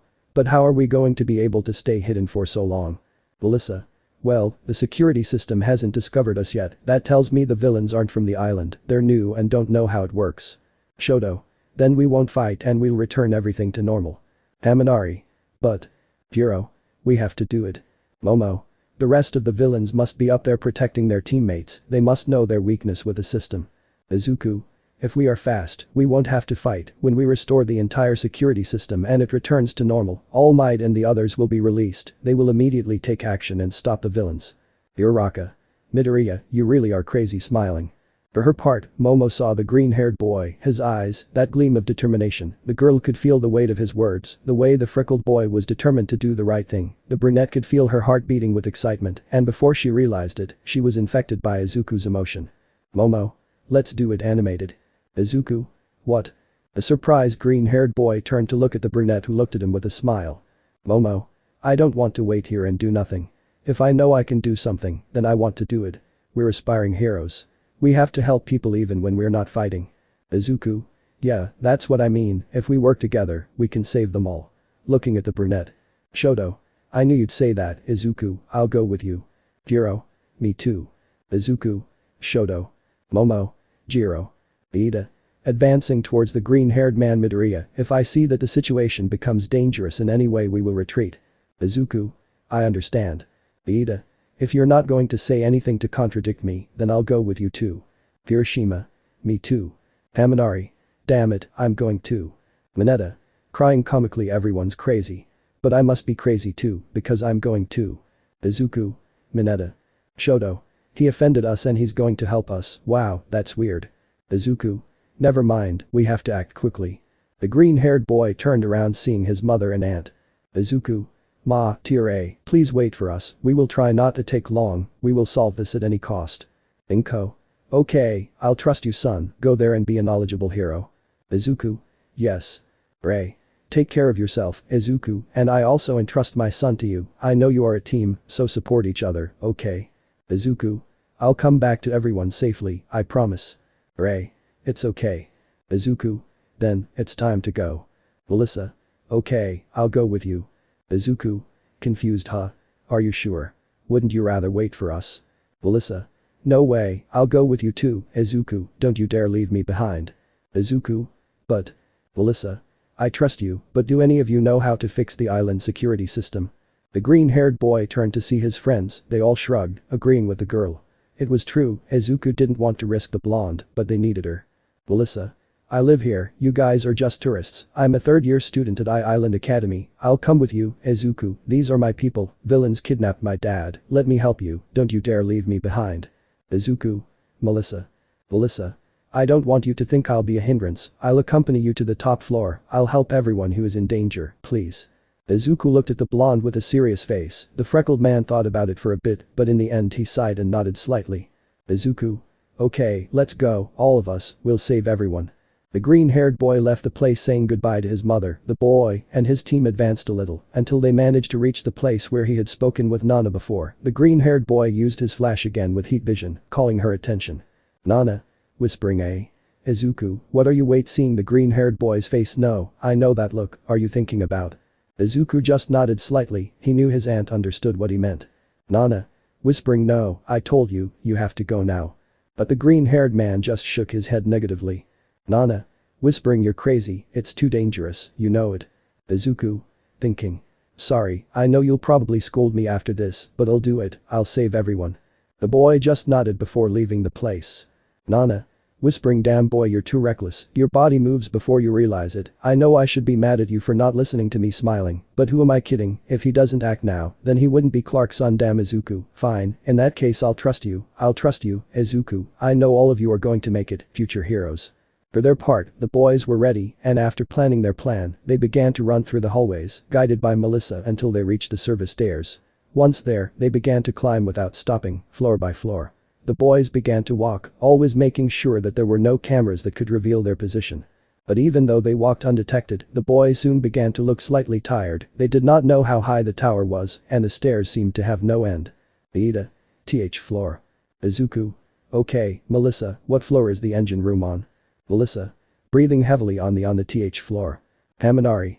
What? Mineta. There are too many steps. Momo. But it's much better than facing the villains. Izuku. I could see a way to fly with everyone up there. Shoto. You couldn't, you'd have to make more than one flight, there are of us, how would you carry us all? Melissa. There's no other way, we have to keep moving forward, save your strength, Izuku.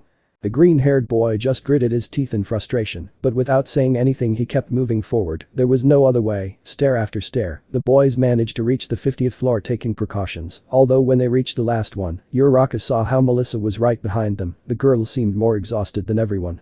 Uraraka. Melissa. Haha, I think I need to do a little more exercise. Uraraka. I'll use my quirk to help you. Melissa. No, thanks, but use your quirk when it's really necessary, you go ahead, I'll go after you. The girl said this and before the brunette's eyes, she took off her heels to start walking. Uraraka. Okay.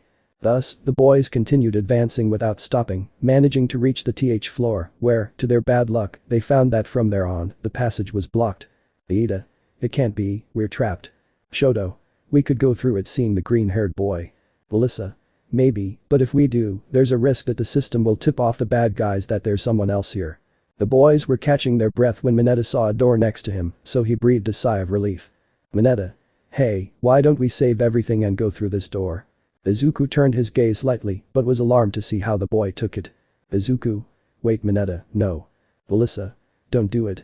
But to his misfortune, the boy had already opened it, and just as Melissa had said, an alarm sounded, Izuku managed to hear this, and alarmed he just pushed the door. Ida. What's up? Izuku. Melissa was right, an alarm went off, now they know. Hiroshima. What? Mineta. Sorry.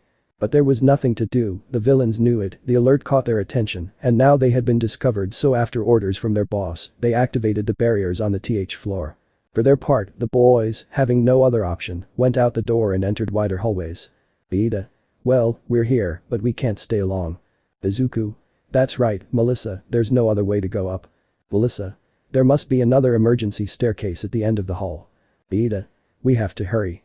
All? Yes. The boys continued running without stopping, but at that moment they saw how behind and in front of them, huge steel plates began to appear blocking the way. Ida. What? Izuku. The doors. Momo. They're all closing. One of these was about to fall and completely block the boys, but Izuku was faster and using his strength and flight, managed to prevent it from closing completely. Uraraka. Midoriya. Izuku. Run. The boys didn't think twice and crossed, Iida saw a door and using his recipro, he gave a strong kick that destroyed the door, making everyone follow him. For his part Izuku dropped the door, and with his heat vision, he welded it to the ground, as well as the one in front of it. Izuku. They wouldn't pass through here. Ida. Midoriya run. This way. The green-haired man entered, inside this room, there were multiple plants and trees. Izuku. A greenhouse. Melissa. Yes, here they study the effect of quirks on the plant, it was just discovered that not only humans were affected, but also animals and… Jiro. Wait. Stopping the boys look at the elevator, someone is coming down. Mineta. I think the villains found us. Izuku. Take cover, don't let them discover you, we'll find a way to evade them. Everyone complied, dividing into teams. Haminari. Hey, wouldn't it be easier if we used the elevator? We'll take care of those villains and that's it. Melissa. It's not possible, only authorized personnel can use it, even if we used it, it has cameras, the villains would see us immediately, and even if we could break them, if they block the entrance we wouldn't be able to open it, they are reinforced to withstand even bombs. Shoto. Izuku, could you? Izuku? Yes, in theory, but if they control the elevator, they would block our path immediately. Shoto. Demons. Mineta. Of course it wouldn't be easy. But everyone had to keep quiet because at that moment the elevator had already arrived, the doors opened revealing two men, one was fatter, while the other was thinner and taller than his companion. Izuku. Whispering their clothes, look at them, they are part of the group of villains who were at the party. We were informed that the children were here. They got in here because they knew it was easy to hide. Uraraka. Whispering I knew it, they're coming for us. Iida. Whispering keep quiet. Mineta. Whispering let them go. Amanari. Whispering I knew this plan was stupid I don't want to die. Puro. Whispering let them go now. Momo. Whispering please, stop, so they don't discover us seeing the green-haired boy. We found them. At that moment everyone tensed, Izuku clenched his fists tightly. Izuku. Whispering they found us but how? Well, it doesn't matter, we'll have to fight. The green-haired boy saw his best friend who nodded slightly, for his part, Kirishima activated his quirk, the boy was ready for the fight, Izuku just breathed trying to calm down, but at that moment. Bakugo. Hey. I don't like your tone, idiot. Izuku. Surprised huh? Bakugo. You won't get out of here. Bakugo. I'll take care of these two. The blonde took a step forward, but at that moment, his mother, who was accompanying him, hit him hard on the head. Mitsuki. Disrespectful brat, calm down a bit, Kitsuki. Watching the villains excuse my son for his lack of manners, it's just that we got lost on the way to the party smiling, can you tell us how to get to the reception please? Mineta. Did they get to the th floor looking for the party? But at that moment, one of them, the thin one, extended his hand, breaking his glove and without hesitation, attacked the older blonde. Don't lie, stupid. Bakugo. Get out of the way. Izuku. Coming out of hiding team Itsuki. The blonde was about to move when at that moment, a huge pillar of ice stood in the way of the attack, stopping it completely. Bakugo. Huh? I recognize this, it's from turning his gaze you. Itsuki. Shoto. The bicolor had been faster than everyone activating his eyesight and covering the blonde's mother, but unfortunately, this would not last long, since on the other side, loud blows were heard that made the icy structure tremble. Shoto. It won't last long, you guys have to keep going, find a way to get to the top. Izuku. Shoto. Shoto. We'll stay here, confront these idiots, and prevent them from alerting the other villains. The bicolor placed a hand on the ground generating a cylinder of ice under the feet of his friends and began to raise them, Izuku got off it and went to his aunt to take her by the shoulders and take her to the pillar with his friends, the green-haired man landed and approached his best friend. Izuku. I'll stay and fight with you. Shoto. No, you have to go with them. Izuku. But. Shoto. Don't worry super dwarf, we'll catch up with them as soon as we can. The boy looked at his best friend, but at that moment, Kirishima landed next to them, apparently the retard had thrown himself using his active hardening. Kirishima. I'll stay and fight, they need an indestructible wall, and that will be me. Izuku. Damn, okay, take care of it, we'll see you up there. The bicolor and the retard nodded, Izuku took flight accompanying his friends. Bakugo. Damn, suddenly the whole damn tower started to close, bastard looking at Shoto what's going on here. Shoto. Didn't you hear the alert message? Bakugo. Huh? Kirishima. I'm not surprised, but whatever, a group of villains took control of the tower. Bakugo. You said villains. But how? Shoto. That doesn't matter, now we have to explain, I'll tell you everyone's plan when we've finished with these idiots, seeing how his friends had already reached the top. The boys were on guard when they saw how the structure had some holes, allowing the villains to pass through. Bakugo. What's that idiot's quirk? Kirishima. If you want, I'll ask him sarcastic. Shoto. You have to be careful. Bakugo. Shut up, I know, do you think I'm as stupid as you? So you want to fight turning into a purple monster, well now you're in trouble. Shoto. I don't think so, friend. The bicolor launched a powerful ice attack towards the monster who began to give strong punches, making his way through it. Bakugo. Die. Attacking the monster. The blonde launched a strong explosion making a thick cloud of dust, Bakugo landed with his back to his rival smiling victoriously, but at that moment, the monster came out without a single scratch and prepared to hit the blonde, who turned slightly surprised, although at that moment, Kirishima pushed him moving him and putting himself on guard. Kirishima. Get out of there. Activating his quirk. Kirishima received the strong impact and was dragged several meters, the retard went through Shoto's ice wall, and his path only stopped until he hit a wall. Bakugo. Damn. Shoto. Stop getting in the way and fight. Bakugo. The bicolor boy began to attack the thin guy who for some reason made noises very similar to those of a chicken. The blonde and Shoto dodged their rivals, remaining on their backs, watching as their enemies had them in their sights. So you know how to fight, huh? Where do they come from? Bakugo. What's wrong with you? Are you stupid or something? You don't recognize an elite when you see one? Shoto. Why do you think we would tell them? Bakugo. That doesn't matter to you, you pair of idiots. Both boys stood on guard, ready for the fight. On the other hand, the boys had managed to cover a lot of ground. As Izuku explained to Mitsuki everything that was happening, the woman understood quickly, regretting not being able to help Inko and Rei. On the other hand, the villain saw from the cameras how the kids, although in smaller numbers, continued advancing, which made them angry. In addition, they discovered their identities. Now they knew they were students of the UA, so with orders from their boss, they gave them free passage to the TH floor, a trap wrapped in a gift box. Haminari. We're lucky, nothing has happened since the TH floor. Mineta. Maybe they lost sight of us. Jiro. Don't declare victory yet. Momo. Don't you think you're leading us somewhere? Izuku. Yes, I think we think the same, but we have no choice. Besides, at this rate we will reach the top floor, we are very close. The boys continued running until they reached a machine room, which unfortunately was full of sentinel robots, the same ones that threatened civilians in the streets. Uraraka. That's a lot of robots. Ida. The bad news is that it seems they were right, they led us straight into a trap, they want to cut us off. Izuku. In that case they already know, somehow they found out that we are UA students. Momo. Well, in that case, we can show them what we're really capable of.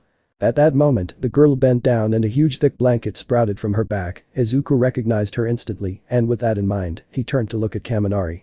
Izuku. Okay, Kaminari, it's your turn. Kaminari. What? Are you crazy? Izuku. Go there and burn the circuits of those things. Kaminari. What do you want me to do? That's crazy. Izuku. I know you don't like me, but trust me, listen to me, if I fail I'll come for you, but that's what the blanket is for, we need your electricity. Kaminari. Damn it. Izuku. A hero always knows how to overcome the obstacles in front of him, go there chargeable. The blonde just looked at the green-haired boy for a few seconds until he sighed tiredly. Kaminari. Fine, I'll do it. Izuku. Okay, Iida, then, it's your turn. Iida. Yes. Kaminari, are you ready? Kaminari. I'm ready. I won't let you down. The blue-haired man charged up, grabbed the blonde by the wrists and using his incredible speed, threw the blonde towards the robots. Kaminari. Shock. Million volts. The blonde released a powerful discharge, although showing that it was no small thing, the robots covered themselves, bothering the blonde. Kaminari. Like this? Okay, then how about million volts? Jiro. Wait. If you do that. But it was too late, the boy's brain had shorted out, which meant the blonde was completely incapacitated. Jiro. And we already lost him. Izuku. But it seems he succeeded, he stopped them, right? At that moment, the robots activated again and entangled the blonde in wires. Izuku. Great, me and my big mouth. Mineta. Kaminari. Those bastards, they're small but strong. Iida. Now we have to rescue him, we'll move on to plan B. Insert YehosuaHernandez. Momo. I'll take care of it. At that moment the jet began to create smoke grenades which she threw at the robots, managing to confuse them. Momo. We might confuse them with this, girls, ma'am, take this. Jiro. Of course. Throwing them. Uraraka. Get out. Mitsuki. Get out of here, you pile of tin cans. Izuku. Mineta, take care of it. Mineta. Yes. Throwing his fears release Kaminari, he doesn't have a harem yet. This seemed to work, the robots of the first line were stuck to the ground, but to their misfortune, the robots of Ares jumped on their companions, approaching the boys. Iida. Okay, it's our turn, let's go, Midoriya. Izuku. Understood. The green-haired boy prepared himself just like the blue-haired boy, Iida's engines roared, and with great speed he ran towards the robots kicking them, and also rescuing Kaminari. For his part Izuku flew towards them with his heat vision on, throwing light bursts, and with the blows, he pushed away all those he could. Iida. Jiro, are more coming? Jiro. From the left, it's a whole horde. Momo. Are they infinite? Izuku. They want us to fight here forever using their heat vision if they outnumber us. Iida. We'll go left, we have to find a way to make the robots not follow us. Izuku. I have one but you guys have to run. Momo. What are you planning to do? Izuku. On my signal. Utsuki. Boy. The green-haired man lunged towards the robots, drawing their attention, hitting as many robots as he found in his path. The green-haired man felt like some of them were trapping him with their wires, so using this he hit more robots. His companions saw him, they knew they had to run and without hesitation, they did.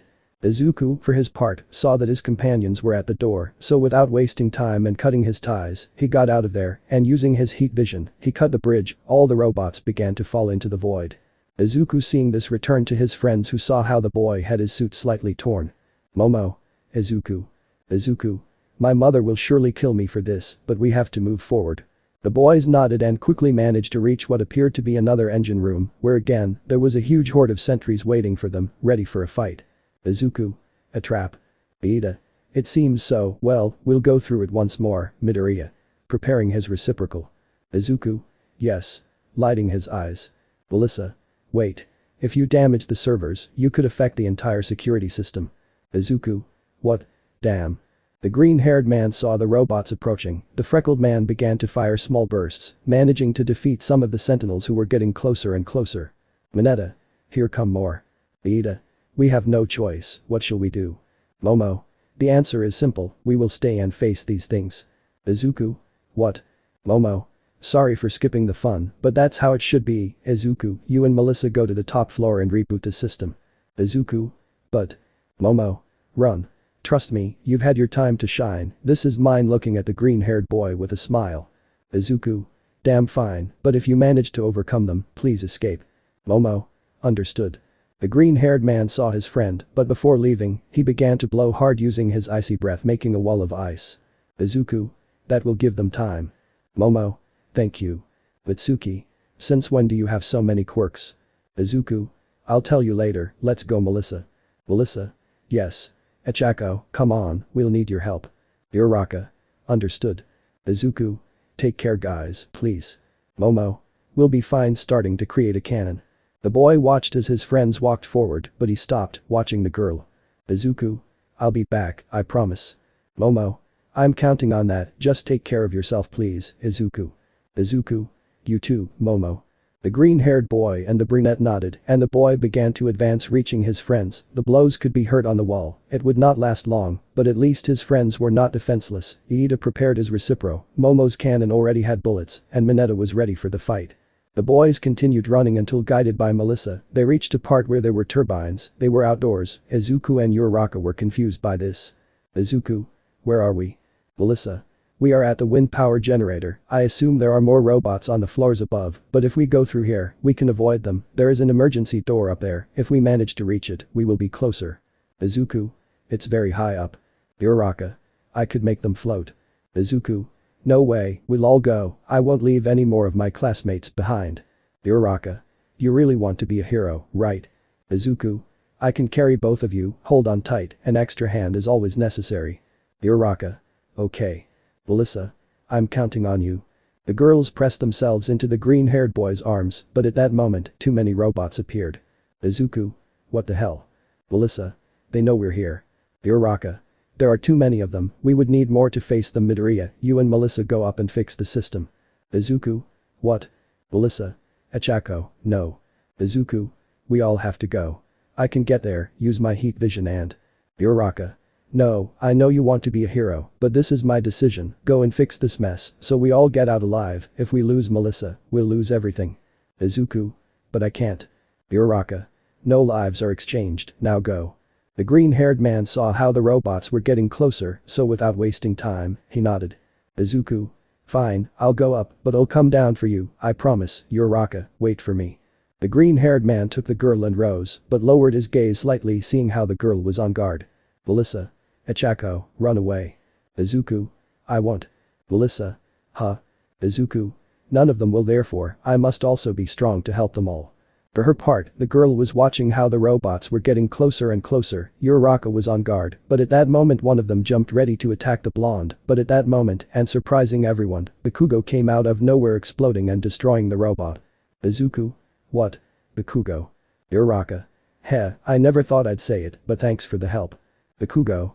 Shut up damn it, I just wanted to destroy that thing, I didn't even see you. Shoto. Are you okay, Uraraka? Uraraka. Yes, I stayed downstairs, Midoriya and Melissa are upstairs, they want to get to the engine room faster. Shoto.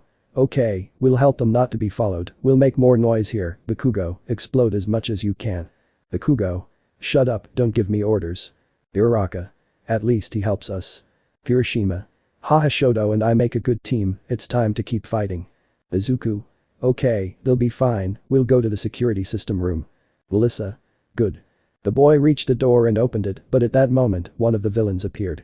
Apparently, the guy had a spear in his hand and attacked Izuku, who, surprised by this, threw Melissa into the room to protect her. They shouldn't have come here. The villain launched a thrust towards Melissa, but Izuku took the spear and managed to stop it. Izuku. You're the ones who shouldn't have come, now tell me, why are you doing this? The annoyed villain transformed his other hand with which he tried to attack Izuku. The green-haired man managed to dodge this, although he had to release the villain's spear, who, taking advantage of this, grabbed the boy and pushed him into the void. Don't play at being a hero, little boy. I hope it teaches you where you belong. Melissa. Izuku. The blonde immediately wanted to attack the villain by grabbing him by the arm and starting a struggle, but the vile guy managed to get out of Melissa's grip and threw her back, hitting her in the nose and throwing a cut. Stupid girl, do you really think that? Izuku. Hey, aren't you forgetting someone? The villain turned around, surprised to see the boy standing in the air with a serious face. But your report only mentions super strength. Surprised. But the villain didn't stay still, he quickly got out of his surprise and attacked the green-haired boy, although what he didn't expect was that his spear only made a cut in the boy's clothes without hurting him. For his part, the green-eyed boy just looked at him seriously. Izuku didn't hesitate and threw a blow at the villain, which was strong enough to embed him in the stairs and make him faint instantly. Izuku. Approaching Melissa. Melissa, are you okay? Melissa. Don't worry, it's just a scratch, the blow didn't hurt that much. The blonde just raised her forearm, showing that she had a cut which, although it didn't look deep, was bleeding. Izuku. Let me help you with that. The green-haired man took off his tie and began to bandage the girl's arm. Izuku. Forgive me, I said everything would be okay, but nothing has, I couldn't protect you, and I left my teammates behind, I'm a terrible leader. Melissa just looked at the boy and then smiled. Melissa. I think you meant we're almost there, thanks. The green-haired boy looked up at the blonde who was smiling at him. Melissa had her beautiful blue eyes fixed on Izuku, who was infected by his friend's humor. Izuku. Smiling. Yeah, I think so. There it is, finishing the knot at the cut, it's time to finish this. The green-haired boy put on a serious face and went up the stairs with the blonde. Izuku used his X-ray vision and managed to see that not far ahead there were some guys with loaded guns ready to shoot. Izuku. Melissa, stay here and wait for my signal. Melissa. Understood.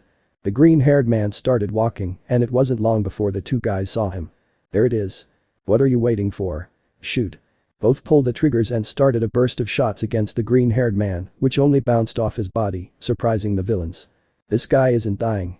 Izuku in response activated his heat vision, and with two small shots, made the villains' weapons explode. Izuku used his speed and reached the two guys, hitting them and defeating them instantly. Melissa went up with him, seeing the floors they were already at. The boys just nodded and walked carefully. Guided by Melissa, the boys managed to almost reach the control room when Izuku stopped. Melissa. What's up? Izuku. Over there, pointing towards an open room, there are two people. The blonde looked out and opened her eyes in surprise because her father and his assistant were there. Melissa. What? It's my father. Izuku. Really? Melissa. What is he doing there? Izuku. Maybe the villains are forcing him to do something, maybe they are threatening him in some way. Melissa. We have to help him. Izuku. Yes. Both boys slowly approached the room, unaware that this would give them the answer they were looking for. David. Smiling. I found it, it's blocked, it's already open. Sam, please bring it. Sam. Okay, Professor.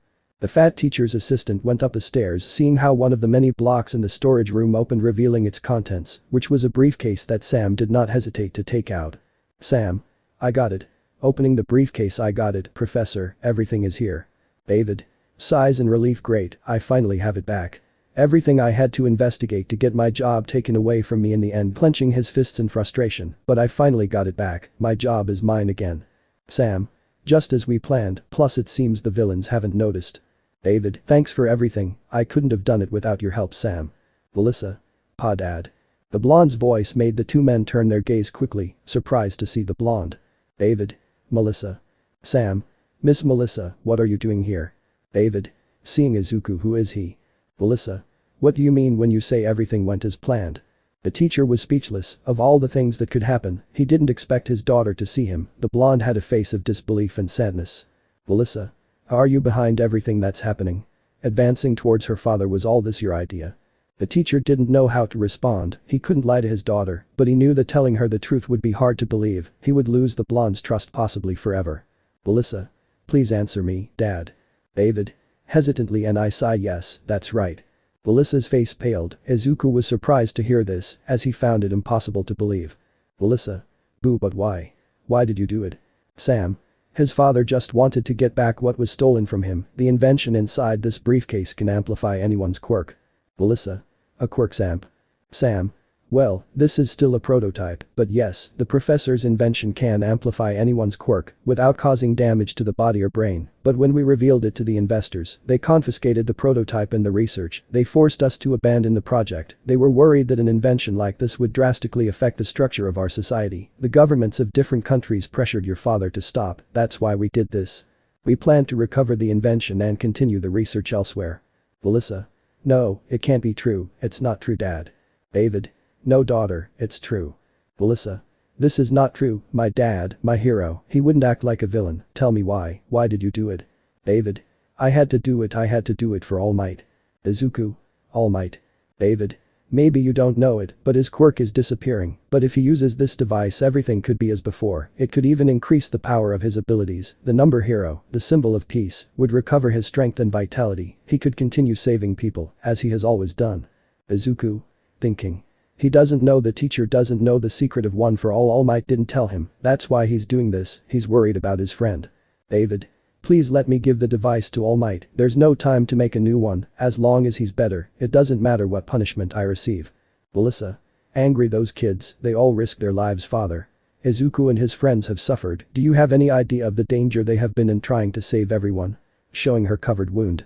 Upon hearing this, Professor David made a face of total confusion which increased when he saw his daughter's bandaged forearm. David. Confused, boo, but what are you talking about, the villains are fake, it was all an act. Of course it was an act, we acted so they would believe we weren't criminals. At that moment everyone turned around because the alleged leader of the villains had appeared with a smile on his face. Izuku. You. Annoyed. The green-haired man was about to launch an attack, but at that moment, multiple metal chains were thrown towards him, trapping him against the wall. The green-haired man was about to free himself, but the villain did not stay still and began to hit the green-haired man with a steel pillar. Melissa. Izuku. Worried. Izuku.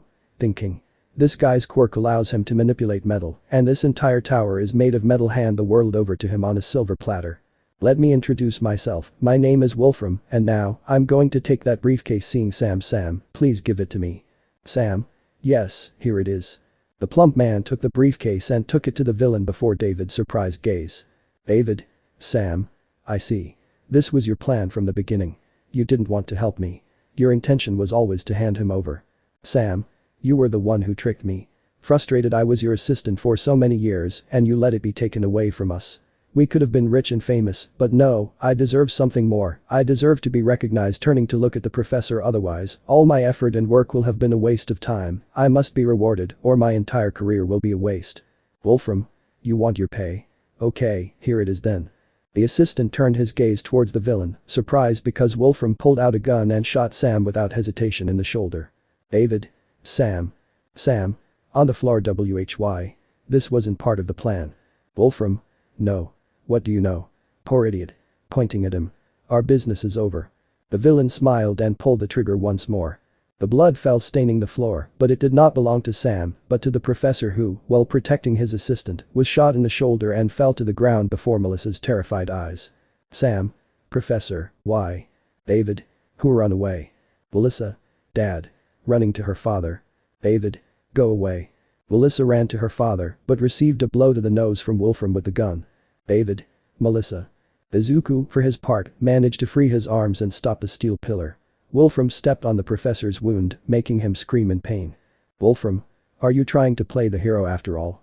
Haha, it's useless, no matter what your reasons were, you've already dirtied your hands, don't you realize? At this point in the game, it doesn't matter if we're real villains or not, you were the one who planned the crime, you're exactly the same as us. Seeing David's face, you will no longer be a respectable scientist, and you will continue your research full of shame. The darkness of villainy completely ruined your life. Smiling, although I don't want to sound pessimistic, you still have a chance which I recommend you take, work for me erasing and hitting David if you want a future, behave and invent many of these things so I can sell them. Haha. David. And I'm not going to do it. Wolfram. Hahaha, as if that matters to me. Hey, you seen one of his companions take him? Melissa. On the floor and in tears leave him. Wolfram. Seeing the blonde. Melissa. Don't take my father sobbing. Wolfram. That's right, that reminds me, this will be a lot easier if I get rid of the professor's ties smiling. The villain pointed his gun at the blonde ready to kill her, but Izuku wasn't willing to let anyone die. The green-haired man was quite upset, so using his great strength, he managed to move the steel pillar. He broke free from his bonds and threw himself at Wolfram with his fist raised. Izuku. Stop now. But the villain was not easily surprised. The man used his quirk and raised a huge and thick steel wall that Izuku collided with. The green-haired man hit it and managed to break through it, but another one immediately appeared. Wolfram would not let him get close to him. Izuku frowned but immediately turned to look at Melissa. Izuku. Melissa, get out of here. Melissa. But. Izuku. I'll save Sam and your father, you help the others, run. Stick to the plan. Melissa. Izuku yo. Izuku. Go, let's not waste time. The blonde looked at the green-haired man's face, that glimmer of determination in his eyes convinced her. The girl stood up and nodded with a serious face. Melissa. Okay, leaving. Wolfram. Hey. Don't stand still, they won't let you escape. Yeah. The villain went towards the blonde. Izuku seeing this stopped hitting the wall. Izuku. Don't you dare. The green-haired man was about to pass, but more steel walls blocked his way. The green-eyed man got fed up and propelling himself with his strength and speed, he crossed them all reaching the villain who stopped when he saw the green-haired man. Izuku. I won't let you pass. Wolfram. You don't get involved. The villain got annoyed by how insistent Izuku was, and taking down all the walls he had made, he sent another steel pillar towards Izuku, who raised his arms stopping the path of this attack, although this was not the only one, as more and more pillars were thrown towards Izuku, who could not avoid them all, and could not flee receiving the impacts either. Izuku. Thinking. Everyone, please wait. Melissa. Running through the halls, thinking. Please wait. Izuku. Withstanding the blows, Mom, and Nana, Momo. Melissa. Arriving at her destination, thinking. Dad. Izuku. Receiving and enduring the blows, thinking. I'll save them. Melissa. Taking control of the island security, I'll save you. Izuku. Withstanding the impacts, thinking. I promise I'll do it. The girl didn't take long and from one moment to the next, the screens lit up green, they had succeeded and that infuriated Wolfram who, upon realizing this, stopped attacking the green-haired boy and cracked his tongue in annoyance. Wolfram. She controls the security system. The barricades in the hallways were deactivated, the sentries that attacked and trapped their friends were deactivated, the boys were freed and returned to their places. The Kugo. What's going on? Hiroshima. They stopped. Shoto. Izuku that madman. In the engine room, Iida was puzzled. Iida. What happened? Everyone suddenly stopped. Mineta. Will it be another trap? Momo. No, I don't think so. Tired it was Izuku, he and Melissa made it, they got to the top and regained control of the island. In the streets, the robots advanced knowing there was no threat. Speakers. The island security system is operating normally. At the party, all the heroes who were trapped had already been released to the fear of the villains who remained there, as they were all ready for the fight. Almight. What happened?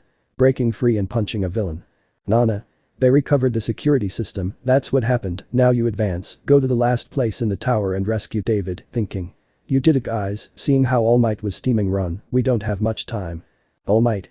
Okay, young Lemillion, you stay here and help people looking at his companion. Lemillion. Okay. Almight. If I need you, I'll call you. Nana. I'll move too, there's someone I have to look for. Almight. Okay. Both heroes went their separate ways, while Nana headed to find Inko, because she knew that Izuku would not take her with them to avoid putting her in danger. On the other hand, the villains were already on the tower's helipad. Wolfram was carrying a semi-unconscious David and the briefcase with his invention. Wolfram. Have you arrived yet? Right now. Wolfram. Then let's go. Yeah. For his part, the green-haired man threw a punch, managing to remove all the metal pillars and slowly coming out of there, his suit was more torn, although in the part of the sleeves, you could see something black under them. Izuku. No, don't waste time, run Izuku Midoriya, otherwise, why did I come all the way here? Seeing the teacher's blood and starting to walk, I'm not a professional yet, but I'll do whatever it takes to save people. The green-haired man followed the villains, while Melissa took out her phone and called Nana, who had already found Inko and Ray. Nana. What's wrong, Melissa? Melissa. The villains kidnapped my father. Seeing Izuku on the cameras, Izuku goes after them, they head to the helipad. Nana. Understood, don't worry, I'll go there, I'll also send All Might. Melissa. Thank you. The brunette cut the call looking at Inko. Inko. Is he okay? Nana. They got it, now I'm going after them calling Almight. I have new information, go to the helipad, the villains have Dave. Almight. Understood, I'll go after them. Inko. You're going for the boys, right? Nana. Yes. Ray. Okay, we'll go with you. Nana. But. Inko. Our children cleared the way, don't worry about us, Nana, please let us accompany you. Nana. Damn, okay, we'll try not to take long. Ray. Okay, we'll help you in any way we can. So the three women started running through the corridors. Back at the top of the tower, the villains could already see their helicopter with an evil smile of victory. Boss, what about the others? Wolfram. We have no choice, we'll leave them. But. Wolfram. If you want to stay, fine, but we have to leave before the security system finishes reactivating completely. Okay, let's go. David. Yeah, kill me now. Wolfram. Calm down, what do you think if we first add a few more sins to your heart, then I'll make your wish come true. The villain put the professor in his helicopter which was ready to take off, but they wouldn't leave because someone would stop them. Izuku. Stop. Wolfram. Turning to look at the green-haired man, are you still alive? Izuku. Let the teacher go. Wolfram. Haha, I see, well done, young hero, did you come to take him away and make him pay for his crimes? Izuku. I came to rescue him, I'm going to rescue David's shield from scum like you. Starting to move forward. Wolfram. This criminal. The villain activated his quirk with a smile and began to throw pillars towards the green-haired man who dodged them without stopping. Izuku. I'll save them all, that includes the teacher. Wolfram. Don't be naive. Kid. Attacking without stopping. Izuku. Shut up.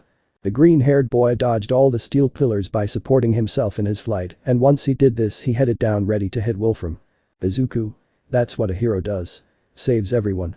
The green-haired boy hit and dodged Wolfram's steel pillars, destroying them. The boy was close to Wolfram, but the latter, smiling, took out his gun and pointed it at David. Wolfram. And how will you do it? At this, Izuku opened his eyes and stopped, landing in front of the villain with a serious face. David. Leave me, boy, run away, save yourself. Wolfram. Hahaha, being a hero doesn't seem like a very convenient thing, I didn't even use all my power, and I already stopped you, you're nobody. Izuku. I'm faster than a bullet, I can save the teacher before you even pull the trigger. Wolfram. Are you sure? Because if you are, somewhere in this tower, you'll hear the scream of a green-haired woman. Izuku took a step forward, but Wolfram attacked him using a pillar that Izuku didn't expect, managing to push him away. The boy stood up but had to dodge more pillars that tried to crush him, but there were too many. Soon, the green-haired boy was hit by one in an ascending manner, and when he stopped, two others crushed him, so that the last one, the one who had lifted him up, took him out with a blow. Wolfram. Boy, being a hero doesn't strike me as a smart way to live. The villain closed his fists and metal cubes and more pillars crushed the green-haired man. For his part, the man got into the helicopter which took off. Izuku. This guy can manipulate metal, but inside the helicopter, it's a different story. Izuku returned to the surface and using his flight, he headed towards the helicopter which he managed to grab, and with his strength, he prevented it from continuing to move. David. You seeing the boy in surprise. Melissa, for her part, went out to the helipad, frightened, seeing how the boy was clinging to the helicopter. Melissa. Izuku. Izuku. Professor, don't waste time, take my hand. David. Enough boy, please leave me, go away. Izuku. I can't do it, nor will I, his daughter, Melissa is waiting for him. The professor remembered his daughter opening her eyes, but on the other hand Wolfram saw the boy surprised. Wolfram. Damn, you really act like a real hero, but you also act like a real idiot, do you think I'm so naive as to not prevent something like this? The green-haired boy looked at the villain who took out a huge block of metal which with his quirk became bigger and attacked Izuku, swallowing him and slamming him hard against the helipad, terrifying the girl. Melissa. Izuku. The green-haired man broke the steel as he slowly stood up, the freckled man was staggering, he had never used all his powers at once before, he didn't know exactly how to do it, and in a short time he had used his heat vision, his icy breath, his speed, flight, X-ray vision and strength, so now he felt an enormous pressure on his shoulders. Izuku felt a lump in his throat from his clumsiness with his icy breath, his vision was clouded by the heat vision. Even though he had used them for short periods. Melissa. Izuku, are you okay? Izuku. Thinking. I can't give up, not now, what do I do, damn, they won't escape, I won't let you have to free the teacher, you have to free him now, damn, free him now. Almight. Everything's okay now, do you know why? Insert Almight theme and continue reading. Almight's rising voice made the boys open their eyes in surprise, from one moment to the next, the boys saw how the symbol of peace appeared, apparently it had made such a powerful jump that in a few seconds it had reached higher. Almight. Because I'm here. Nana. Uncle Might. All Might. You're going to give me back my friend now, villain. Wolfram. Damn, seeing how the blonde was on top of the helicopter. All Might stopped with a single movement and with another he pushed himself down, unleashing a powerful punch that hit the helicopter, making a hole in it and at the same time rescuing the professor. Both adults fell near the blonde while the helicopter fell not far away, causing an explosion. Melissa. Dad. All Might. Everything's fine now, old friend. David. Melissa. All Might. Izuku. Is this over? Watching the explosion. David. All Might, old friend, I'm sorry, this is all my fault. At that moment and answering the green-haired man's question, a huge pillar came out of nowhere hitting All Might, moving him away and scaring the blonde. Thousands of wires and cables came out of the ground, taking David and taking him to where a huge metal construction was forming. Melissa. Father. Izuku instantly went on guard as he watched Wolfram smiling and rise. Wolfram. Sam told me, All Might's quirk is disappearing, he no longer has the enormous power he once had. Izuku. Using his supervision he's using the teacher's device. That's right, soon, Melissa saw it too, the brown-haired villain had the invention that Davis had made. In the distance, All Might slightly stood up, the peace symbol was steaming and spitting blood. All Might. Damn. I don't have much time left, seeing his bloody hand, but I can't give up now either, seeing Wolfram. You don't know when to give up, do you? The blonde charged with strength and threw himself towards the villain, who smiled arrogantly. All Might. Raising his fist, Texas smash. The blonde unleashed the powerful punch, a blow so strong that it created a surprising shock wave, but it hadn't hit Wolfram. The blonde was surprised because he had hit a metal wall that the villain had used to protect himself. All Might. What? Izuku. All Might. Wolfram. Is that all you've got? The villain raised his arm and multiple pillars came out of the wall, hitting the blonde and making a huge explosion. The boys felt a tremor under their feet and then they saw something that made them paralyze. Part of the structure of the tower had come off its place, everything was metallic, which meant that they were weapons that Wolfram could use to his advantage. Wolfram. David Shield's invention is incredible, his fame is well deserved. Mad with power, I can feel how my quirk is stronger, hahaha, this is really incredible, I will never take it off. All Might. Dave, what have you done? Melissa. I didn't know my dad had invented something so powerful. Wolfram. Now I know how I'm going to increase the price of this incredible device, I'm going to kill All Might, the #1 hero, as a demonstration. The villain wasn't joking, because from one moment to the next he began to attack the blonde with more force. He used the tower as ammunition, causing multiple tremors and explosions. Melissa had even been sent flying because of this, but Izuku managed to take her. For his part, the muscular blonde was moving from one side to the other, dodging the relentless attacks and hitting others to prevent them from damaging him, but in the end, this was too much even for him. One of these pillars managed to drag him away. Izuku saw this, surprised and scared, because using his supervision, he saw how the blonde spit blood in torrents. Izuku. Thinking. It's true, All Might is weaker without One for All, it seems he's reached his limit. For his part, Wolfram laughed like a madman, throwing more pillars at the blonde, who couldn't avoid being hit by all of them. Melissa. Will my Uncle Might be okay? For his part, All Might managed to hold one of the pillars with all his strength, but at the same time spit out a lot of blood. Wolfram. Smiling, feeling like a winner, just die already. The villain raised his hand, multiple pillars were thrown at the blonde. Izuku for his part gritted his teeth in annoyance. But the impact never came. Instead, the pillars were stopped by a thick layer of ice. Izuku opened his eyes, seeing how at the entrance door, Shoto and the others had already arrived, even Nana, his aunts and his mother were there. Bakugo. Go to hell. Exploding the pillars. The blonde attacked relentlessly. Even though Wolfram covered himself, Bakugo attacked until the pain in his wrists made him stop. Bakugo. How can you let yourself be defeated by such a pathetic villain, huh? All Might. All Might. Young Bakugo. Shoto. We will stop that villain. Momo. Eating a chocolate that Inko gave her. Where is Izuku? Izuku. Shoto, guys. The green-haired boy landed in front of his best friend, putting the blonde down. Hiroshima. We have to remove those pieces of metal from the sky. Iida.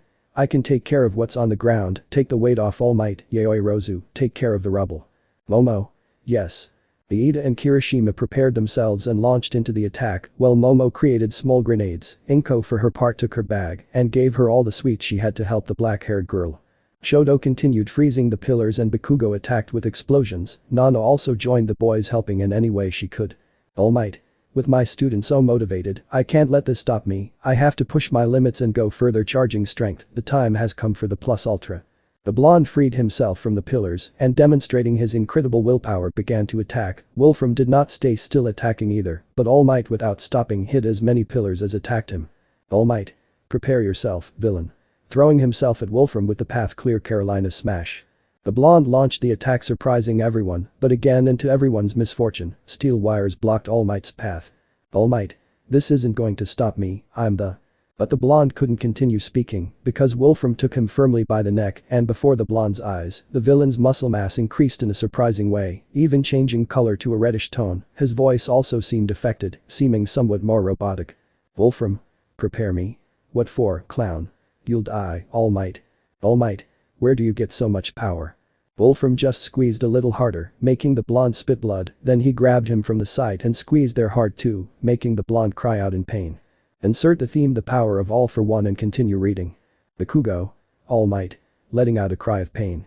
The blonde was in pain, his reaction time had decreased, and that was why a pillar hit him making him fall to the ground. The others were also having a bad time. Shoto was also hit. Momo created a barricade to protect her friends, but she was also reaching her limit again. Everyone who was in the attack was being hit. Wolfram continued to hold Almight firmly, and with a sly smile. Almight. This new quirk seems to have improved your muscles. You must have multiple quirks, but perhaps the… Wolfram. Hahaha, that's right, when we were preparing the whole act, I received a phone call from that man. He said he wanted to work with me to achieve this. When I asked him why this was, he was very happy to explain it to me. If Almight's friend is planning something bad, I could help him in any way I can. I just regret not seeing Almight's face when he finds out the truth about the professor. Almight. Scared and angry all for one. For his part, Izuku managed to hear this with his super pyro. The green-haired boy opened his eyes in surprise. The boy stood up and helped Nana to stand up. Nana, thank you Izuku. Izuku. He's behind all this. Nana. Who? Izuku. The All for One. Hearing the name, Nana Shimura felt a chill run through her entire body if he was involved. Wolfram. What's wrong? You finally stopped smiling. The blonde screamed and tried to throw a punch, but the villain was faster, and with a steel pillar he moved away the symbol of peace who was still tangled in the steel wires. The blonde struggled to free himself, but at that moment, two huge steel cubes approached him and collided with force crushing the blonde and making everyone scared by this. Almight. Scared. But it didn't end there, more cubes began to crash against each other, exerting more pressure. Melissa's gaze paled, but then Wolfram raised his hand, smiling. Wolfram, goodbye Almight. At that moment, as if to top it all off, multiple steel pillars crashed into each other in what looked like a death scene. Melissa. Terrified uncle might know. Wolfram smiled happily at what he did, but there was something the villain had forgotten. Izuku was still there. Izuku. Enough, Wolfram. Everyone saw it, a huge incandescent red ray appeared. It advanced in the direction of the villain's attack. This heat ray was so strong that it even went through the metallic structure, and with a single slash, it cut the villain's attack in half. Everyone was surprised and turned their eyes, seeing how in fact, it had been Izuku who had used his heat vision with an intensity and power that he had never shown before. Wolfram. This brat. Inko. Son, are you crazy? You still don't have control of your heat vision. Shoto. You know what a shot like that does. Izuku. I know, but I'm willing to take the risk. The time has come. Insert My Hero Academia theme by Yuki Hayashi. Izuku. That's enough, Wolfram. At that moment the green-haired boy tore off the gala suit he was wearing, showing that underneath it he had his hero suit. Izuku did not hesitate and took flight towards the attack which was falling into pieces. Izuku was fast. The boy located All Might and grabbed him, and then brought him down. All Might. Young Midoriya. Izuku. Rest, I'll finish him off. The green-haired man didn't stop and took flight again. Wolfram was furious, so without hesitation he attacked again. Wolfram. Idiot brat, I already beat you once, you can't stop me, you're insignificant, you don't know when to give up so you don't die. Shoto. You're the one who doesn't know he's already lost. Attacking. Izuku. Shoto. Shoto. I won't stand idly by and you know it, Izuku. Izuku. Good. Shoto. I'll help you down here, now finish it. The green-haired boy flew towards Wolfram. He didn't stay still and attacked with several steel pillars, but Izuku was really upset. The boy was giving strong blows that destroyed the pillars. The villain was really furious and willing to finish off the green-haired boy. Wolfram. I don't care what quirk you have, I'm going to finish you off. The villain raised his hand, and more structures came out of the ground moving his friends. One of these was about to hit Momo, but using his heat vision again, Izuku cut it, preventing it from damaging the brunette. Izuku. You've caused enough chaos, villain, it's time for you to stop. Wolfram. You're not going to threaten me. The villain began to gather all the metal he could, while Izuku began to fly around the structure and using his heat vision leaving deep and burning marks. From one moment to another, the villain had formed a huge metallic cube in the air. This scared everyone who did not know that Wolfram would be capable of something like this. The villain did not hesitate. He raised his hands and lowered them, making the attack head towards the boys. Wolfram. The end has come. Izuku.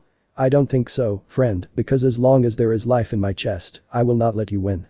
The green-haired boy pushed himself and with a huge amount of strength, he managed to hold the cube, preventing it from crushing his friends and the tower. Wolfram. Damn brat. Putting on more pressure. Izuku for his part began to exert force. His vision was half clouded by the effort and lack of control, but that did not matter to him. The boy lit his eyes again, well without knowing why, his mind wandered a little thinking about a certain brunette. Trust me, you've had your time to shine, this is mine.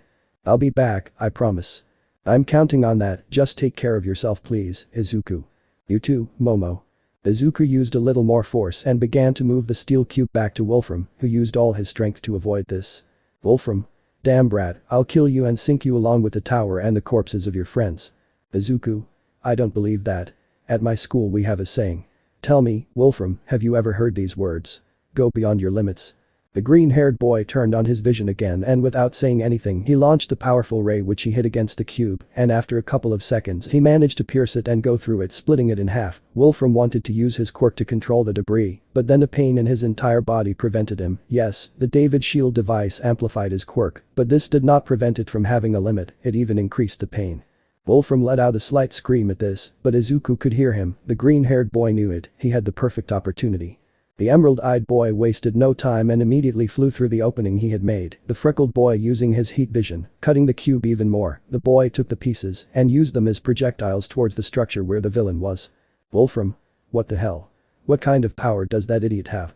Izuku went down until he touched the ground. He didn't have control of his flight, so he forced himself to do this, but once he managed to recover, he used the space where he had landed to propel himself again with his fist raised. The weakened villain tried to capture him with the steel wires just like he did with All Might, but the green-haired man flew without stopping, even tearing off these wires, as if it were nothing. Izuku. To overcome the crises you face, you must give everything you have and save people, no matter the cost. That's what a hero does. On what remained of the helipad, everyone watched attentively as the green-haired man flew without stopping. Uraraka Jiro Mineta Ida Kirishima. Midoriya. Momo Nana Shoto Mitsuki Melissa. Izuku. Inko. Son. All. Finish it. Wolfram. Who the hell do you think you are? You're nobody. Izuku. I know who I am the man of steel, the symbol of hope. Izuku was flying with speed. Izuku turned on his heat vision again. Wolfram didn't hesitate and covered himself with all the metal he could, but this had been nothing more than a trap. Izuku turned off his heat vision and using his icy breath, he began to blow intensely, freezing everything in his path, even the place where the villain was hiding. Izuku flew a little higher than the structure, staying in the air. The weight is heavy, but I don't regret being who I am. We know the meaning of power and what it can do. You'll travel far, my little Izuku, but I won't abandon you. Izuku. I am Superman. And saying this, the green-haired boy dived, heat vision on. Izuku went through the structure completely. The green-haired boy reached Wolfram, whom he hit with the necessary force to defeat him. The boy burned the device with his heat vision. Wolfram had fallen, and with him, his structure was destabilizing. It would soon fall. The freckled boy took out the villain and left him on the ground while he returned to the structure, managing to rescue David's shield, whom he found using his eye-ray vision, and then left him next to his friends. The green-haired boy also prevented the debris from falling into the void, and in the end he landed. Yes, he had succeeded, he had defeated Wolfram. For their part, the green-haired man's friends and colleagues saw everything with a look of disbelief. Ida. Watching how the boy moved the rubble, he did it, he really did it. Mineta. He defeated the villains. In the end, Midoriya defeated the villains. Excited. All the boys started shouting with relief and happiness. Melissa ran without anyone seeing her or being able to stop her. The blonde headed towards where Izuku was, worried about him, but also willing to thank him. Melissa. Izuku. Arriving with the boy. Izuku, are you okay? Izuku. Yeah, I think so. Melissa. I was glad, I was worried about you. Izuku. Well, I just have a little vision problems, but they are only temporary, they will go away in a while. Melissa. Yeah, I already saw it. Izuku. Haha, don't make fun of me. Melissa. No, I actually wanted to thank you, you really did, you saved everyone just like you said. Izuku. No, it wasn't just me, Melissa, we all put in our own effort to achieve this victory, all of this is also thanks to you. Smiling. Melissa. Hugging the boy, thank you, really, thank you very much, Izuku. Izuku. Haha, I already told you it's nothing, that's what a hero does. Melissa. Though I'm surprised you brought your hero suit downstairs. Izuku. I was hesitant about whether to do it or not, I didn't know if we also had to perform at the gala, so I brought it in case something happened, although this wasn't in my plans. The boys started laughing at this, but Momo called them. Momo. Izuku, Melissa. Are you okay? Izuku. Yes. How are you? Momo. We're all fine. Izuku. Okay, let's go with them. Melissa. Yes, smiling. The boys began to move forward while with the others, David regained consciousness better. David. It was all my fault. Nana. We'll talk about that later, Dave, for now rest, it's all over now. David. Melissa. Nana. She's fine, she and the boys from Class A were the ones who saved us, you should thank her after this. David. She wants to be like me, my successor. Nana. She has what it takes, she's a great girl. David. Yeah, I know, that green-haired boy is really curious. Nana. He is a student at UA. His name is Izuku Midoriya. David. Midoriya, seeing the green-haired boy and his suit, he is Superman's successor, isn't he? Nana. He's a little young and inexperienced, but the day will come when everyone will see his spark of heroism, a true superhero. David. Yes, I can see that, Nana, he has something unique. Izuku arrived with his friend standing in front of Momo. Izuku. Hello. Momo. Hello. Izuku. I promised you I'd come back. Momo. It's good to know that you keep your promises. Izuku smiled at the brunette until his mother arrived hugging the boy. Inko. My little Izuku, I was so worried about you. You've grown so much, just look at you, your father would be proud. Izuku. Ma embarrassed. Momo just smiled, touched by the scene. All the green-haired boy's friends approached the boy, the battle was over, Nana and Almight took Wolfram and his henchmen who were unconscious, they all went down meeting the authorities. In the end, the version was handled that Almight had defeated the villains. Izuku was not bothered by this, he was even grateful for it because it did not expose him. In the end, everyone was sent to their hotels, the SD party had been cancelled. The boy said goodbye and left. Inko. Well. Not bad for your first mission, son. Izuku. He and I wanted a quiet vacation. Hiroshima. Haha, I think that's something we'll never have, bro, at least you live up to your name, the Man of Steel. The green-haired boy smiled and continued walking. The next day not much happened, the expo was postponed for a day, the boys met with the rest of their classmates and spent the day together guided by Melissa. The activities were varied, challenges of the villain, cinema, etc. The day passed and a new one began where now the expo opened to the public. The boys enjoyed it like never before, their trip had ended, so they enjoyed their last day on the island to the fullest. David Shield was in custody for what had happened, nobody knew what his future would be, but in Nana's words. After everything he's been through, he'll see light at the end of the tunnel. And so, after a couple of days of fun and relaxation, the time had come to return to Japan. Everyone boarded their plane, all with the same destination. Izuku's flight would be the last, so after saying goodbye to Momo, the boy began to talk with Melissa. Izuku.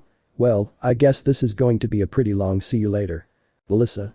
Yes, I think so. Izuku. Haha, you know, I don't think I ever thanked you. Melissa. Thank me. Izuku. Yes, for being my friend, for helping me, without you, nothing that happened would have been possible, thank you Melissa. Melissa. It's nothing, but if you want to make it up to me, then you'll have to show me what Japan is like when I go. Izuku. Haha Echo, it's a promise. Melissa. Promise. The boys walked calmly, they didn't feel the passing of time. Izuku. You know, after everything that happened that day, and the way I saw you act, one feel like you would make a great heroine. Melissa. Do you think so? Izuku. Yes. Melissa. Thank you, it means a lot. Izuku.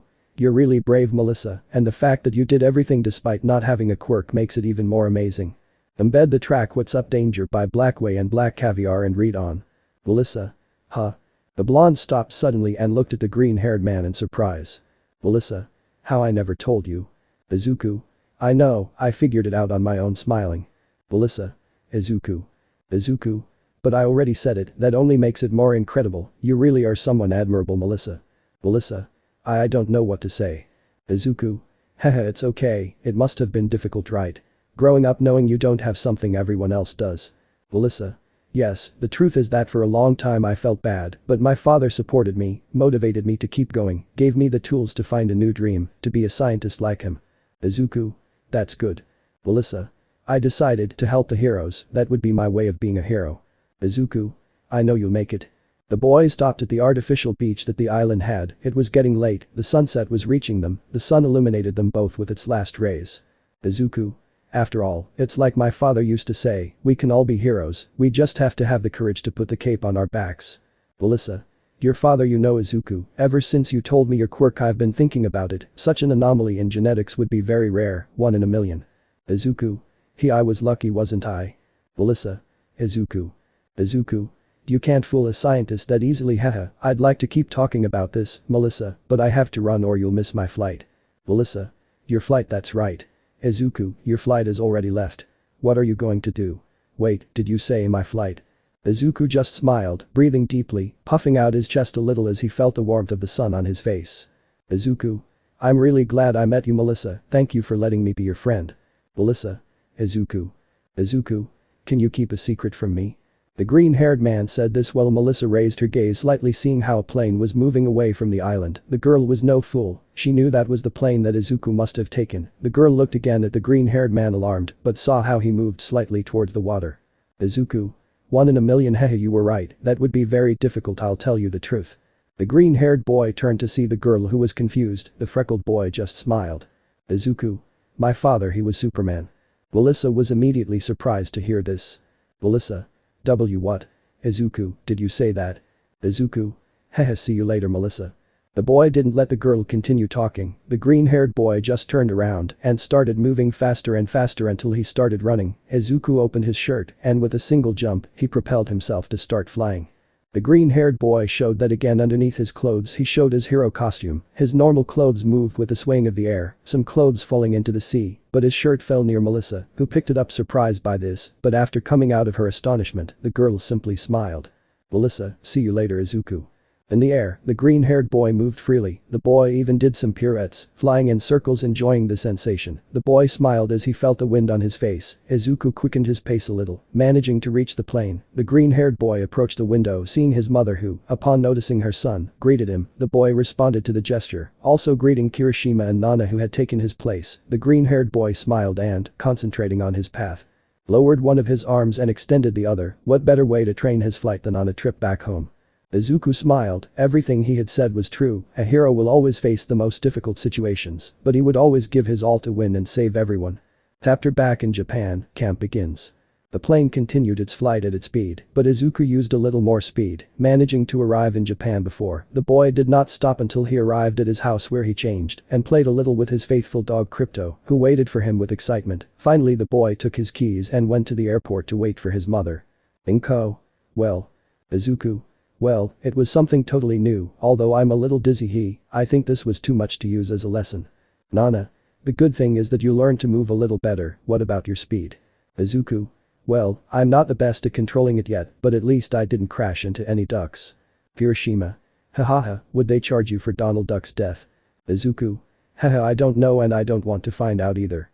Everyone laughed and left the place to take a taxi and take Kirishima home. Kirishima. Thanks, bro. Izuku.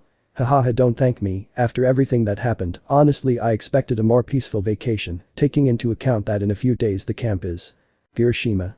That's true, but hey, look on the bright side, they weren't boring either, we all got together and showed why we are UA students, I think that's a good thing, those villains didn't expect what happened to them. Izuku. Well, looking at it that way, you're right. Kirishima. Now all that's left is to study and train.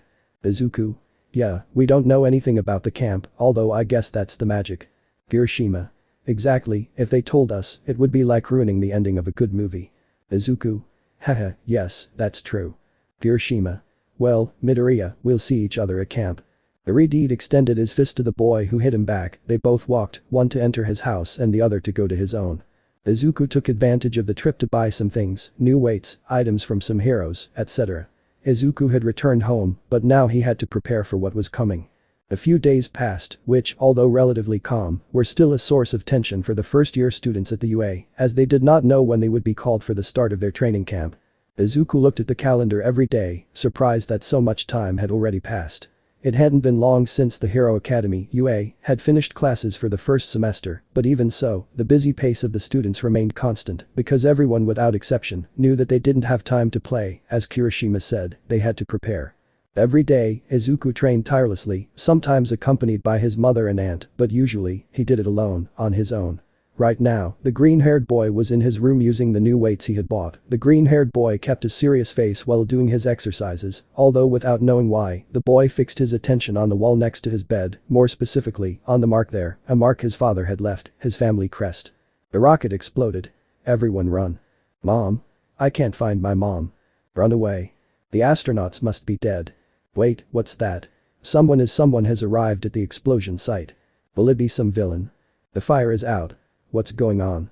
Look, the rocket is floating. No. They're loading it. It's Superman. He's here. Well, I hope this doesn't put you off going to space, after all being there gives you one of the best postcards of the Earth. The green-haired boy watched this video once again, his favorite video, one of the greatest feats his father performed, an impressive rescue. Izuku. Dad, there are times when I still can't believe it seeing his hand everything that happened, my lineage, my power, my family being the son of Superman. The green-haired boy was totally serious thinking about this when suddenly, the doorbell of his house alerted him. The boy went down, his mother had gone to the market, so he wondered who it was. Crypto also went down with him sniffing, but instantly began to growl annoyed. The boy was surprised by this, but without stopping much, he opened the door surprised, because outside his house were Mineta and Kaminari. Izuku. Mineta. Kaminari. The green-haired boy opened the door completely when he saw that it was his two classmates, but something he didn't expect was that Crypto would start barking, showing his fangs and threatening the boys who stepped back scared by this. Izuku. Crypto, calm down, buddy. Hugging his pet, stopping it. Mineta. What is that thing? Scared. Izuku. It's not a thing, it's my pet. The green-haired man managed to get out of his house and closed the door behind him while his dog continued barking. Izuku. Sorry, he doesn't usually behave like this. Kaminari. It's quite intimidating. The blonde man recovered slightly, the boy still had some hostility towards the green-haired boy, but after what had happened on the island, this had calmed down a bit. Izuku. Hey yes, but he is quite meek when he gains confidence, but tell me, what are you doing here? Mineta. Are you very busy? Izuku. Well, the usual thing I guess, I was training a little, you know, getting ready for camp. Mineta.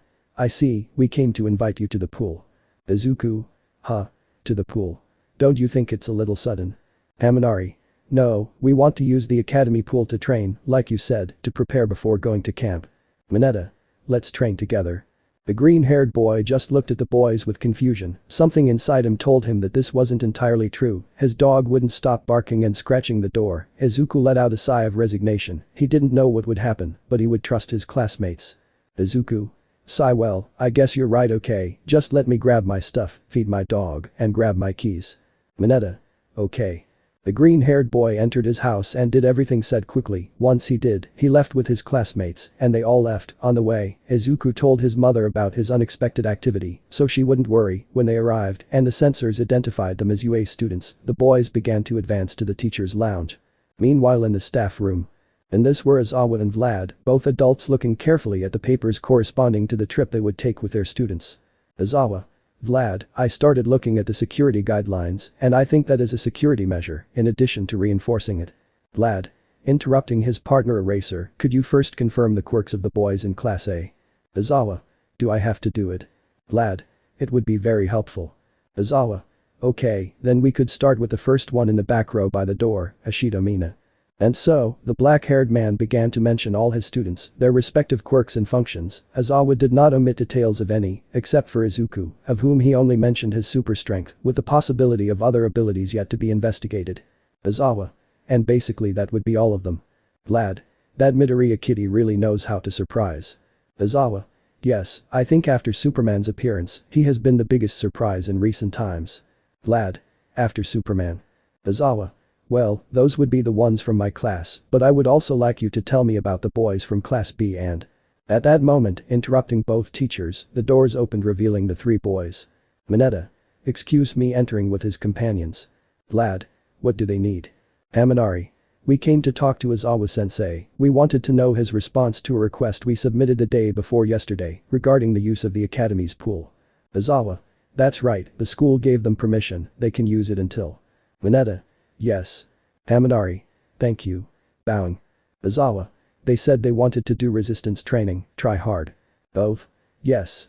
Smiling. The green-haired boy looked at the two boys in surprise, he didn't expect them to actually ask permission for that.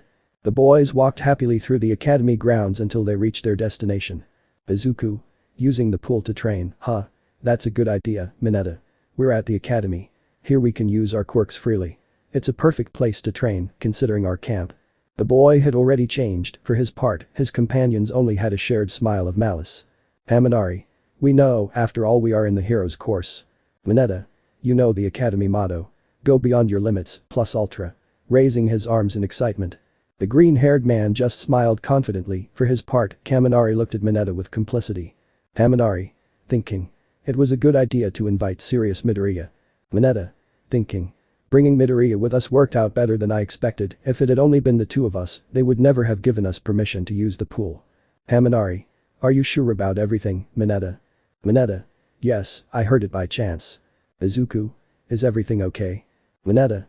Yes. Smiling with false innocence. Flashback. A few days before the holidays. The girls from Class A were gathered around Momo's seat. Uraraka. Can't we take long trips in the summer? Jiro. Apparently it's a rule that the academy imposed this year. Hagakure. It's not fair. Momo.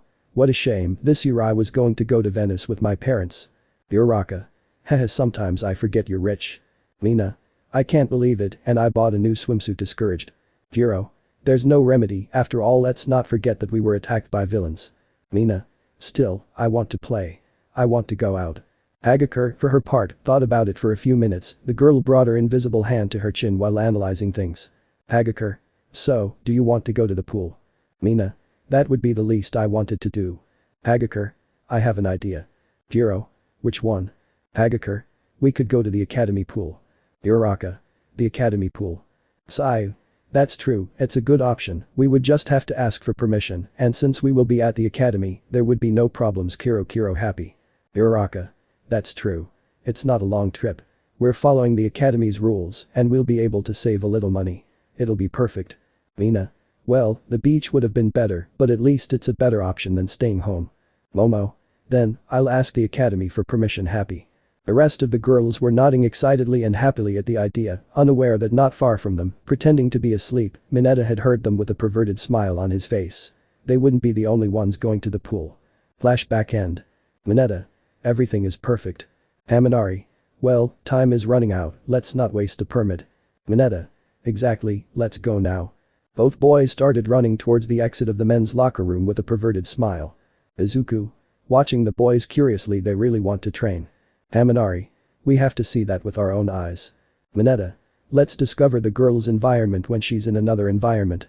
In both of their minds, they could only see an image of how they thought the girls would look in bikinis, so totally enthralled by this mental image, and with saliva dripping, both boys jumped towards the exit. Mineta and Kaminari. Let's go to our paradise. The boys could already see the sunlight, they were close, they could already feel it.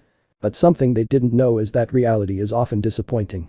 The most perverted boys of Class A crossed a dormitory door, expecting to be greeted by their pretty classmates, but instead, a rather toned male body was the first thing that greeted them. Ida. You two are late. Both boys fell face first onto the floor and immediately looked up, seeing how not only was it the class president, but also all of their classmates were gathered around the pool, all prepared and stretching, ready to train. Mineta. Hey. What are you doing here? Izuku. Well, since this day was going to be for training in the pool, I sent a message to everyone, in case they wanted to come. Smiling. Haminari. Huh. So that's what happened. You're too serious, Midoriya. Mineta. Whispering to the boy, calm down, Kaminari, let's not get distracted from our true objective. In this place, there are surely girls in swimsuits.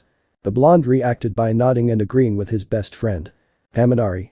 That's right, this won't distract me at all, I'll engrave the image of the girls in my mind. Mineta. We'll both see your new swimsuits. The boys turned their gaze to the opposite side of the boys, totally excited. Both were right, the girls were in that place, but far from what they expected, they found that the 6 girls belonging to their class were stretching on the other side of the pool, wearing school swimsuits. Sayu. Huh. It's Mineta. Jiro. Kaminari came too. Hagakure. Not only them, but the other boys too, smiling without anyone noticing. Kaminari. Whispering and with a disappointed face, what swimsuits are those? They should be bikinis. Mineta. Whispering, satisfied, the schoolchildren also look good. Haminari. Whispering, you like everything.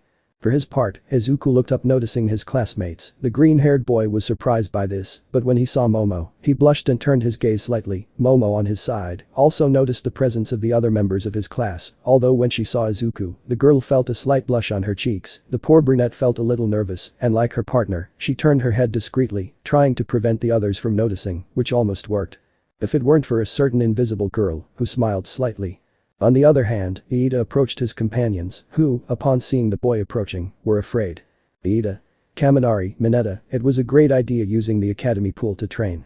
Spreading his arms in a friendly manner, I'm really impressed. Now come on, why don't we all sweat together? The boys tried to retreat, but it was too late. Soon, the blue-haired speedster took them both and took them to the rest of the boys while smiling happily. Mineta. No wait. Kaminari. Stop. Mineta and Kaminari. Wait a minute. And with this fried, two activities began in the pool, on one side, and to the misfortune of Mineta and Kaminari, the boys trained exhaustively without stopping, while on the other, the girls played volleyball happily. Uraraka. Here I go. Throwing the ball. Hagakure. Take this. Passing it to Mina. Mina. I got it. Throwing it to the other side. Sayu. Preventing her rivals from winning a point. Kiro. Kiro. Don't even think they'll win. Passing the ball to Momo. Momo. Yes, here goes a long pass. Throwing the ball. Yes, the situation was funny for them, but on the other side, Mineta and Kaminari could barely breathe. Iida. We'll take a break, minutes, and then we'll continue. Ball. Yes. Iida. By the way, I brought this for everyone. The blue-haired man took out a huge cooler and opened it, showing that it was full of various drinks. Iida. Take one with confidence. Zero. You're great, President. Sato. I can already feel my energy coming back, thank you. Kaminari. I don't understand, how is it possible that only girls can play? Mineta. They were given permission to sunbathe by the pool. Kaminari. And why did you ask her to train? Mineta. Because otherwise they wouldn't have given us permission, idiot. While the boys were arguing, their other classmates relaxed a little, resting while they lowered the contents of their drinks and protected themselves from the sun. Shoji. So you've trained too. Ajiro. I've been doing it since the holidays started. Okoyami. We have to work hard for camp. But on the other hand, the only one who wasn't resting was Izuku. The boy got out of the pool while taking a breath. Iida. Midoriya approaching his friend takes one, giving him a drink. You should rest too. Izuku, receiving the drink. Hehe, yes, thanks Iida. The boy took the can and using his icy breath, cooled it a little more. The freckled man pulled the ring, opening it, and began to drink. Iida. Hehe, now that I think about it, it's a little strange. Izuku. What? Iida. Well, at the beginning of the entrance exam, I never thought we would end up being friends at that time, and to be honest, without meaning to offend, you didn't seem like much to me remembering that day. Izuku. Thanks I guess. Iida. But in the practical exam things were different with a serious face. Izuku. Different. Iida. Yes, remembering what happened in the exam when the situation got difficult, you prioritized saving Uraraka instead of just passing the exam. If the UA turned its back on such actions, it would be acting unfairly. After all, being a hero is a job that involves risking your life to protect others. Doing good without looking at who is one of your best qualities, doing the right thing despite your incredible power. Now come, Izuku Midoriya. This will be your hero academy. Izuku. Smiling, I was very happy. It was always my dream to be a hero, and obviously to study at UA sitting next to the blue-haired man, although I was scared when it was the first day of classes, and, Aizawa-sensei said that he would expel the one who came in last place. I always hid my abilities so much that I didn't know how to use them well in their entirety, control them. At that moment I was scared, I thought it was my end. Iida. And yet you didn't give up, neither did you in combat training, remembering the Izuku vs Bakugo fight. Go ahead, shoot. Either way, you've already lost. Iida Tenya, immobilized. What? That dwarf caught that idiot. That has always been your biggest mistake, Bakugo. You underestimate your rivals too much. We are no longer in elementary school or high school. Welcome to UA Bakugo, where no one is weaker than another. Welcome to the school where we all want to be heroes. Bakugo Katsuki immobilized, bomb secured, the heroes win. Iida. Yes, sometimes I think your methods are reckless, but I've always felt your tenacity. I think it was for that very reason that, at that moment, Bakugo lost the fight. Izuku. Well, to be honest, not all the credit is mine. Raising his fist, it all comes thanks to the help of many people thinking about his father, and that's why I must try harder standing up. The boy looked at his blue-haired friend who also stood up with a smile. The boy looked at the green-haired boy and then nodded. Iida. We all have to try hard, my friend, we all want to be heroes. Bakugo. Keep dreaming, damn nerd. The scream made everyone turn their heads. Bakugo had also arrived. The blonde as always had a sour face, and making slight explosions he approached the boys. Bakugo. If I lost to you, it was pure luck. Izuku. Hey, calm down, we're not here to fight. Bakugo. Damn coward, are you afraid that everyone will see that I can beat you? Izuku. Now what are you talking about? Bakugo. Let's decide things here and now. Making explosions. Izuku. We came to train, not compete. Iida. Taking his hand to his chin. Well, being objective, just training wouldn't be interesting. Izuku. You too. Iida. Guys. How about an endurance competition? Okoyami. Endurance competition. Iida. Yes, let's see who of us can swim the meters of the pool the fastest. Haminari. A race. Of course. Zero. Sounds good. Sato. Let's do it. All the boys had already accepted. Izuku only looked at the large pool for a few seconds before nodding. Izuku. It will be interesting. For their part, the girls, seeing the fuss their classmates had made about this idea, approached willing to see and help their classmates. Momo. Iida, do you think we should help them? That way everyone can compete. Iida. It's perfect, thank you. Ajiro. What about our quirks? Can we use them? Iida. We're on the academy grounds, it'll be fine, but remember that you can't attack the buildings or your classmates, you can only use them to propel yourself. Shoto. Freestyle, I see. Bakugo. I'll crush you, Deku. Izuku, for his part, just faced the blonde with a serious face. Bakugo. I'll crush you too, you half and half idiot. Shoto. Someone woke up in a bad mood approaching Izuku. Izuku. Isn't it always like this? The green-haired boy and the boy just smiled. All the members of Class A gathered together, and by drawing lots it was decided who would go first, which would be Mineta, Tokoyami, Kota, Bakugo and Kaminari. The 5 boys got into position, and Momo, who would be in charge of blowing the starting whistle, stood next to the pool with the whistle she had created. Momo. Okay, on your mark set go. Blowing the whistle. Everyone jumped into the water except for Bakugo, who with an arrogant smile, used his explosions, gaining impressive speed, surpassing his rivals by far. Bakugo. Explosive turbo. Spinning and arriving before everyone else. What's up, extras? Who's the best? Zero. Complaining. What do you mean, what's up? Hiroshima. You didn't even swim. Bakugo. They said freestyle, you pair of idiots. Making explosions. The boys were upset, but there was no point in getting upset and they just let it go. The next competitors got ready. This time it would be Zero, Aoyama, Shoto, Sato and Kirishima. Again, Momo would be in charge of giving them the start. Momo. Then, on your marks, get set go. Blowing another whistle. The first to come out was Zero, who threw a ribbon and propelled himself with it. Aoyama used his laser, and Shoto froze the water, propelling himself with speed. The competition between the 3 would have been close if it weren't for the fact that Aoyama could handle his laser. Time had run out. The boy began to fall, but collided with Zero, causing both to fall into the water. In the end, the heterochromatic was the first to arrive. Haminari and Mineta. You should have swum. The boy said nothing and left the place, allowing the next and last competitors to prepare. This time it would be Iida, Izuku, Ajiro and Shoji's turn. The boys took their places. Iida adjusted his goggles while he waited for the order to leave. Hiroshima. Who do you think will win? Haminari. I think it's obvious that Midoriya will fly, shouldn't we count that as cheating? Because you know, he'd have to swim. Momo. On your mark set go. Blowing the whistle. The order was given and contrary to what they thought, Izuku, like Shoji and Ajiro, threw himself into the water and began to swim. The only exception was Iida, who using one of his calf motors, moved along the cables that divided the lanes of the pool, extending his arms to the sides to maintain balance, which gave him a somewhat funny appearance. Zero. You too, Iida. Everyone was paying attention to the pool, and even though Izuku couldn't fly, his sheer strength was enough to give him a great speed, surpassing his other 2 teammates and starting a race against Iida, who, seeing how the freckled boy was moving with impressive speed, decided to increase his own speed as well. His engine spit out blue fire, and he adopted a lower pose, gaining more speed and momentum.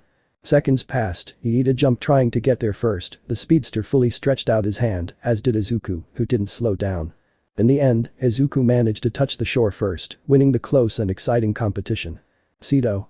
Great. Zero. Well done, Midoriya. Mina. Iida was pretty close. The green-haired man helped his friend out of the water, who had a friendly smile. Iida. You beat me, Midoriya. Izuku. It was a great competition, you were great, Iida. Shoto. Congratulations to both of you. Approaching the boys, you did pretty well. The heterochromatic arrived with his friends, remembering for some reason his fight against Izuku at the sports festival. I don't do it because I want to, I do it because I have to, Shoto, I've never liked fighting, I've always limited myself, but that's because I'm aware of my power, of what I can do, but you what's your excuse? Stop limiting yourself. I know he's your father, Endeavor, but that doesn't make you equal to him.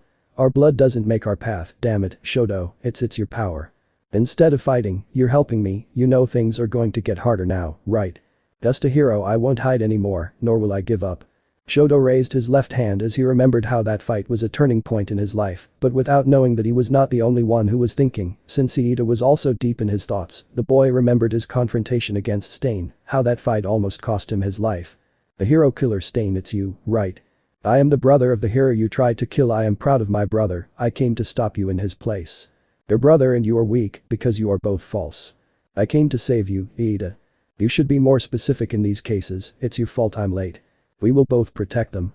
Why are you stop? I inherited my brother's name, stop it's me I must. DCH if you want us to stop, stand up. All I can say is, figure out the kind of hero you want to be. Iida. Todoroki, I swear again, I swear I'll be a hero like my brother. Shoto. I know, I'll be a hero too. The two boys had a serious face while nodding slightly. Izuku for his part returned with his friends, apparently the boy had gone to get drinks for the three of them. Izuku. We will all be heroes, we will fulfill that goal, guys, I will do whatever it takes to help you. The boys nodded and accepted the drinks, unaware that at the police station, a meeting between Detective Tsukauchi, Nana and Almight was taking place. Tsukauchi, playing a video of Izuku's fight against the Nomu at USJ, the UA Hero Academy, was attacked by the League of Villains during what would be a training. This event was called the USJ incident. After that, there were attacks by the hero killer, Stain, and the same League of Villains in Hosu, in what is known as the Hosu incident, and days ago, Tamura Shigaraki, who is believed to be the leader of the League of Villains, appeared in front of Izuku Midoriya, a student of the hero course at the aforementioned academy. Nana. That's a good summary of activities. Tsukauchi. I'm sorry if I don't have more information, but there hasn't been any further movement from them since then. Almight. Although they are most likely plotting something beneath the surface. Tsukauchi. I know, the police are already working with the heroes to gather all kinds of information regarding the League of Villains. As soon as we get more information we will contact you. Watching as the blonde changed into his muscular form. Almight. Of course, count me in, Tsukauchi. The brunette nodded in agreement with the blonde, the plan was understood. Back at the academy pool, the boys met again. Iida. Well, let's finish our training with one last competition. Haminari. How would it be? Iida. The three winners of each race will compete, that is, Midoriya, Todoroki and Bakugo, go to your places, it's your turn, okay? Izuku. Okay. Shoto. Yes. Bakugo. Hey you two idiots, don't hold back. I'll crush you with all my power, I mean it. Shoto. I understand. Izuku. It's okay. The boys said nothing and went to their places before the excited gaze of all their other classmates. Iida. The final M freestyle race begins now. Haminari. Come on, Bakugo. Excited. Zero. Don't kill them. Uraraka. Don't lose, guys. Jiro. Try hard. Momo. Come on, you can do it, Izuku. Iida. On your marks. Bakugo. Thinking. I'll fly across it. Making slight explosions. Iida. Ready. Shoto. Thinking. I'll slide, activating his eyesight. Iida. Get out. Izuku. Thinking. Time to try this. The blue-haired boy blew the starting whistle, and without a second thought, the three of them jumped in, fully ready. But there was just one problem that no one took into account, time. Everyone watched as Izuku was the only one to fall cleanly into the water, while the two-colored and the ash blonde fell suddenly, their quirks having not responded to them. Zero. What? Haminari. Did they delete their quirks? Aizawa. It's already 5 o'clock, I'm done with my time at the pool. Everyone was startled when they heard their teacher's voice and immediately turned their eyes to find their titular sensei, shouted Aizawa, approaching them with his quirk active. Aizawa. Go home. Haminari. Come on, sensei. Zero. The good stuff was just coming, pointing to the pool. Aizawa. Did they say something? Threatening. All. No, nothing sir. For his part, Izuku left the pool, apparently the boy had completed his journey in record time. Izuku. It's already 5 o'clock. I didn't even notice. The boys got ready and each went their own way. Bakugo. Damn. Kicking a rock. Why did he stop the competition like that? Haminari. Hey, I understand you, but calm down, after everything that happened on Island and what we've been through at the academy, we're supposed to be classmates, and from what I heard, Midoriya and Todoroki have been your friends for years, right? Bakugo. Shut up, of course they aren't, no matter who it is, I'm the strongest of all, I'll never let them catch me, much less surpass me, isn't that what it means to be a hero? That means being better than Almight, the number one hero. Kaminari just stared at the blonde as they continued walking. Izuku, for his part, arrived home where he talked with his mother. They both recounted their day. The boy helped with the chores and in the end, they shared a warm family dinner.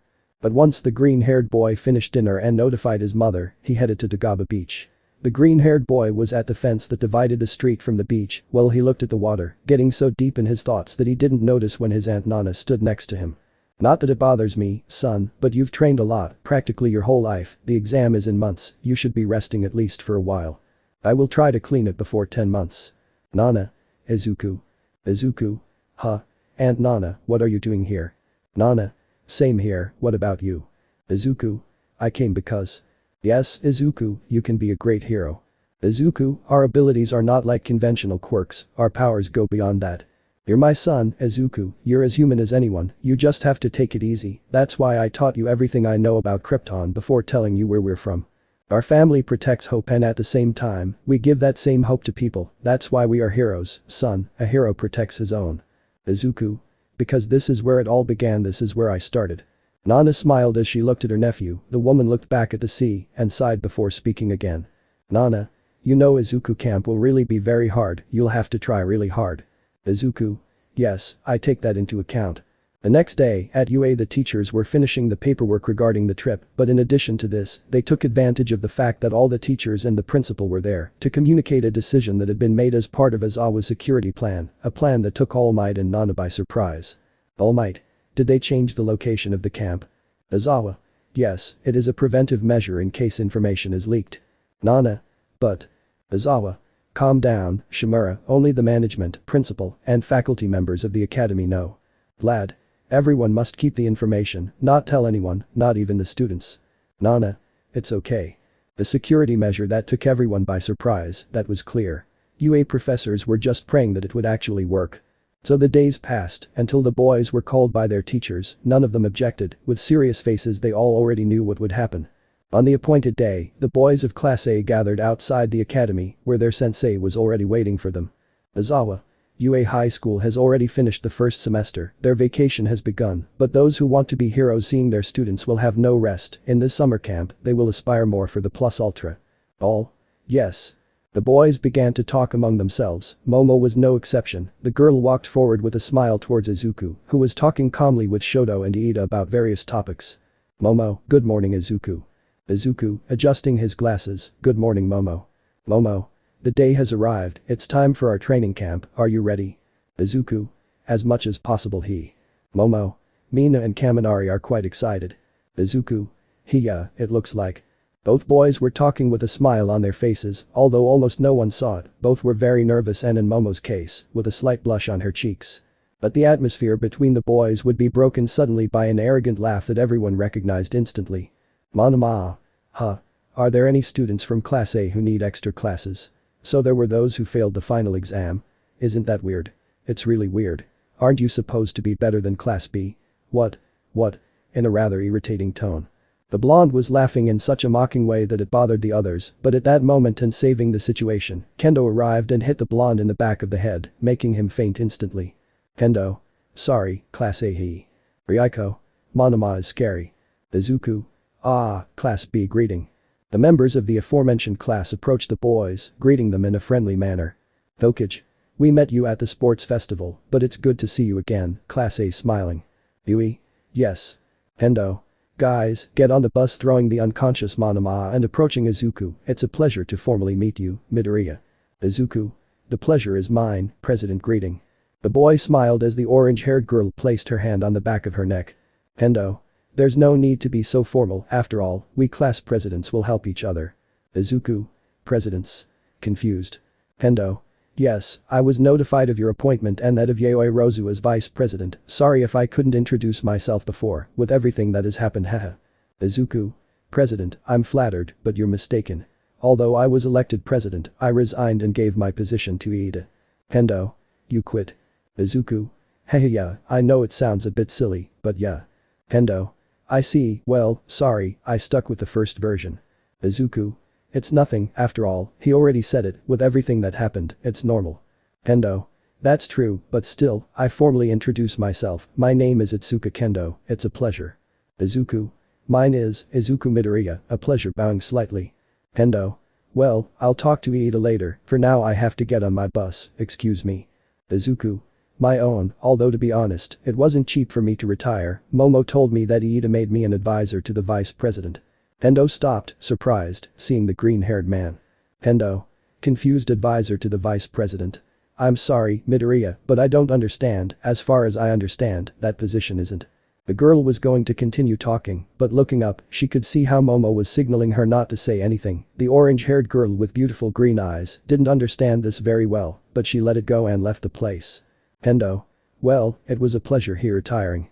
Izuku just turned his head confused, but at that moment he met the spiky-haired girl from Class B, who greeted the freckled man kindly. Ibara. Nice to meet you, my name is Ibara Shiozaki. Izuku. Nice to meet you, my name is Izuku Midoriya. Hey, by the way, Shiozaki, your quirk is quite incredible, you have a quite surprising control of it. If you have no inconvenience, do you think you could tell me about it? I'm curious about Class B's quirks. Ibara. God willing, I would love to talk to you, Midoriya. For now I have to leave, but I hope to see you at camp. Izuku. Yes, me too. And saying this, the religious girl retired to her bus, leaving Izuku slightly confused by the elegance of the beautiful and devout girl. Definitely Class B was interesting. Mineta. In a perverted way, not only those from Class A, but also the girls from Class B will be joining us. It will be a buffet of the best. Hiroshima. Leave that alone. Iida. The Class A bus is here. Line up for your seats. All? Yes. And so, the boys of Class A boarded their bus, which soon started. The camp had begun. Yes, camp was something all the freshmen were looking forward to. But unfortunately, it wasn't just the students, even the villains and a surprise guest were ready to leave. At the bar, Shigaraki watched TV with a twisted smile on his face. On the old TV they were apparently showing a past interview with Almight. Presenter. We are presenting for the first time the Heroes on Vacation special, and what better way to inaugurate this section than with the #1 hero, Almight. Almight. Thank you very much. Host. Well, in this first episode we look at the life and work of Almight, as well as his grade. The interview was cut short, as Kurogiri had turned off the television. The portal-creating villain approached Shigaraki, who now seemed calmer. Shigaraki. I know why the hero killer bothers me so much, and why I hate the UA brat so much. It's all Almight's fault, because he always smiles for no reason, as if there was no one he couldn't save. The villain said this and stood up to leave the place. Well, Kurogiri saw a deck of cards, which instead of playing cards, had photos of the UA boys. This deck was incomplete, showing only a flipped photo, which was of Izuku at the sports festival. Kurogiri. Midoriya Izuku was registered as Quirkless, but it seems that one day he suddenly manifested it in April of this year. After enrolling in the UA Hero Academy, he became known as the winner of the Academy Sports Festival, and then, during the Hosu incident, he and his friends faced the hero killer, Stain. Who later saved him, sharpening the gaze. The boy recognized by the hero killer, who was looking for true heroes. Looking at the boy's photo, Sensei said that we don't have to worry about him, that he is a minor threat. I think he knows something that we don't, but even so, looking at it closely, this boy is the total opposite of Tomura Shigaraki. For his part, the light blue-haired man was walking through the dark streets aimlessly. Shigaraki. I'll do it myself, a world without All Might, and I'll show everyone how fragile their so-called justice is. The young villain leader's night walk didn't take long. Soon, Kurogiri saw him enter with that same disturbing smile on his face, before the villain's eyes. This didn't need to be explained. The disintegrating villain had an idea. Shigaraki sat down, put his hand in the pockets of his sweatshirt, took out his phone and dialed Jiren, who didn't take long to answer. Shigaraki. There's something I want you to prepare. Yes, it's the beginning of a new game. Yes, the villains were moving more than before. Now that they had a conviction, I felt that the plans were easier to carry out. After camp begins, a new threat in the distance. Shigaraki. I expected nothing less from the master. In his lair, the young villain was building a house of cards, while a sinister smile appeared on his face. Shigaraki. He easily found the destination of the guys we couldn't find, no matter how hard we searched. Kurogiri. It was worth keeping them waiting, wasn't it, Tomura Shigaraki? Shigaraki. Watching his tower full, I guess. At that moment, the door of the place opened. Both turned their eyes, seeing how no one had entered, but you could see how cigarette smoke managed to sneak in. It was Jiren. Jiren. The union called me. They can deliver it tomorrow morning. Suddenly, don't wait too long, but the quality is guaranteed. Kurogiri. I apologize for asking for something unreasonable. Jiren. Entering the bar. Hey, Shigaraki, do you know why the union asked for something so absurd? Because everyone expects a lot from you seeing the villain. If the League of Villains acts more, those who lurk in the darkness will move more, and if that happens, those who are like me will receive more profits. Exhaling cigarette smoke. Shigaraki. Don't worry, soon you'll be so busy that you won't be able to do anything else. Jiren. I hope so. Leaving the place. Well, thanks. Shigaraki. Seeing the scattered cards, all my pieces in prey are in their position. Then, it's time to start the game. Widening his smile. Yes, the villains were also ready for a walk. Aizawa. Listen up. The bus will stop in an hour so you can stretch a bit. After that. The academy bus was already on its way. It seemed only Aizawa had traveled with his class. The man turned to see if his students were paying attention, but instead, he could only see how they were totally relaxed, happy and excited. Haminari. Play some music. Mina. Anyone want chips? I brought a big bag. Zero.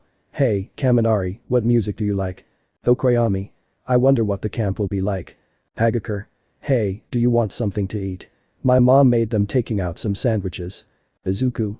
I'll take one if you don't mind. Hagakure. Shoto. Me too. Sai. I brought some salad. Uraraka. I brought maki. Jiro. Haha, if you want I'll put the music on. Momo. I brought some tea. Haminari. What do you say, Bakugo? Do you want some chips? Bakugo. Shut up. I want to sleep. Iida. Calm down everyone. Aizawa. Well, I'll let it go this time. After all, this will be the only time they can play. So, the bus continued its journey calmly. Time passed until the time they had been told arrived. They arrived at what seemed to be a completely wooded area. The bus stopped and the boys got off. Izuku stretched a little while. He looked at the landscape around him, slightly confused, because besides them, there was also a simple black car which had tinted windows. Izuku. Huh. This looks kind of. Haminari. Finally we rest stretching.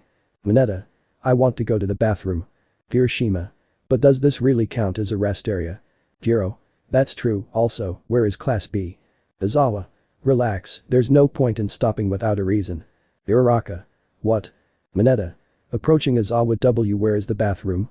Everyone was confused by this when suddenly, the doors of the car in front opened and an unknown female voice emerged from inside. Hello Eraser.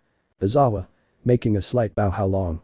Everyone was confused because they didn't know what was happening, and needless to say, the events that would happen in just a few seconds wouldn't help them much either, because then before them, two women appeared who with striking outfits presented themselves in a unique style. Mandalay. In the spotlight with shining eyes. Pixie Bob. Sharp, cute and cat-like. Both women. Wild hussy cats. Finishing their choreography. The faces of all the boys gathered there were of total confusion. None of them knew how to act or react to this strange presentation. Aizawa. These are the professional heroines who will be with us at camp, the hussy cats. Shoto. Izuku. Seeing the green-haired boy. Izuku. Of course I know them. They're the only 4-person team to have founded their own agency. The hussy cats are veteran mountain rescue experts. Adjusting his glasses. In fact, this year will be the 12th at. But the poor boy didn't finish speaking because one of them, wearing a blue suit and with blonde hair, grabbed him by the face with her feline claw. Pixie Bob. I'm at heart. Irritated at heart. Izuku. You're nervous. Haminari. She sounds desperate. Hiroshima. Approaching Shoto. Wow, he really knows quite a bit about pro heroes. Shoto. Yes, over time you get used to it, it's like a heroic Pokédex. Aizawa. Come on, say hello. All. Nice to meet you. Mandalay. All this land is ours, you will stay at the foot of that mountain, pointing to a fairly remote place. All. How far away? Hagakure. But if we're still this far away, then. Uraraka. Slightly nervous. Why are we stopping here? Sai. It won't be. Sato. It can't be. Smiling nervously. Zero. Heh, nervous. I suggest we all get back on the bus quickly. Haminari. Why yeah, let's do it. Visibly nervous. Mandalay. You know, right now it's in the morning, if you hurry, you could arrive, maybe at. Hiroshima. No hey. Mina. Let's run. Hiroshima. Everyone get on the bus. Quickly. All the boys turned around and started running back towards the vehicle. Mandalay. Kittens that don't arrive by won't get lunch. Mina. No, wait please, Aizawa-sensei, say something. Aizawa. Sorry guys, but the camp. Shoto. Izuku, what do you know about them? Izuku. His quirks are based on. Mandalay. Pixie, your turn. At that moment, the blonde appeared in front of the boys with a predatory smile. None of them had time to stop. The woman touched the ground, and at that moment, it began to move, enveloping the boys and throwing them towards the forest. Aizawa. It's already started. Uraraka. What the hell is this? Being dragged along with the others. Shoto. Ground control. Izuku. From the earth. So all the boys were thrown, falling without anything to help them. The green-haired boy was able to stay in the air and helped Momo, managing to carry her and falling slowly so that the girl wouldn't get hurt. Mandalay. At the top. Hey. This is private property, here you can use your quirks freely. Smiling. You have 3 hours. Get there on your own 2 feet after passing through the forest of beasts. Watching the boys who were slowly standing up. At the bottom, everyone was in pain, nothing had prepared them for something like that, but upon hearing the name of the forest, everyone looked towards it with a slight fear. Haminari. The forest of beasts. Hiroshima. Sounds like a Dragon Quest name. Jiro. UA always does things like this. Hiroshima. Well, there's no point in complaining. Helping Jiro to his feet. We have to move forward. Irid had barely said this when something shot out into the forest, apparently it was Mineta, who with his hands on his crotch, was running desperately. Mineta. I can't take it anymore. I can't take it anymore. Approaching the interior of the forest. I'll hide in the shadows and. But the poor dwarf could not continue speaking because a guttural growl forced him to stop his path. Soon, everyone saw it. In front of them, there was a monstrous creature of colossal size and highly imposing. Haminari. It's all. A beast. Putting on guard. For his part, Mineta was in shock, completely immobilized. A relief ran through his body, but this was totally ephemeral because the beast in front of him raised one of its enormous claws in a threatening manner. Hoda. Calm down, beast. Back off. He lowered his paw, but at that moment, Izuku used his incredible speed and managed to grab Mineta to carry him and take him away from the place. Izuku. Thinking. Koda's quirk to calm and control animals isn't working, that should be it. The green-haired boy frowned at the animal, who turned to look at the green-haired boy. Instead of being confused, he became slightly surprised as he saw a piece of the beast's face come off from its place. At this, Izuku opened his eyes, and using his X-ray vision, he completely scanned the creature, realizing something. Izuku. Thinking. Wait a minute, doesn't it have a pile of dirt? I see, how could I have missed it? The green-haired boy lowered Mineta and saw how Shoto, Iida and Bakugo approached the enormous creature with speed. Izuku. Thinking. Pixie Bob's quirk. On the other hand, at the top, Pixie Bob was away from the brunette and the black-haired man, with one of her claws in her ear. For their part, the two subjects were talking calmly. Mandalay. It's a pretty tight schedule, Eraser. Aizawa. Well, sorry about that, it's just that we want them to acquire it soon, which would take the beginning of the 2nd year, so it'll be quite complicated. Allowing them to use their quirks in case of emergency, a provisional license for them to work as heroes. With villains so active, they need to learn to defend themselves, to control their own abilities. While they were talking, Pixie Bob was totally focused because on the visor she could see a reading of the entire area and more specifically, of the boys, but then, a danger signal caught her attention. In the forest, Izuku opened one of the buttons on his shirt. The boy took off his glasses and put them away. For his part, Shoto used his eyesight managing to freeze one of the legs of the enormous beast who could not move and saw how Iida approached running at full speed. Iida. Reciprocate burst. The boy shouted this, the motors of his leg turned on with such intensity that it broke the pants of the uniform. Iida could not hold back and gave a powerful kick that destroyed one of the free legs. Bakugo was the last to attack, preparing a great explosion. Bakugo. Die. This was able to destroy the other leg of the enormous beast who, unable to move, could not dodge Izuku's blow as he approached using his flight. The green-haired man gave a punch that destroyed the creature and made a shock wave that moved the trees and created an ascending current of dust that was visible even in the distance. Aizawa. Well, you've seen what their quirks are capable of. Mandalay. They are no joke. Aizawa. Well, whatever, I'm counting on you on this, Pixie Bob. Pixie Bob. Leave it to me. Excited, I feel my first standing on end with excitement. Sato. Wow, they didn't even hesitate approaching Shoto, they defeated him in an instant. Zero. It was great. Mineta. Yes, they did, and me too, crying in shame. Haminari. That was great, Bakugo. Bakugo. Shut up. Izuku. Wait. This isn't over. Mina. What?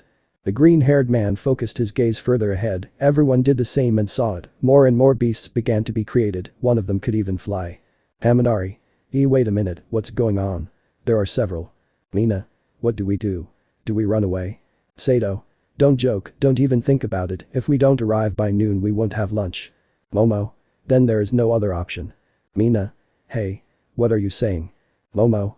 We'll do what we were told, we'll go through this forest creating a grenade. Izuku. These things aren't going to stop us. Putting himself on guard. Sai. Kiro nodding. Koda. Yes. Iida. Okay, if we're all okay with it, then let's go, Class A. All? Yes. Shoji. Creating eyes and ears, there are 3 in front, 2 on each side. Jiro. With his jack connected to a tree there are 7 in total, here they come. 0. Okay, then here I go. The black-haired boy threw his ribbon to swing approaching one of the flying beasts. The boy used his quirk again entangling the wings of the creature which fell to the ground heavily. 0. It's your turn, Sato. Kirishima. Sato. Eating sugar cubes and gaining strength, I'm ready. Kirishima. Using his hardening, let's go. Both boys launched themselves into blows against their rival without hesitation. Okoyami. Go, Dark Shadow.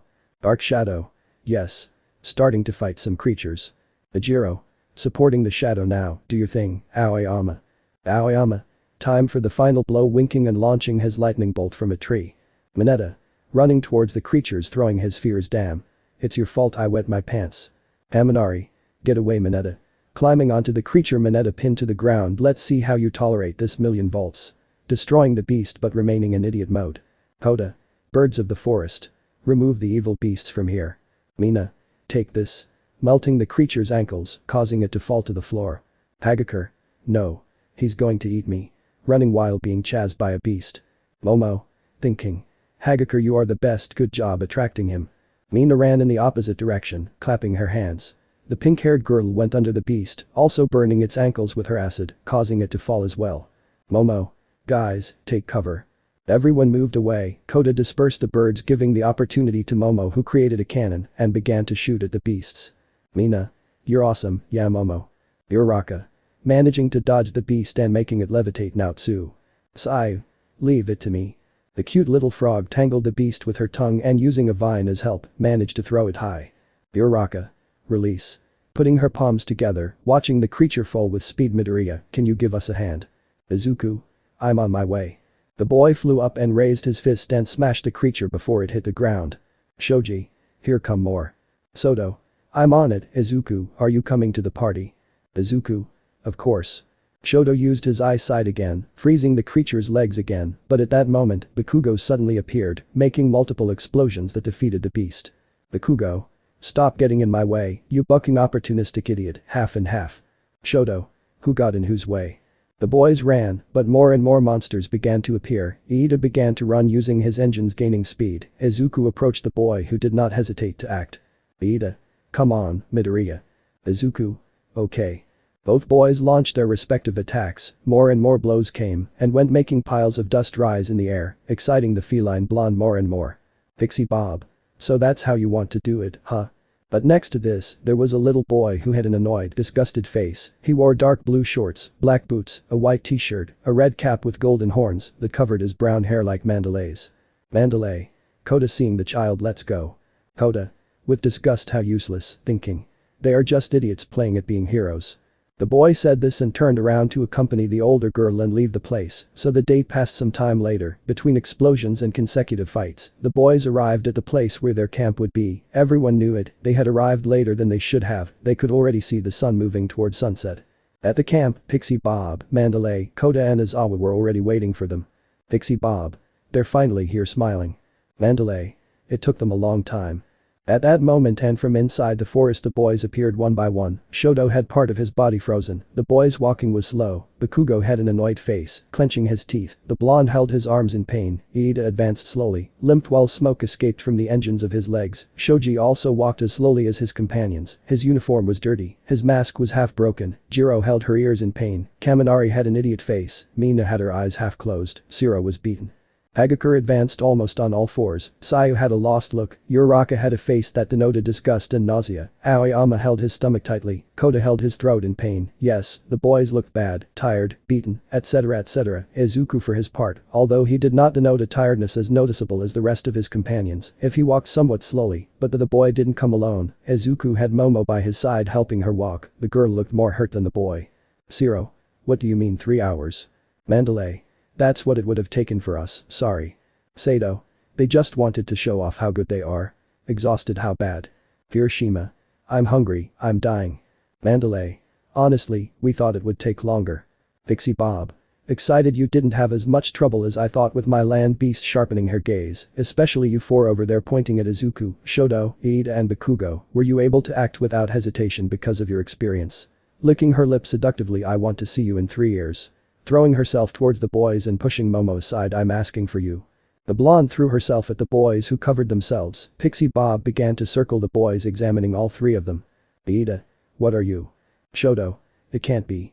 Bakugo. Stay away. Izuku. No one mentioned anything like this in my analysis. Please stop. Aizawa. Mandalay, was it always like this? Watching Pixie Bob. Mandalay. Smiling nervously, she's already at that age, she's a bit desperate. Izuku. By the way, speaking of age. The poor boy could not say anything else because Mandalay put her claw against his face again. Pixie Bob. What's up? Izuku. Well, I've just been wondering for a while. Who is that kid? Pointing at Kota. Mandalay. Oh, sorry, he's my cousin's son. Come on, Kota, say hello. You'll be with them for a week. But the child did not move at all, keeping a face of clear annoyance. Izuku. Approaching the boy. Nice to meet you, Kota, my name is Izuku Midoriya, I come from the UA Academy Heroes course, extending his hand. The boy smiled slightly, crouching down to be at the height of the brown-haired boy, but at that moment, Kota stepped back slightly, raising his fist. Izuku, seeing this, opened his eyes slightly. Kota threw the punch, but at an impressive speed, Izuku managed to stop it before it could hit a sensitive area for every man. Izuku. Haha, that was close. At the boy's surprised look, you should be more careful where you aim those blows, Kota, they can be dangerous for anyone. Releasing the brown-haired boy's wrist. Mandalay. Kota. Ida. Wild nephew. What did you think you were going to accomplish with that? Approaching Izuku. The boy had already started walking away from the boys, but upon hearing Ida's voice, he stopped and turned to look at the blue-haired boy with a clear face of displeasure. Kota. I don't intend to spend time with guys who just play at wanting to be heroes. Ida. You pretend. How old are you? Bakugo. Smiling, I like that brat. Shoto. He looks like you. Bakugo. What? No way. Shut up, you bucking half and half idiot. Facing Shoto. Aizawa. Enough talking, get your things off the bus, take everything to your rooms, then you will have dinner in the cafeteria, then you will take a bath and go to sleep. Seeing his students, the real training will start tomorrow, so do it quickly. The boys just nodded slightly. At a slow and painful pace, the boys began to carry their things. Izuku helped some of their things, using his strength to carry several at the same time. In the end, they were all guided to the cafeteria, where they were greeted by an incredible banquet which they did not hesitate to devour with eagerness. Izuku. Enjoy your meal, clasping his hands with a smile before starting to eat. On the tables there were multiple dishes of all kinds for everyone who, feeling a little more recovered, began to chat happily. Zero. Is the girl's room normal size? Jiro. Did they give you a big one? Curious. Mina. I want to see it, can we go after? Zero. Yes, of course. Hiroshima. Delicious. The rice is really delicious. Devouring the bowl eagerly. Haminari. It fills my internal organs completely. Tears in his eyes, it's like the kitchen and lunch rush. I could eat forever. Widening his eyes in surprise. Wait. Hiroshima. Huh. Clay pot. It's from a clay pot. Pixie Bob. A little nervous about the boy's attitude. Why yes, thinking.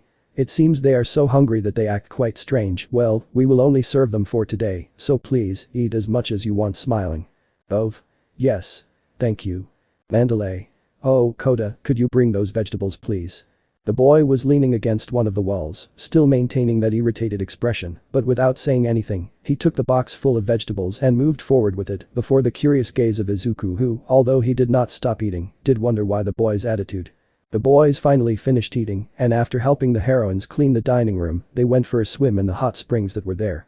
Everyone was much more relaxed now, enjoying the sensation of the hot water relaxing their muscles. Or at least most of them. Mineta. Well, food, and that's not so important, it's not why I came, after all, I already knew it. What I really want is behind this wall. Izuku. Now what do you mean, Mineta? For his part, the dwarf was with his ear pressed against the wooden wall, with a silly smile on his face, because he could hear the girls' voices clearly. Mina. Relax, the water feels so good. Jiro. It's great that they have hot springs. Mineta. See. There it is, not separating bath time for men and women is now an accident, yes, an accident waiting to happen. Haminari. Don't tell me that, with a silly smile on his face. Ida. Mineta, stop. That's degrading to women and to yourself. It's shameful. Mineta. Lifting his ear from the wall and with a face of false innocence. Shhh, lower your voice, don't be scandalous. The walls detaching one of the spheres from his head were made to be climbed. Starting to climb with speed plus ultra. Thinking. In these cases I excited and dripping saliva. The boy was about to arrive, he cared little or nothing about it now. Mineta didn't even feel when Izuku threw a bucket of water at him and started blowing using his icy breath. The purple dwarf was about to arrive. But before that, what he saw was Kota who cut him off. The brown-haired man was up on the wall with an even more marked angry face. Kota. Before learning to be a hero, learn to be more human. It was only seconds, but that was enough for Mineta to freeze completely. Kota for his part pushed Mineta's hand who, having no stability, fell backwards. The perverted dwarf shed tears as he fell, all because of his failed plan. Mineta. Damn brat. In the end, the boy fell with his butt on Iida's face, and they both went into the water. Sigh. Mineta is terrible. Mina, thanks Kota. The little girl turned around, only to find the girls, most of them were covered with water up to their necks, although in Mina's case, the smiling and carefree girl was sitting on a rock, raising her thumb smiling without caring about anything. Mina. Yes, yes. Haha smiling. This vision, although quick, was enough for the infant who, blushing, stepped back, stumbling and falling down the wall on the men's side, screaming and fainting almost instantly. The boys were worried, but one of them quickly got out of the water and managed to grab the brown-haired boy. Izuku. Careful. Carrying the child before he hit himself holding his head. The green-haired boy went down with Kota to the ground and without stopping, he ran inside the premises, looking for the hussy cats. Finding them in the administrator's office, Mandalay immediately laid the boy down on an armchair, putting a wet cloth on his forehead. Mandalay, he fainted from fear of falling, thanks Midoriya. Izuku. It was nothing. Mandalay. Eraser told me there was a very perverted boy among you, so I asked him to keep an eye on you. Speed, girls nowadays develop very quickly. Izuku. I'm glad you're okay. Mandalay. You must have saved him very quickly. I don't intend to spend time with guys who just play at wanting to be heroes. Izuku. Kota, you think very badly of heroes, don't you? Calling the attention of the brunette heroine, I was always surrounded by people who wanted to be heroes, me too, that's why I thought it was strange that a boy his age expressed himself that way. Mandalay. Yes, there are many in society who do not approve of heroes. Looking at Kota, if Kota had grown up normally, I'm sure he would have admired them all too. Izuku. Confused normally. Excuse me, but I don't understand. Pixie Bob. She's referring to her cousin, Kota's parents, they were also heroes seriously, but they died in the line of duty sadly. Mandalay.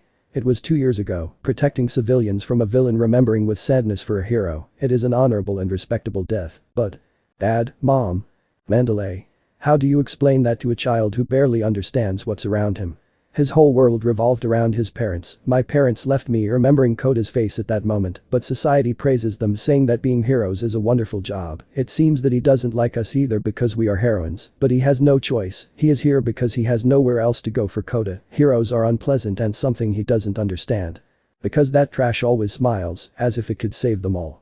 Izuku gulped as he thought about these words, the words he had heard from Shigaraki the day at the mall, the resentment in them. Before it was something he didn't understand, but as the days passed, and with what he had just heard, Izuku didn't think of it as the ramblings of a villain.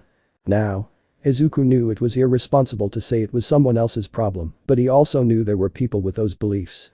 The green-haired man had heard different opinions one after another, so much so that now he didn't know what to say. The green-haired boy returned to his room, where his other classmates were already asleep. The freckled boy didn't blame them, they were exhausted. The boy just sighed, approached the window and using his flight, went out until he reached the roof, where he sat down to contemplate the starry sky above him. Izuku wasn't tired, he wasn't sleepy, he didn't want to and couldn't sleep. A feeling he hadn't felt before took hold of him, the same one he felt when his father died. AM, second day of training camp. They all gathered outside the dormitories, all wearing their sports uniforms, but with faces that denoted sleep, disheveled, sleepy. Aizawa. Good morning, guys. Today you will begin training to increase your strength. The objective of this is to increase your strength individually, in order to be able to obtain your provisional licenses. You will prepare for hostilities, to be ready for reality. You will have to be careful. Seeing his students having said that, Bakugo throwing a ball at him. Throw that. Bakugo. Watching the ball, it's what they use in the condition test. Aizawa. Your previous record, when you entered the academy, was meters. Let's see how much you've improved. Watching as the boy took a few steps forward. Mina. Will we see his progress? Excited. Haminari. A lot has happened in 3 months, knowing Bakugo, he'll probably throw her a kilometer. Zero. Come on, Bakugo. Bakugo. Smiling arrogantly, then, here I go to hell. Throwing the ball with a powerful explosion. Izuku. Confused to hell. The explosion was blinding and the ball disappeared from sight. Everyone was surprised. Bakugo had his eyes closed, waiting to hear his amazing result and the corresponding praise. But… Aizawa. Meters. The blonde opened his eyes in disbelief at this, everyone was confused. Haminari. Huh. It's less than I imagined. Aizawa.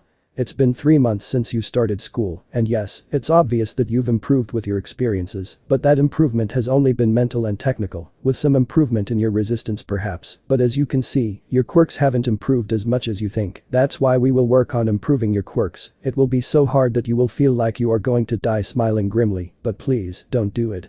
The black-haired man just watched as the vast majority of his students paled at this news, completely terrified by the hell that was coming upon them. On the other hand, in another part of the camp, the boys of Class B were just waking up, while their rival class had been waking up since they were leaving their dormitories. Some were even yawning tired, but ready to obey orders. Hendo. Develop our quirks. Lad King. Yes, Class A is already doing it, hurry up and let's go quickly. Starting to walk last semester, Class A stole all the attention, so this one will be for you, Class B, you must understand, now it's your turn to shine. Tetsu. Crying comically and manly sensei, forgive us for being such bad students. Manga. Yawning, you cry too much. Dokage. But I don't understand, sensei, even if you say that we should develop our quirks, the of us have completely different quirks, how are we going to know what we developed and how? Tetsu. That's true, can't you be more specific about that? Stopping crying. Lad. It's simple, by overusing your muscle fibers, they break, strengthen, and eventually harden. Quirks are the same. The more you train them, the stronger they'll be. Otherwise, you're just wasting them. I mean, there's only one thing to do, and that's push your limits. The white-haired man stopped coming out of the forest. His students looked out to see what was happening, but at that moment, their faces paled with fear, because in front of them, more than a camp, it looked like hell. On one side was Bakugo, who furiously put his hands in a drum full of hot water, and then took them out, and made a rather powerful explosion. This training had the objective of expanding his sweat glands to create bigger explosions, increasing the power of his attack. Bakugo. Making continuous explosions, damn. Slightly sore. On the other side was Shoto, the two-colored boy was inside a drum of water. The poor guy was starting to get tired because his training was based on alternating between fire and ice with the goal of stabilizing the water's temperature. This way he will get better accustomed to using his ice and leveling the temperature of his flames. This is also done so that at some point he will be able to use both sides simultaneously. Elsewhere, on what appeared to be a small mountain, Zero was constantly expelling tape to the point that he even let out cries of pain. This had the objective of improving his resistance by producing it non-stop, at the same time increasing his speed and strength. Below him were Kirishima and Ajiro, both engaged in a fierce fight. Ajiro was a martial arts expert who attacked Ariteed mercilessly using his tail. Kirishima covered himself with his hardening, resisting the impacts. This unusual training also had a goal, which was to increase the strength of each quirk. One of the furthest away was Kaminari. The blonde was at a considerable distance, and he was using his quirk tied to a battery, this in order to better handle large amounts of energy. The blonde was screaming loudly, even though he had his idiotic face. Another one who was also using his voice to its maximum power was Kota. The boy screamed non-stop, except to take a breath. This was to improve the range of his animal voice. In this way he exercises and strengthens his vocal cords, in addition to helping him be less shy. For his part, Aoyama was also away from his companions. The blonde was launching a burst of his laser into the sky without stopping, even though it hurt. This with the purpose of increasing his resistance and the range of the beam itself, although because of this, the boy was shaking completely, totally in pain. In a cave below where Aoyama was Tokoyami, but the terrifying thing was hearing how from inside it, you could hear screams and sounds of fighting that made anyone's hair stand on end. Tokoyami. Calm down, Dark Shadow. The objective of this was for the dark feathered boy to be able to control Dark Shadow, even when he lost control due to being in total darkness.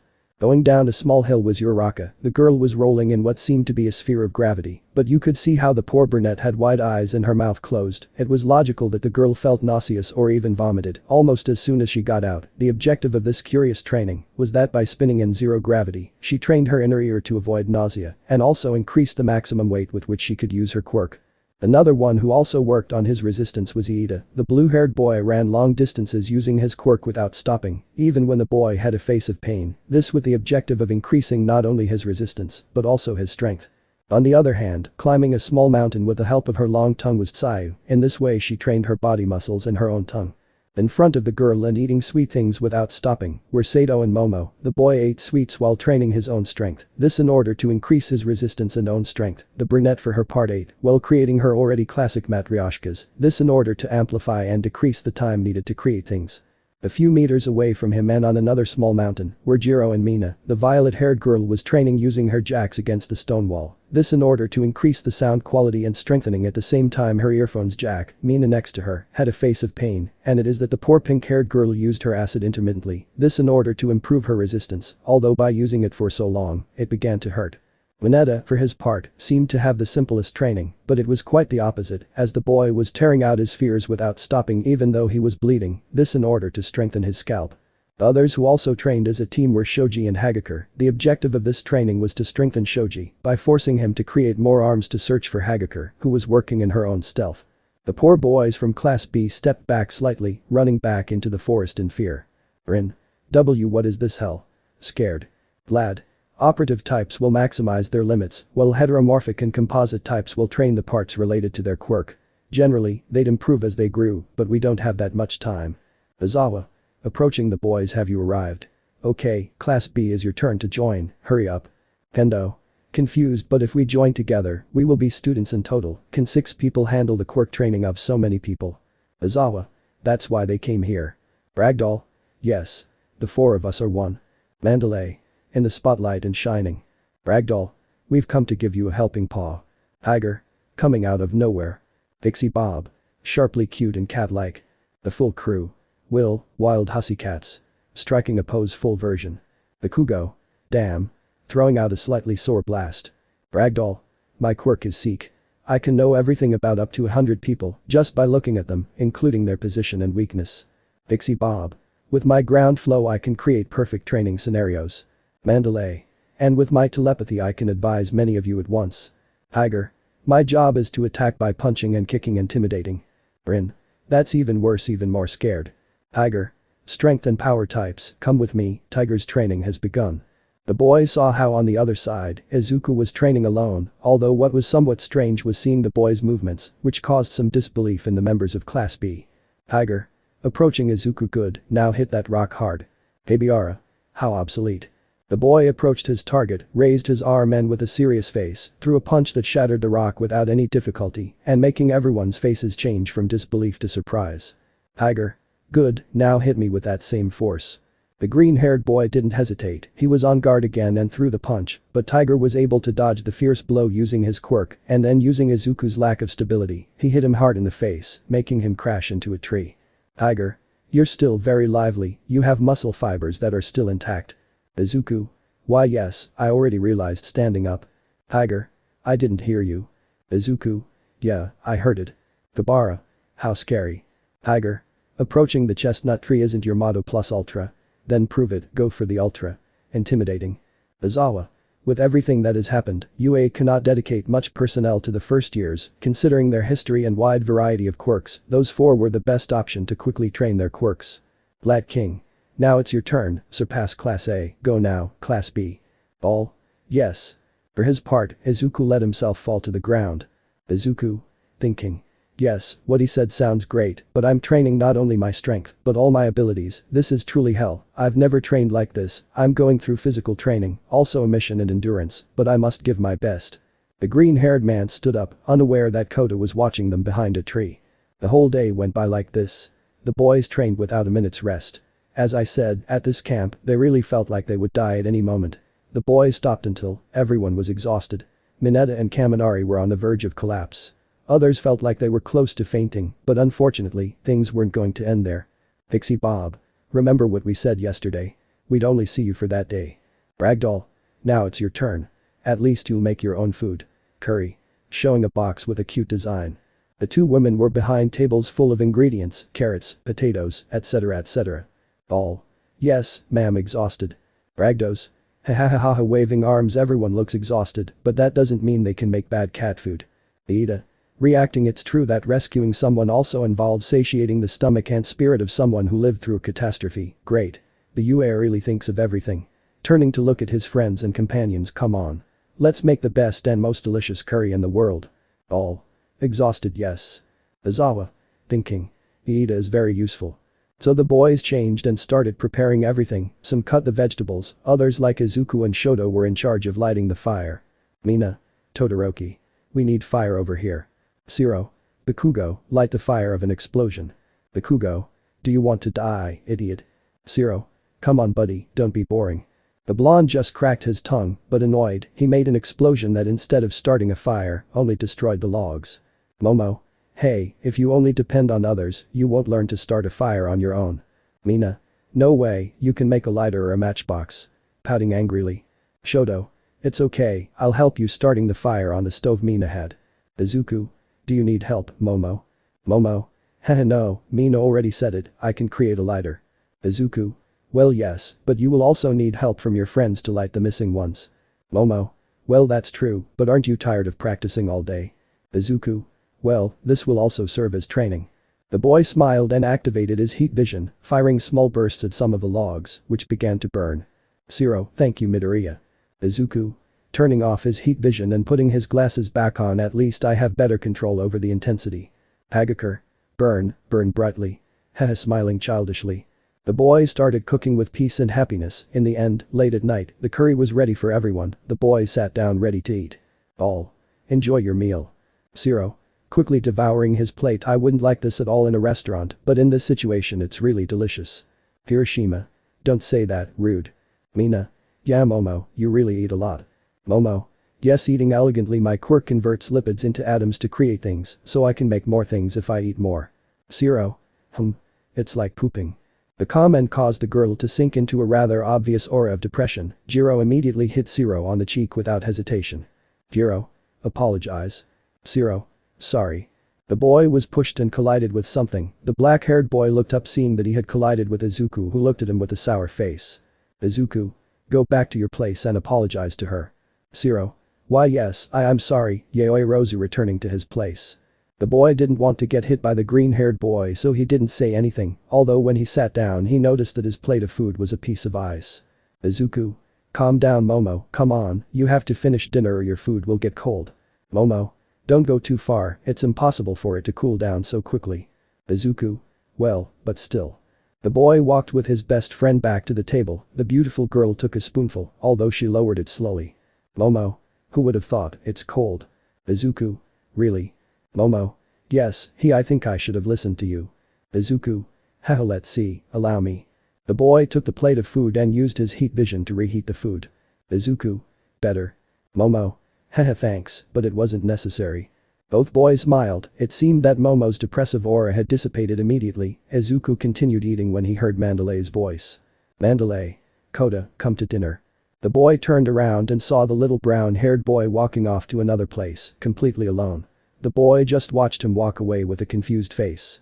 For his part, the boy had reached the top of the mountain. At the entrance of what seemed to be a cave, Kota was sitting on the edge of the mountain, while looking at the sky which was completely starry. The boy had relaxed his gaze a little, but at that moment, a voice behind him made him alert. Izuku. You're hungry, aren't you? You can have some curry. Approaching the boy. It's not the best in the world, I agree with Zero on that, but at least it's not. Kota. Annoying wretch. How did you find me? Izuku. Ah, sorry, I just followed your steps. I thought you might want to eat something, showing a plate of food. Kota. I'm fine, I don't want anything. I told you, didn't I? I won't spend time with any of you outside of my secret base. Izuku. A secret base, huh? Looking at the cave. Kota. Everyone wants to improve their quirks, how disgusting, do they want to show off their skills that much? The green-haired man only lowered his gaze slightly with a slight sadness. Izuku. Kota, your parents, they were water hose, right? They had water quirks. Kota. Angry Mandalay told you. Izuku. No, first of all, I'm sorry, I was reckless, it's just that I heard something about it, I just had to put some loose ends together, it was an unfortunate accident, I remember, it shouldn't have happened. The boy just turned around quite irritated, clenching his fists in annoyance. Kota. You're all crazy, you give yourselves stupid hero or villain names and kill each other, you talk about your quirks, you brag about it, and you end up bragging like that, stupid. Izuku. Sad and surprised, thinking. Not only does he hate heroes, Kota hates quirks and everything related to superhuman society. Kota. What? If you have nothing else to say, then go. Izuku. Well, a friend, he couldn't inherit his parents' quirks. Kota. Huh? Izuku. Well, it is something that can happen, it is not that rare, but despite what I mentioned, he was not quirkless, he did have a quirk, he admired the heroes, and fervently wished to become one, but his quirk was so powerful that it could even be considered dangerous. His parents made him promise that he would keep it hidden, they helped him train it of course, after all, they respected his desire to become a hero, although in a society like the one we live in, if you say you have a quirk. But you don't show it, you are classified as a liar, remembering all the bullying he suffered as a child. What I mean is, there are many ways of thinking about quirks, so I don't know if it applies to everyone, but if you reject it so much, it will only be more painful for you, that's why. Koda. Angry, shut up. Get out of here. Izuku. I'm sorry, I just spoke without thinking, I'll leave the curry bowl here. The boy stepped back slightly, left the plate on the floor and left the place, leaving Koda alone, who had his fists clenched. Koda. Shut up, you all are. The boy didn't continue speaking, but behind him, on the hidden side of the mountain, you could see an impact mark, a small crater with water around it. Yes, the camp was exciting and challenging for the kids, something that, according to their teacher, would demand more than % of themselves, but what the kids didn't know was that the villains were also ready to leave and pose an even bigger challenge. Now, in what appeared to be an abandoned warehouse, the already known villains like Dabi or ID were gathered along with others who were new. ID. We have a delivery from that weird guy with the hands, he said there is enough for everyone and that we have to take them. Come on, quick, I feel my heart beating and the blood flowing. Smiling. It's still early, besides, didn't he say not to do anything ostentatious? Dabi. Yeah, even though he attacked me the moment we met, remembering his confrontation with Shigaraki, now he acts like he's actually in charge. It's just the signal fire standing up will knock all those empty heroes off their pedestals, all to create a better future. Smiling. The next day, the boys were ready again. Koda was shouting energetically, the boys from Class A were already training with everything, although there was a group of 5 people who seemed more exhausted than the rest of their classmates. These were Sato, Kaminari, Shiro, Mina and Kirishima. The poor boys had quite evident sleepy faces. Kirishima was even about to fall asleep, but Aizawa with his bandages forced him to get up. Aizawa. Pay attention. Kirishima. Yes. Mina. Sorry, I'm just sleepy, I didn't think the extra classes. Sato. They would continue until, in the morning. Kirishima. We only slept 3.5 hours, remembering his teacher's classes. Aizawa. I told you it would be tough, not only do you have to improve your quirks, you also have to work on the weaknesses exposed during the final exam. The 5. Why sleepy? Aizawa. Think about why you're more tired than the others, without even having started pulling at the bandages that Kirishima tied. The 5. Yes sir. Aizawa. Uraraka, Aoyama. Seeing the 2 boys walking slowly, you 2 didn't fail, but you were close, the exam was passed with points, you had. Uraraka. Nervous, that was too close. Releasing a rock that she moved with the help of her quirk. Aoyama. How unexpected, holding his stomach. Aizawa. Concentrate, move faster, no matter what you do, you must know where you come from, that means improving, remember at all times why you sweat seeing Bakugo, and why I pressure you so much. Bakugo. Thinking. Where I come from. Shoto. Thinking. Where I come from. Izuku. Thinking. Where I come from, opening his eyes slightly. By the way, Aizawa-sensei, it's already the 3rd day. Aizawa. What did I just say? Don't come close like that, jumping up and standing in front of the boy. Izuku. Sorry, I was just wondering, Almight, aren't the other teachers coming? Aizawa. As I said before about the camp, so that the villains don't discover us, the location of the camp is known by few people. Ragdoll. That's why they're in our care. Aizawa. Besides, we're not stupid, Almight is the #1 hero, and he's also the target of the leader of the villains. We can't bring him here, for better or for worse, that's what happens if you stand out. Izuku, watching his teacher walk away, I think it's more for the worse, closing his fist, thinking, I see, Nana won't come, but now I understand where we come from. Superman, my father Nana. Tiger. Appearing intimidatingly behind Izuku. Hey, why are you stopping? Where's your plus ultra? Izuku. I'm sorry. So the training continued until it was time to prepare their food. Everyone divided up the tasks and got to work. Uraraka. Wow, I didn't know you were good with a knife, Bakugo. The girl watched as the blonde cut the carrots with talent. It seemed that it was not the first time that the explosive boy helped in the kitchen. Uraraka. It's a surprise. Bakugo. Surprise. How can you be so bad with a knife? Uraraka. Thinking. Now that I think about it, with his attitude, it's no wonder he's good at using a knife. Kirishima. We haven't seen him being useful in a long time. Mina. Why do they have so much energy? With a tired face. Izuku. Stacking logs. Okay, I'll use my heat vision too. Shoto. What did you need Nana-sensei for? Bringing more firewood. Izuku. Huh. Seeing his best friend. Shoto. You asked Aizawa-sensei about her. Izuku. Ah, that, well yes, but I did it mostly for Koda. Shoto. Koda. Mandalay's nephew. Izuku. Yes, turning to look for the boy without finding him, thinking. He's not here, did he return to his secret base? He really hates spending time with you, stacking the logs in the ovens. That kid hates heroes. Well, he hates everything related to the quirk-based society. I thought I could help, but to be honest, I didn't say anything useful. You know Nana is good with words, that's why I asked if she would come. I wondered what she would have said. Shoto. I see. Izuku. Tell me, what would you have said to him, Shoto? Shoto. It depends. Izuku. Haha, that doesn't help much. Shoto. Well, you have to understand that it would be strange. No, the right word is annoying. It would be annoying if a stranger tried to reason with you, don't you think?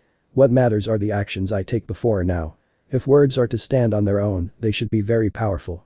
I think they should also be accompanied by action. You will give people an ideal to aspire to, they will follow you, they will stumble and fail, but in time, they will join you in the sun, in time, you will help them achieve wonders. Izuku. Yes, that's true, you're absolutely right, old man smiling. Don't take that into account, I'm a stranger, what could I tell you? Shoto. You're a pretty weird person, Izuku.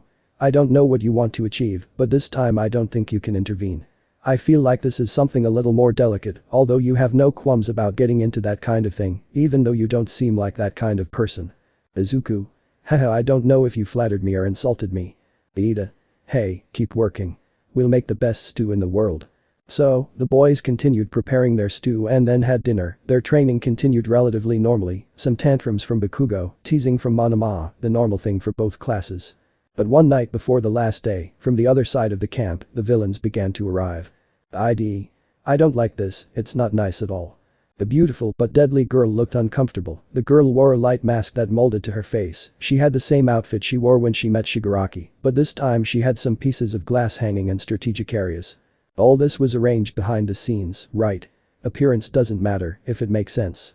But she wasn't the only one, more villains were arriving at the same point, 7 in total, 5 of them totally new. I'm not saying anything against it, I'm just saying that it's not pretty putting a hand in his pocket. Hello approaching ID and the other guy. Sorry for the wait. Work walking erratically. Abi. At the front of the group now we are 7. Never mind, let me go get them. Snapping his fingers. I'm very excited. Abi. Shut up, you crazy bastard, not yet, we'll go when all 10 of us are there. Gathering a bunch of guys who are only strong will increase the risk, it's better to have a small, elite group with experience. First, we'll make them understand that their precious piece is completely in our hands. Smiling. No one had been able to prevent this, and that was why the boys were completely confident, all sleeping peacefully while Aizawa and Vlad played cards before resting. So, the next morning, the last day of training arrived. After all, they would leave the next morning. The training was more exhaustive than normal, a strange way for the Hussycats to say goodbye to the UA students, although by the amused smile on Pixie Bob and Ragdoll's faces, this would not be the only surprise they had for them. Pixie Bob. Okay guys, we know this is your last day here, so after asking your senseis for permission, we've decided to give you a farewell surprise. Ida. Farewell surprise? Pendo. I don't understand. Ragdoll. Yes, a fun cat-like surprise. Happy. Pixie Bob. Tonight we're having a courage test between classes. Momo. Test of courage. Pixie Bob. Exactly, after training hard, they'll play just as hard. A fun way to motivate them. Pendo. With all the training we've done, I almost forgot that this is also a camp. Jiro. I hate scary things. Okoyami. Insecure having fun in the dark. Rin. We'll do normal camping stuff for now, huh? Monoma. Nervous. I like competing between classes. Haha. Pixie Bob. That's the spirit, so do your best. All? Yes. For everyone, this took them by surprise, but in Mina's case, these words were like an extreme motivator because the girl's face regained color and, excited, she gave her all. That day passed normally, even the pink-haired girl encouraged her companions not to give up. At the end when they prepared dinner, she was in charge of helping all her friends, encouraging them, helping them, and in the case of Bakugo, watching that he did his part and did not leave. The boys ate and washed the dishes, watching as the darkness of the night embraced them with its blanket stained with the shining stars. Pixie Bob. Okay, we filled our stomachs and washed the dishes, so now it's time for Mina. Excited, it's finally time for the courage test. Jumping for joy. Sato, Kaminari, Shiro, and Kirishima. The test. Happy. Aizawa. Before that, making the boys nervous. I'm sorry to say this, but those who have extra classes will come with me now. Mina. Terrified, it can't be. Aizawa. Sorry, but your training today wasn't very good, so we'll use this hour wrapping the boys in their bandages. Kirishima. Give us a break being dragged by his teacher. Sato. We want to go to the test. Pixie Bob. Okay, Class B will be the first to scare, Class A will go out in pairs every minute, during the route they will find plaques with their names, they will have to bring them back. Tokoyami. Having fun in the dark. Uraraka. He said it again. Pixie Bob. Those who scare are not allowed to make contact, they have to show how scary their quirks can be. Tiger. The class that makes its rivals wet their pants the most with its creativity will win. Jiro. Leave that. Slightly nervous. Ida. I see, they want us to compete to improve our ideas and give us more options to use our quirks, that's great, Yue. Pixie Bob. Okay, let's draw the pairings. So, each boy took a ticket and they started looking for their partner. Izuku. Wait a minute, if we go in pairs, we are students within extra classes then. The boy began to see the couples, some were already together, as in the case of Tokoyami and Shoji's team, or Uraraka and Sai's, the boy began to see the team seeing that few people were alone, like Mineta, Bakugo and Momo. The green-haired boy looked at his little piece of paper and saw the boys. Izuku. Wait, if we're students, with 5 in extra classes then. The boy looked back at his teammates watching as more teams formed like Hagakure and Jiro, Shoto and Bakugo, Hajiro and Aoyama and Iida with Kota. Izuku. There's one left. Looking at his ticket. The boy saw that only Momo and Mineta were left, so he nervously approached them. Hajiro. Calm down. It was only natural that some people would. Bakugo. Taking the boy by the shoulder, hey you, be my partner. Izuku. Momo. Momo. Hello Izuku. Izuku. What number did you get? Momo. Me. It's number 4, what's yours? The green-haired boy felt a slight nervousness run through his body, the boy turned completely red as he raised his ticket, which to Momo's surprise and blush, also had the number on it. Momo. Number 4 too. Izuku. Why yes, I think so.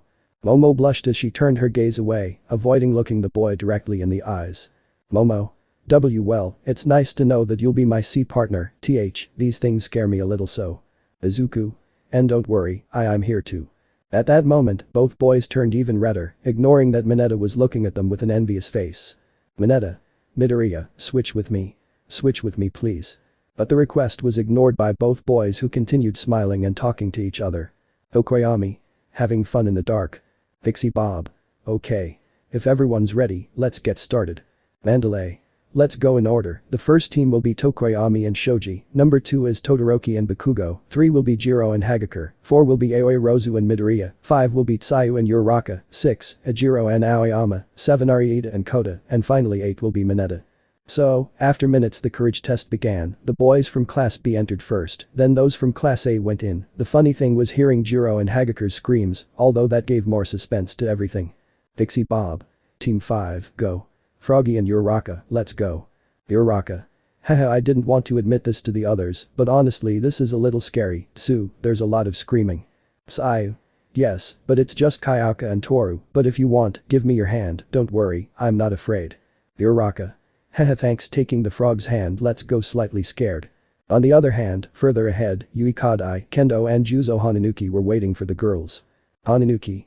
Kota, you scared everyone so far, hahaha. Kendo. You're trying really hard, Yui. Yui? Yes. Hananuki.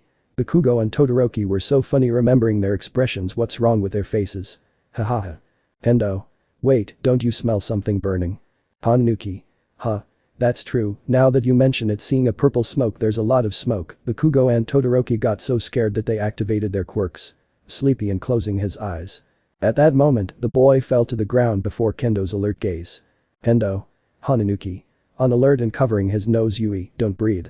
The girl used her quirk, enlarging her hand and covering her partner, thinking. This smoke is poisonous. Back with the hussy cats, Pixie Bob began to detect the smell. Pixie Bob. Sniffing and this burning smell. Ajiro. Hey, look at that, it's black smoke. Iida. Something's burning. A fire in the mountains. At that moment, Pixie Bob began to levitate, the girl was surrounded by a reddish aura with pink tints. Pixie Bob. What? Mandalay. Pixie Bob. Watching as her companion headed off in another direction. Yes, the villains had dedicated themselves to attacking, one of them with a gas mask and a school uniform that looked like a high school uniform, was the one who manipulated the purple gas, ID hidden among the trees stalked Tsuyu and Tsuyu, another, walked aimlessly through the forest, this one had what appeared to be a black straitjacket, which also had a hood, for his part, the cause of the fire was Dabi, the black-haired man was burning a tree with his blue flames. Dabi. Fine, destroy it completely, the false shine of the heroes. The League of Villains Vanguard Action Squad condemns them smiling. Back at the camp, now everyone could see them. Pixie Bob was on the ground, the cat heroine had been attacked, her head was bleeding, and on it was what appeared to be a rectangular pole whose material was unknown as it was covered by a white cloth. The attack was so hard that it destroyed Pixie Bob's equipment and made her faint. The kittens were in the way. Mineta. Stepping back in fear. Why? I thought they made sure, because there are villains here.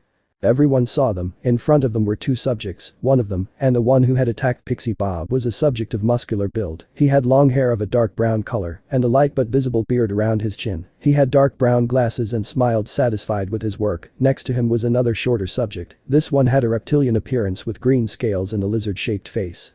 His hair, relatively long, was combed back, it was a purple-pink color, which easily stood out. For his part, Izuku came out from between the trees followed by Momo, both completely alarmed. Izuku? Huh? Seeing the fallen heroine Pixie Bob. But before he could continue, Tiger stopped him. Mandalay? No.